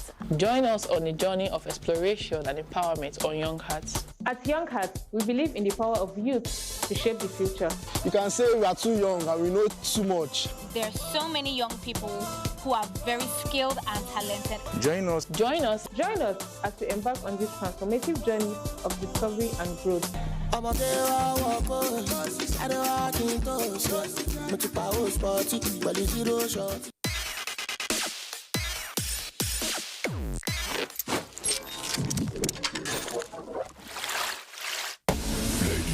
and gentlemen, may I have your attention, please?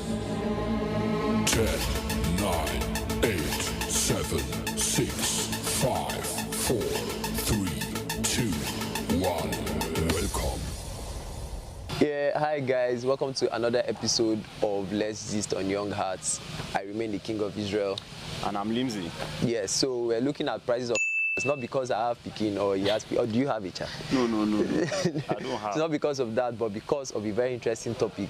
So we were discussing, and then we were, coming across celebrities and baby mamas and the effects they have on young people. So what do you think, how do you think like baby mamas, celebrity baby mamas affects young people, if they affect them? They affect because celebrities for starters have a whole lot of money, and then something happens with the other gender, she gives birth. Now, for a lady that was not doing as she started doing or behaving when she was in a relationship with that celebrity, she starts to live a very lavish lifestyle and all that. You will find out that the younger ones now start to look up to them and this person can do this, I should be able to do it as well. Yes, now because it's like everybody's doing last to be a baby mama is a fool. Like everybody wants to be it's like it's a trend now. I mean, to be a baby mama is another source of income, honestly. But do you think like it's fair on the guys now? I mean, yeah, some people say I mean, the guy they enjoy before the picking. Well, you put the baby there, so you must also take care of the baby. But do you feel like people are taking advantage of the fact that I can just have a child for this guy, he'll foot the bills, he'll pay everything? There are people who are actually taking advantage of that.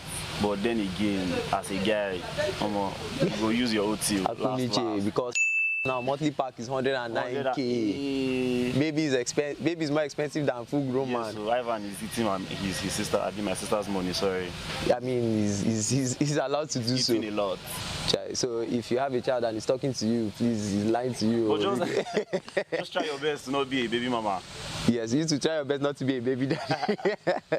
Because it's expensive now. I'm working on it. All right, guys. So till we see again, I remain the king of Israel. I remain Limsy. He wanted to be somebody else now, but he still remains Limsy.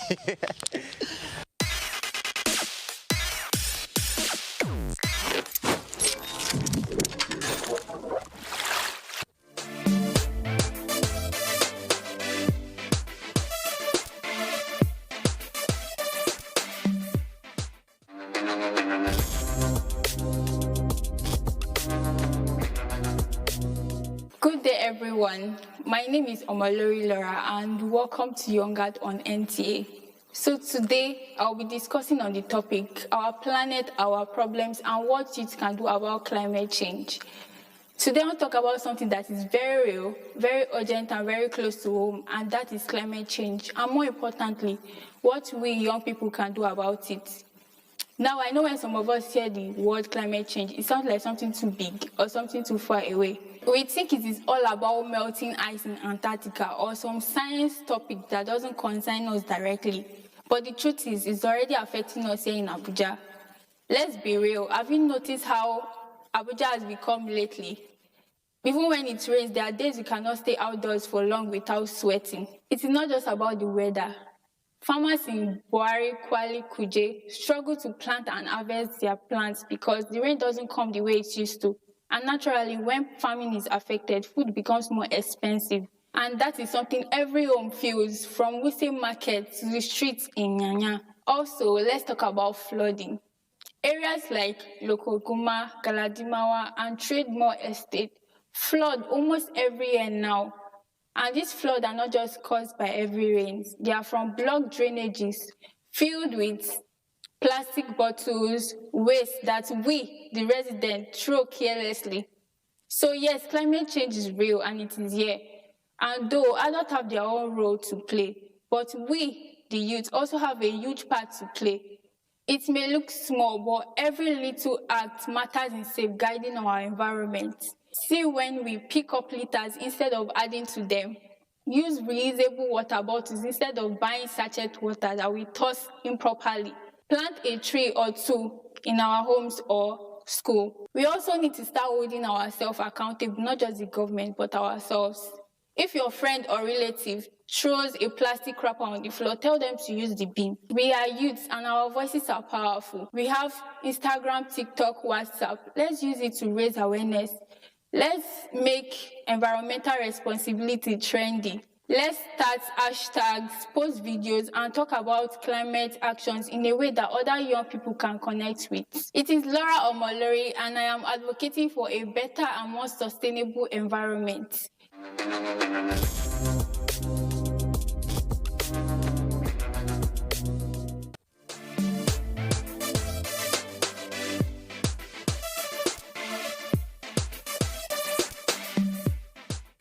Welcome back. Up next, we have Sports Icon. Let's see who we have.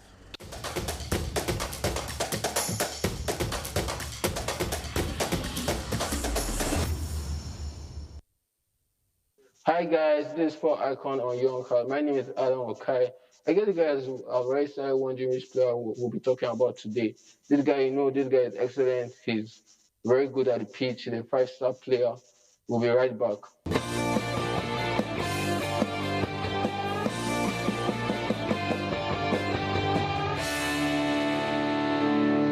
Welcome back, guys. This is Sport Icon on Young Heart. Once again, my name is Adam Okai. So this guy that we have today is very good. He is brilliant on the pitch. No one can really enter his lane, but this guy is good. When I say good, he's very good. He is 26 years old. He was born in Santa Rosa, La Pampa in Argentina. He's being paid £150,000 per week.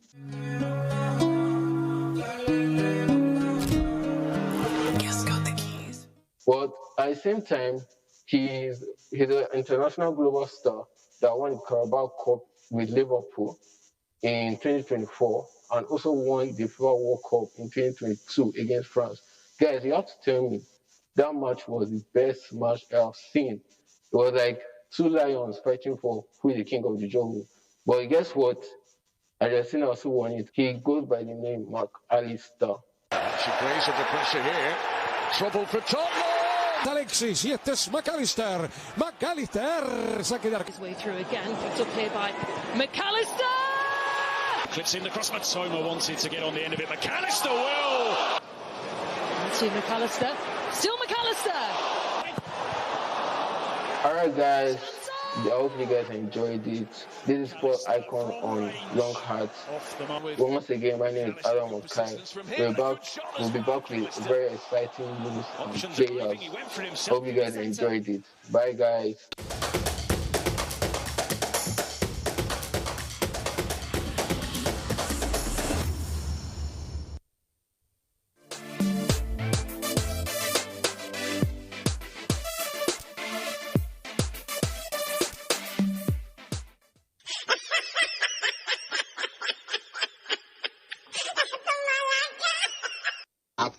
He knows everybody, they look me like investor for this place. What thing they do you now? But no be carry you come. You dey buy, you know they buy. But give me. Give me money. Give me, I dey go. I beg collect.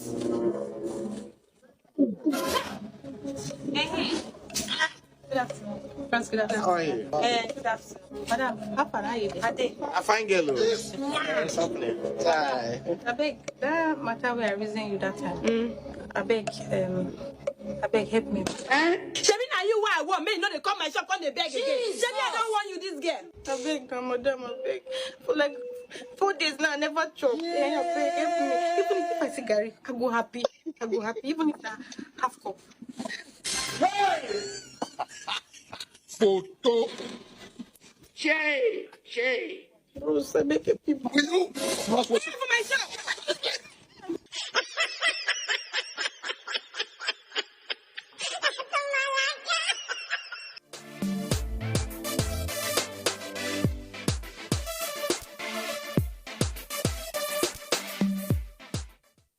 I know you enjoyed everything we had to give you this week. This is not a goodbye, but I'll see you next week. Same time, same station. I remain Leon Aziz.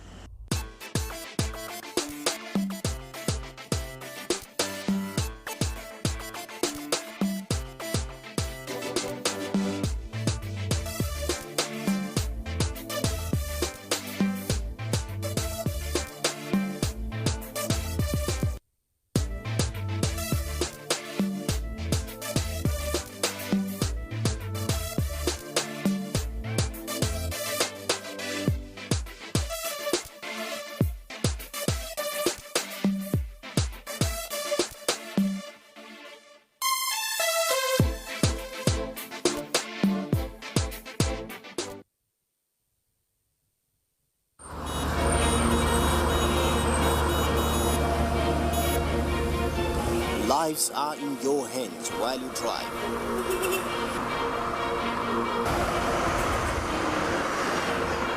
Protect yourself and others on the road. Road Matters, shown on the network service of the NTA.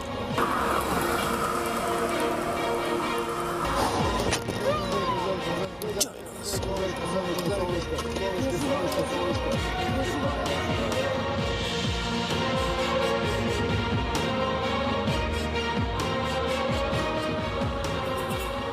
Wow, look at that.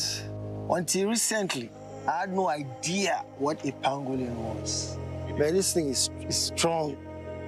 It's a small mammal covered with scales made of keratin, just like our nails. Strong scales, man. The scales has no medicinal value, yet the demand for the scales and the meat is driving the pangolins to extinction. This one's name is Igai, and he was rescued from illegal bushmeat trade. He's going back into the wild where he belongs to keep the ant population in check. Home sweet home. Please say no to illegal bushmeat and report wildlife crime, because poaching steals from us all.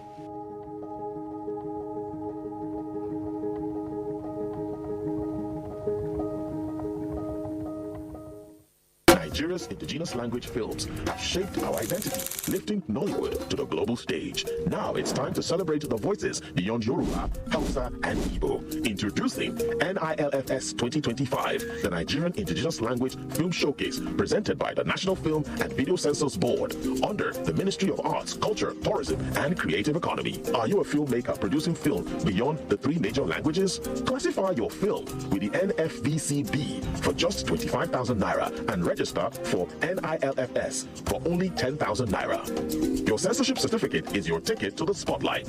Finalists win 5 million Naira and professional filmmaking tools. This one-day showcase will be held in October 2025. Need help? Visit NFVCB.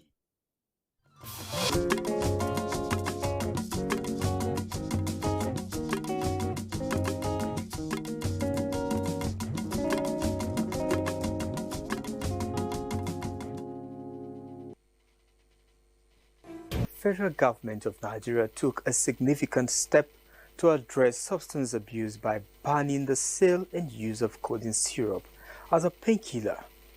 This was due to its widespread misuse and the consequent addiction, especially among the youths. On this episode of the program, we are examining the current state of drugs and substance abuse in Nigeria. Glad to have you join me on the program What Matters on NTA International. My name is Ibrahim Yusuf.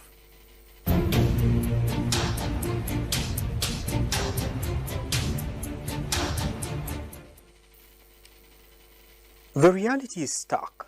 Substance abuse has become a growing concern, with many young people turning to drugs for various reasons, often with devastating consequences.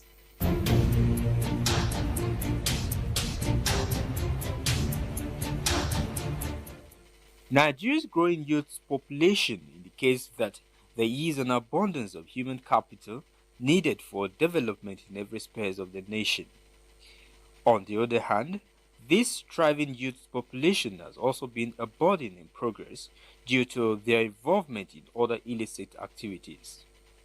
In 2018, the federal government of Nigeria banned the use of cough syrups containing painkiller codeine because of the misuse and addiction by the youths. With this ban, youths no longer have access to the drugs for pleasure purposes. Unfortunately, drug abuse has become a common phenomenon among the youths. First of all, when they don't follow the right channel to have access to drugs, and when they mix up with people that have the habit of abusing the drugs itself, in that way they can learn, or they learn how to abuse it. If they don't follow the right process, probably following the doctor's prescription or a nurse's prescription, or if they learn from all those touts or street boys that take other side of the drugs like hams and the rest of them and not abuse it. According to World Report in 2019, about 35 million people worldwide suffer from drug use disorder, while 1 in 7 people receive treatment. The increase is due in part to the use of synthetic opioid and tramadol in West, Central and North Africa. Also, in 2017, an approximate of 125 tons of tramadol was seized globally, a figure far above the 9 tons and 10 kilograms seized in 2013 and 2010, respectively. Drugs and substance abuse has taken new methods, aggravating a much difficult problem in the society. In the past, drug and substance abuse was common with hoodlums who roamed the streets, but today it is seen among adults and children alike. Intake and consumption of these products is done in clubs, hideouts and shops around us. This also means that our kids are now susceptible to the use of these substances if not properly monitored. The consequences of drugs and substance abuse are enormous.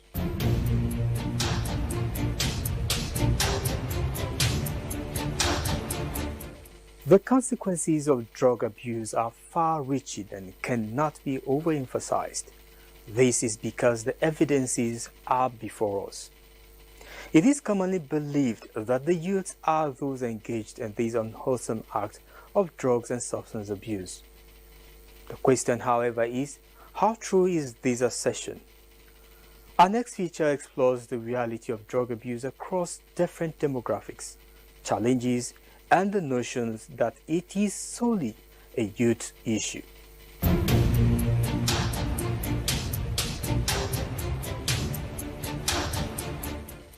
Substance abuse is a global challenge that is affected by multiple psychosocial factors, and a personality trait has been a major role for its occurrence. Drug dependence involves physical, mental, and spiritual damage. According to the World Health Organization, about 270 million persons aged 15 to 65 have drug use disorder. A large number of these people have been engaged in the use of psychoactive drugs without medical supervision, thereby resulting to significant health risk. Youths are mostly the group associated with drug abuse, but it has been noted that adults also involved in drug and substance abuse, which is also on the increase.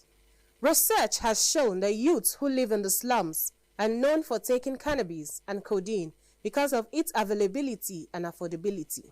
Then youths and adults who are financially stable tend to do more of heroin, cocaine, and crystal meth, just to mention a few.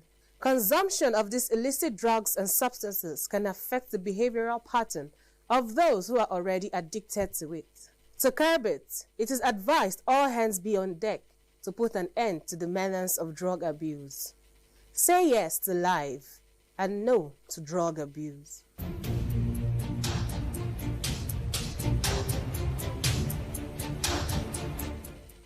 It is surprising to know that drugs and substance abuse does not rest on the youth alone. Adults likewise engage in drug abuse, and sometimes these drugs are purchased without strict interrogation or checks on the purchaser. Pharmacist Orji Freda tells us how drug abuse can be checked at the counter before purchase and use.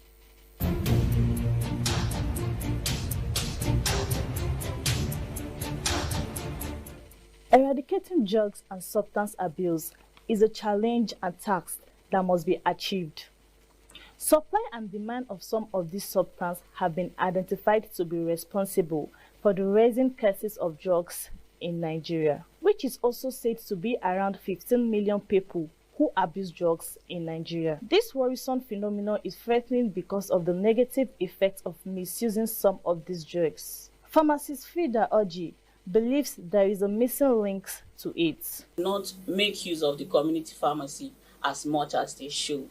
Community pharmacy and community pharmacists, they are here to educate you on your drug. So if you walk into a community pharmacy, you have maybe a drug on your hand you want to know something about or you're not comfortable with, it's always important that you walk in and ask for the community pharmacist. The community pharmacist will be more than enthusiastic to tell you about your drug. Drugs are not substances that should be taken for pleasure or self-prescribed by non-medical individual. For anyone to take drugs, he or she must have visited the doctor, who in turn will prescribe the required drugs for his or her illness. The statistics for drug abuse has spiked. As of June 2020, according to the UN, over 35 million people are addicted to one substance or the other globally. So drug abuse on its own is an epidemic and it's a challenge in the health sector worldwide. We're not just here to tell you how to take your drug. We're not just here to tell you take it 2-3 times daily.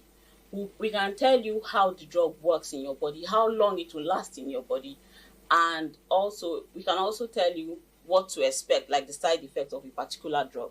Sometimes some people, they are not usually very comfortable with drug addiction. They know they're addicted to this drug and they're not comfortable about it, but they don't know who to talk to. So when you go to a community pharmacy, even if you're buying something else, you can ask for the pharmacist, bring up that issue and say, see, I can't sleep unless I take this drug. I can't do this unless I take this drug. The drugs that are being sold over the counter are not these drugs, like opiates are not sold over the counter. Like cannabis, marijuana, they are not sold over the counter. Pentazocine are not sold over the counter. They are prescription drugs, only sold by the pharmacist. With this information, the question now is, how many people are aware that some of these drugs cannot be bought over the counter, but must be prescribed by a doctor and issued by a pharmacist? It means awareness should be created to inform the people on how best to use drugs in order to reduce drug abuse in the country.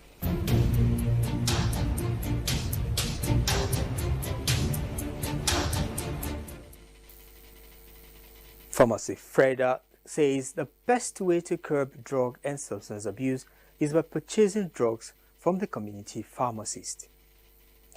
We will go on a short break now. What Matters will be back. Don't go away.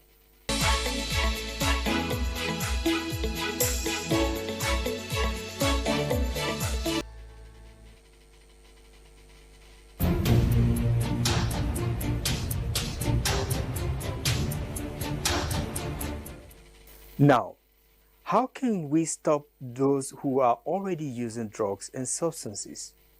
And how do we rehabilitate them?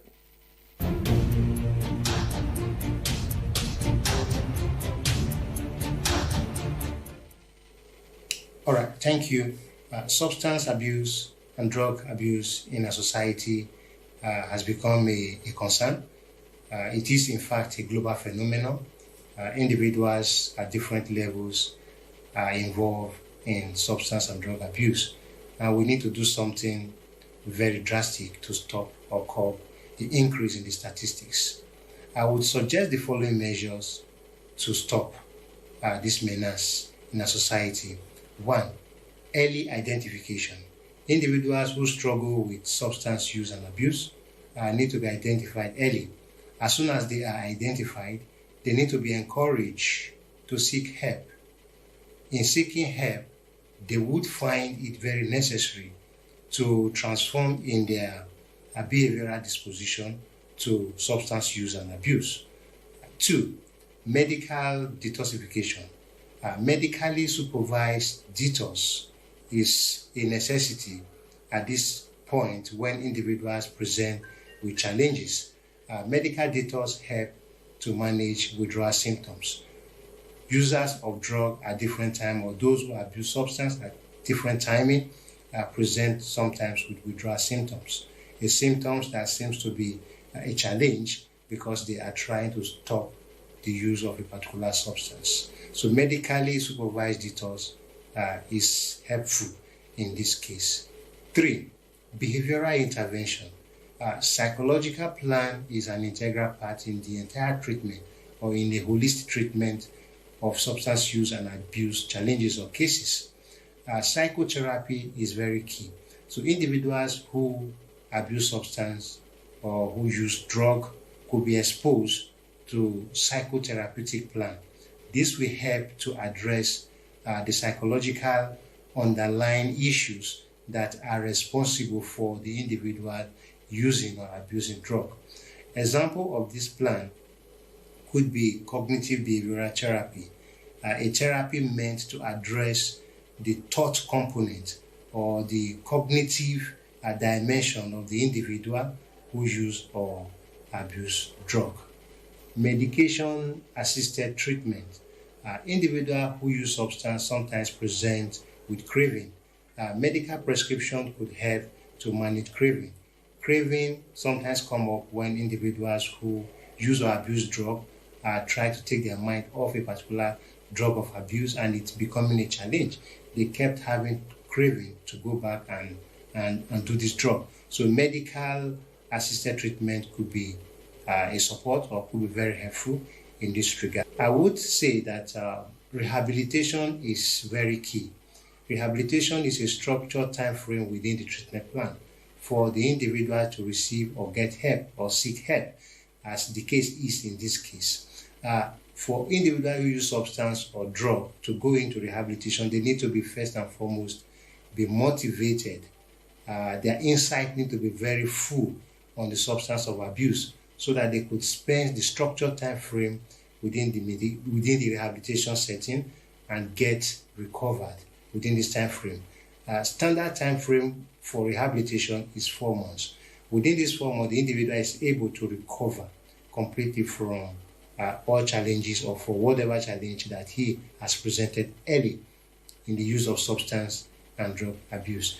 During rehabilitation, the individual is exposed to psychosocial support and also exposed to social skill training, and even medical support is given during this time frame also.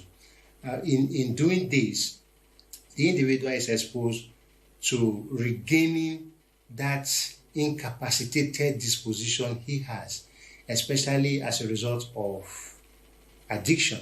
Addiction takes away a lot of abilities from individuals who abuse or who have challenges with substance.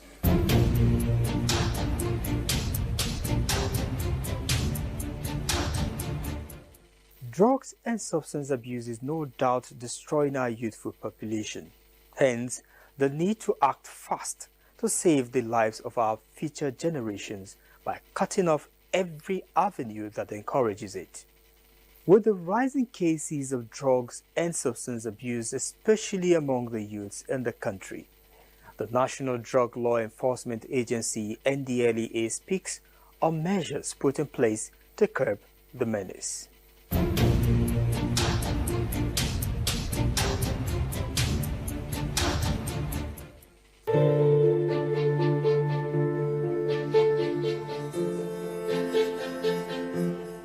Talking of prevalence of drugs in Nigeria, that is illicit drugs, national statistics conducted by the Bureau of Statistics, NBS, with the sponsorship and support of UNODC. This was in 2017/2018. We know that about 14.3 million Nigerians are abusing drugs. And at the moment, given the number of years after, we estimate that roughly 15 million Nigerians by now will be on drugs, that is, abusing drugs. And of this figure, the drug mostly abused is what you call cannabis sativa. That is the one we call locally Indian hemp. This we have about 10.6 million Nigerians abusing, followed by tramadol, codeine, and all those other opioids. Of this huge figure, we have those within the bracket of 15 and 65 years of age. And you're talking of those are the productive years.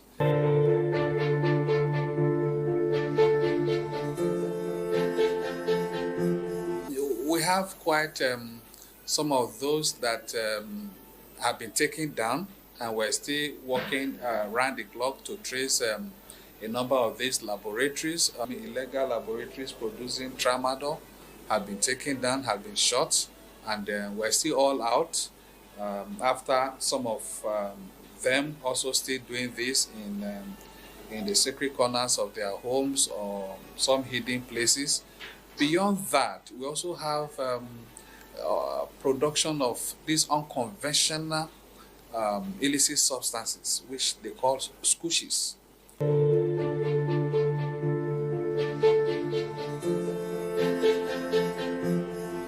Squishes is the mixture of a number of these other drugs.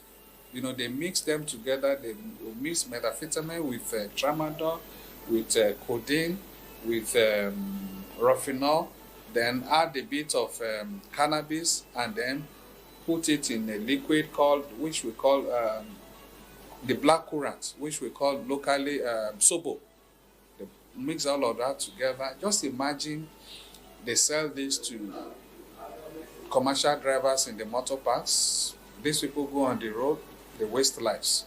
Because there's no way you can take all of this in just one sip and you'll be normal. You also have production of people now abusing ordinary edibles, cookies, biscuits, and cakes, brownies. Now they mix all of that together into some of these things that you will naturally go to a supermarket or a store to buy and enjoy, confectionaries. But then beyond what you used to know, you now have some unscrupulous and criminal-minded persons producing some of these things, mixing them with illicit substances to create a generation of addicts and blood money for themselves, even including secondary school students, smoking shisha. Don't forget that ordinarily, shisha may not be harmful, but in what we are seeing, what we are following, the trend we are following at the moment, right inside that bottle, now they are now mixing cannabis and some other substances to inhale. Beyond that, again, you will be shocked to also know that even, what's it called, this drink, lacasera, mixed with tom-tom. Our young minds, when you see your young ones with bottles of lacasera and tom-tom, bring them in quickly, because they are also using that to abuse, to create some other form of illicit substance to get high. Then some of them go out of their way to even inhale open latrine, to get fumes coming from open latrines. These are not healthy things, apart from the danger of infection and what have you. These things get into their head, get into their brain, damage their health mentally, psychologically, and over time, they can never be the same.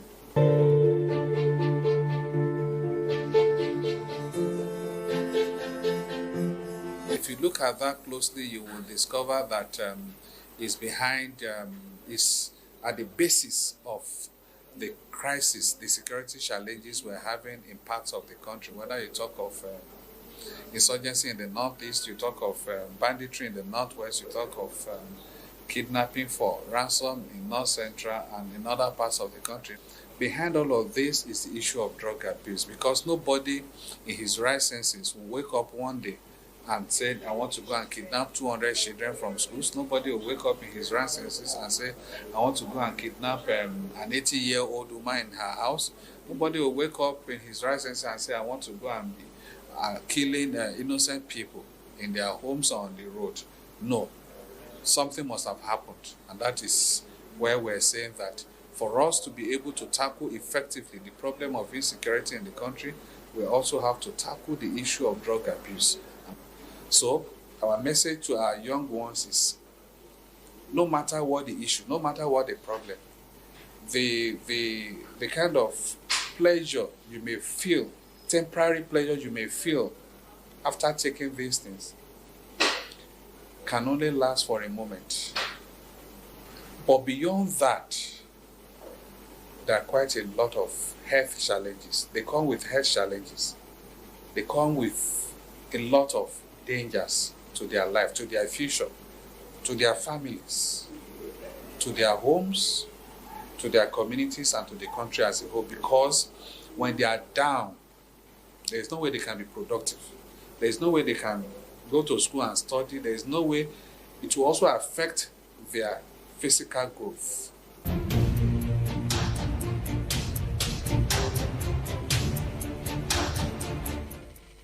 Unfortunately, the end of most drugs and substance abuse is mental disorder, creating a huge burden on individuals and families alike, and of course, the society at large. We must all join forces with the agencies concerned to curb the indiscriminate sales and use of drugs and substances in our society. And this is the much we have for you on this episode of What Matters. Always keep a date with us on NTA International. My name is Ibrahim Yusuf. Bye.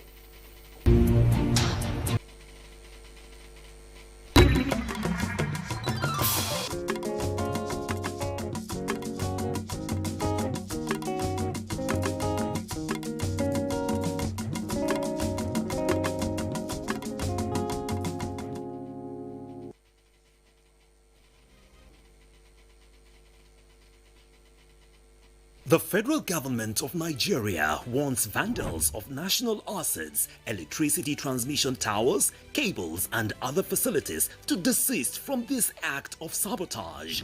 Vandalism is a serious crime punishable under the law. Vandalizing electrical equipment will affect millions of Nigerians, including your loved ones. Remember that national assets belong to all of us, hence the need to protect them. Report all cases of suspicious movement around electrical facilities to security agencies. When you see something, say something. This message is from the Federal Ministry of Information and National Orientation in collaboration with the National Counter-Terrorism Center, NCTC, Office of the National Security Advisor.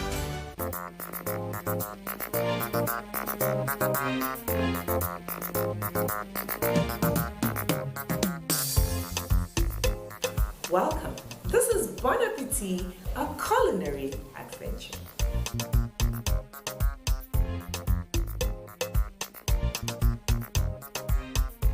All of them are quite different and unique, especially when it comes to native foods and cultural delicacies. Their food mainly depends on the ingredients that are produced in that particular area.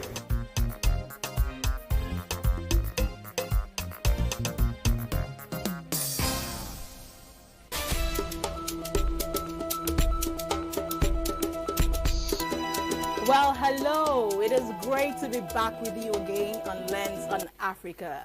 Let's zoom our lens on its political history at this moment. Algeria did not have a centralized political structure prior to its colonization by France.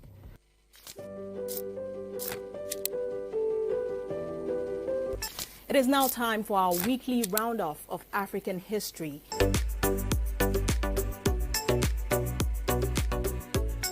Welcome to the interview segment on Lens on Africa. Examines its relevance, the pathways to achieving it. To sustain productivity, there must be continuity. Where the winds whisper secrets, to the sands lies the forgotten kingdom of Da'amat.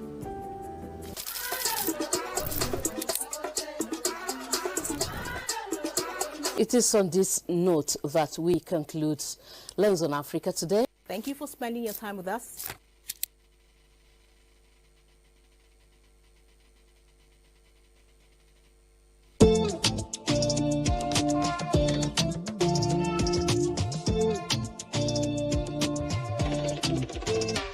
I've got a willingness to contribute positively to the well-being of my family.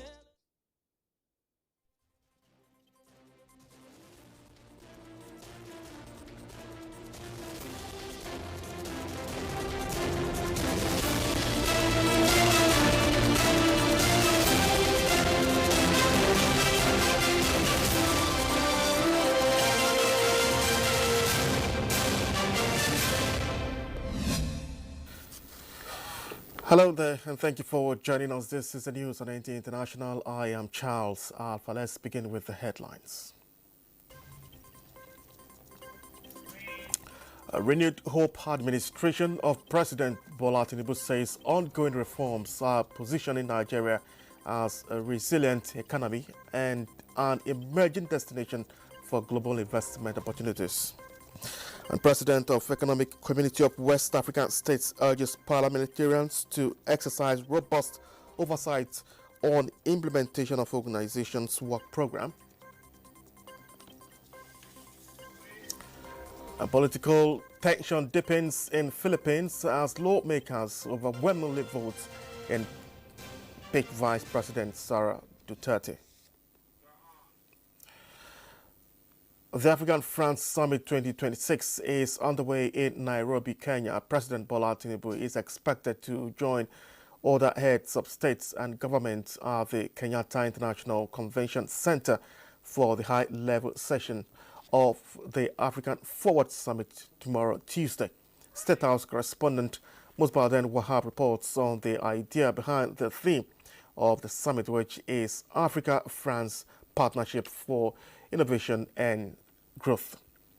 Thank you so much for joining us. You know, the interest in African countries by Western countries, developed countries, in African countries is increasing now more than ever. We have a situation whereby Western countries that had colonies on the continent trying to reinforce their control, and those that did not have any colony trying to establish one to gain control, to gain inroad into the continent, and that has been on for some time now. It is called neo-colonialism, and this is coming in front of economic, political and cultural control over the countries on the continent.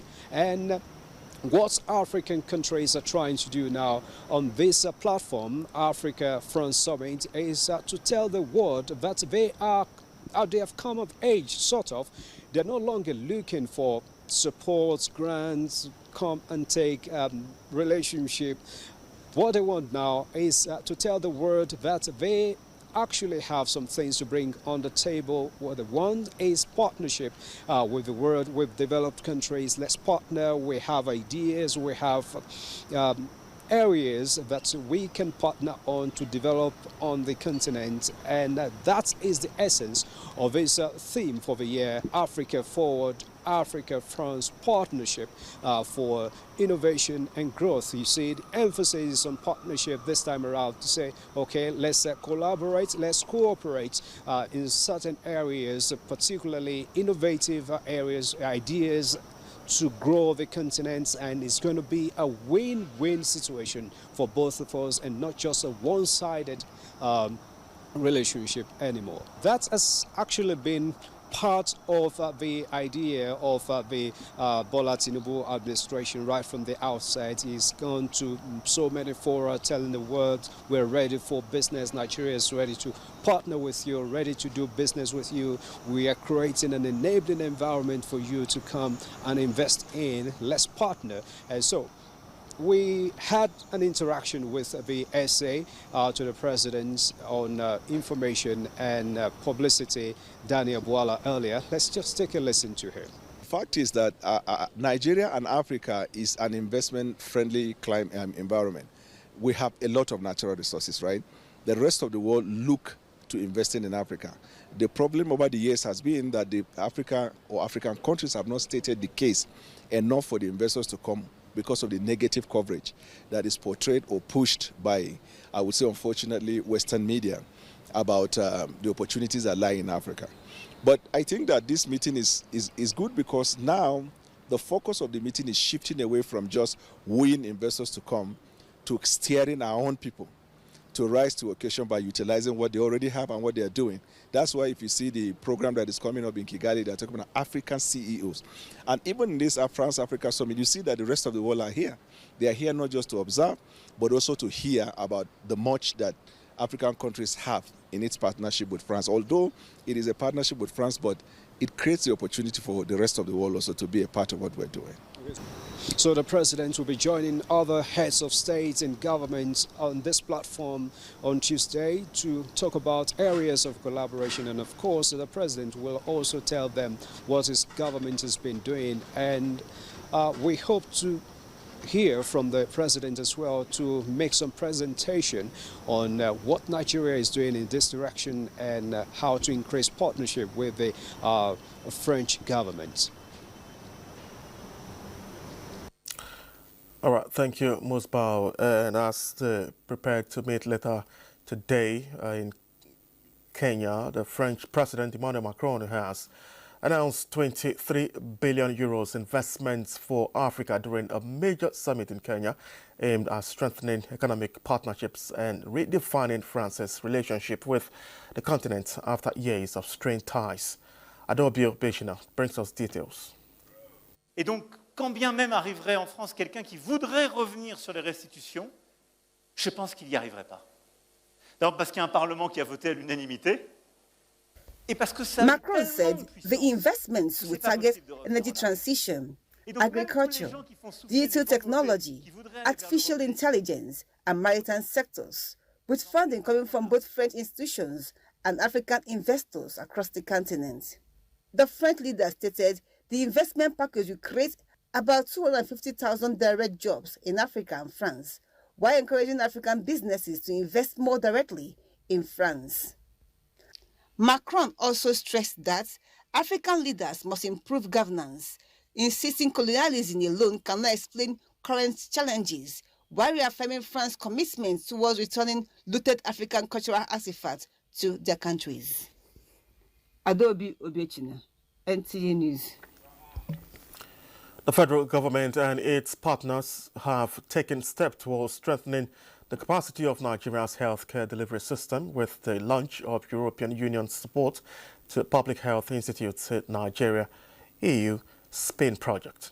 The £4.2 million project funded by the European Union will be implemented by the World Health Organization in partnership with the Federal Ministry of Health and Social Welfare. Speaking at the launch in Abuja, the Minister of State Health, Dr. Isaac Salako, described the program as a significant step towards strengthening Nigeria's healthcare system. He said this initiative is designed to strengthen health institutions and will improve the the well-being of Nigerians, especially vulnerable populations, noting that it aligns with the federal government's broader health reform agenda. Coordinate and deliver essential public health functions is a welcome development as Nigeria journeys towards transforming its public health system, enhance preparedness, and improve the health and well-being of all citizens. The project aimed at strengthening core functions of selected public health institutes to detect outbreak early and will span through 4 years.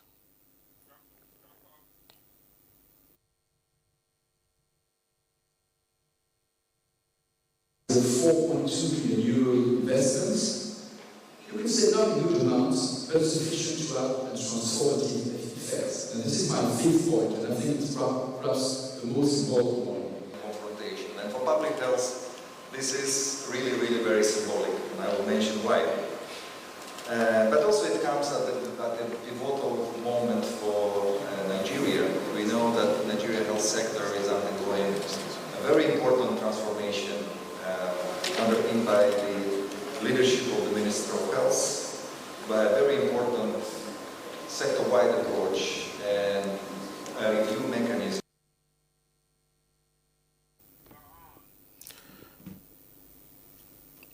The high attrition rate of health workers from the continent is of immense concern to the World Health Organization as it further deepens global inequities. It reports that Africa in a year lost over $100 million in training doctors and nurses who could not be retained on the continent due to purported poor conditions of services and infrastructure. At the Second African Health Workforce Investment Forum, the WHO Regional Director for Africa, Professor Mohamed Yakub Yanabi, admonished national leaders to transform words into action by investing in their health workforce as strategic asset, the report.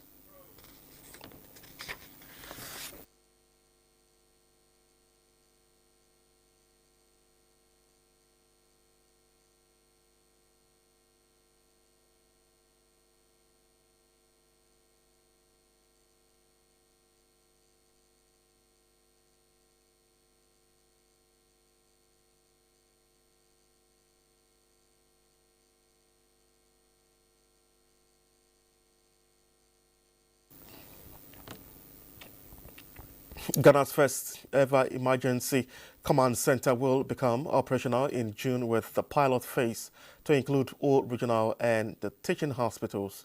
The center, located at the Greater Accra Regional Hospital is expected to link all the emergency units to the National Ambulance Service in real time for prompt emergency care of patients. Also at the Emergency Command Center are protocols to monitor the management of bed usage at the various emergency units of this hospital. Here is now the report. Emergency care in the country have come under public scrutiny in recent times, especially after the death of the 29-year-old Charles Emisa, who had been denied emergency care by 3 major hospitals in the capital in February. As part of recommendations of the Professor Jimambedu Akosa-led committee, government is consolidating state assets and resources to shore up emergency care services in the country. One such facility is the Ghana Armed Forces Critical Care and Emergency Hospital located at Bema Camp in Accra. Together with members of the committee, the Minister for Health, Mr. Kwabena Mintah Kando, visited the hospital to be abreast of its needs. At the time of visit, the hospital barely had any patients at both the intensive care and high dependency units. The 150-bed facility, now open to the public, also has a blood bank, a functional oxygen plant, and an ambulance, as well as a runway to airlift patients. Yet it is fraught with some challenges. The Minister for Health, Mr. Kwabena Mintah Kando, assured the Commander, Brigadier General Thomas Aquinas-Bire, of government's swift intervention. We may have to set a small group of people together to identify the gaps and then see how we can fill the gaps and see how we can operationalize it and optimize its operations. We must engage and see how we can make good use of this amazing facility. We want to add it as part of the best to our critical critical care and emergency unit we have in this country.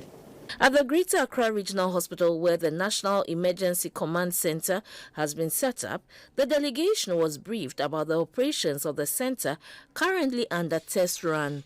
Basically, this is a national overview. It shows us the total capacity of beds. It's supposed to show for the whole country, but this is what we have with the pilots.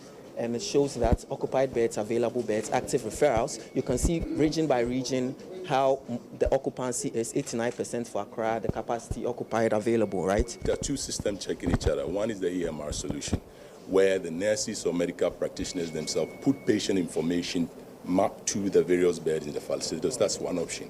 But we then want people to be there physically telling us that the information we are getting from the officials from the facilities is in line with the guys who are going on the field as well. Is there any way where maybe we have an expert at the center to determine that the condition of patient A has been there for 24 hours and he's supposed to move to the ward and yet he's at the emergency? If a patient has been on a bed more than 24 hours, the system will flag and tell us that this bed, that the patient on it has occupied it more than 24 hours. The bed management has now become so crucial that there should be, bed monitors going round and giving an on-hour update so that it should be possible for us to know from this command center hourly, real-time bed availability.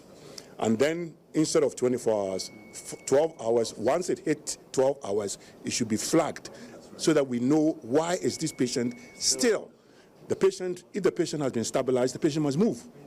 The pilot phase is projected to be rolled out in June this year at all regional and teaching hospitals to improve upon Ghana's emergency care. Now, the D8 Organization for Economic Cooperation has held high-level consultations with member states aimed at easing visa arrangements to boost mobility and economic cooperation across the bloc.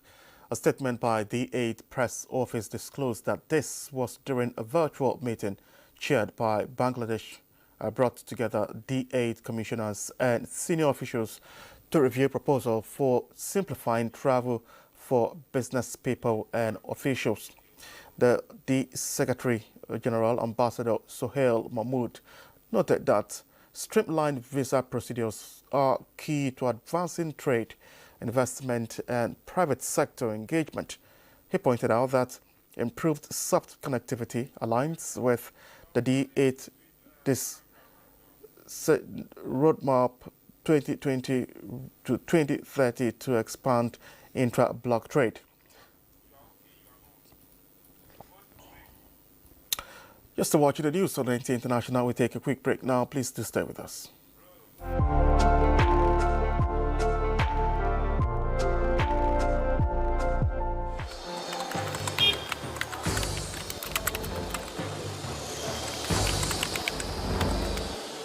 You have no better friend and partner than Nigeria. Let this unveiling today be a call to conscience. Let our practitioners hold the line of truth. To the media, please inform with integrity and with a deep sense of patriotism. To our public officers, communicate with transparency. To citizens, please let us speak with empathy. Let us come together to become the voice of responsibility, the voice of the world that heals division, that inspires hope and drives development.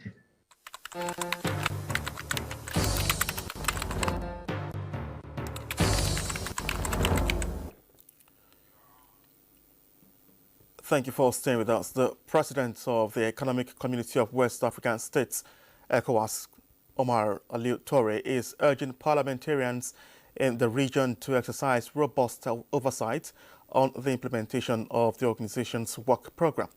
He was speaking while presenting a community report under review at the ongoing 2026 first ordinary session of the ECOWAS Parliament in Abuja. Muhammad Rabiu Ali reports. The report addresses political affairs, democracy and governance with significant progress achieved in regional peace, preventive diplomacy, mediation, electoral assistance and institutional capacity building. The Commission has continued to advance stability and democratic governance across our region. We have supported electoral processes in Benin and the ongoing process in Cape Verde and in Guinea. And we have also strengthened the mediation efforts in Sierra Leone, contributing thereby to political cohesion and peace in that country. Toure says the consolidation of regional economic integration remains at the core of the Commission's mandate. He urges members of the ECOWAS Parliament to advocate timely and adequate release of community levies and contributions by member states.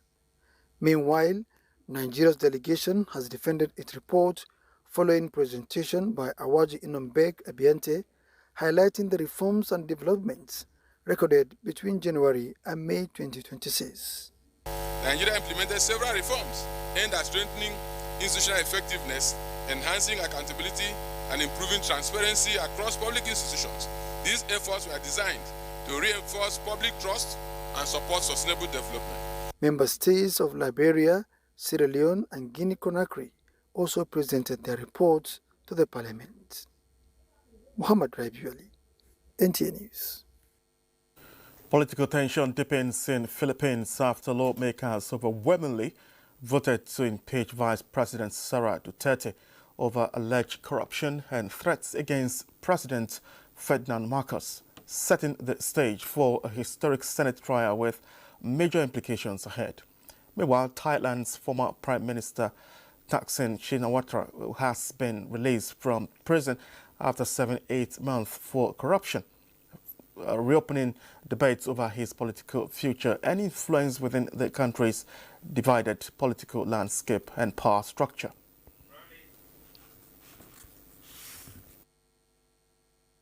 $255 members voting in the affirmative, 26 against, 9 abstention. House Resolution number 989, together with the findings, conclusion, recommendations contained in Committee Report number 261 are hereby adopted.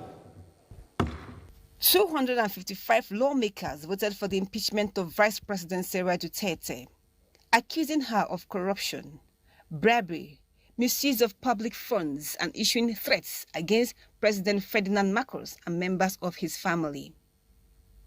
The impeachment now moves to the Senate, where senators will decide whether Duterte should be removed from office and permanently banned from contesting further elections under the country's constitutional provision and political laws. Despite growing political pressure, Duterte's legal team insists she's prepared to defend herself before the Senate impeachment court, while analysts warn the proceedings could seriously damage her chances in the 2028 presidential race.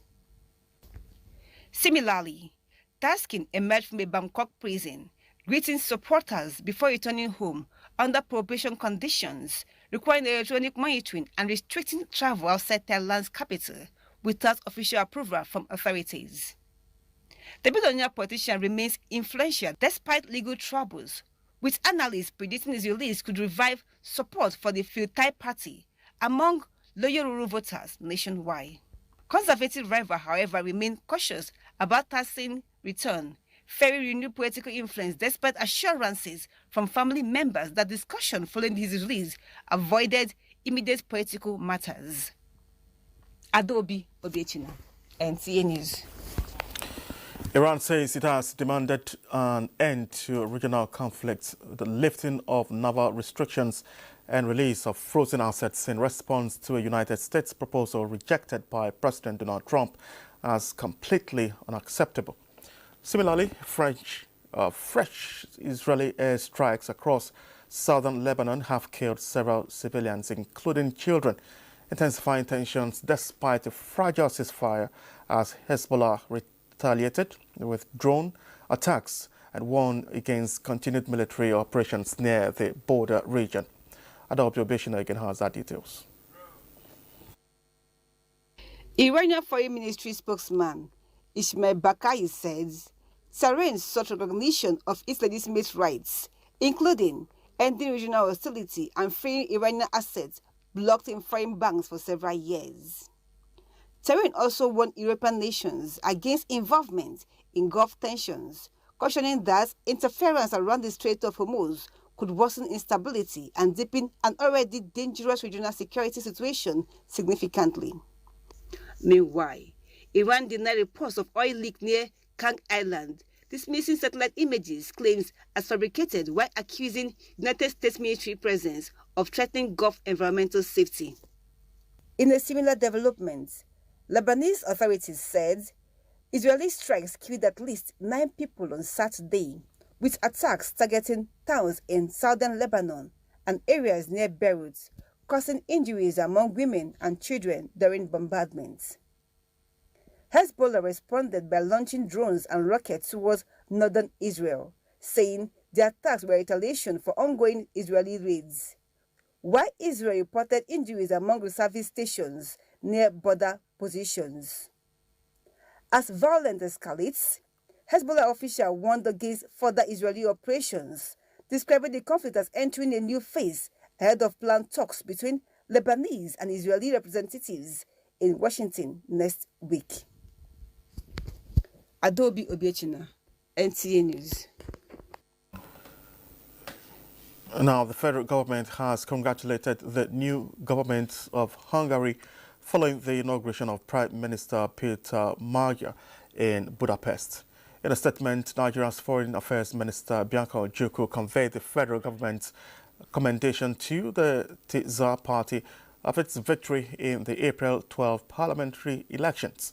The minister described the transition as a significant moment in Hungary's democratic evolution and reflects the enduring importance of democratic participation, constitutional governance, and peaceful political transition in strengthening national institutions and public trust.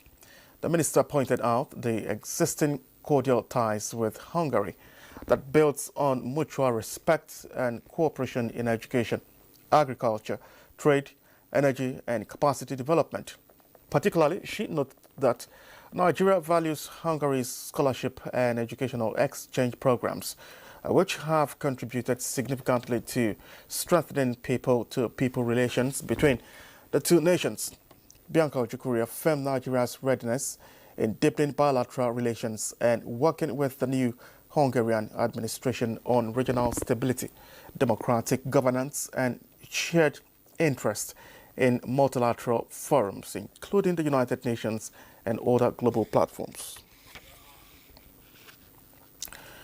President Bola Tinubu has showered encomiums on the leader of the Afenifere socio-political group, Pa Reuben Fashoranti, describing him as a steadfast voice for the unity of people, Nigeria, and the dignity of the citizens. The president, represented by Vice President Kashim Shettima, stated this in Akure, the Ondo State capital, at the centenary birthday celebration of Pa Reuben Fashoranti. A State House correspondent, Abraman Jibrila reports. Hooray! And so say all of us. Celebration of a centenarian for his service to education, democracy, and the cause of justice, sacrificing his comfort to fight for the underrepresented while lending his voice against oppression. Pa Reuben Fashoranti, the Afenifere leader, is 100, a rare age that needs all the celebration.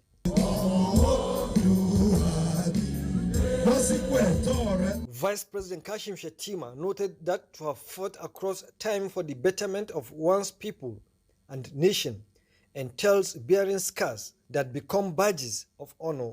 Beyond taking part in defining the destiny of his people, beyond taking part in the politics of his people, and beyond helping to negotiate their dignity, their rights, and the dividends of citizenship due to them, what sets Baba apart is his uncompromising belief in education. I thank you for your service to education. We thank you for your service to democracy. We thank you for your service to the cause of justice. We thank you for the wisdom you have offered across generations. There are men whose lives merely pass through history, and there are men who define the moral character of their age. Pa Reuben Fashoranti belongs to the later category. He is one of those rare figures whose life has become synonymous with integrity, courage, discipline, and principled leadership. The celebrant's younger sister, Rachel Tubosun Falaye, spoke on his behalf. At this moment in our history, my heart's desire is that Afenifere, the house we've built together for the Yoruba people, remains one. Ogun State Governor Dapo Abiodun also presented a documented tribute to the celebrant on behalf of the people of Ogun State, describing him as an iconic Nigerian. And for us, one of the birthday gifts we are giving to you today is the naming of that first flyover across the express road.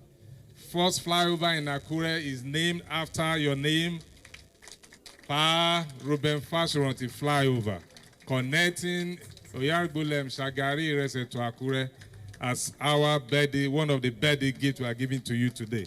Vice President Kashim Shettima, on behalf of President Bola Tinubu, also inaugurated a landmark flyover project named after the celebrant, constructed by Ondo State government.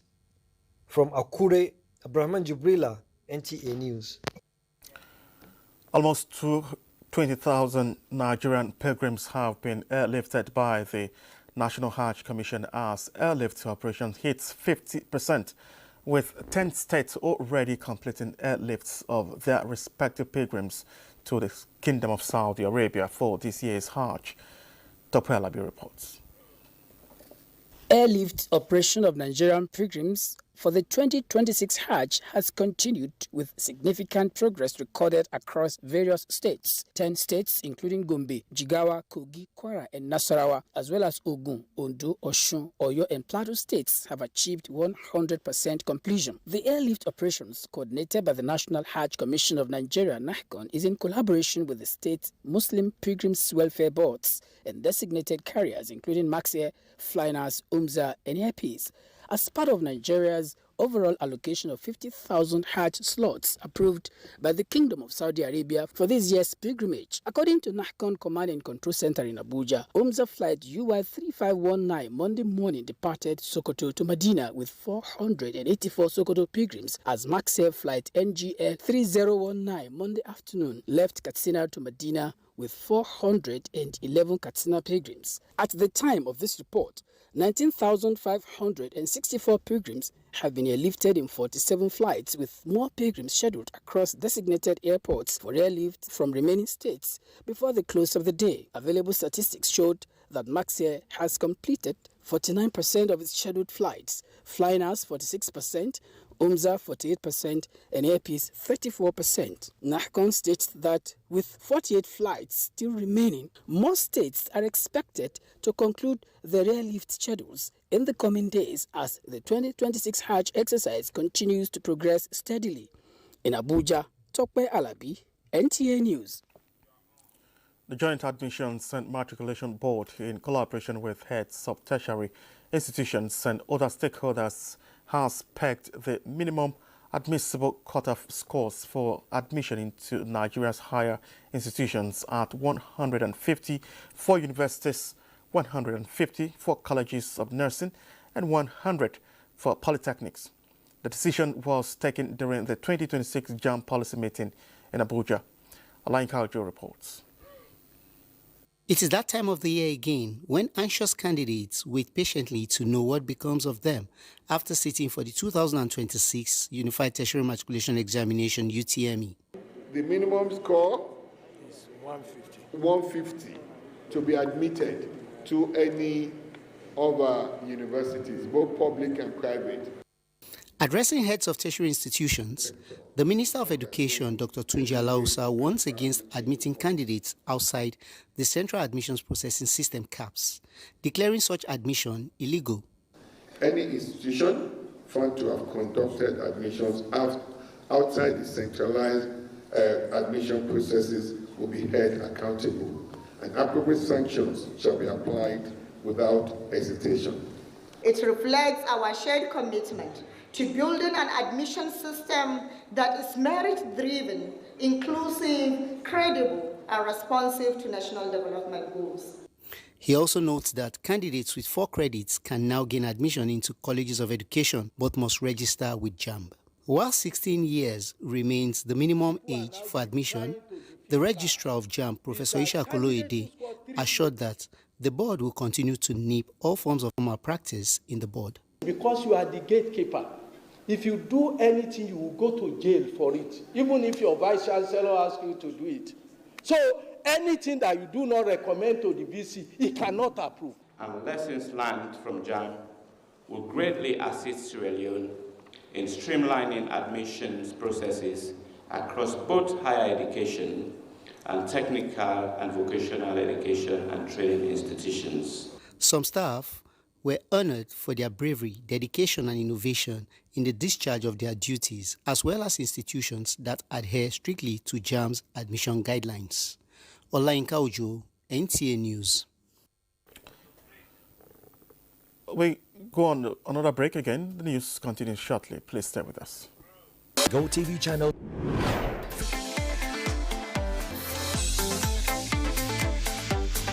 You can also see us on Facebook and YouTube for quality content on the go.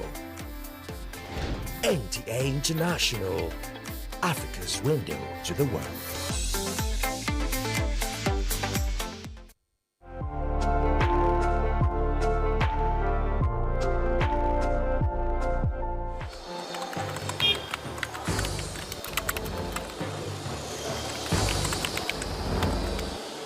You have no better friend and partner than Nigeria.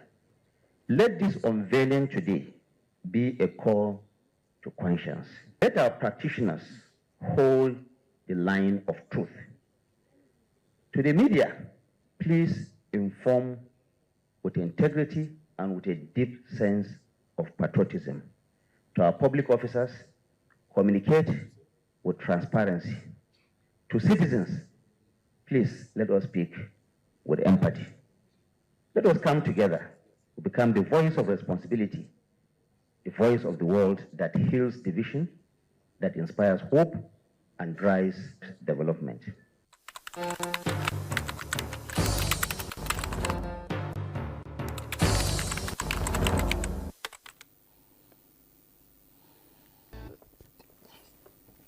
Thank you for staying with us. As part of efforts to strengthen national security through improved civil-military relations, members of Senior Course 48 of the Armed Forces Command and Staff College Jaji are in Jigawa State on a study tour to examine the role of community engagement in sustaining peace and security.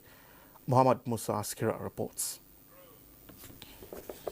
8 members of Senior Course 48 of the Armed Forces Command and Staff College, Jaji, led by the Director of Land Welfare, Brigadier General Babatunde Omopariola, are on a study tour of Jigawa State.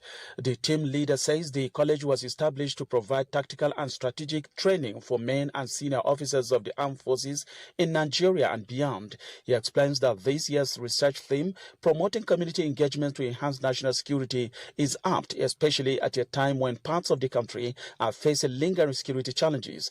Commandant of the college, Air Vice Marshal Alfred Olubianga, says Jigawa was chosen to enable participants study the state's peaceful security architecture and identify strategies that can add value to national security engagements.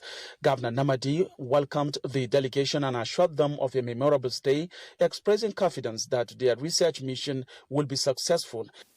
Anytime I mention the states we are visiting, and I mention Jigawa, you just tell me that Jigawa, just forget to go there and relax. That's about the most peaceful state in the north. And that's why I developed into, I said, personally, I'm going to come here to see the states. Security agencies in Jigawa State, how are you? Air Vice Marshal, I want to assure you that this happened not because of we are better than anybody, not because of our hard work, because of the blessing of Allah subhanahu wa ta'ala. The governor commended the strong synergy among security agencies in Jigawa, noting that it has sustained the state's reputation as one of the most peaceful in the country. In Dutse, Muhammad Musa Askira, NTA News. The Defense Headquarters has reacted to a report alleging civilian casualties during a recent area interdiction conducted in Shiroro local government area of Niger State, insisting that the strikes specifically targeted armed bandits and terrorist enclaves. In a statement by the Director of Defense Media Operations, Major General Michael Onoja, the DHQ said the operation was carried out following credible intelligence indicating gathering of armed bandits in Lukupe village and surrounding areas within Shiroro local government area. The statement notes that intelligence and post-strike assessments confirmed the operation successfully eliminated several terrorists, particularly in Kusasu, where about 70 bandits were reportedly killed, while those that survived were seen evacuating bodies of their dead colleagues for burial, stressing that than 200 armed fighters mounted on motorcycles reportedly retreated towards Zango. The residents of nearby communities had reportedly relocated to Serkin Power before the commencement of the operation.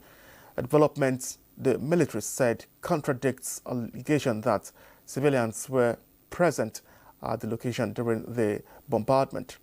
The Armed Forces of Nigeria reaffirmed its commitment to protecting law-abiding citizens and conducting operations in line with established rules of engagement and international laws governing armed conflicts. 1.4 million National Youth Corps members will be deployed for the 2027 general election. Chairman of INEC, Professor Josh Ompito, made this known when he paid a courtesy visit to the Director General of the NYSC, Brigadier General Olakunle Nafiu, in Abuja, for the Ekiti and Osun governorship elections and the by-elections in Nasarawa, Enugu, Rivers, Ondo, Kebbi, and Kano State. About 53,000 corps members will be engaged. As the elections approach, The INEC chairman promises adequate welfare and proper training for the NYSC. Members, the NYSC DG commended the partnership between the two agencies and promised to ensure core members remain political during the election.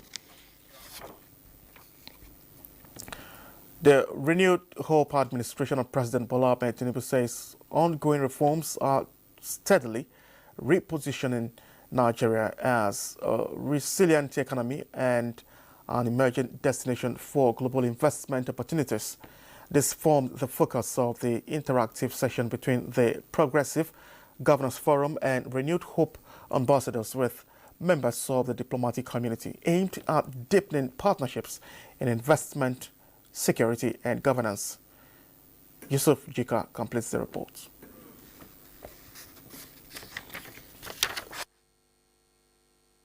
A shared vision of prosperity, bringing together governors, ministers, presidential advisors, and members of the diplomatic community to highlight key strides recorded under the Renewed Hope administration.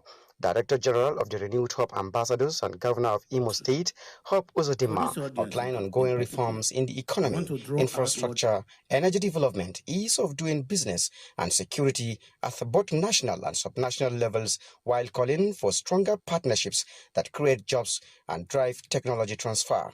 He noted that the Renewed Hope agenda is expanding non-oil exports and attracting green investments aimed at strengthening Nigeria's economic future. The Renewed Hope agenda is not a campaign slogan. It is a coherent policy framework anchored in the foundational reforms and extending into infrastructure, social investment, security cooperation, and institutional repair. Nigeria remains steadfast in advancing democratic governance, deepening economic reforms. Mr. President, as an ardent believer in our federalism, I've continuously engaged with state governors either bilaterally or through the National Economic Council. The more we talk to one another, the more we understand one another. And that is the essence of this gathering. From America, Africa, Europe, and Asia, members of the diplomatic corps described Nigeria's growing economic trajectory as progressive and impressive. And we see Nigeria a country of opportunity. Today, if we have a second chance, it's because of Nigeria.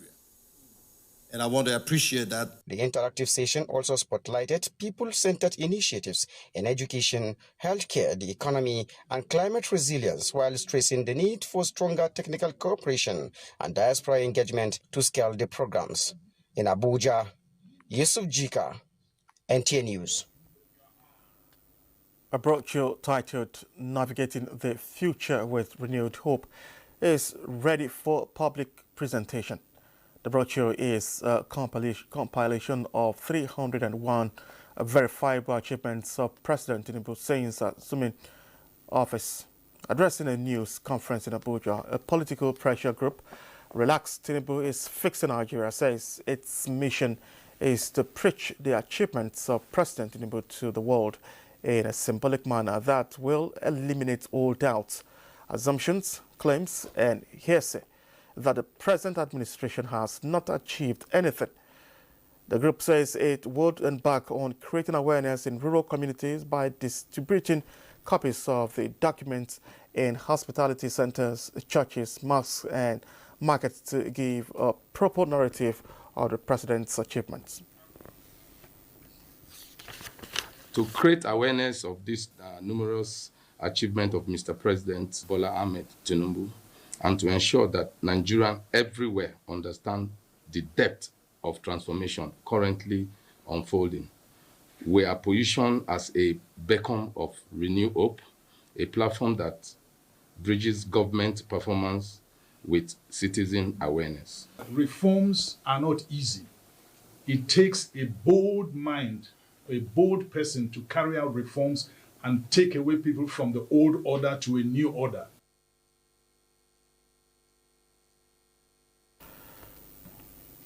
In the build-up to the 2027 general election, President Bola Ahmed Tinubu has continued to garner support and endorsement of his re-election bid Ali Tijani reports that a mega rally to mobilize grassroots support for the president was held in Akwanga, Nasarawa State.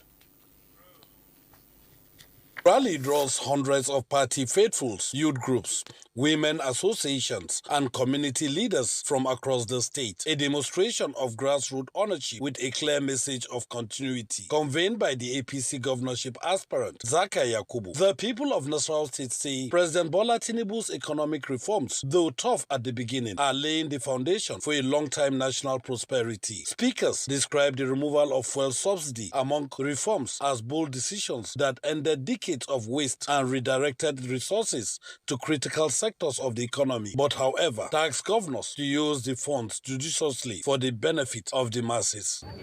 Asiwaju has improved our allocation because today they share up to 2.2 trillion as against the 700 billion we were sharing during Buhari. Community representative pledged to sustain mobilization efforts across wards and local governments, insisting that continued support for the Tinubu administration will guarantee policy stability and national growth. The situation we met at hand was not caused by Tinubu.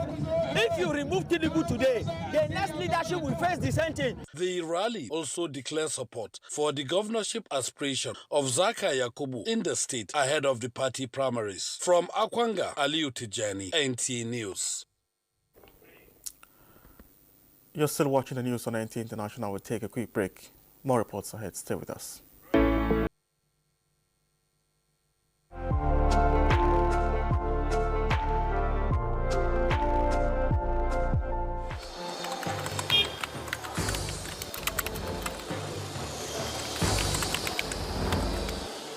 You have no better friend and partner than Nigeria. Let this unveiling today be a call to conscience. Let our practitioners hold the line of truth. To the media, please inform with integrity and with a deep sense of patriotism. To our public officers, communicate with transparency. To citizens, please let us speak with empathy. Let us come together to become the voice of responsibility, the voice of the world that heals division, that inspires hope and drives development.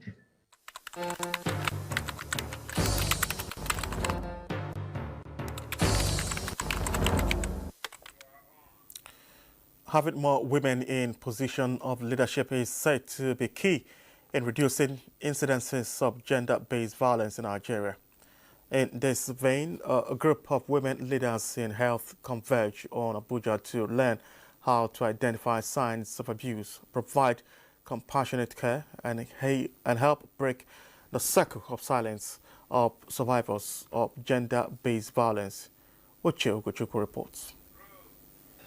Data from Nigeria Demographic and Health Survey 2018 shows 31% of women have faced physical violence and most survivors never seek help. Gender-based violence in Nigeria includes sexual abuse, psychological trauma, and harmful traditional practices like child marriage and female genital mutilation. Women are the best to address the issues, and that is why we are here. You are well positioned to deliver policies and implement. You are well positioned to respond to the survivors. The culture of silence, fear, stigma, and lack of support prevents many survivors from speaking up, leaving them without care or justice. These are women leaders in the health sector. They are here to develop their skills on how to prevent gender-based issues in their workplaces. And for those already having cases, they are to learn how to use existing policies and frameworks to help the survivors. The health system remains a key point for delivering essential services to survivors of gender-based violence. Therefore, equipping women with the right knowledge, with the skills and the tools to effectively deliver this is key and is vital for us, even in WHO. Yes, the violence happens in the most private of places, sometimes in people's bedrooms, but it is a public health issue. So that's where you come in as health workers. This is with the hope to strengthen the health system, improve survival care, and ensure that every woman receives the dignity, protection, and support she deserves. Uche Ugochukwu, NTA News. President Tinubu has approved the appointment of Major General Adenka Fama-Dewa, retired as Special Advisor on Homeland Security. The appointment was confirmed in a circular signed by the Secretary to the Government of the Federation, Senator George Akume. President Tinubu said the appointment recognized Fadewa's outstanding service record, strategic expertise and enduring contributions to Nigeria's national security architecture. He also urged him to deploy his wealth of experience, professionalism, and strategic insight in advancing national security objectives and supporting the administration's renewed hope agenda. Now up next is our sports updates. Please stay with us. The 2026 CAC Paratrack Africa Championships has officially commenced at the Moshood Abiola National Stadium Velodrome in Abuja, where Nigeria and Kenya exchanged wins on the track. Nigeria excelled in the women's tandem sprint, while Kenya secured victory in the men's category. The championship serves as a platform for identifying and nurturing new talents in preparation for future international events, while also promoting peace, unity, and sportsmanship among the African nations involved. This sport is what we love. It's what we love. We did it with love. So we learned more courage from Nigeria. Sport is bringing unity to be inclusive for people, to even when you have some disability, specific or para, it will boost your feeling, and you will understand yourself that you are becoming important. Meanwhile, Team Nigeria will depart for Ghana Monday ahead of the 2026 Africa Senior Athletics Championships in Accra, with a 41-athlete contingent set to represent the country at the 6-day competition, which begins on Tuesday. Several foreign-based athletes have already arrived in Accra. Nigeria's team comprises 17 male and 24 female athletes. We compete in 26 track and field events at the Continental Championship. And lastly, Nigeria's Falconets will know their group stage opponent for the 2026 FIFA Under-20 Women's World Cup on Friday, May 15. Moses Aduko's team secured their spot after a 3-2 aggregate victory over Malawi's Young Scorchers. The Falconets have qualified for every edition of the competition. The draw will take place in Wuch, one of the tournament's host cities. With sports updates, Omoyeme Onobo, NTA News. And with that, we conclude the news. Many thanks for watching. I am Charles Alpha.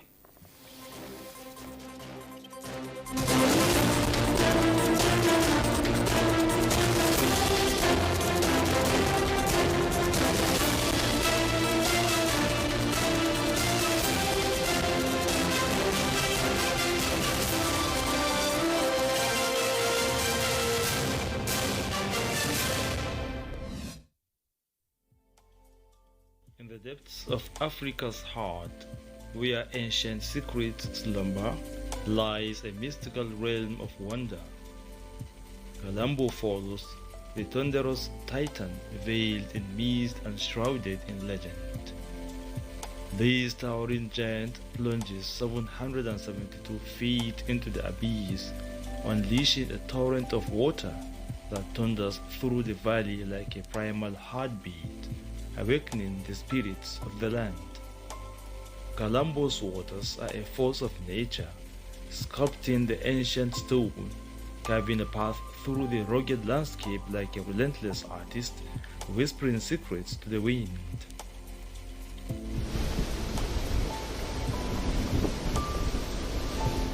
In this lush, tropical paradise, life forth in vibrant colors, a kaleidoscope of wonder.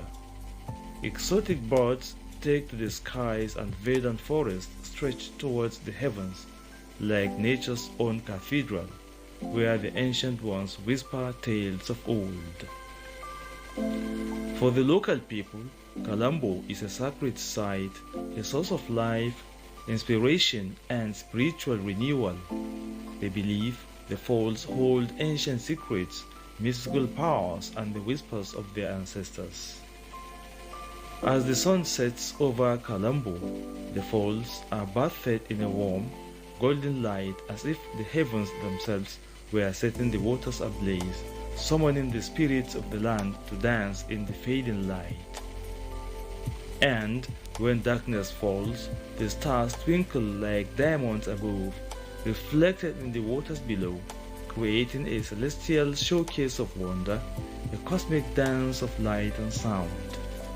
Kalambo Falls, a natural wonder that awes and humbles us, a reminder of the beauty, power, and mystery of the natural world, whispering secrets to those who listen. Join us as we experience the thrill of discovery, the joy of exploration, and the serenity of connection with nature's splendor in this mystical realm of wonder. Kalambo Falls, a secret realm of wonder waiting to be uncovered. Join us next time as we venture into the unknown and uncover the secrets of the natural world.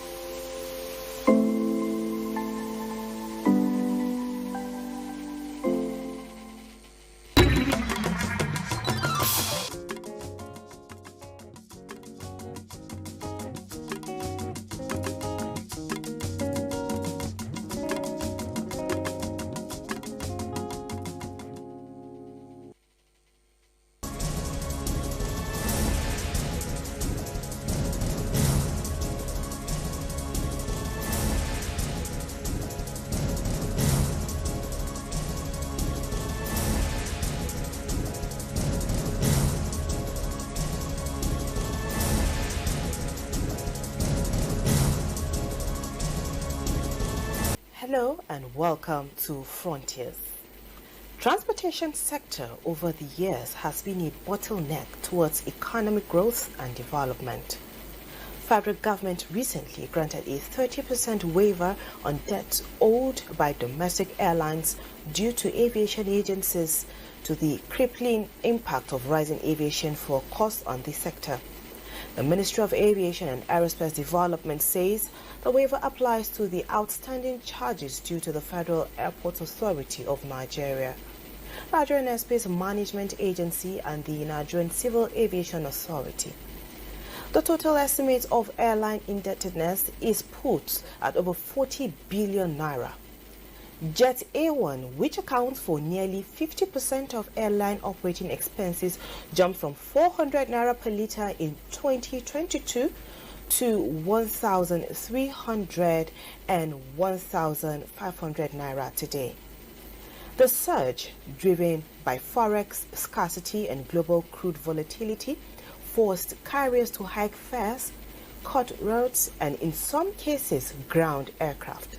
But the government says the 30% write-off is an emergency relief to prevent further distress, protect thousands of aviation jobs, and keep air transport accessible to Nigerians. However, airlines must be committed to prompt payment of current charges, improved safety, compliance, and better service delivery. Now, on this edition of Frontiers, we will be looking at the impact of federal government's 30% debt waiver owed to domestic airlines to aviation agencies and the way forward, and general overlook at the transport sector. My name is Frama Panyi, and to discuss issues surrounding this development is Dr. El Tafik Balarabe Yusuf. He is the Managing Director and Chief Executive Officer of Direct Link Transport and Logistics. Doctor, you're welcome on the program Frontiers. Thank you for having me, Frama. Right. Now, before we discuss the 30% debt waiver, now transport is very important, Can you share with us from your experience, in this sector, what is the single biggest challenge facing transportation in Nigeria? Well, it is clear to understand that everything we do today is somehow connected to transportation. And without that, it is almost practically impossible to achieve objectivity. Let me come back to your question. The main problem we have in Nigeria related to transport system, if you may ask me from my own assessment and practical implementation as a logistics operator and a business owner in Nigeria, is congestion. But then there are the symptoms of other problems. We have to look at the reason why the cities are congested, why the existing problem is happening in terms of road accidents and other issues related to overcapacity. So, the main problem we have in Nigeria at the moment is congestion in transport infrastructure, particularly road transport. However, again, that is the symptoms of the major problem. You just said that is the symptom of the major problem. Can you share with us some of these major problems? Major problems are because cities are not connected, adequately connected. Transport is the key of productivity in any developed or developing nation. For instance, when we connect cities together in terms of rail, adequate road transport system, we see significant reduction in city congestions. This is reason because when cities are not connected, we begin to find problems in the feeder roads, and that accumulates congestion. Anyone you ask is a Nigerian, they'll say to you today, our problem is congestion. But that again is the symptoms. We have to address the main issue by expanding and connecting cities together to reduce feeder roads congestion, cities congestion, because states are now connected by rail, road, and other means of transportation. Yes. Okay. Now, let's talk about road transport. With the present cost of fuel and the multiple tax collection, many commercial drivers are struggling. What urgent changes need to be done to keep road transport, viable for both the operators and the passengers? Simple. Multimodal transport system. Okay. Multimodal transport system is a practical solution that can be implemented. It has been implemented in other countries and it's been successful, including United Nations, including United Kingdom, other countries. Without multimodal transport system, we are prone to see problems in our transport sectors. When we mean good transport system, we don't mean good transport. We want sufficient transport system. Sufficient transport system means you can get from one end to the other without much complication. You're dropping off the train, you're getting off the tram, you're dropping off the bus, and you're getting off the train. That is what is sufficient. It's not just good transport. We want sufficient transport system. And I commend the present expansion and projects that are going on, mega projects in Nigeria at the moment, which are addressing the problems that is going to reduce congestion in Nigeria, connecting cities together. Major projects are going on. We look at over 10 plus projects right now in Nigeria, which of course is not going to be an easy project. We need precision, we need speed, we need a comprehensive framework that will address this issue conceptually to showcase Nigeria in the eyes of the world. Our challenges are not different from other country challenges, just that in different capacities. United Kingdom are facing their own transport challenges. France, Germany, Spain, When we're comparing Nigerian transport system, it is undermining to be looking at other African countries. We want to see what developed countries are doing and then replicate what they're doing. There is no single nation today that can categorically say they don't have transport challenges. But the challenges, again, as I said, differs from one country to another. We are progressing towards the right direction by connecting cities. When we unlock productivity, we are connecting cities. And when we connect cities, we unlock Nigeria to the world for investment. Investors will come in because the cost of logistics now, as I speak to you at the moment, if you speak to any business owner, the main hidden cost of return on investment is the logistical operational cost. It is huge. It cannot be quantified. But with the current projects so far that I have seen, I've traveled by road from Lagos all down to Maiduguri as a transporter. Wow. This is my job. This is what I do. I've traveled by road with good assessment. We have seen what is going on, and I think we are pleased with what is going on. If this project can be completed at the right time, with the right precision, in years to come, I think Nigeria will be contesting at the top index of good transport system. Right. Now, are we, as a nation, Nigeria, we have the CNG-powered vehicles, and we have people now, moving to electric vehicles. Are we ready for that in this part of the country? What is missing beyond buying or procuring these vehicles? Unfortunately, it is wrong to discourage anything that has to do with sustainability of environment globally. What the world is encouraging is to have a sustainable environment, reduce pollution. Of course, it's a welcome development, electric vehicles. We want to look at the sustainability in Nigeria. Is it sustainable, to be realistic? There are issues that need to be attended to. I'm not discouraging that, but there are more pressing issues that need to be attended to. And these pressing issues involve connecting states, as I said to you, providing different modes of transportation. Before we move into electric vehicles, what is sustainable is what we want to practice. In transport, we don't look at what is happening at the moment. We analyze what is happening, and we look towards the future, what is going to happen in 5-10 years to come. For instance, United Kingdom are working on a transport project for the next 50 years. Why are we jumping from point A to point D? I think we should start A, B, C, D. That is the right approach to transport, and that is what is feasible for Nigeria at the moment. Again, I'm not discouraging environmentally friendly vehicles, but we have to address what needs to be addressed. And that is what the present government is doing at the moment. Expanding roads, building roads, rails. Developed nations have done that in the past. They have done that in the past before they are where they are now. They have expanded roads. They have expanded rails. There were protests.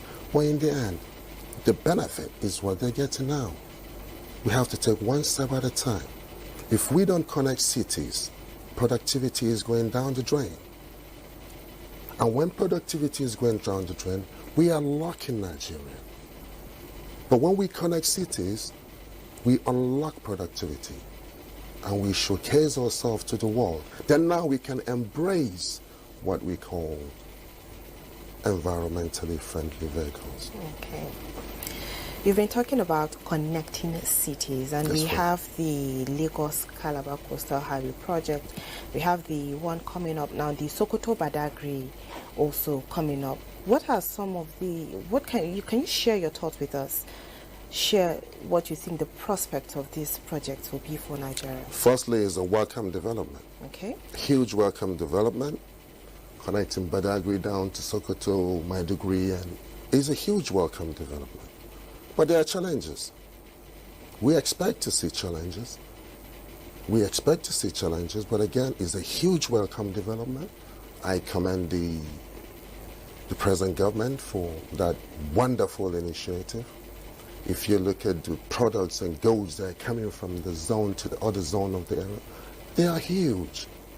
When we connect the cities, there are small businesses that are losing on logistics expenses, and as I say to you, it cannot be quantified. But again, back to your question, it's a welcome development, a huge welcome development. Yes. Okay. Now let's talk about the 30% debt waiver. We know that federal government announced that waiver. What should that impact on airline operations? Away from road transport now, let's talk about the airline operations. Well,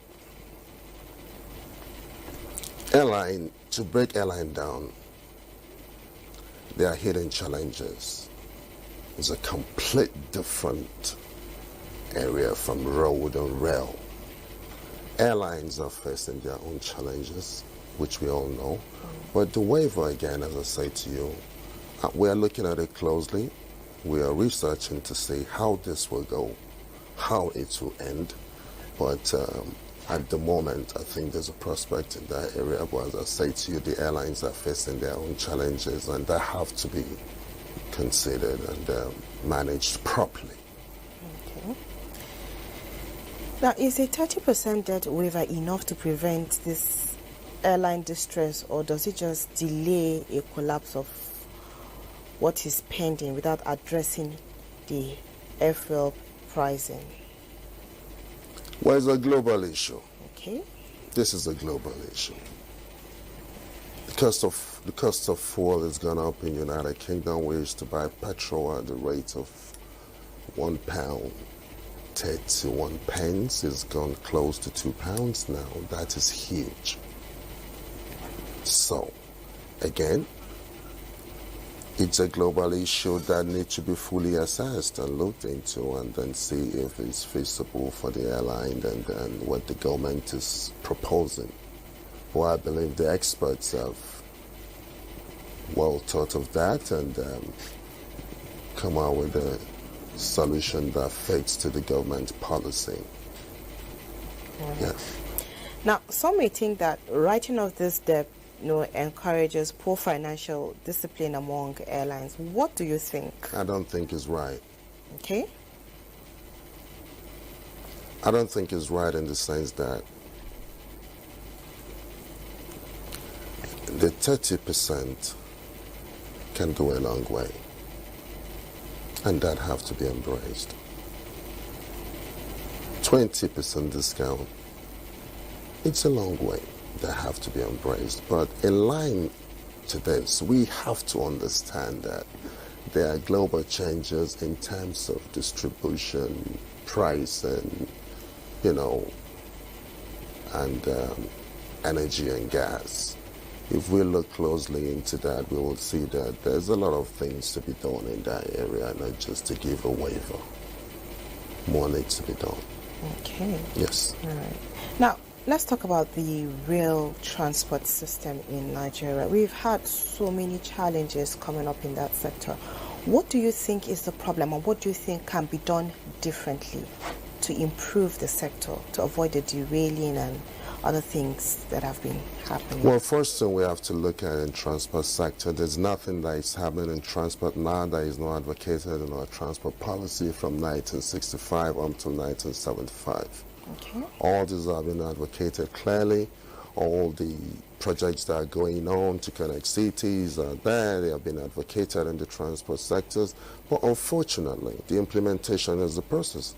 So we want precision, we want speed, we want compliance, and a comprehensive framework to guide all this happening. Yes, as I say to you, we cannot address the problem in the city without looking around the city. We must address interstate issues before we can look at what is going on in the city. United Kingdom, France, Germany, America just don't wake up one day and say we want to solve the problem in a particular city. They expand. There's still other connecting cities. And when you reduce congestion in that, you see reduction in congestion in your cities. It's very practical. As I say to you, transport is the key, is the glue that glues everything we do in Nigeria. It is practically impossible to do anything without transportation. Of course, you've been transported to come here today. So myself. So there's nothing we do in Nigeria without involvement of transportation. And when we say good transportation, we don't mean good transportation that is functional within the city. It's not good enough. We want sufficient transport system. There's a difference between good and sufficient. Sufficient is you're able to connect mode of transportations and then from point A to point B without too much of a stress. Now, we've been talking about this and you have been emphasizing the need for connectivity interstates. It's very important. You mentioned the moving and transportation of goods from one zone to another. And we are not there yet. You've been in this transport sector for a while now.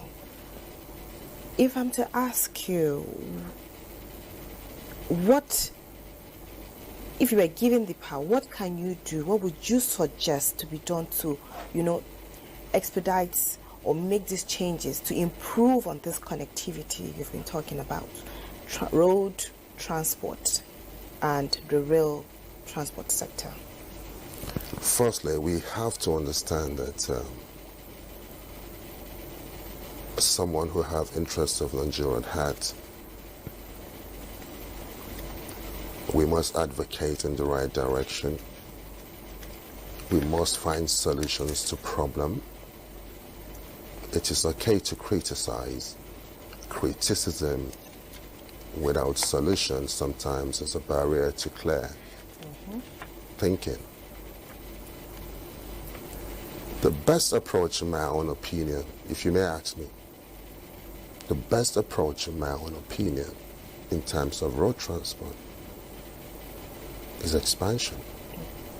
We have to create more roads, build more sustainable roads. What I mean, we cannot rely on 20th century capacity to cope with 21st century volume. It is not possible. We're just going round and round and round. Compliance is another issue. Transport alone, interestingly, can generate unimaginable revenue for Nigeria if well taken care of. And that I can say that it's happening in the right direction now. And there is evidence to see that when these things happen, we will see great improvement in our transportation system. Doctor, let's pause here and take a short break.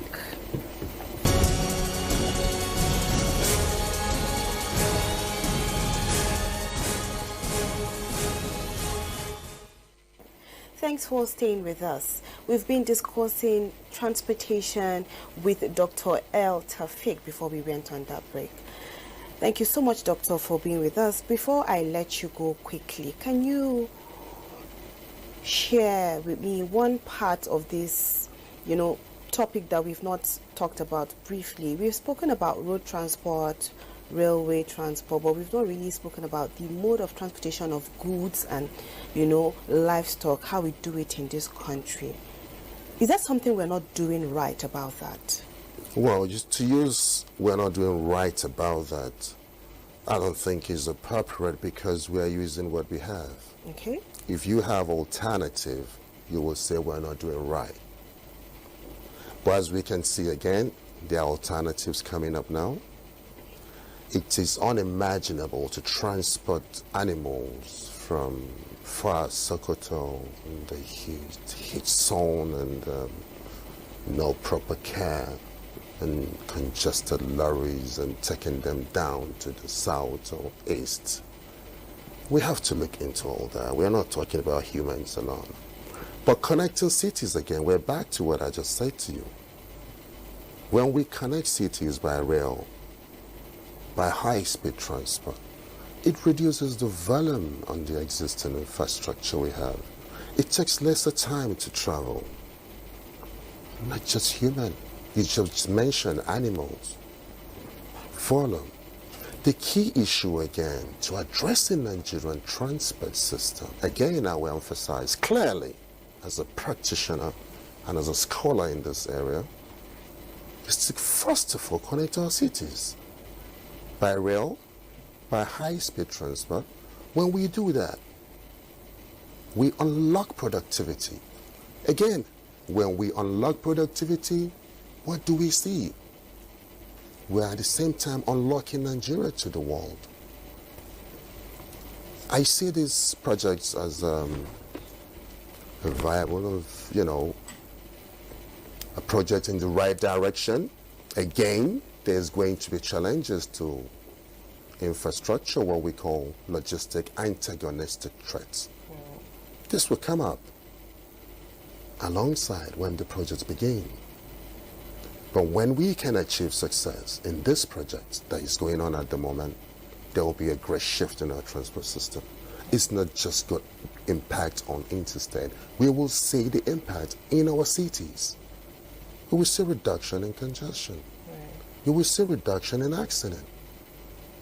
And what is needed? Precision again, speed, and a framework for compliance.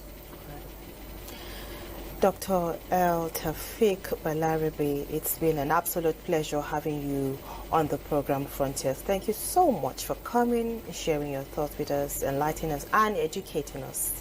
It's my pleasure. We have been looking at how to improve the transport sector in Nigeria vis-a-vis the impact of the 30% debt waiver on the aviation sector. We have been discussing with Dr. El Tafiq Balarabe. I am Frama Panyi. Bye for now.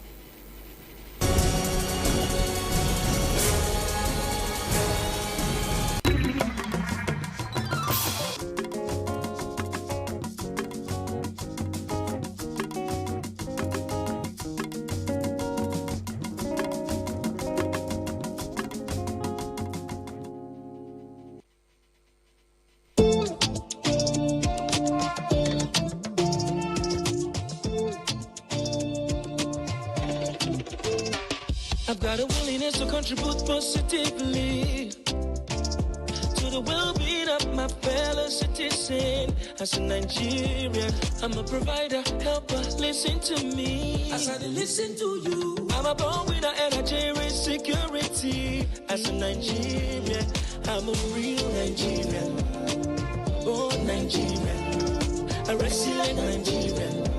I live by the citizens' code. I'm a real Nigerian, accountable Nigerian, a caring Nigerian. I live by the citizens' code. Green, white, green, oh, I pledge my dear country. I'm embodied with observance and courtesy. There is nothing in this world above me, if no be God. Pushing against all odds till my goals are attained. Nigerian spirit, Nigerian dream. Nigerian spirit, Nigerian dream. I know if you forget Nigerian promise to be. I am reliable. Oh, I know I'm responsible for my actions. I am strong, healthy. Can't you see I am blessed? I'm a real Nigerian, born Nigerian, a resilient Nigerian. I live by the citizens' code. I'm a real Nigerian, accountable Nigerian, a caring Nigerian. I live by the citizens' code. I'm a real Nigerian, born Nigerian, a resilient Nigerian. I live by the citizens' code. I'm a real Nigerian, accountable Nigerian, a caring Nigerian.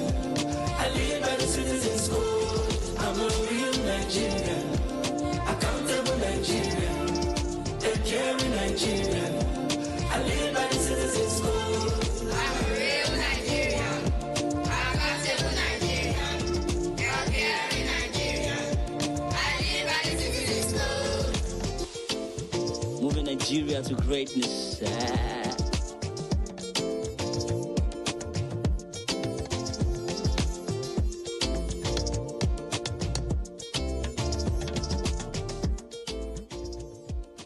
Brought to you by the National Orientation Agency, NOA.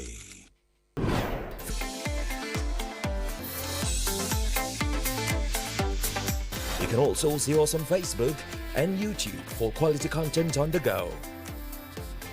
NTA International, Africa's window to the world.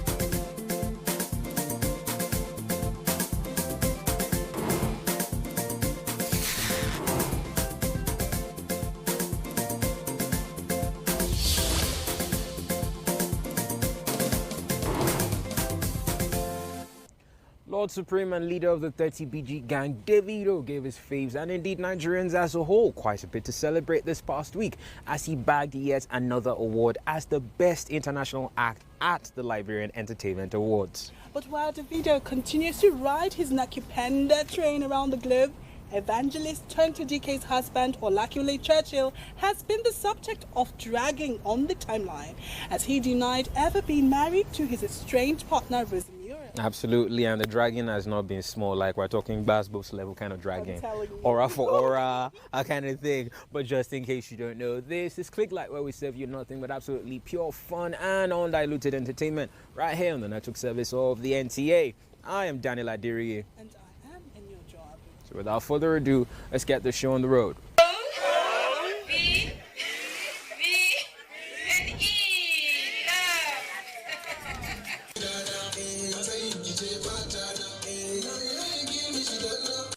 Next up, E-News.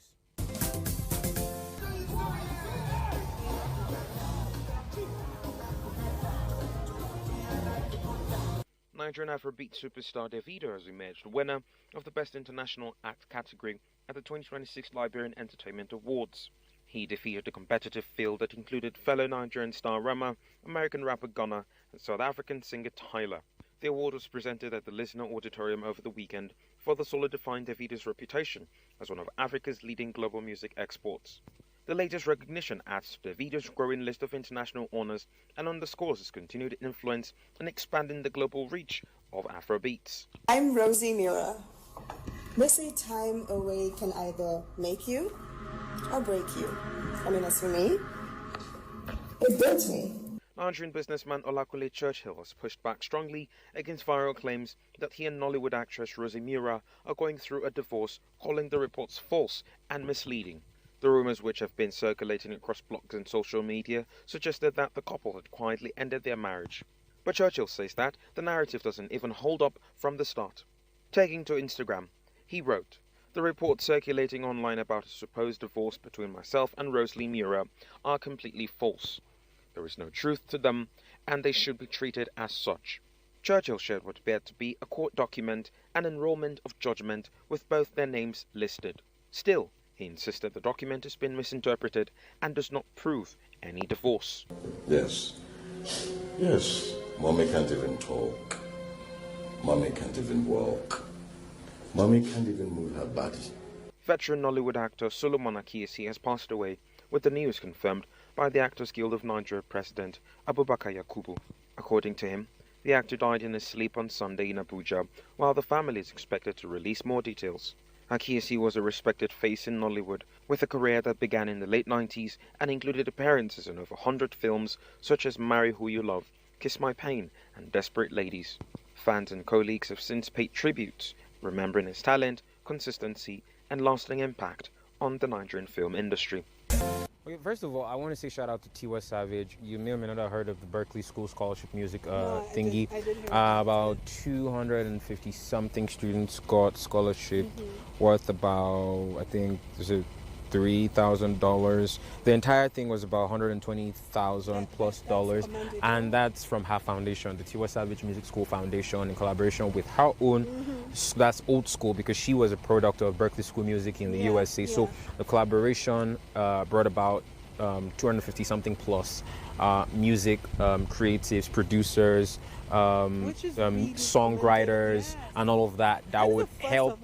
Actually, no artist, and that's why for me I think it's a big deal, and this needs to be talked about. This needs to be celebrated because I mean the narrative about our celebrities is to just spend money, buy cars, buy hard, but Tiwa Savage is like, okay, I want to go a different route. You know, I've made a bit of money in my lifetime. Music has helped me become who I am, so it's time to give back. You know, especially to the younger generation and the next generation, especially of music in Nigeria. So shout out to Tiwa Savage for that, and it's you know, it's a major thing. We see you, and we're definitely rooting for you. But to the major talking point, Mr. Olakule Churchill, Olofofo, it's the work. It's our work. Soft talk. But seriously, what's with this issue of Churchill? And I mean, the Glasgow has been plenty. This is what I want to say as regards Rosie, right? I think one of the biggest mistakes she made when this whole brouhaha started was when she went and granted an interview. I don't think she should have pulled that card. You know, in times like this, I feel like she should have been a bit silent and thought about her moves right before she made it, because this is a boy that this guy has not seen for years. True. Right? So you could tell the excitement, the happiness, you know. So I feel like what she may have done that would have worked in her favor was essentially just being happy with the fact that there was a reunion. Exactly. Because now with the whole antagonism, she's being very antagonistic. Which is why I am saying, you know, if I were her, I would focus more on myself, build my brand, build more like just reincarnate myself, rediscover myself, and become a better version of Rosie Mura, rather than just, you shouldn't know, cry foul. There was a post I saw on Facebook where someone was advising Churchill not to take Tonto DK back, and not to beg Rosie Mura. So this person was just should just stay on your own. Avoid Tonto, avoid Rosie. That's a very difficult thing to do, by the way. It's not gonna work. It's not gonna work. Who says legends fade and some only shine brighter with time? It was all shades of glamour as veteran journalist and media icon Chief Moji Makandrola turned 70 and trusts the NTA to show up for one of its finest. Jamila Abubakar is our guide.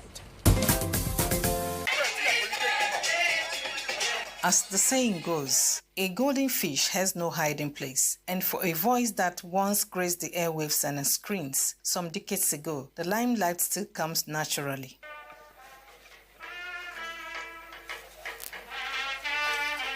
Styled in golden outfits that depicts her status, she walked into the venue of her surprise 70th birthday straight into the arms of her old schoolmates from St. Faith's College, now GSS Kau.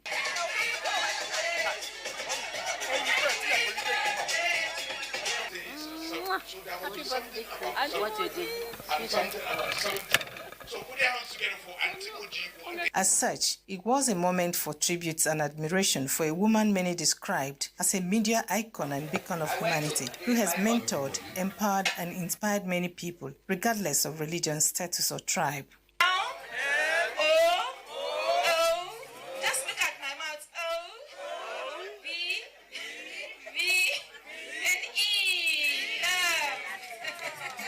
You have been there for us all over the years. In times of trouble, in times of joy, you have always been there. She's an amazing human being. She has so much love to give, and she's brought us up in love, to love people, to respect people. She's a mentor. She has done so well. Even at 70, she works late. Auntie Moji, no matter how she feels or she's feeling, if you give her an assignment, go to bed with it. She will deliver. Periods I had to work with her, she'll tell me, Tope, this event is in the hand of God. Because of God, we will succeed. We are here as a team to support her, to congratulate her, Auntie Moji Makandrola. I have learned a lot through her, Today, I'm a strong advocate for better health services in Nigeria. She's 1 in a million. Honestly, Auntie Moji is something else. Even in retirement from NTA, she still maintains a bond through her contributions to health journalism. Still reporting health, you're given. I go to communities, to some communities, they don't have the basic things you are able to provide. I go to some places, I find out that, I have started up women with less than $5,000. We're also thinking seriously of having a Mujima Controller Center for specialized reporting. At 70, Chief Mujima Conjola hits the dance floor, gracefully surrounded by loved ones, proving once again that age is truly just a number.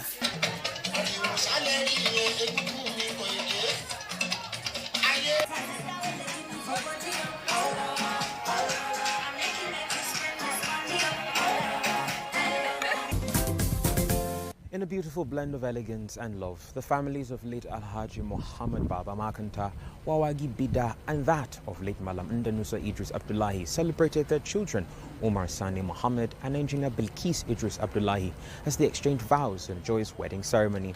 Nura Ibrahim now brings us the sights and, of course, the sounds.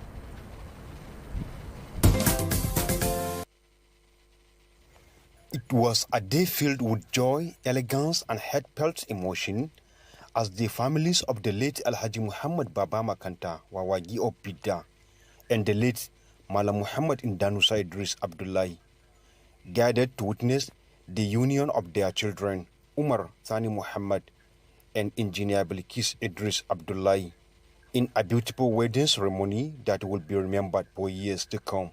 The ceremony brought together loved ones, friends, and well-wishers from near and far in a vibrant celebration of love and commitment. The wedding began with the traditional Nupe Day celebration at a venue adorned with stunning decorations that blended traditional and modern styles, creating a warm and welcoming atmosphere.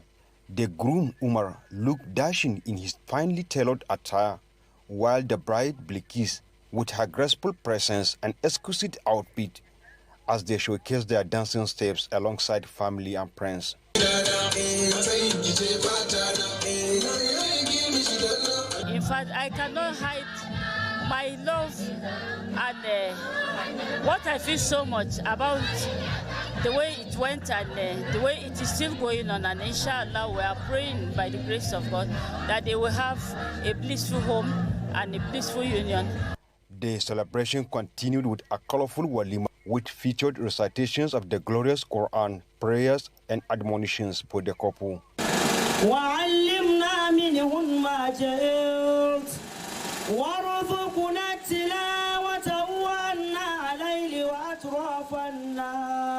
Love has now brought Umar and Bilkis together, marking the beginning of their forever, as they were pronounced husband and wife by the Chief Imam of Boso Estate Mujumat Mosque, Sheikh Umar Farouk, after the payment of 200,000 naira as bride price.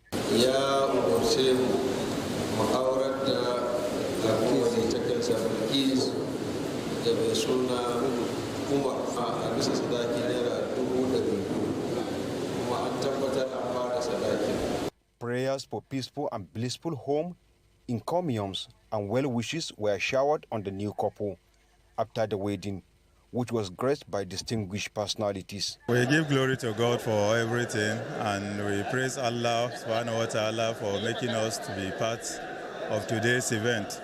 The only advice we give them is to be patient with each other, to always put Allah ahead of them in everything, and we pray for success in their marriage and for Allah's blessing. Today is a very joyful day. When God has blessed you. First with marriage, second with children, and you see those children grow to also have their own family too. It's the most happy days of our lives. And we wish them a big, beautiful beginning. And wish them the fruit of the womb. And we wish them all the best they ever wished for in their life. Both the one they want and the one they don't want, God knows, and God will provide for them. Life is all about being patient, hard work, togetherness. Don't allow third party into your homes. Whatever it is, try to resolve as couple. Because whatever you say to somebody else will also be somebody else's information. Following the solemn exchange of vows, the celebration continued with a reception where guests enjoyed a variety of delicious dishes, while music and dances continued at the bride's home. Almighty Allah guide them, bless them. I'm very happy. I wish them the best of marriage life. That I have for them is prayer, because marriage is not easy. It's prayer with endurance. Everything fell into place for Umar and Bilkis, as both could not hide their feelings with their dream come true. They felt blessed and excited for what lies ahead. It is a day of joy, and I won't say anything other than Alhamdulillah. From the advices our parents have given us and from the kind of lifestyle we've seen them live, I think patience has been the driving force, and we hope and believe that God will see us through and give us the strength to be able to replicate what they've done, inshallah. It's quite an amazing one. I met with her through a classmate, a female classmate, secondary school mate, and she proposed the lady to me, and alhamdulillah, today is a bygone. I feel excited and I'm happy. A very charming person and lovable. No words can express what I feel today, and I'm very happy to everyone that made it out today, because it shows the love they have for us. We really appreciate. I can't say I now because it's the two of us, so we are happy and we really appreciate the efforts. May the Almighty take everyone back home safely and give us the happy ever after life. The wedding not only marked the joining of two lovebirds, but also the coming together of families, strengthening bonds and creating lasting memories. Whatever class or society you belong to, I'm pretty sure you agree when I say Nigeria is not for the weak. But even while we soldier on day after day, we definitely make time to have a good laugh. And so we put together some of the best skits of the month. 6'8". I expected that she's gonna... Lively. Oh, wow. Hi.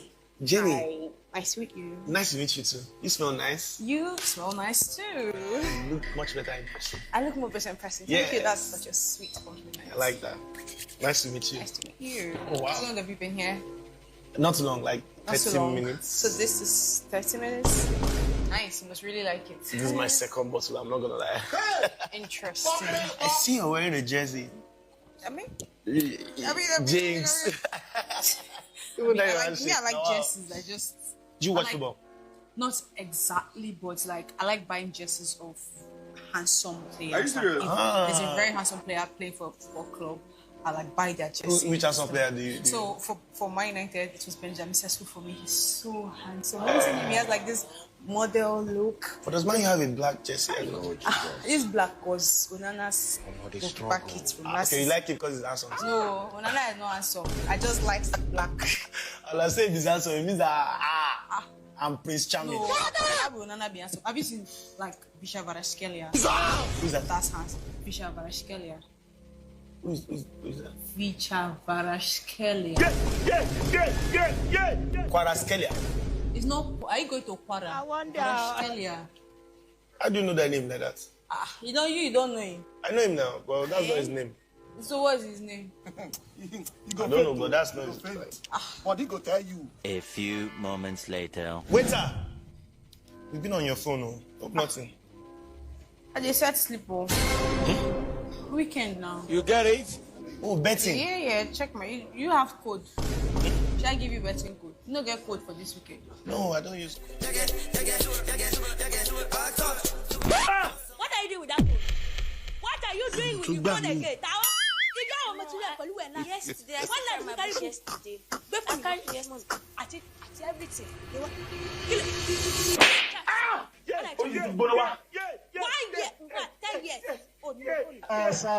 Sorry. Don't cry. I encourage your child. She's too young for a phone. Encourage her. She might back phone nowhere. I won't give it to her. Are you whining yourself? Like that. I don't hinder her. I bought her phone. I bought her a laptop. I bought her everything. Now like this, you know the kind of people that she's dealing with. Who plays? And Rihanna, Jay-Z, all of them. Okay. Buddy B. Okay, even calm down now. That I went to store. I bought something, just almost something. Somebody said, I'm a fan, so I'm a fan. They pay for me. That they are fans of my daughter. And you're going to encourage her. Don't tell them to stop.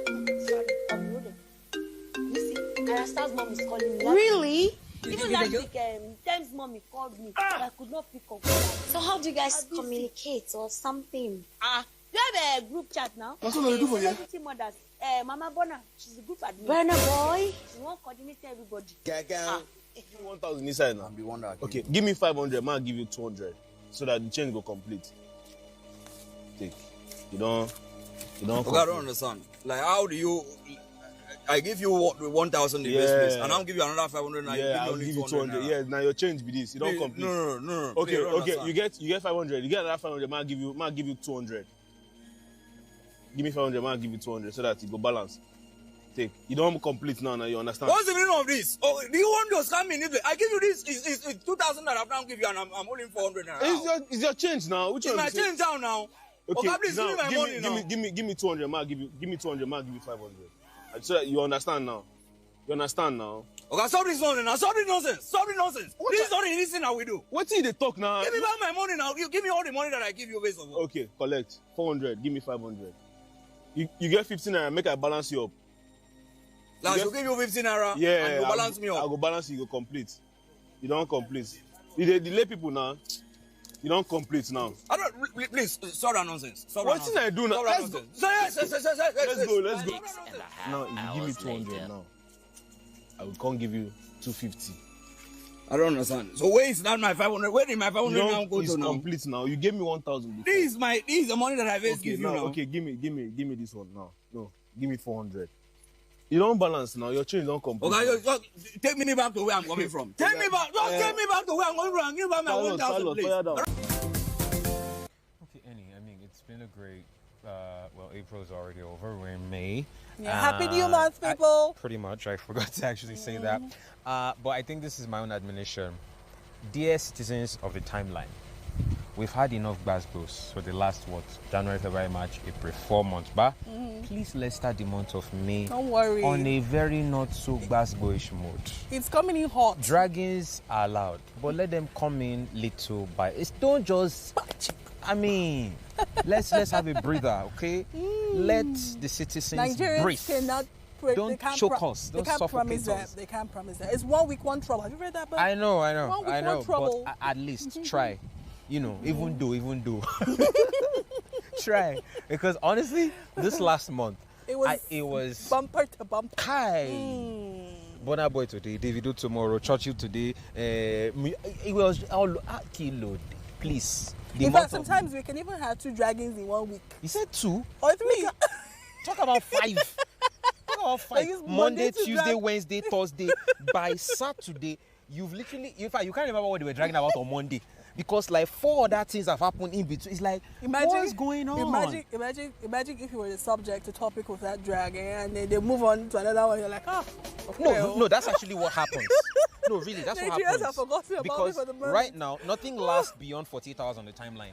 Except if it's something as serious as grape, which was like the biggest topic for February, March. Yes. Or something that involves, police brutality, which also trended all through, the whole story of the police guy who, except something that major. But if it's like a regular topic of, he cheats, he broke up with his wife, he slapped my girlfriend, or Churches broke up with Mura to go and stay with Tonto, and Tonto was saying that she'd not. But seriously, guys, please let me be less gbasgboish. That's my own admonition. All right, anyway, we gotta go, right? We gotta go. Guys, it's never enough time having fun with you, but definitely we've most certainly had fun. And I'd like to think you over there also certainly have had fun. Please do make it a day with us next week for another wonderful, scintillating, and obviously wonderfully captivating episode of the show. Until next time, I remain sincerely Daniel Adiri. Until then.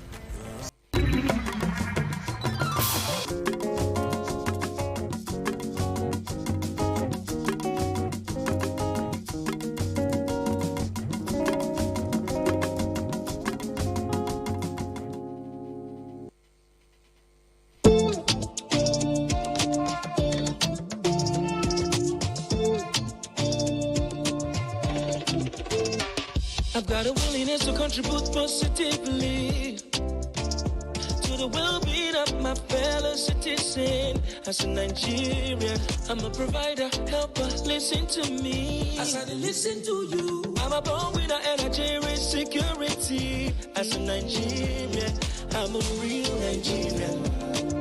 Born Nigerian, a resilient Nigerian. I live by the citizens' code. I'm a real Nigerian, accountable Nigerian, a caring Nigerian. I live by the citizens' code. Green, white, green, oh I pledge my dear country. I'm embodied with observance and courtesy. There is nothing in this world above me, if no be God. Pushing against all odds till my goals are attained. Nigerian spirit, Nigerian dream. Nigerian spirit, Nigerian dream. I know if you forget Nigerian promise to me. I am reliable. Oh, I know I'm responsible for my actions. I am strong, healthy. Can't you see I am blessed? I'm a real Nigerian, born Nigerian, a resilient Nigerian. I live by the citizens' code. I'm a real Nigerian, accountable Nigerian, a caring Nigerian. I live by the citizens' code. I'm a real Nigerian, born Nigerian, a resilient Nigerian. I live by the citizens' code. I'm a real Nigerian, accountable Nigerian, a caring Nigerian. I live by the citizens' code. I'm a real Nigerian, accountable Nigerian, a caring Nigerian. I live by the citizens' code. I'm a real Nigerian, accountable Nigerian, a caring Nigerian. I live by the citizens' code. Moving Nigeria to greatness.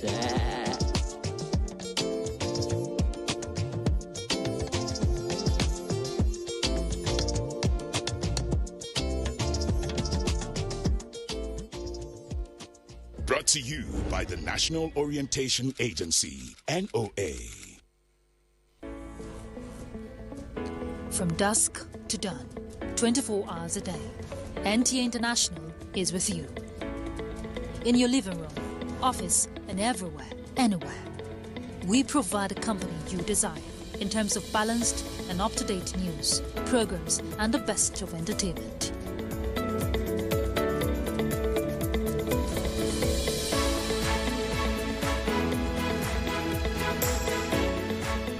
Tune in to DSTV channel 251, Go TV channel. And to watch NTA International in the USA, Canada, and Mexico, use the following satellite parameters. You can also see us on Facebook and YouTube for quality content on the go.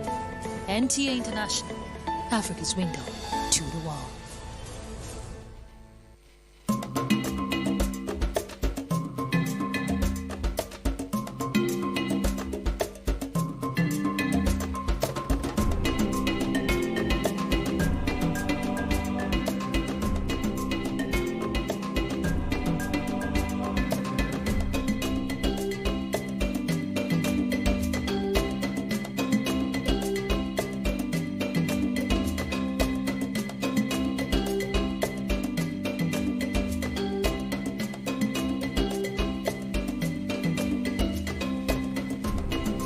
Used in the 1890s by the German military on account of its relative high altitude and apparent absence of African horse sickness, as well as subsequent use as a cattle farm in 1970 by Val and Rose Hansen to breed and farm Brahman and Jersey cattle, Okonjima Nature Reserve has today become a major tourist hub in Namibia.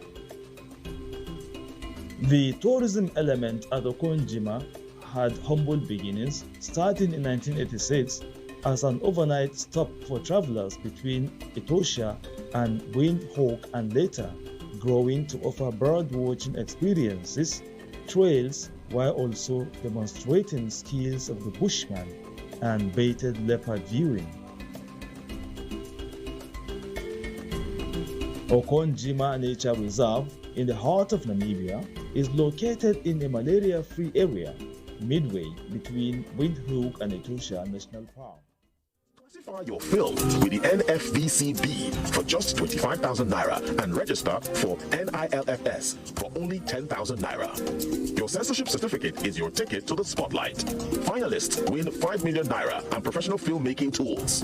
This one-day showcase will be held in October 2025. Need help? Visit NFVCB Media on YouTube.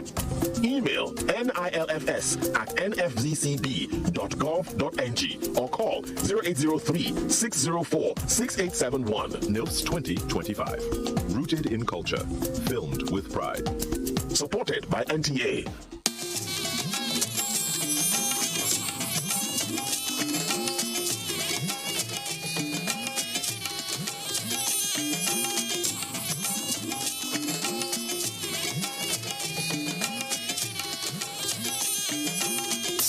This is the network service of the NTA.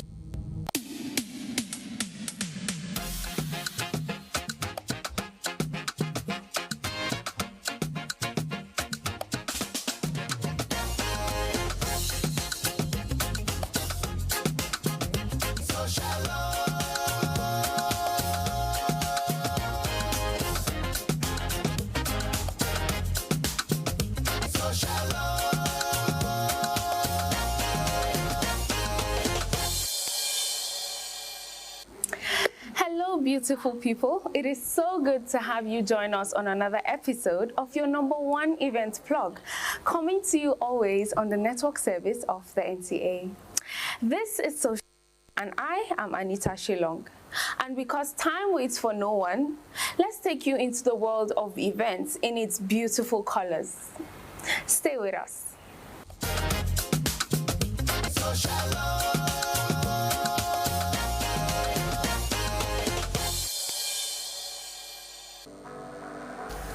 In the heart of Abuja, Nigeria's vibrant capital, a group of artists come together to present a compelling narrative through their works.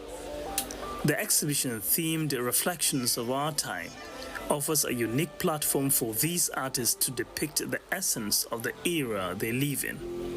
Promoting arts is part of diplomacy, because diplomacy promotes everything, from arts to economy to whatever you can think of. You don't think that everybody will embrace arts and culture overnight. And like I said earlier on, there will be challenges, but don't see problems in the challenges.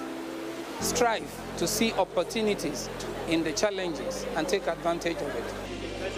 Reflections of Our Time is not just an art exhibition. It's a mirror held up to society, capturing the nuances, challenges, and triumphs of our contemporary world. With this work, it was basically me trying to express how it feels like to be heartbroken. You know, sometimes we're in relationships and we're not even sure that the person who is our partner is in a relationship with us as well.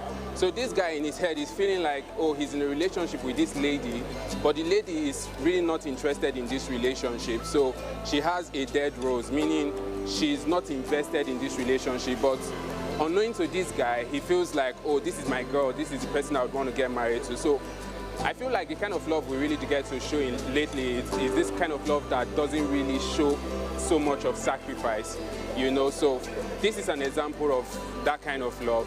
And this is the love I want. This is the love where you're both invested in it, you're both in love, you're both ready to work it out, you're both ready to make it work, you know. So like I said, I try to express my stories about love, just oppose how it used to be and what it is like now. So I feel like this is how love, or what love used to be, a love that is selfless, a love that is sacrificial, a love that is not demanding, a love that doesn't place demand on people. It's titled Our World, and when you look at it, you can see that there's a lot of movement to depict how our world actually works, like the physical world and our internal world. There's so much movement most of the time, and most times we lose clarity on the things that we need to be doing. And so because there's slowed down movement, it feels like a calmer motion, and it feels like there's more clarity, so there's more, like a sense of peace. And with that, we're able to make better decisions and just generally be better people. So it's like a meditative piece to like encourage you to slow down and to like have like clearer thoughts, basically. To me, this exhibition is wonderful. The quality of the works, my God, the artists went all out. It's an exhibition full of color, full of life, full of craft, full of technology. So I just wish, I don't know if it's open to the public, but I wish that everybody has the opportunity to see how much of talent this country has and how these talents can really reflect our lives, reflect our times, reflect places, and reflect on places. My artwork is generally around the girl child, the female, and most of my painting actually depicts the female gender. In this my series, this painting is actually inspired by Queen Amina of Zaria. Queen Amina is a very great woman. Being a queen, being a woman in that contemporary, in her time, female are not generally found in the society. The society is predominantly dominated by men. But Queen Amina did something, and which I actually want to reflect in our time. Queen Amina, against all odds, Queen Amina stood by, fought, and become a queen in a society that women have no voice. See different sort of works here. Some are abstract, some are expressive. So it's more or less just, and some of them, you know, they give different messages. Some inspire hope, you know, some are expression of different things, you know, relationships, pain, problems, etc. Just the human condition, really. That's what's been displayed here. The reflection of our time. Exhibition is more than a collection of artworks. It's a testament to the power of art in capturing the pulse of society. It reminds us that through creativity, we can reflect on our present, question our path, and inspire change. In a world that is constantly changing, art remains a steadfast mirror, reflecting the times we live in and the truth we hold dear.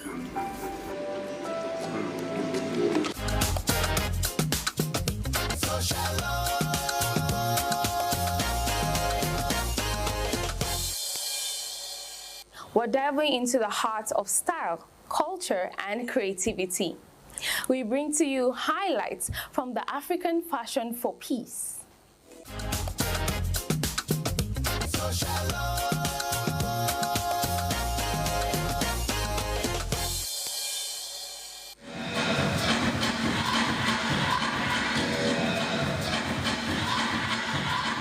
African Fashion for Peace was a thrilling showcase from Hope's Designs.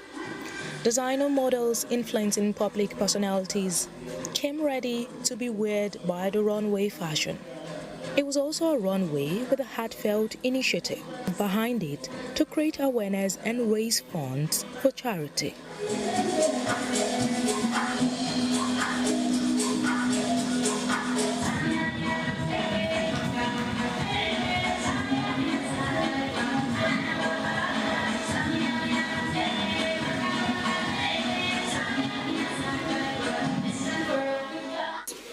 To also give back for charity, sponsor some kids in the IDP.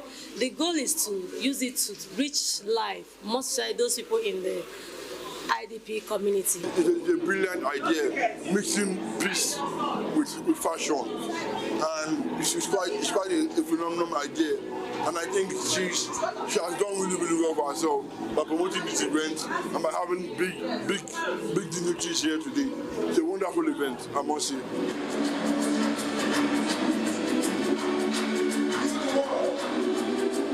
For several years, international model and fashion designer Hopez has used her platform as a public figure to raise support for the internally displaced persons. In addition to our annual Fashion for Peace runway show, Hopez hasn't skipped a beat since her days on the New York runway. The host with a beautiful outfit from her collections.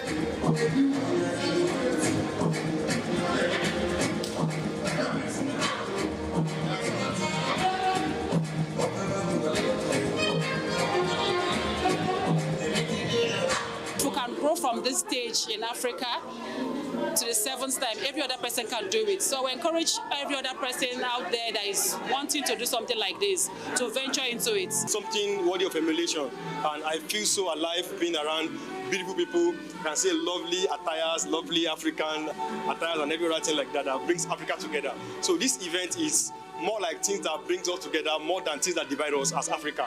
The Runway for Peace also carved out a moment of recognition for outstanding model, with the crowning of the African Fashion for Peace 2024 model.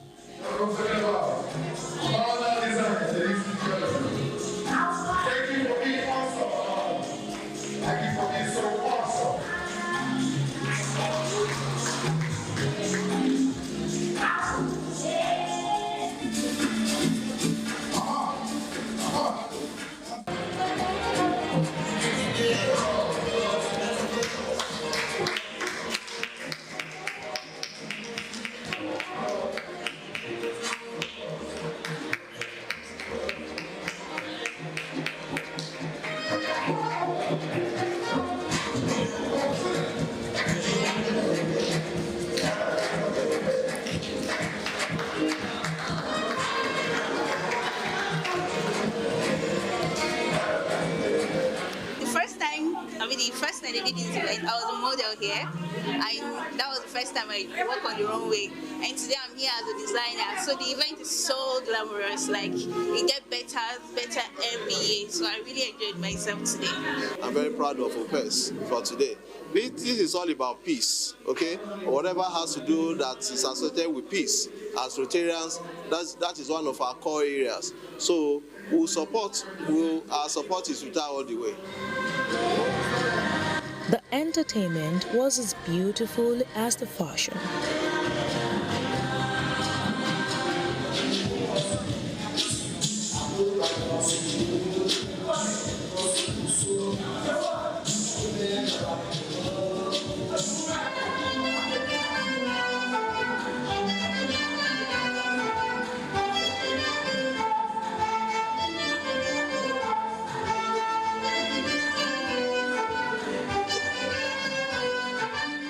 Overall, guests of African Fashion for Peace were left in awe, marking their calendar for the next edition.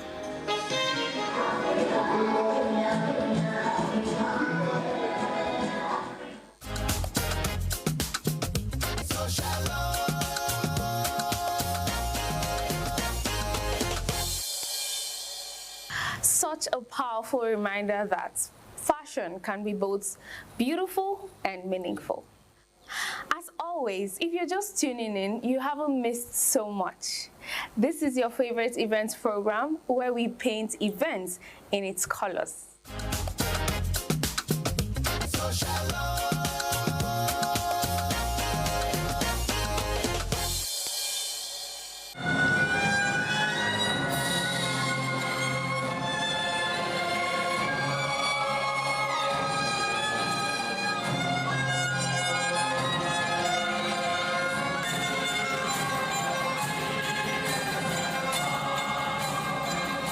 This is an extraordinary performance of Chinua Achebe's celebrated novel, Things Fall Apart.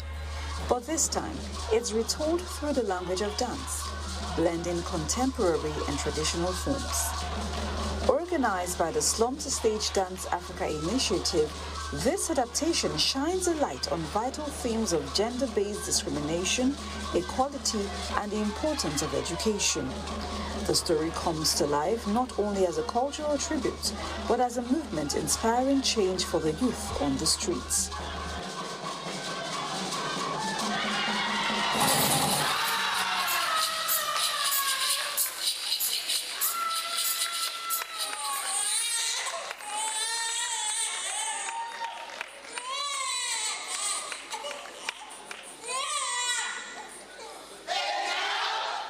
Set against the backdrop of rural life in Nigeria, the dancers weave the powerful story of Things Fall Apart through movement.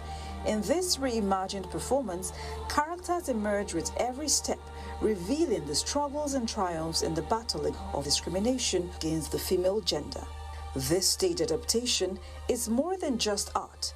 It's an urgent message for social change.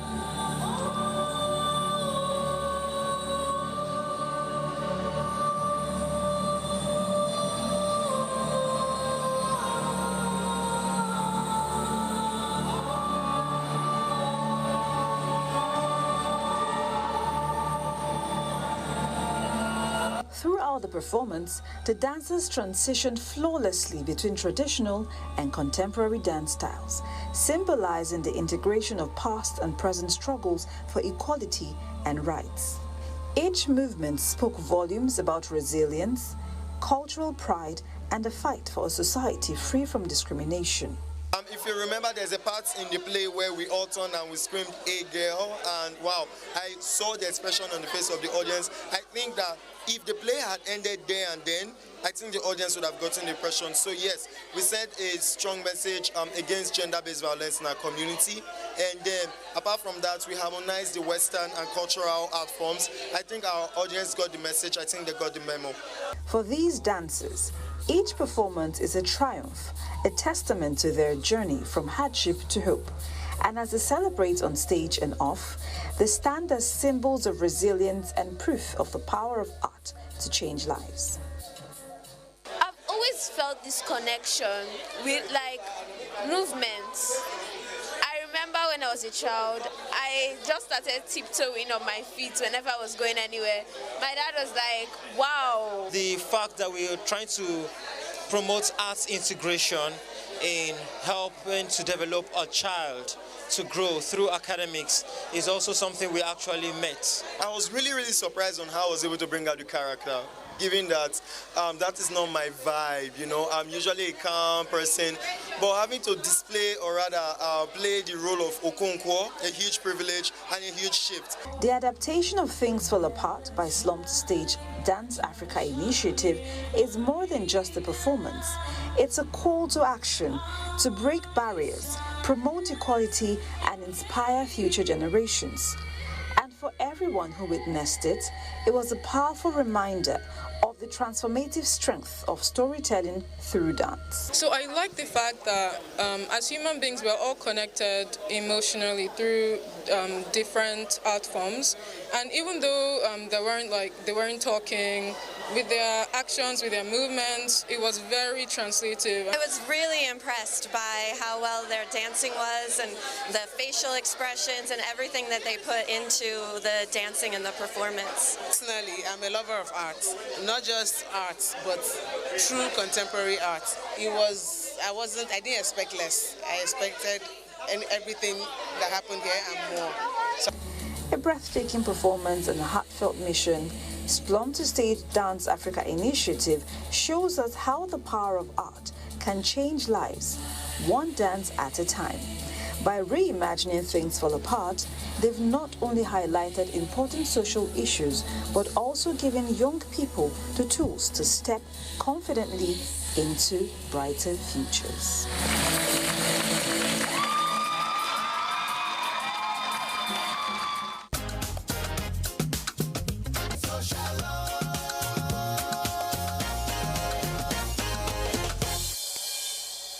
We'll be stepping into the world where creativity takes the center stage.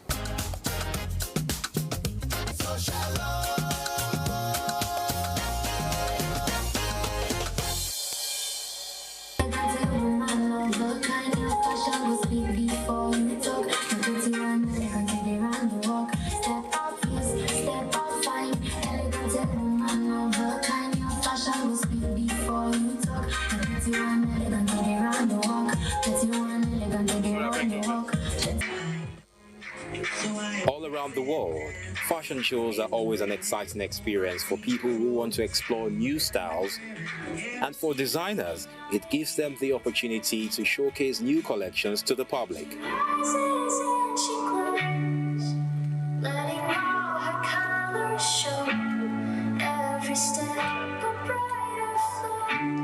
this is my first time working for Fashion Finance. I'm so grateful to God because last year I went for the casting, I was not selected. But yeah, this time around when they saw me at the casting, they were like, pretty, and yeah, I'm loving it. great, actually. Yeah, I'm so glad I'm here.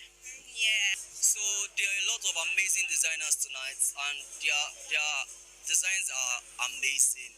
Like, working for them is just like an honor, and I loved everything. I loved how Nigerian designers are making their art like a statement nowadays, and they are making more designs for male models, because most times it's just plain clothes for male models, but now we have like different styles. It's just so nice being on the runway and working for exceptional designers.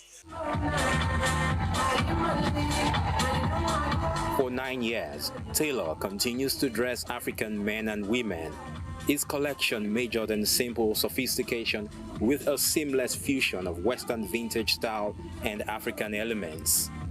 With the use of a southern woven fabric and a blend of denim and vintage wool with lace, Taylor's design are truly unique in style. Taylor Clothing is a brand, a made in Nigerian brand that gives well-defined suits, natives, whatever you wish you want to bring it to life. Take your time, get your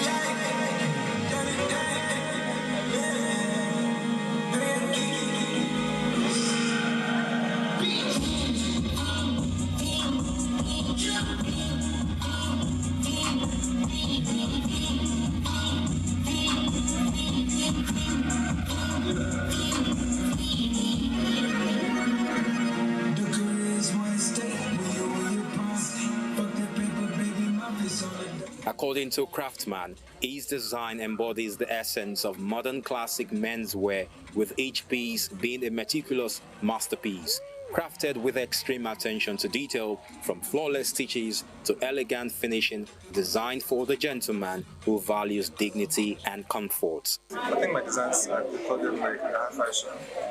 It's basically urban for any guy out there that wants to stand out and inspiration at the same time. Fashion's Finest Africa has a goal to empower, educate and expose fashion entrepreneurs in Africa, using its platform, which has been ongoing for some years now. Shola Oyebade is the founder.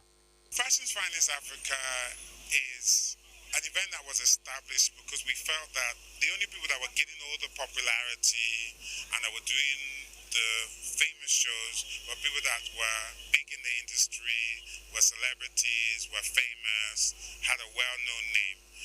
And I looked around and there didn't seem to be anything available for people that were new into the industry. And I felt that was wrong, because the majority of fashion designers are actually not known at all. So I set up this as a platform for new creatives, not just about designers. It's makeup, hairstylists, it's new models, it's new designers. That's what it was set up for, to give them that chance that they can start off with us and they can grow from us to the bigger shows and bigger events.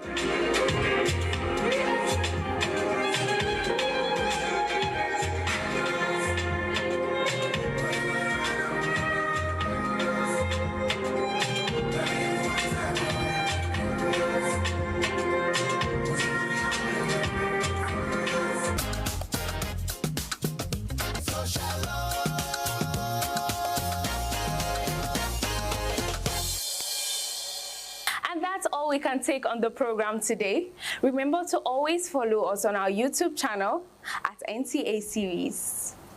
Join us again, same time next week. And as always, stay safe and God bless.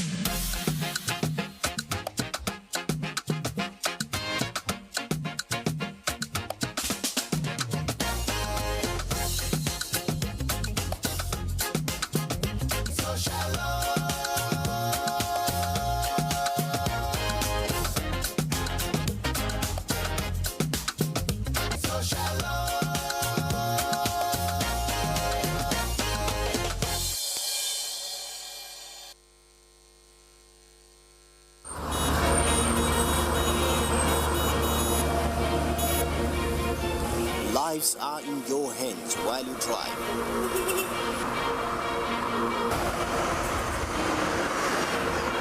Protect yourself and others on the road. Road Matters, shown on the network service of the NTA.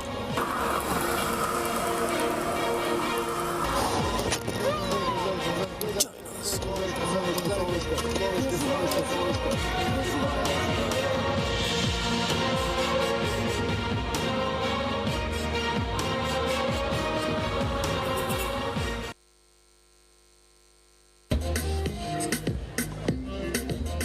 expression of a current trend with popular clothing choices at a specific time can be referred to as fashion.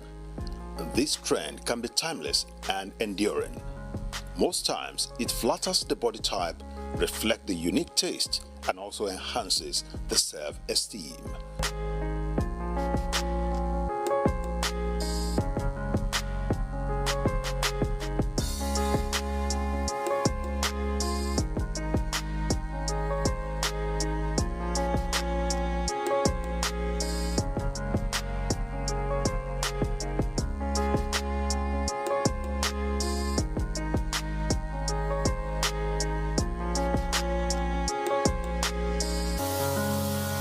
Some models take time to explore the ideal patterns of the clothes one should wear. But do some people adhere to these? Most times, most cases nowadays, it's a no. Because the way you see some one-year-old children, girls, even boys dress, they feel they look already like they are already 5. Even the 13-year-olds, when you see some 13-year-olds dress up, you think they're 22. And not forgetting the fact that, children are now growing bigger than their ages now. And then you now dress for them in like corsets or like you do their hair, those big wigs, and they begin to look older than they look, older than they actually are. Let kids be kids. Let them grow. When they become adults, they can dress like adults. People like to be told that they look younger than their age, and that indirectly affects the way people dress these days. I mean, everybody wants to get that compliment. Oh, you look younger than your age. It's actually a compliment a lot of people like, and that affects how they dress sometimes, and at the same time gradually taking away the place of decency and the place of modesty in terms of dressing. Tradition is also passed down in the creation and construction of our clothes.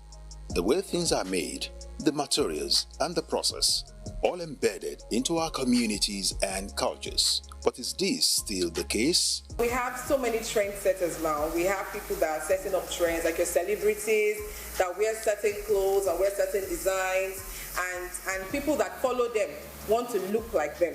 They want to dress in that way. You see some people, not to mention names, you see some people dressed in a particular way, opening their cleavages, and the people that they have like thousands of followers on Instagram, and those people are watching, those people are seeing what they are wearing, and they take them as role models. So now they now begin to want to look like them. The mothers, the children, everybody that is following them wants to look like them because they dress in that particular way. Now, because everybody says freedom of dressing, freedom of everything, but there is the way that we are as Africans. There's the way we are as Nigerians. Fine, we have our cultural heritage. We don't dress like that. It's good to import some fashion items like your fabrics and all that, but we need to be cautious. We need to also remember that we have our cultural heritage to preserve. In fact, even normally said, if you dress in a particular way and you walk around in your local streets, the way some women will look at you, the way some mothers will look at you, you know that, this thing I'm wearing is like, it's not good. So that's the culture that we have, and that's the culture that we should be able to uphold. There's absolutely nothing wrong in looking beautiful. Remember, our dressing is the reflection of our society, our values, beliefs, and attitude. It is clear that the way a person dresses can affect how successful he or she can be. So, put more effort into your wardrobe so as to improve the reception you receive. Looking good is not only being presentable, but also being comfortable in what you are wearing. Wow, look at that. Until recently, I had no idea what a pangolin was. Man, this thing is strong. It's a small mammal covered with scales made of keratin, just like our nails. Strong scales, man. The scales has no medicinal value, yet the demand for the scales and the meat is driving the pangolins to extinction. This one's name is Igai. and it was rescued from illegal bushmeat trade. It's going back into the wild where it belongs to keep the ant population in check. Home sweet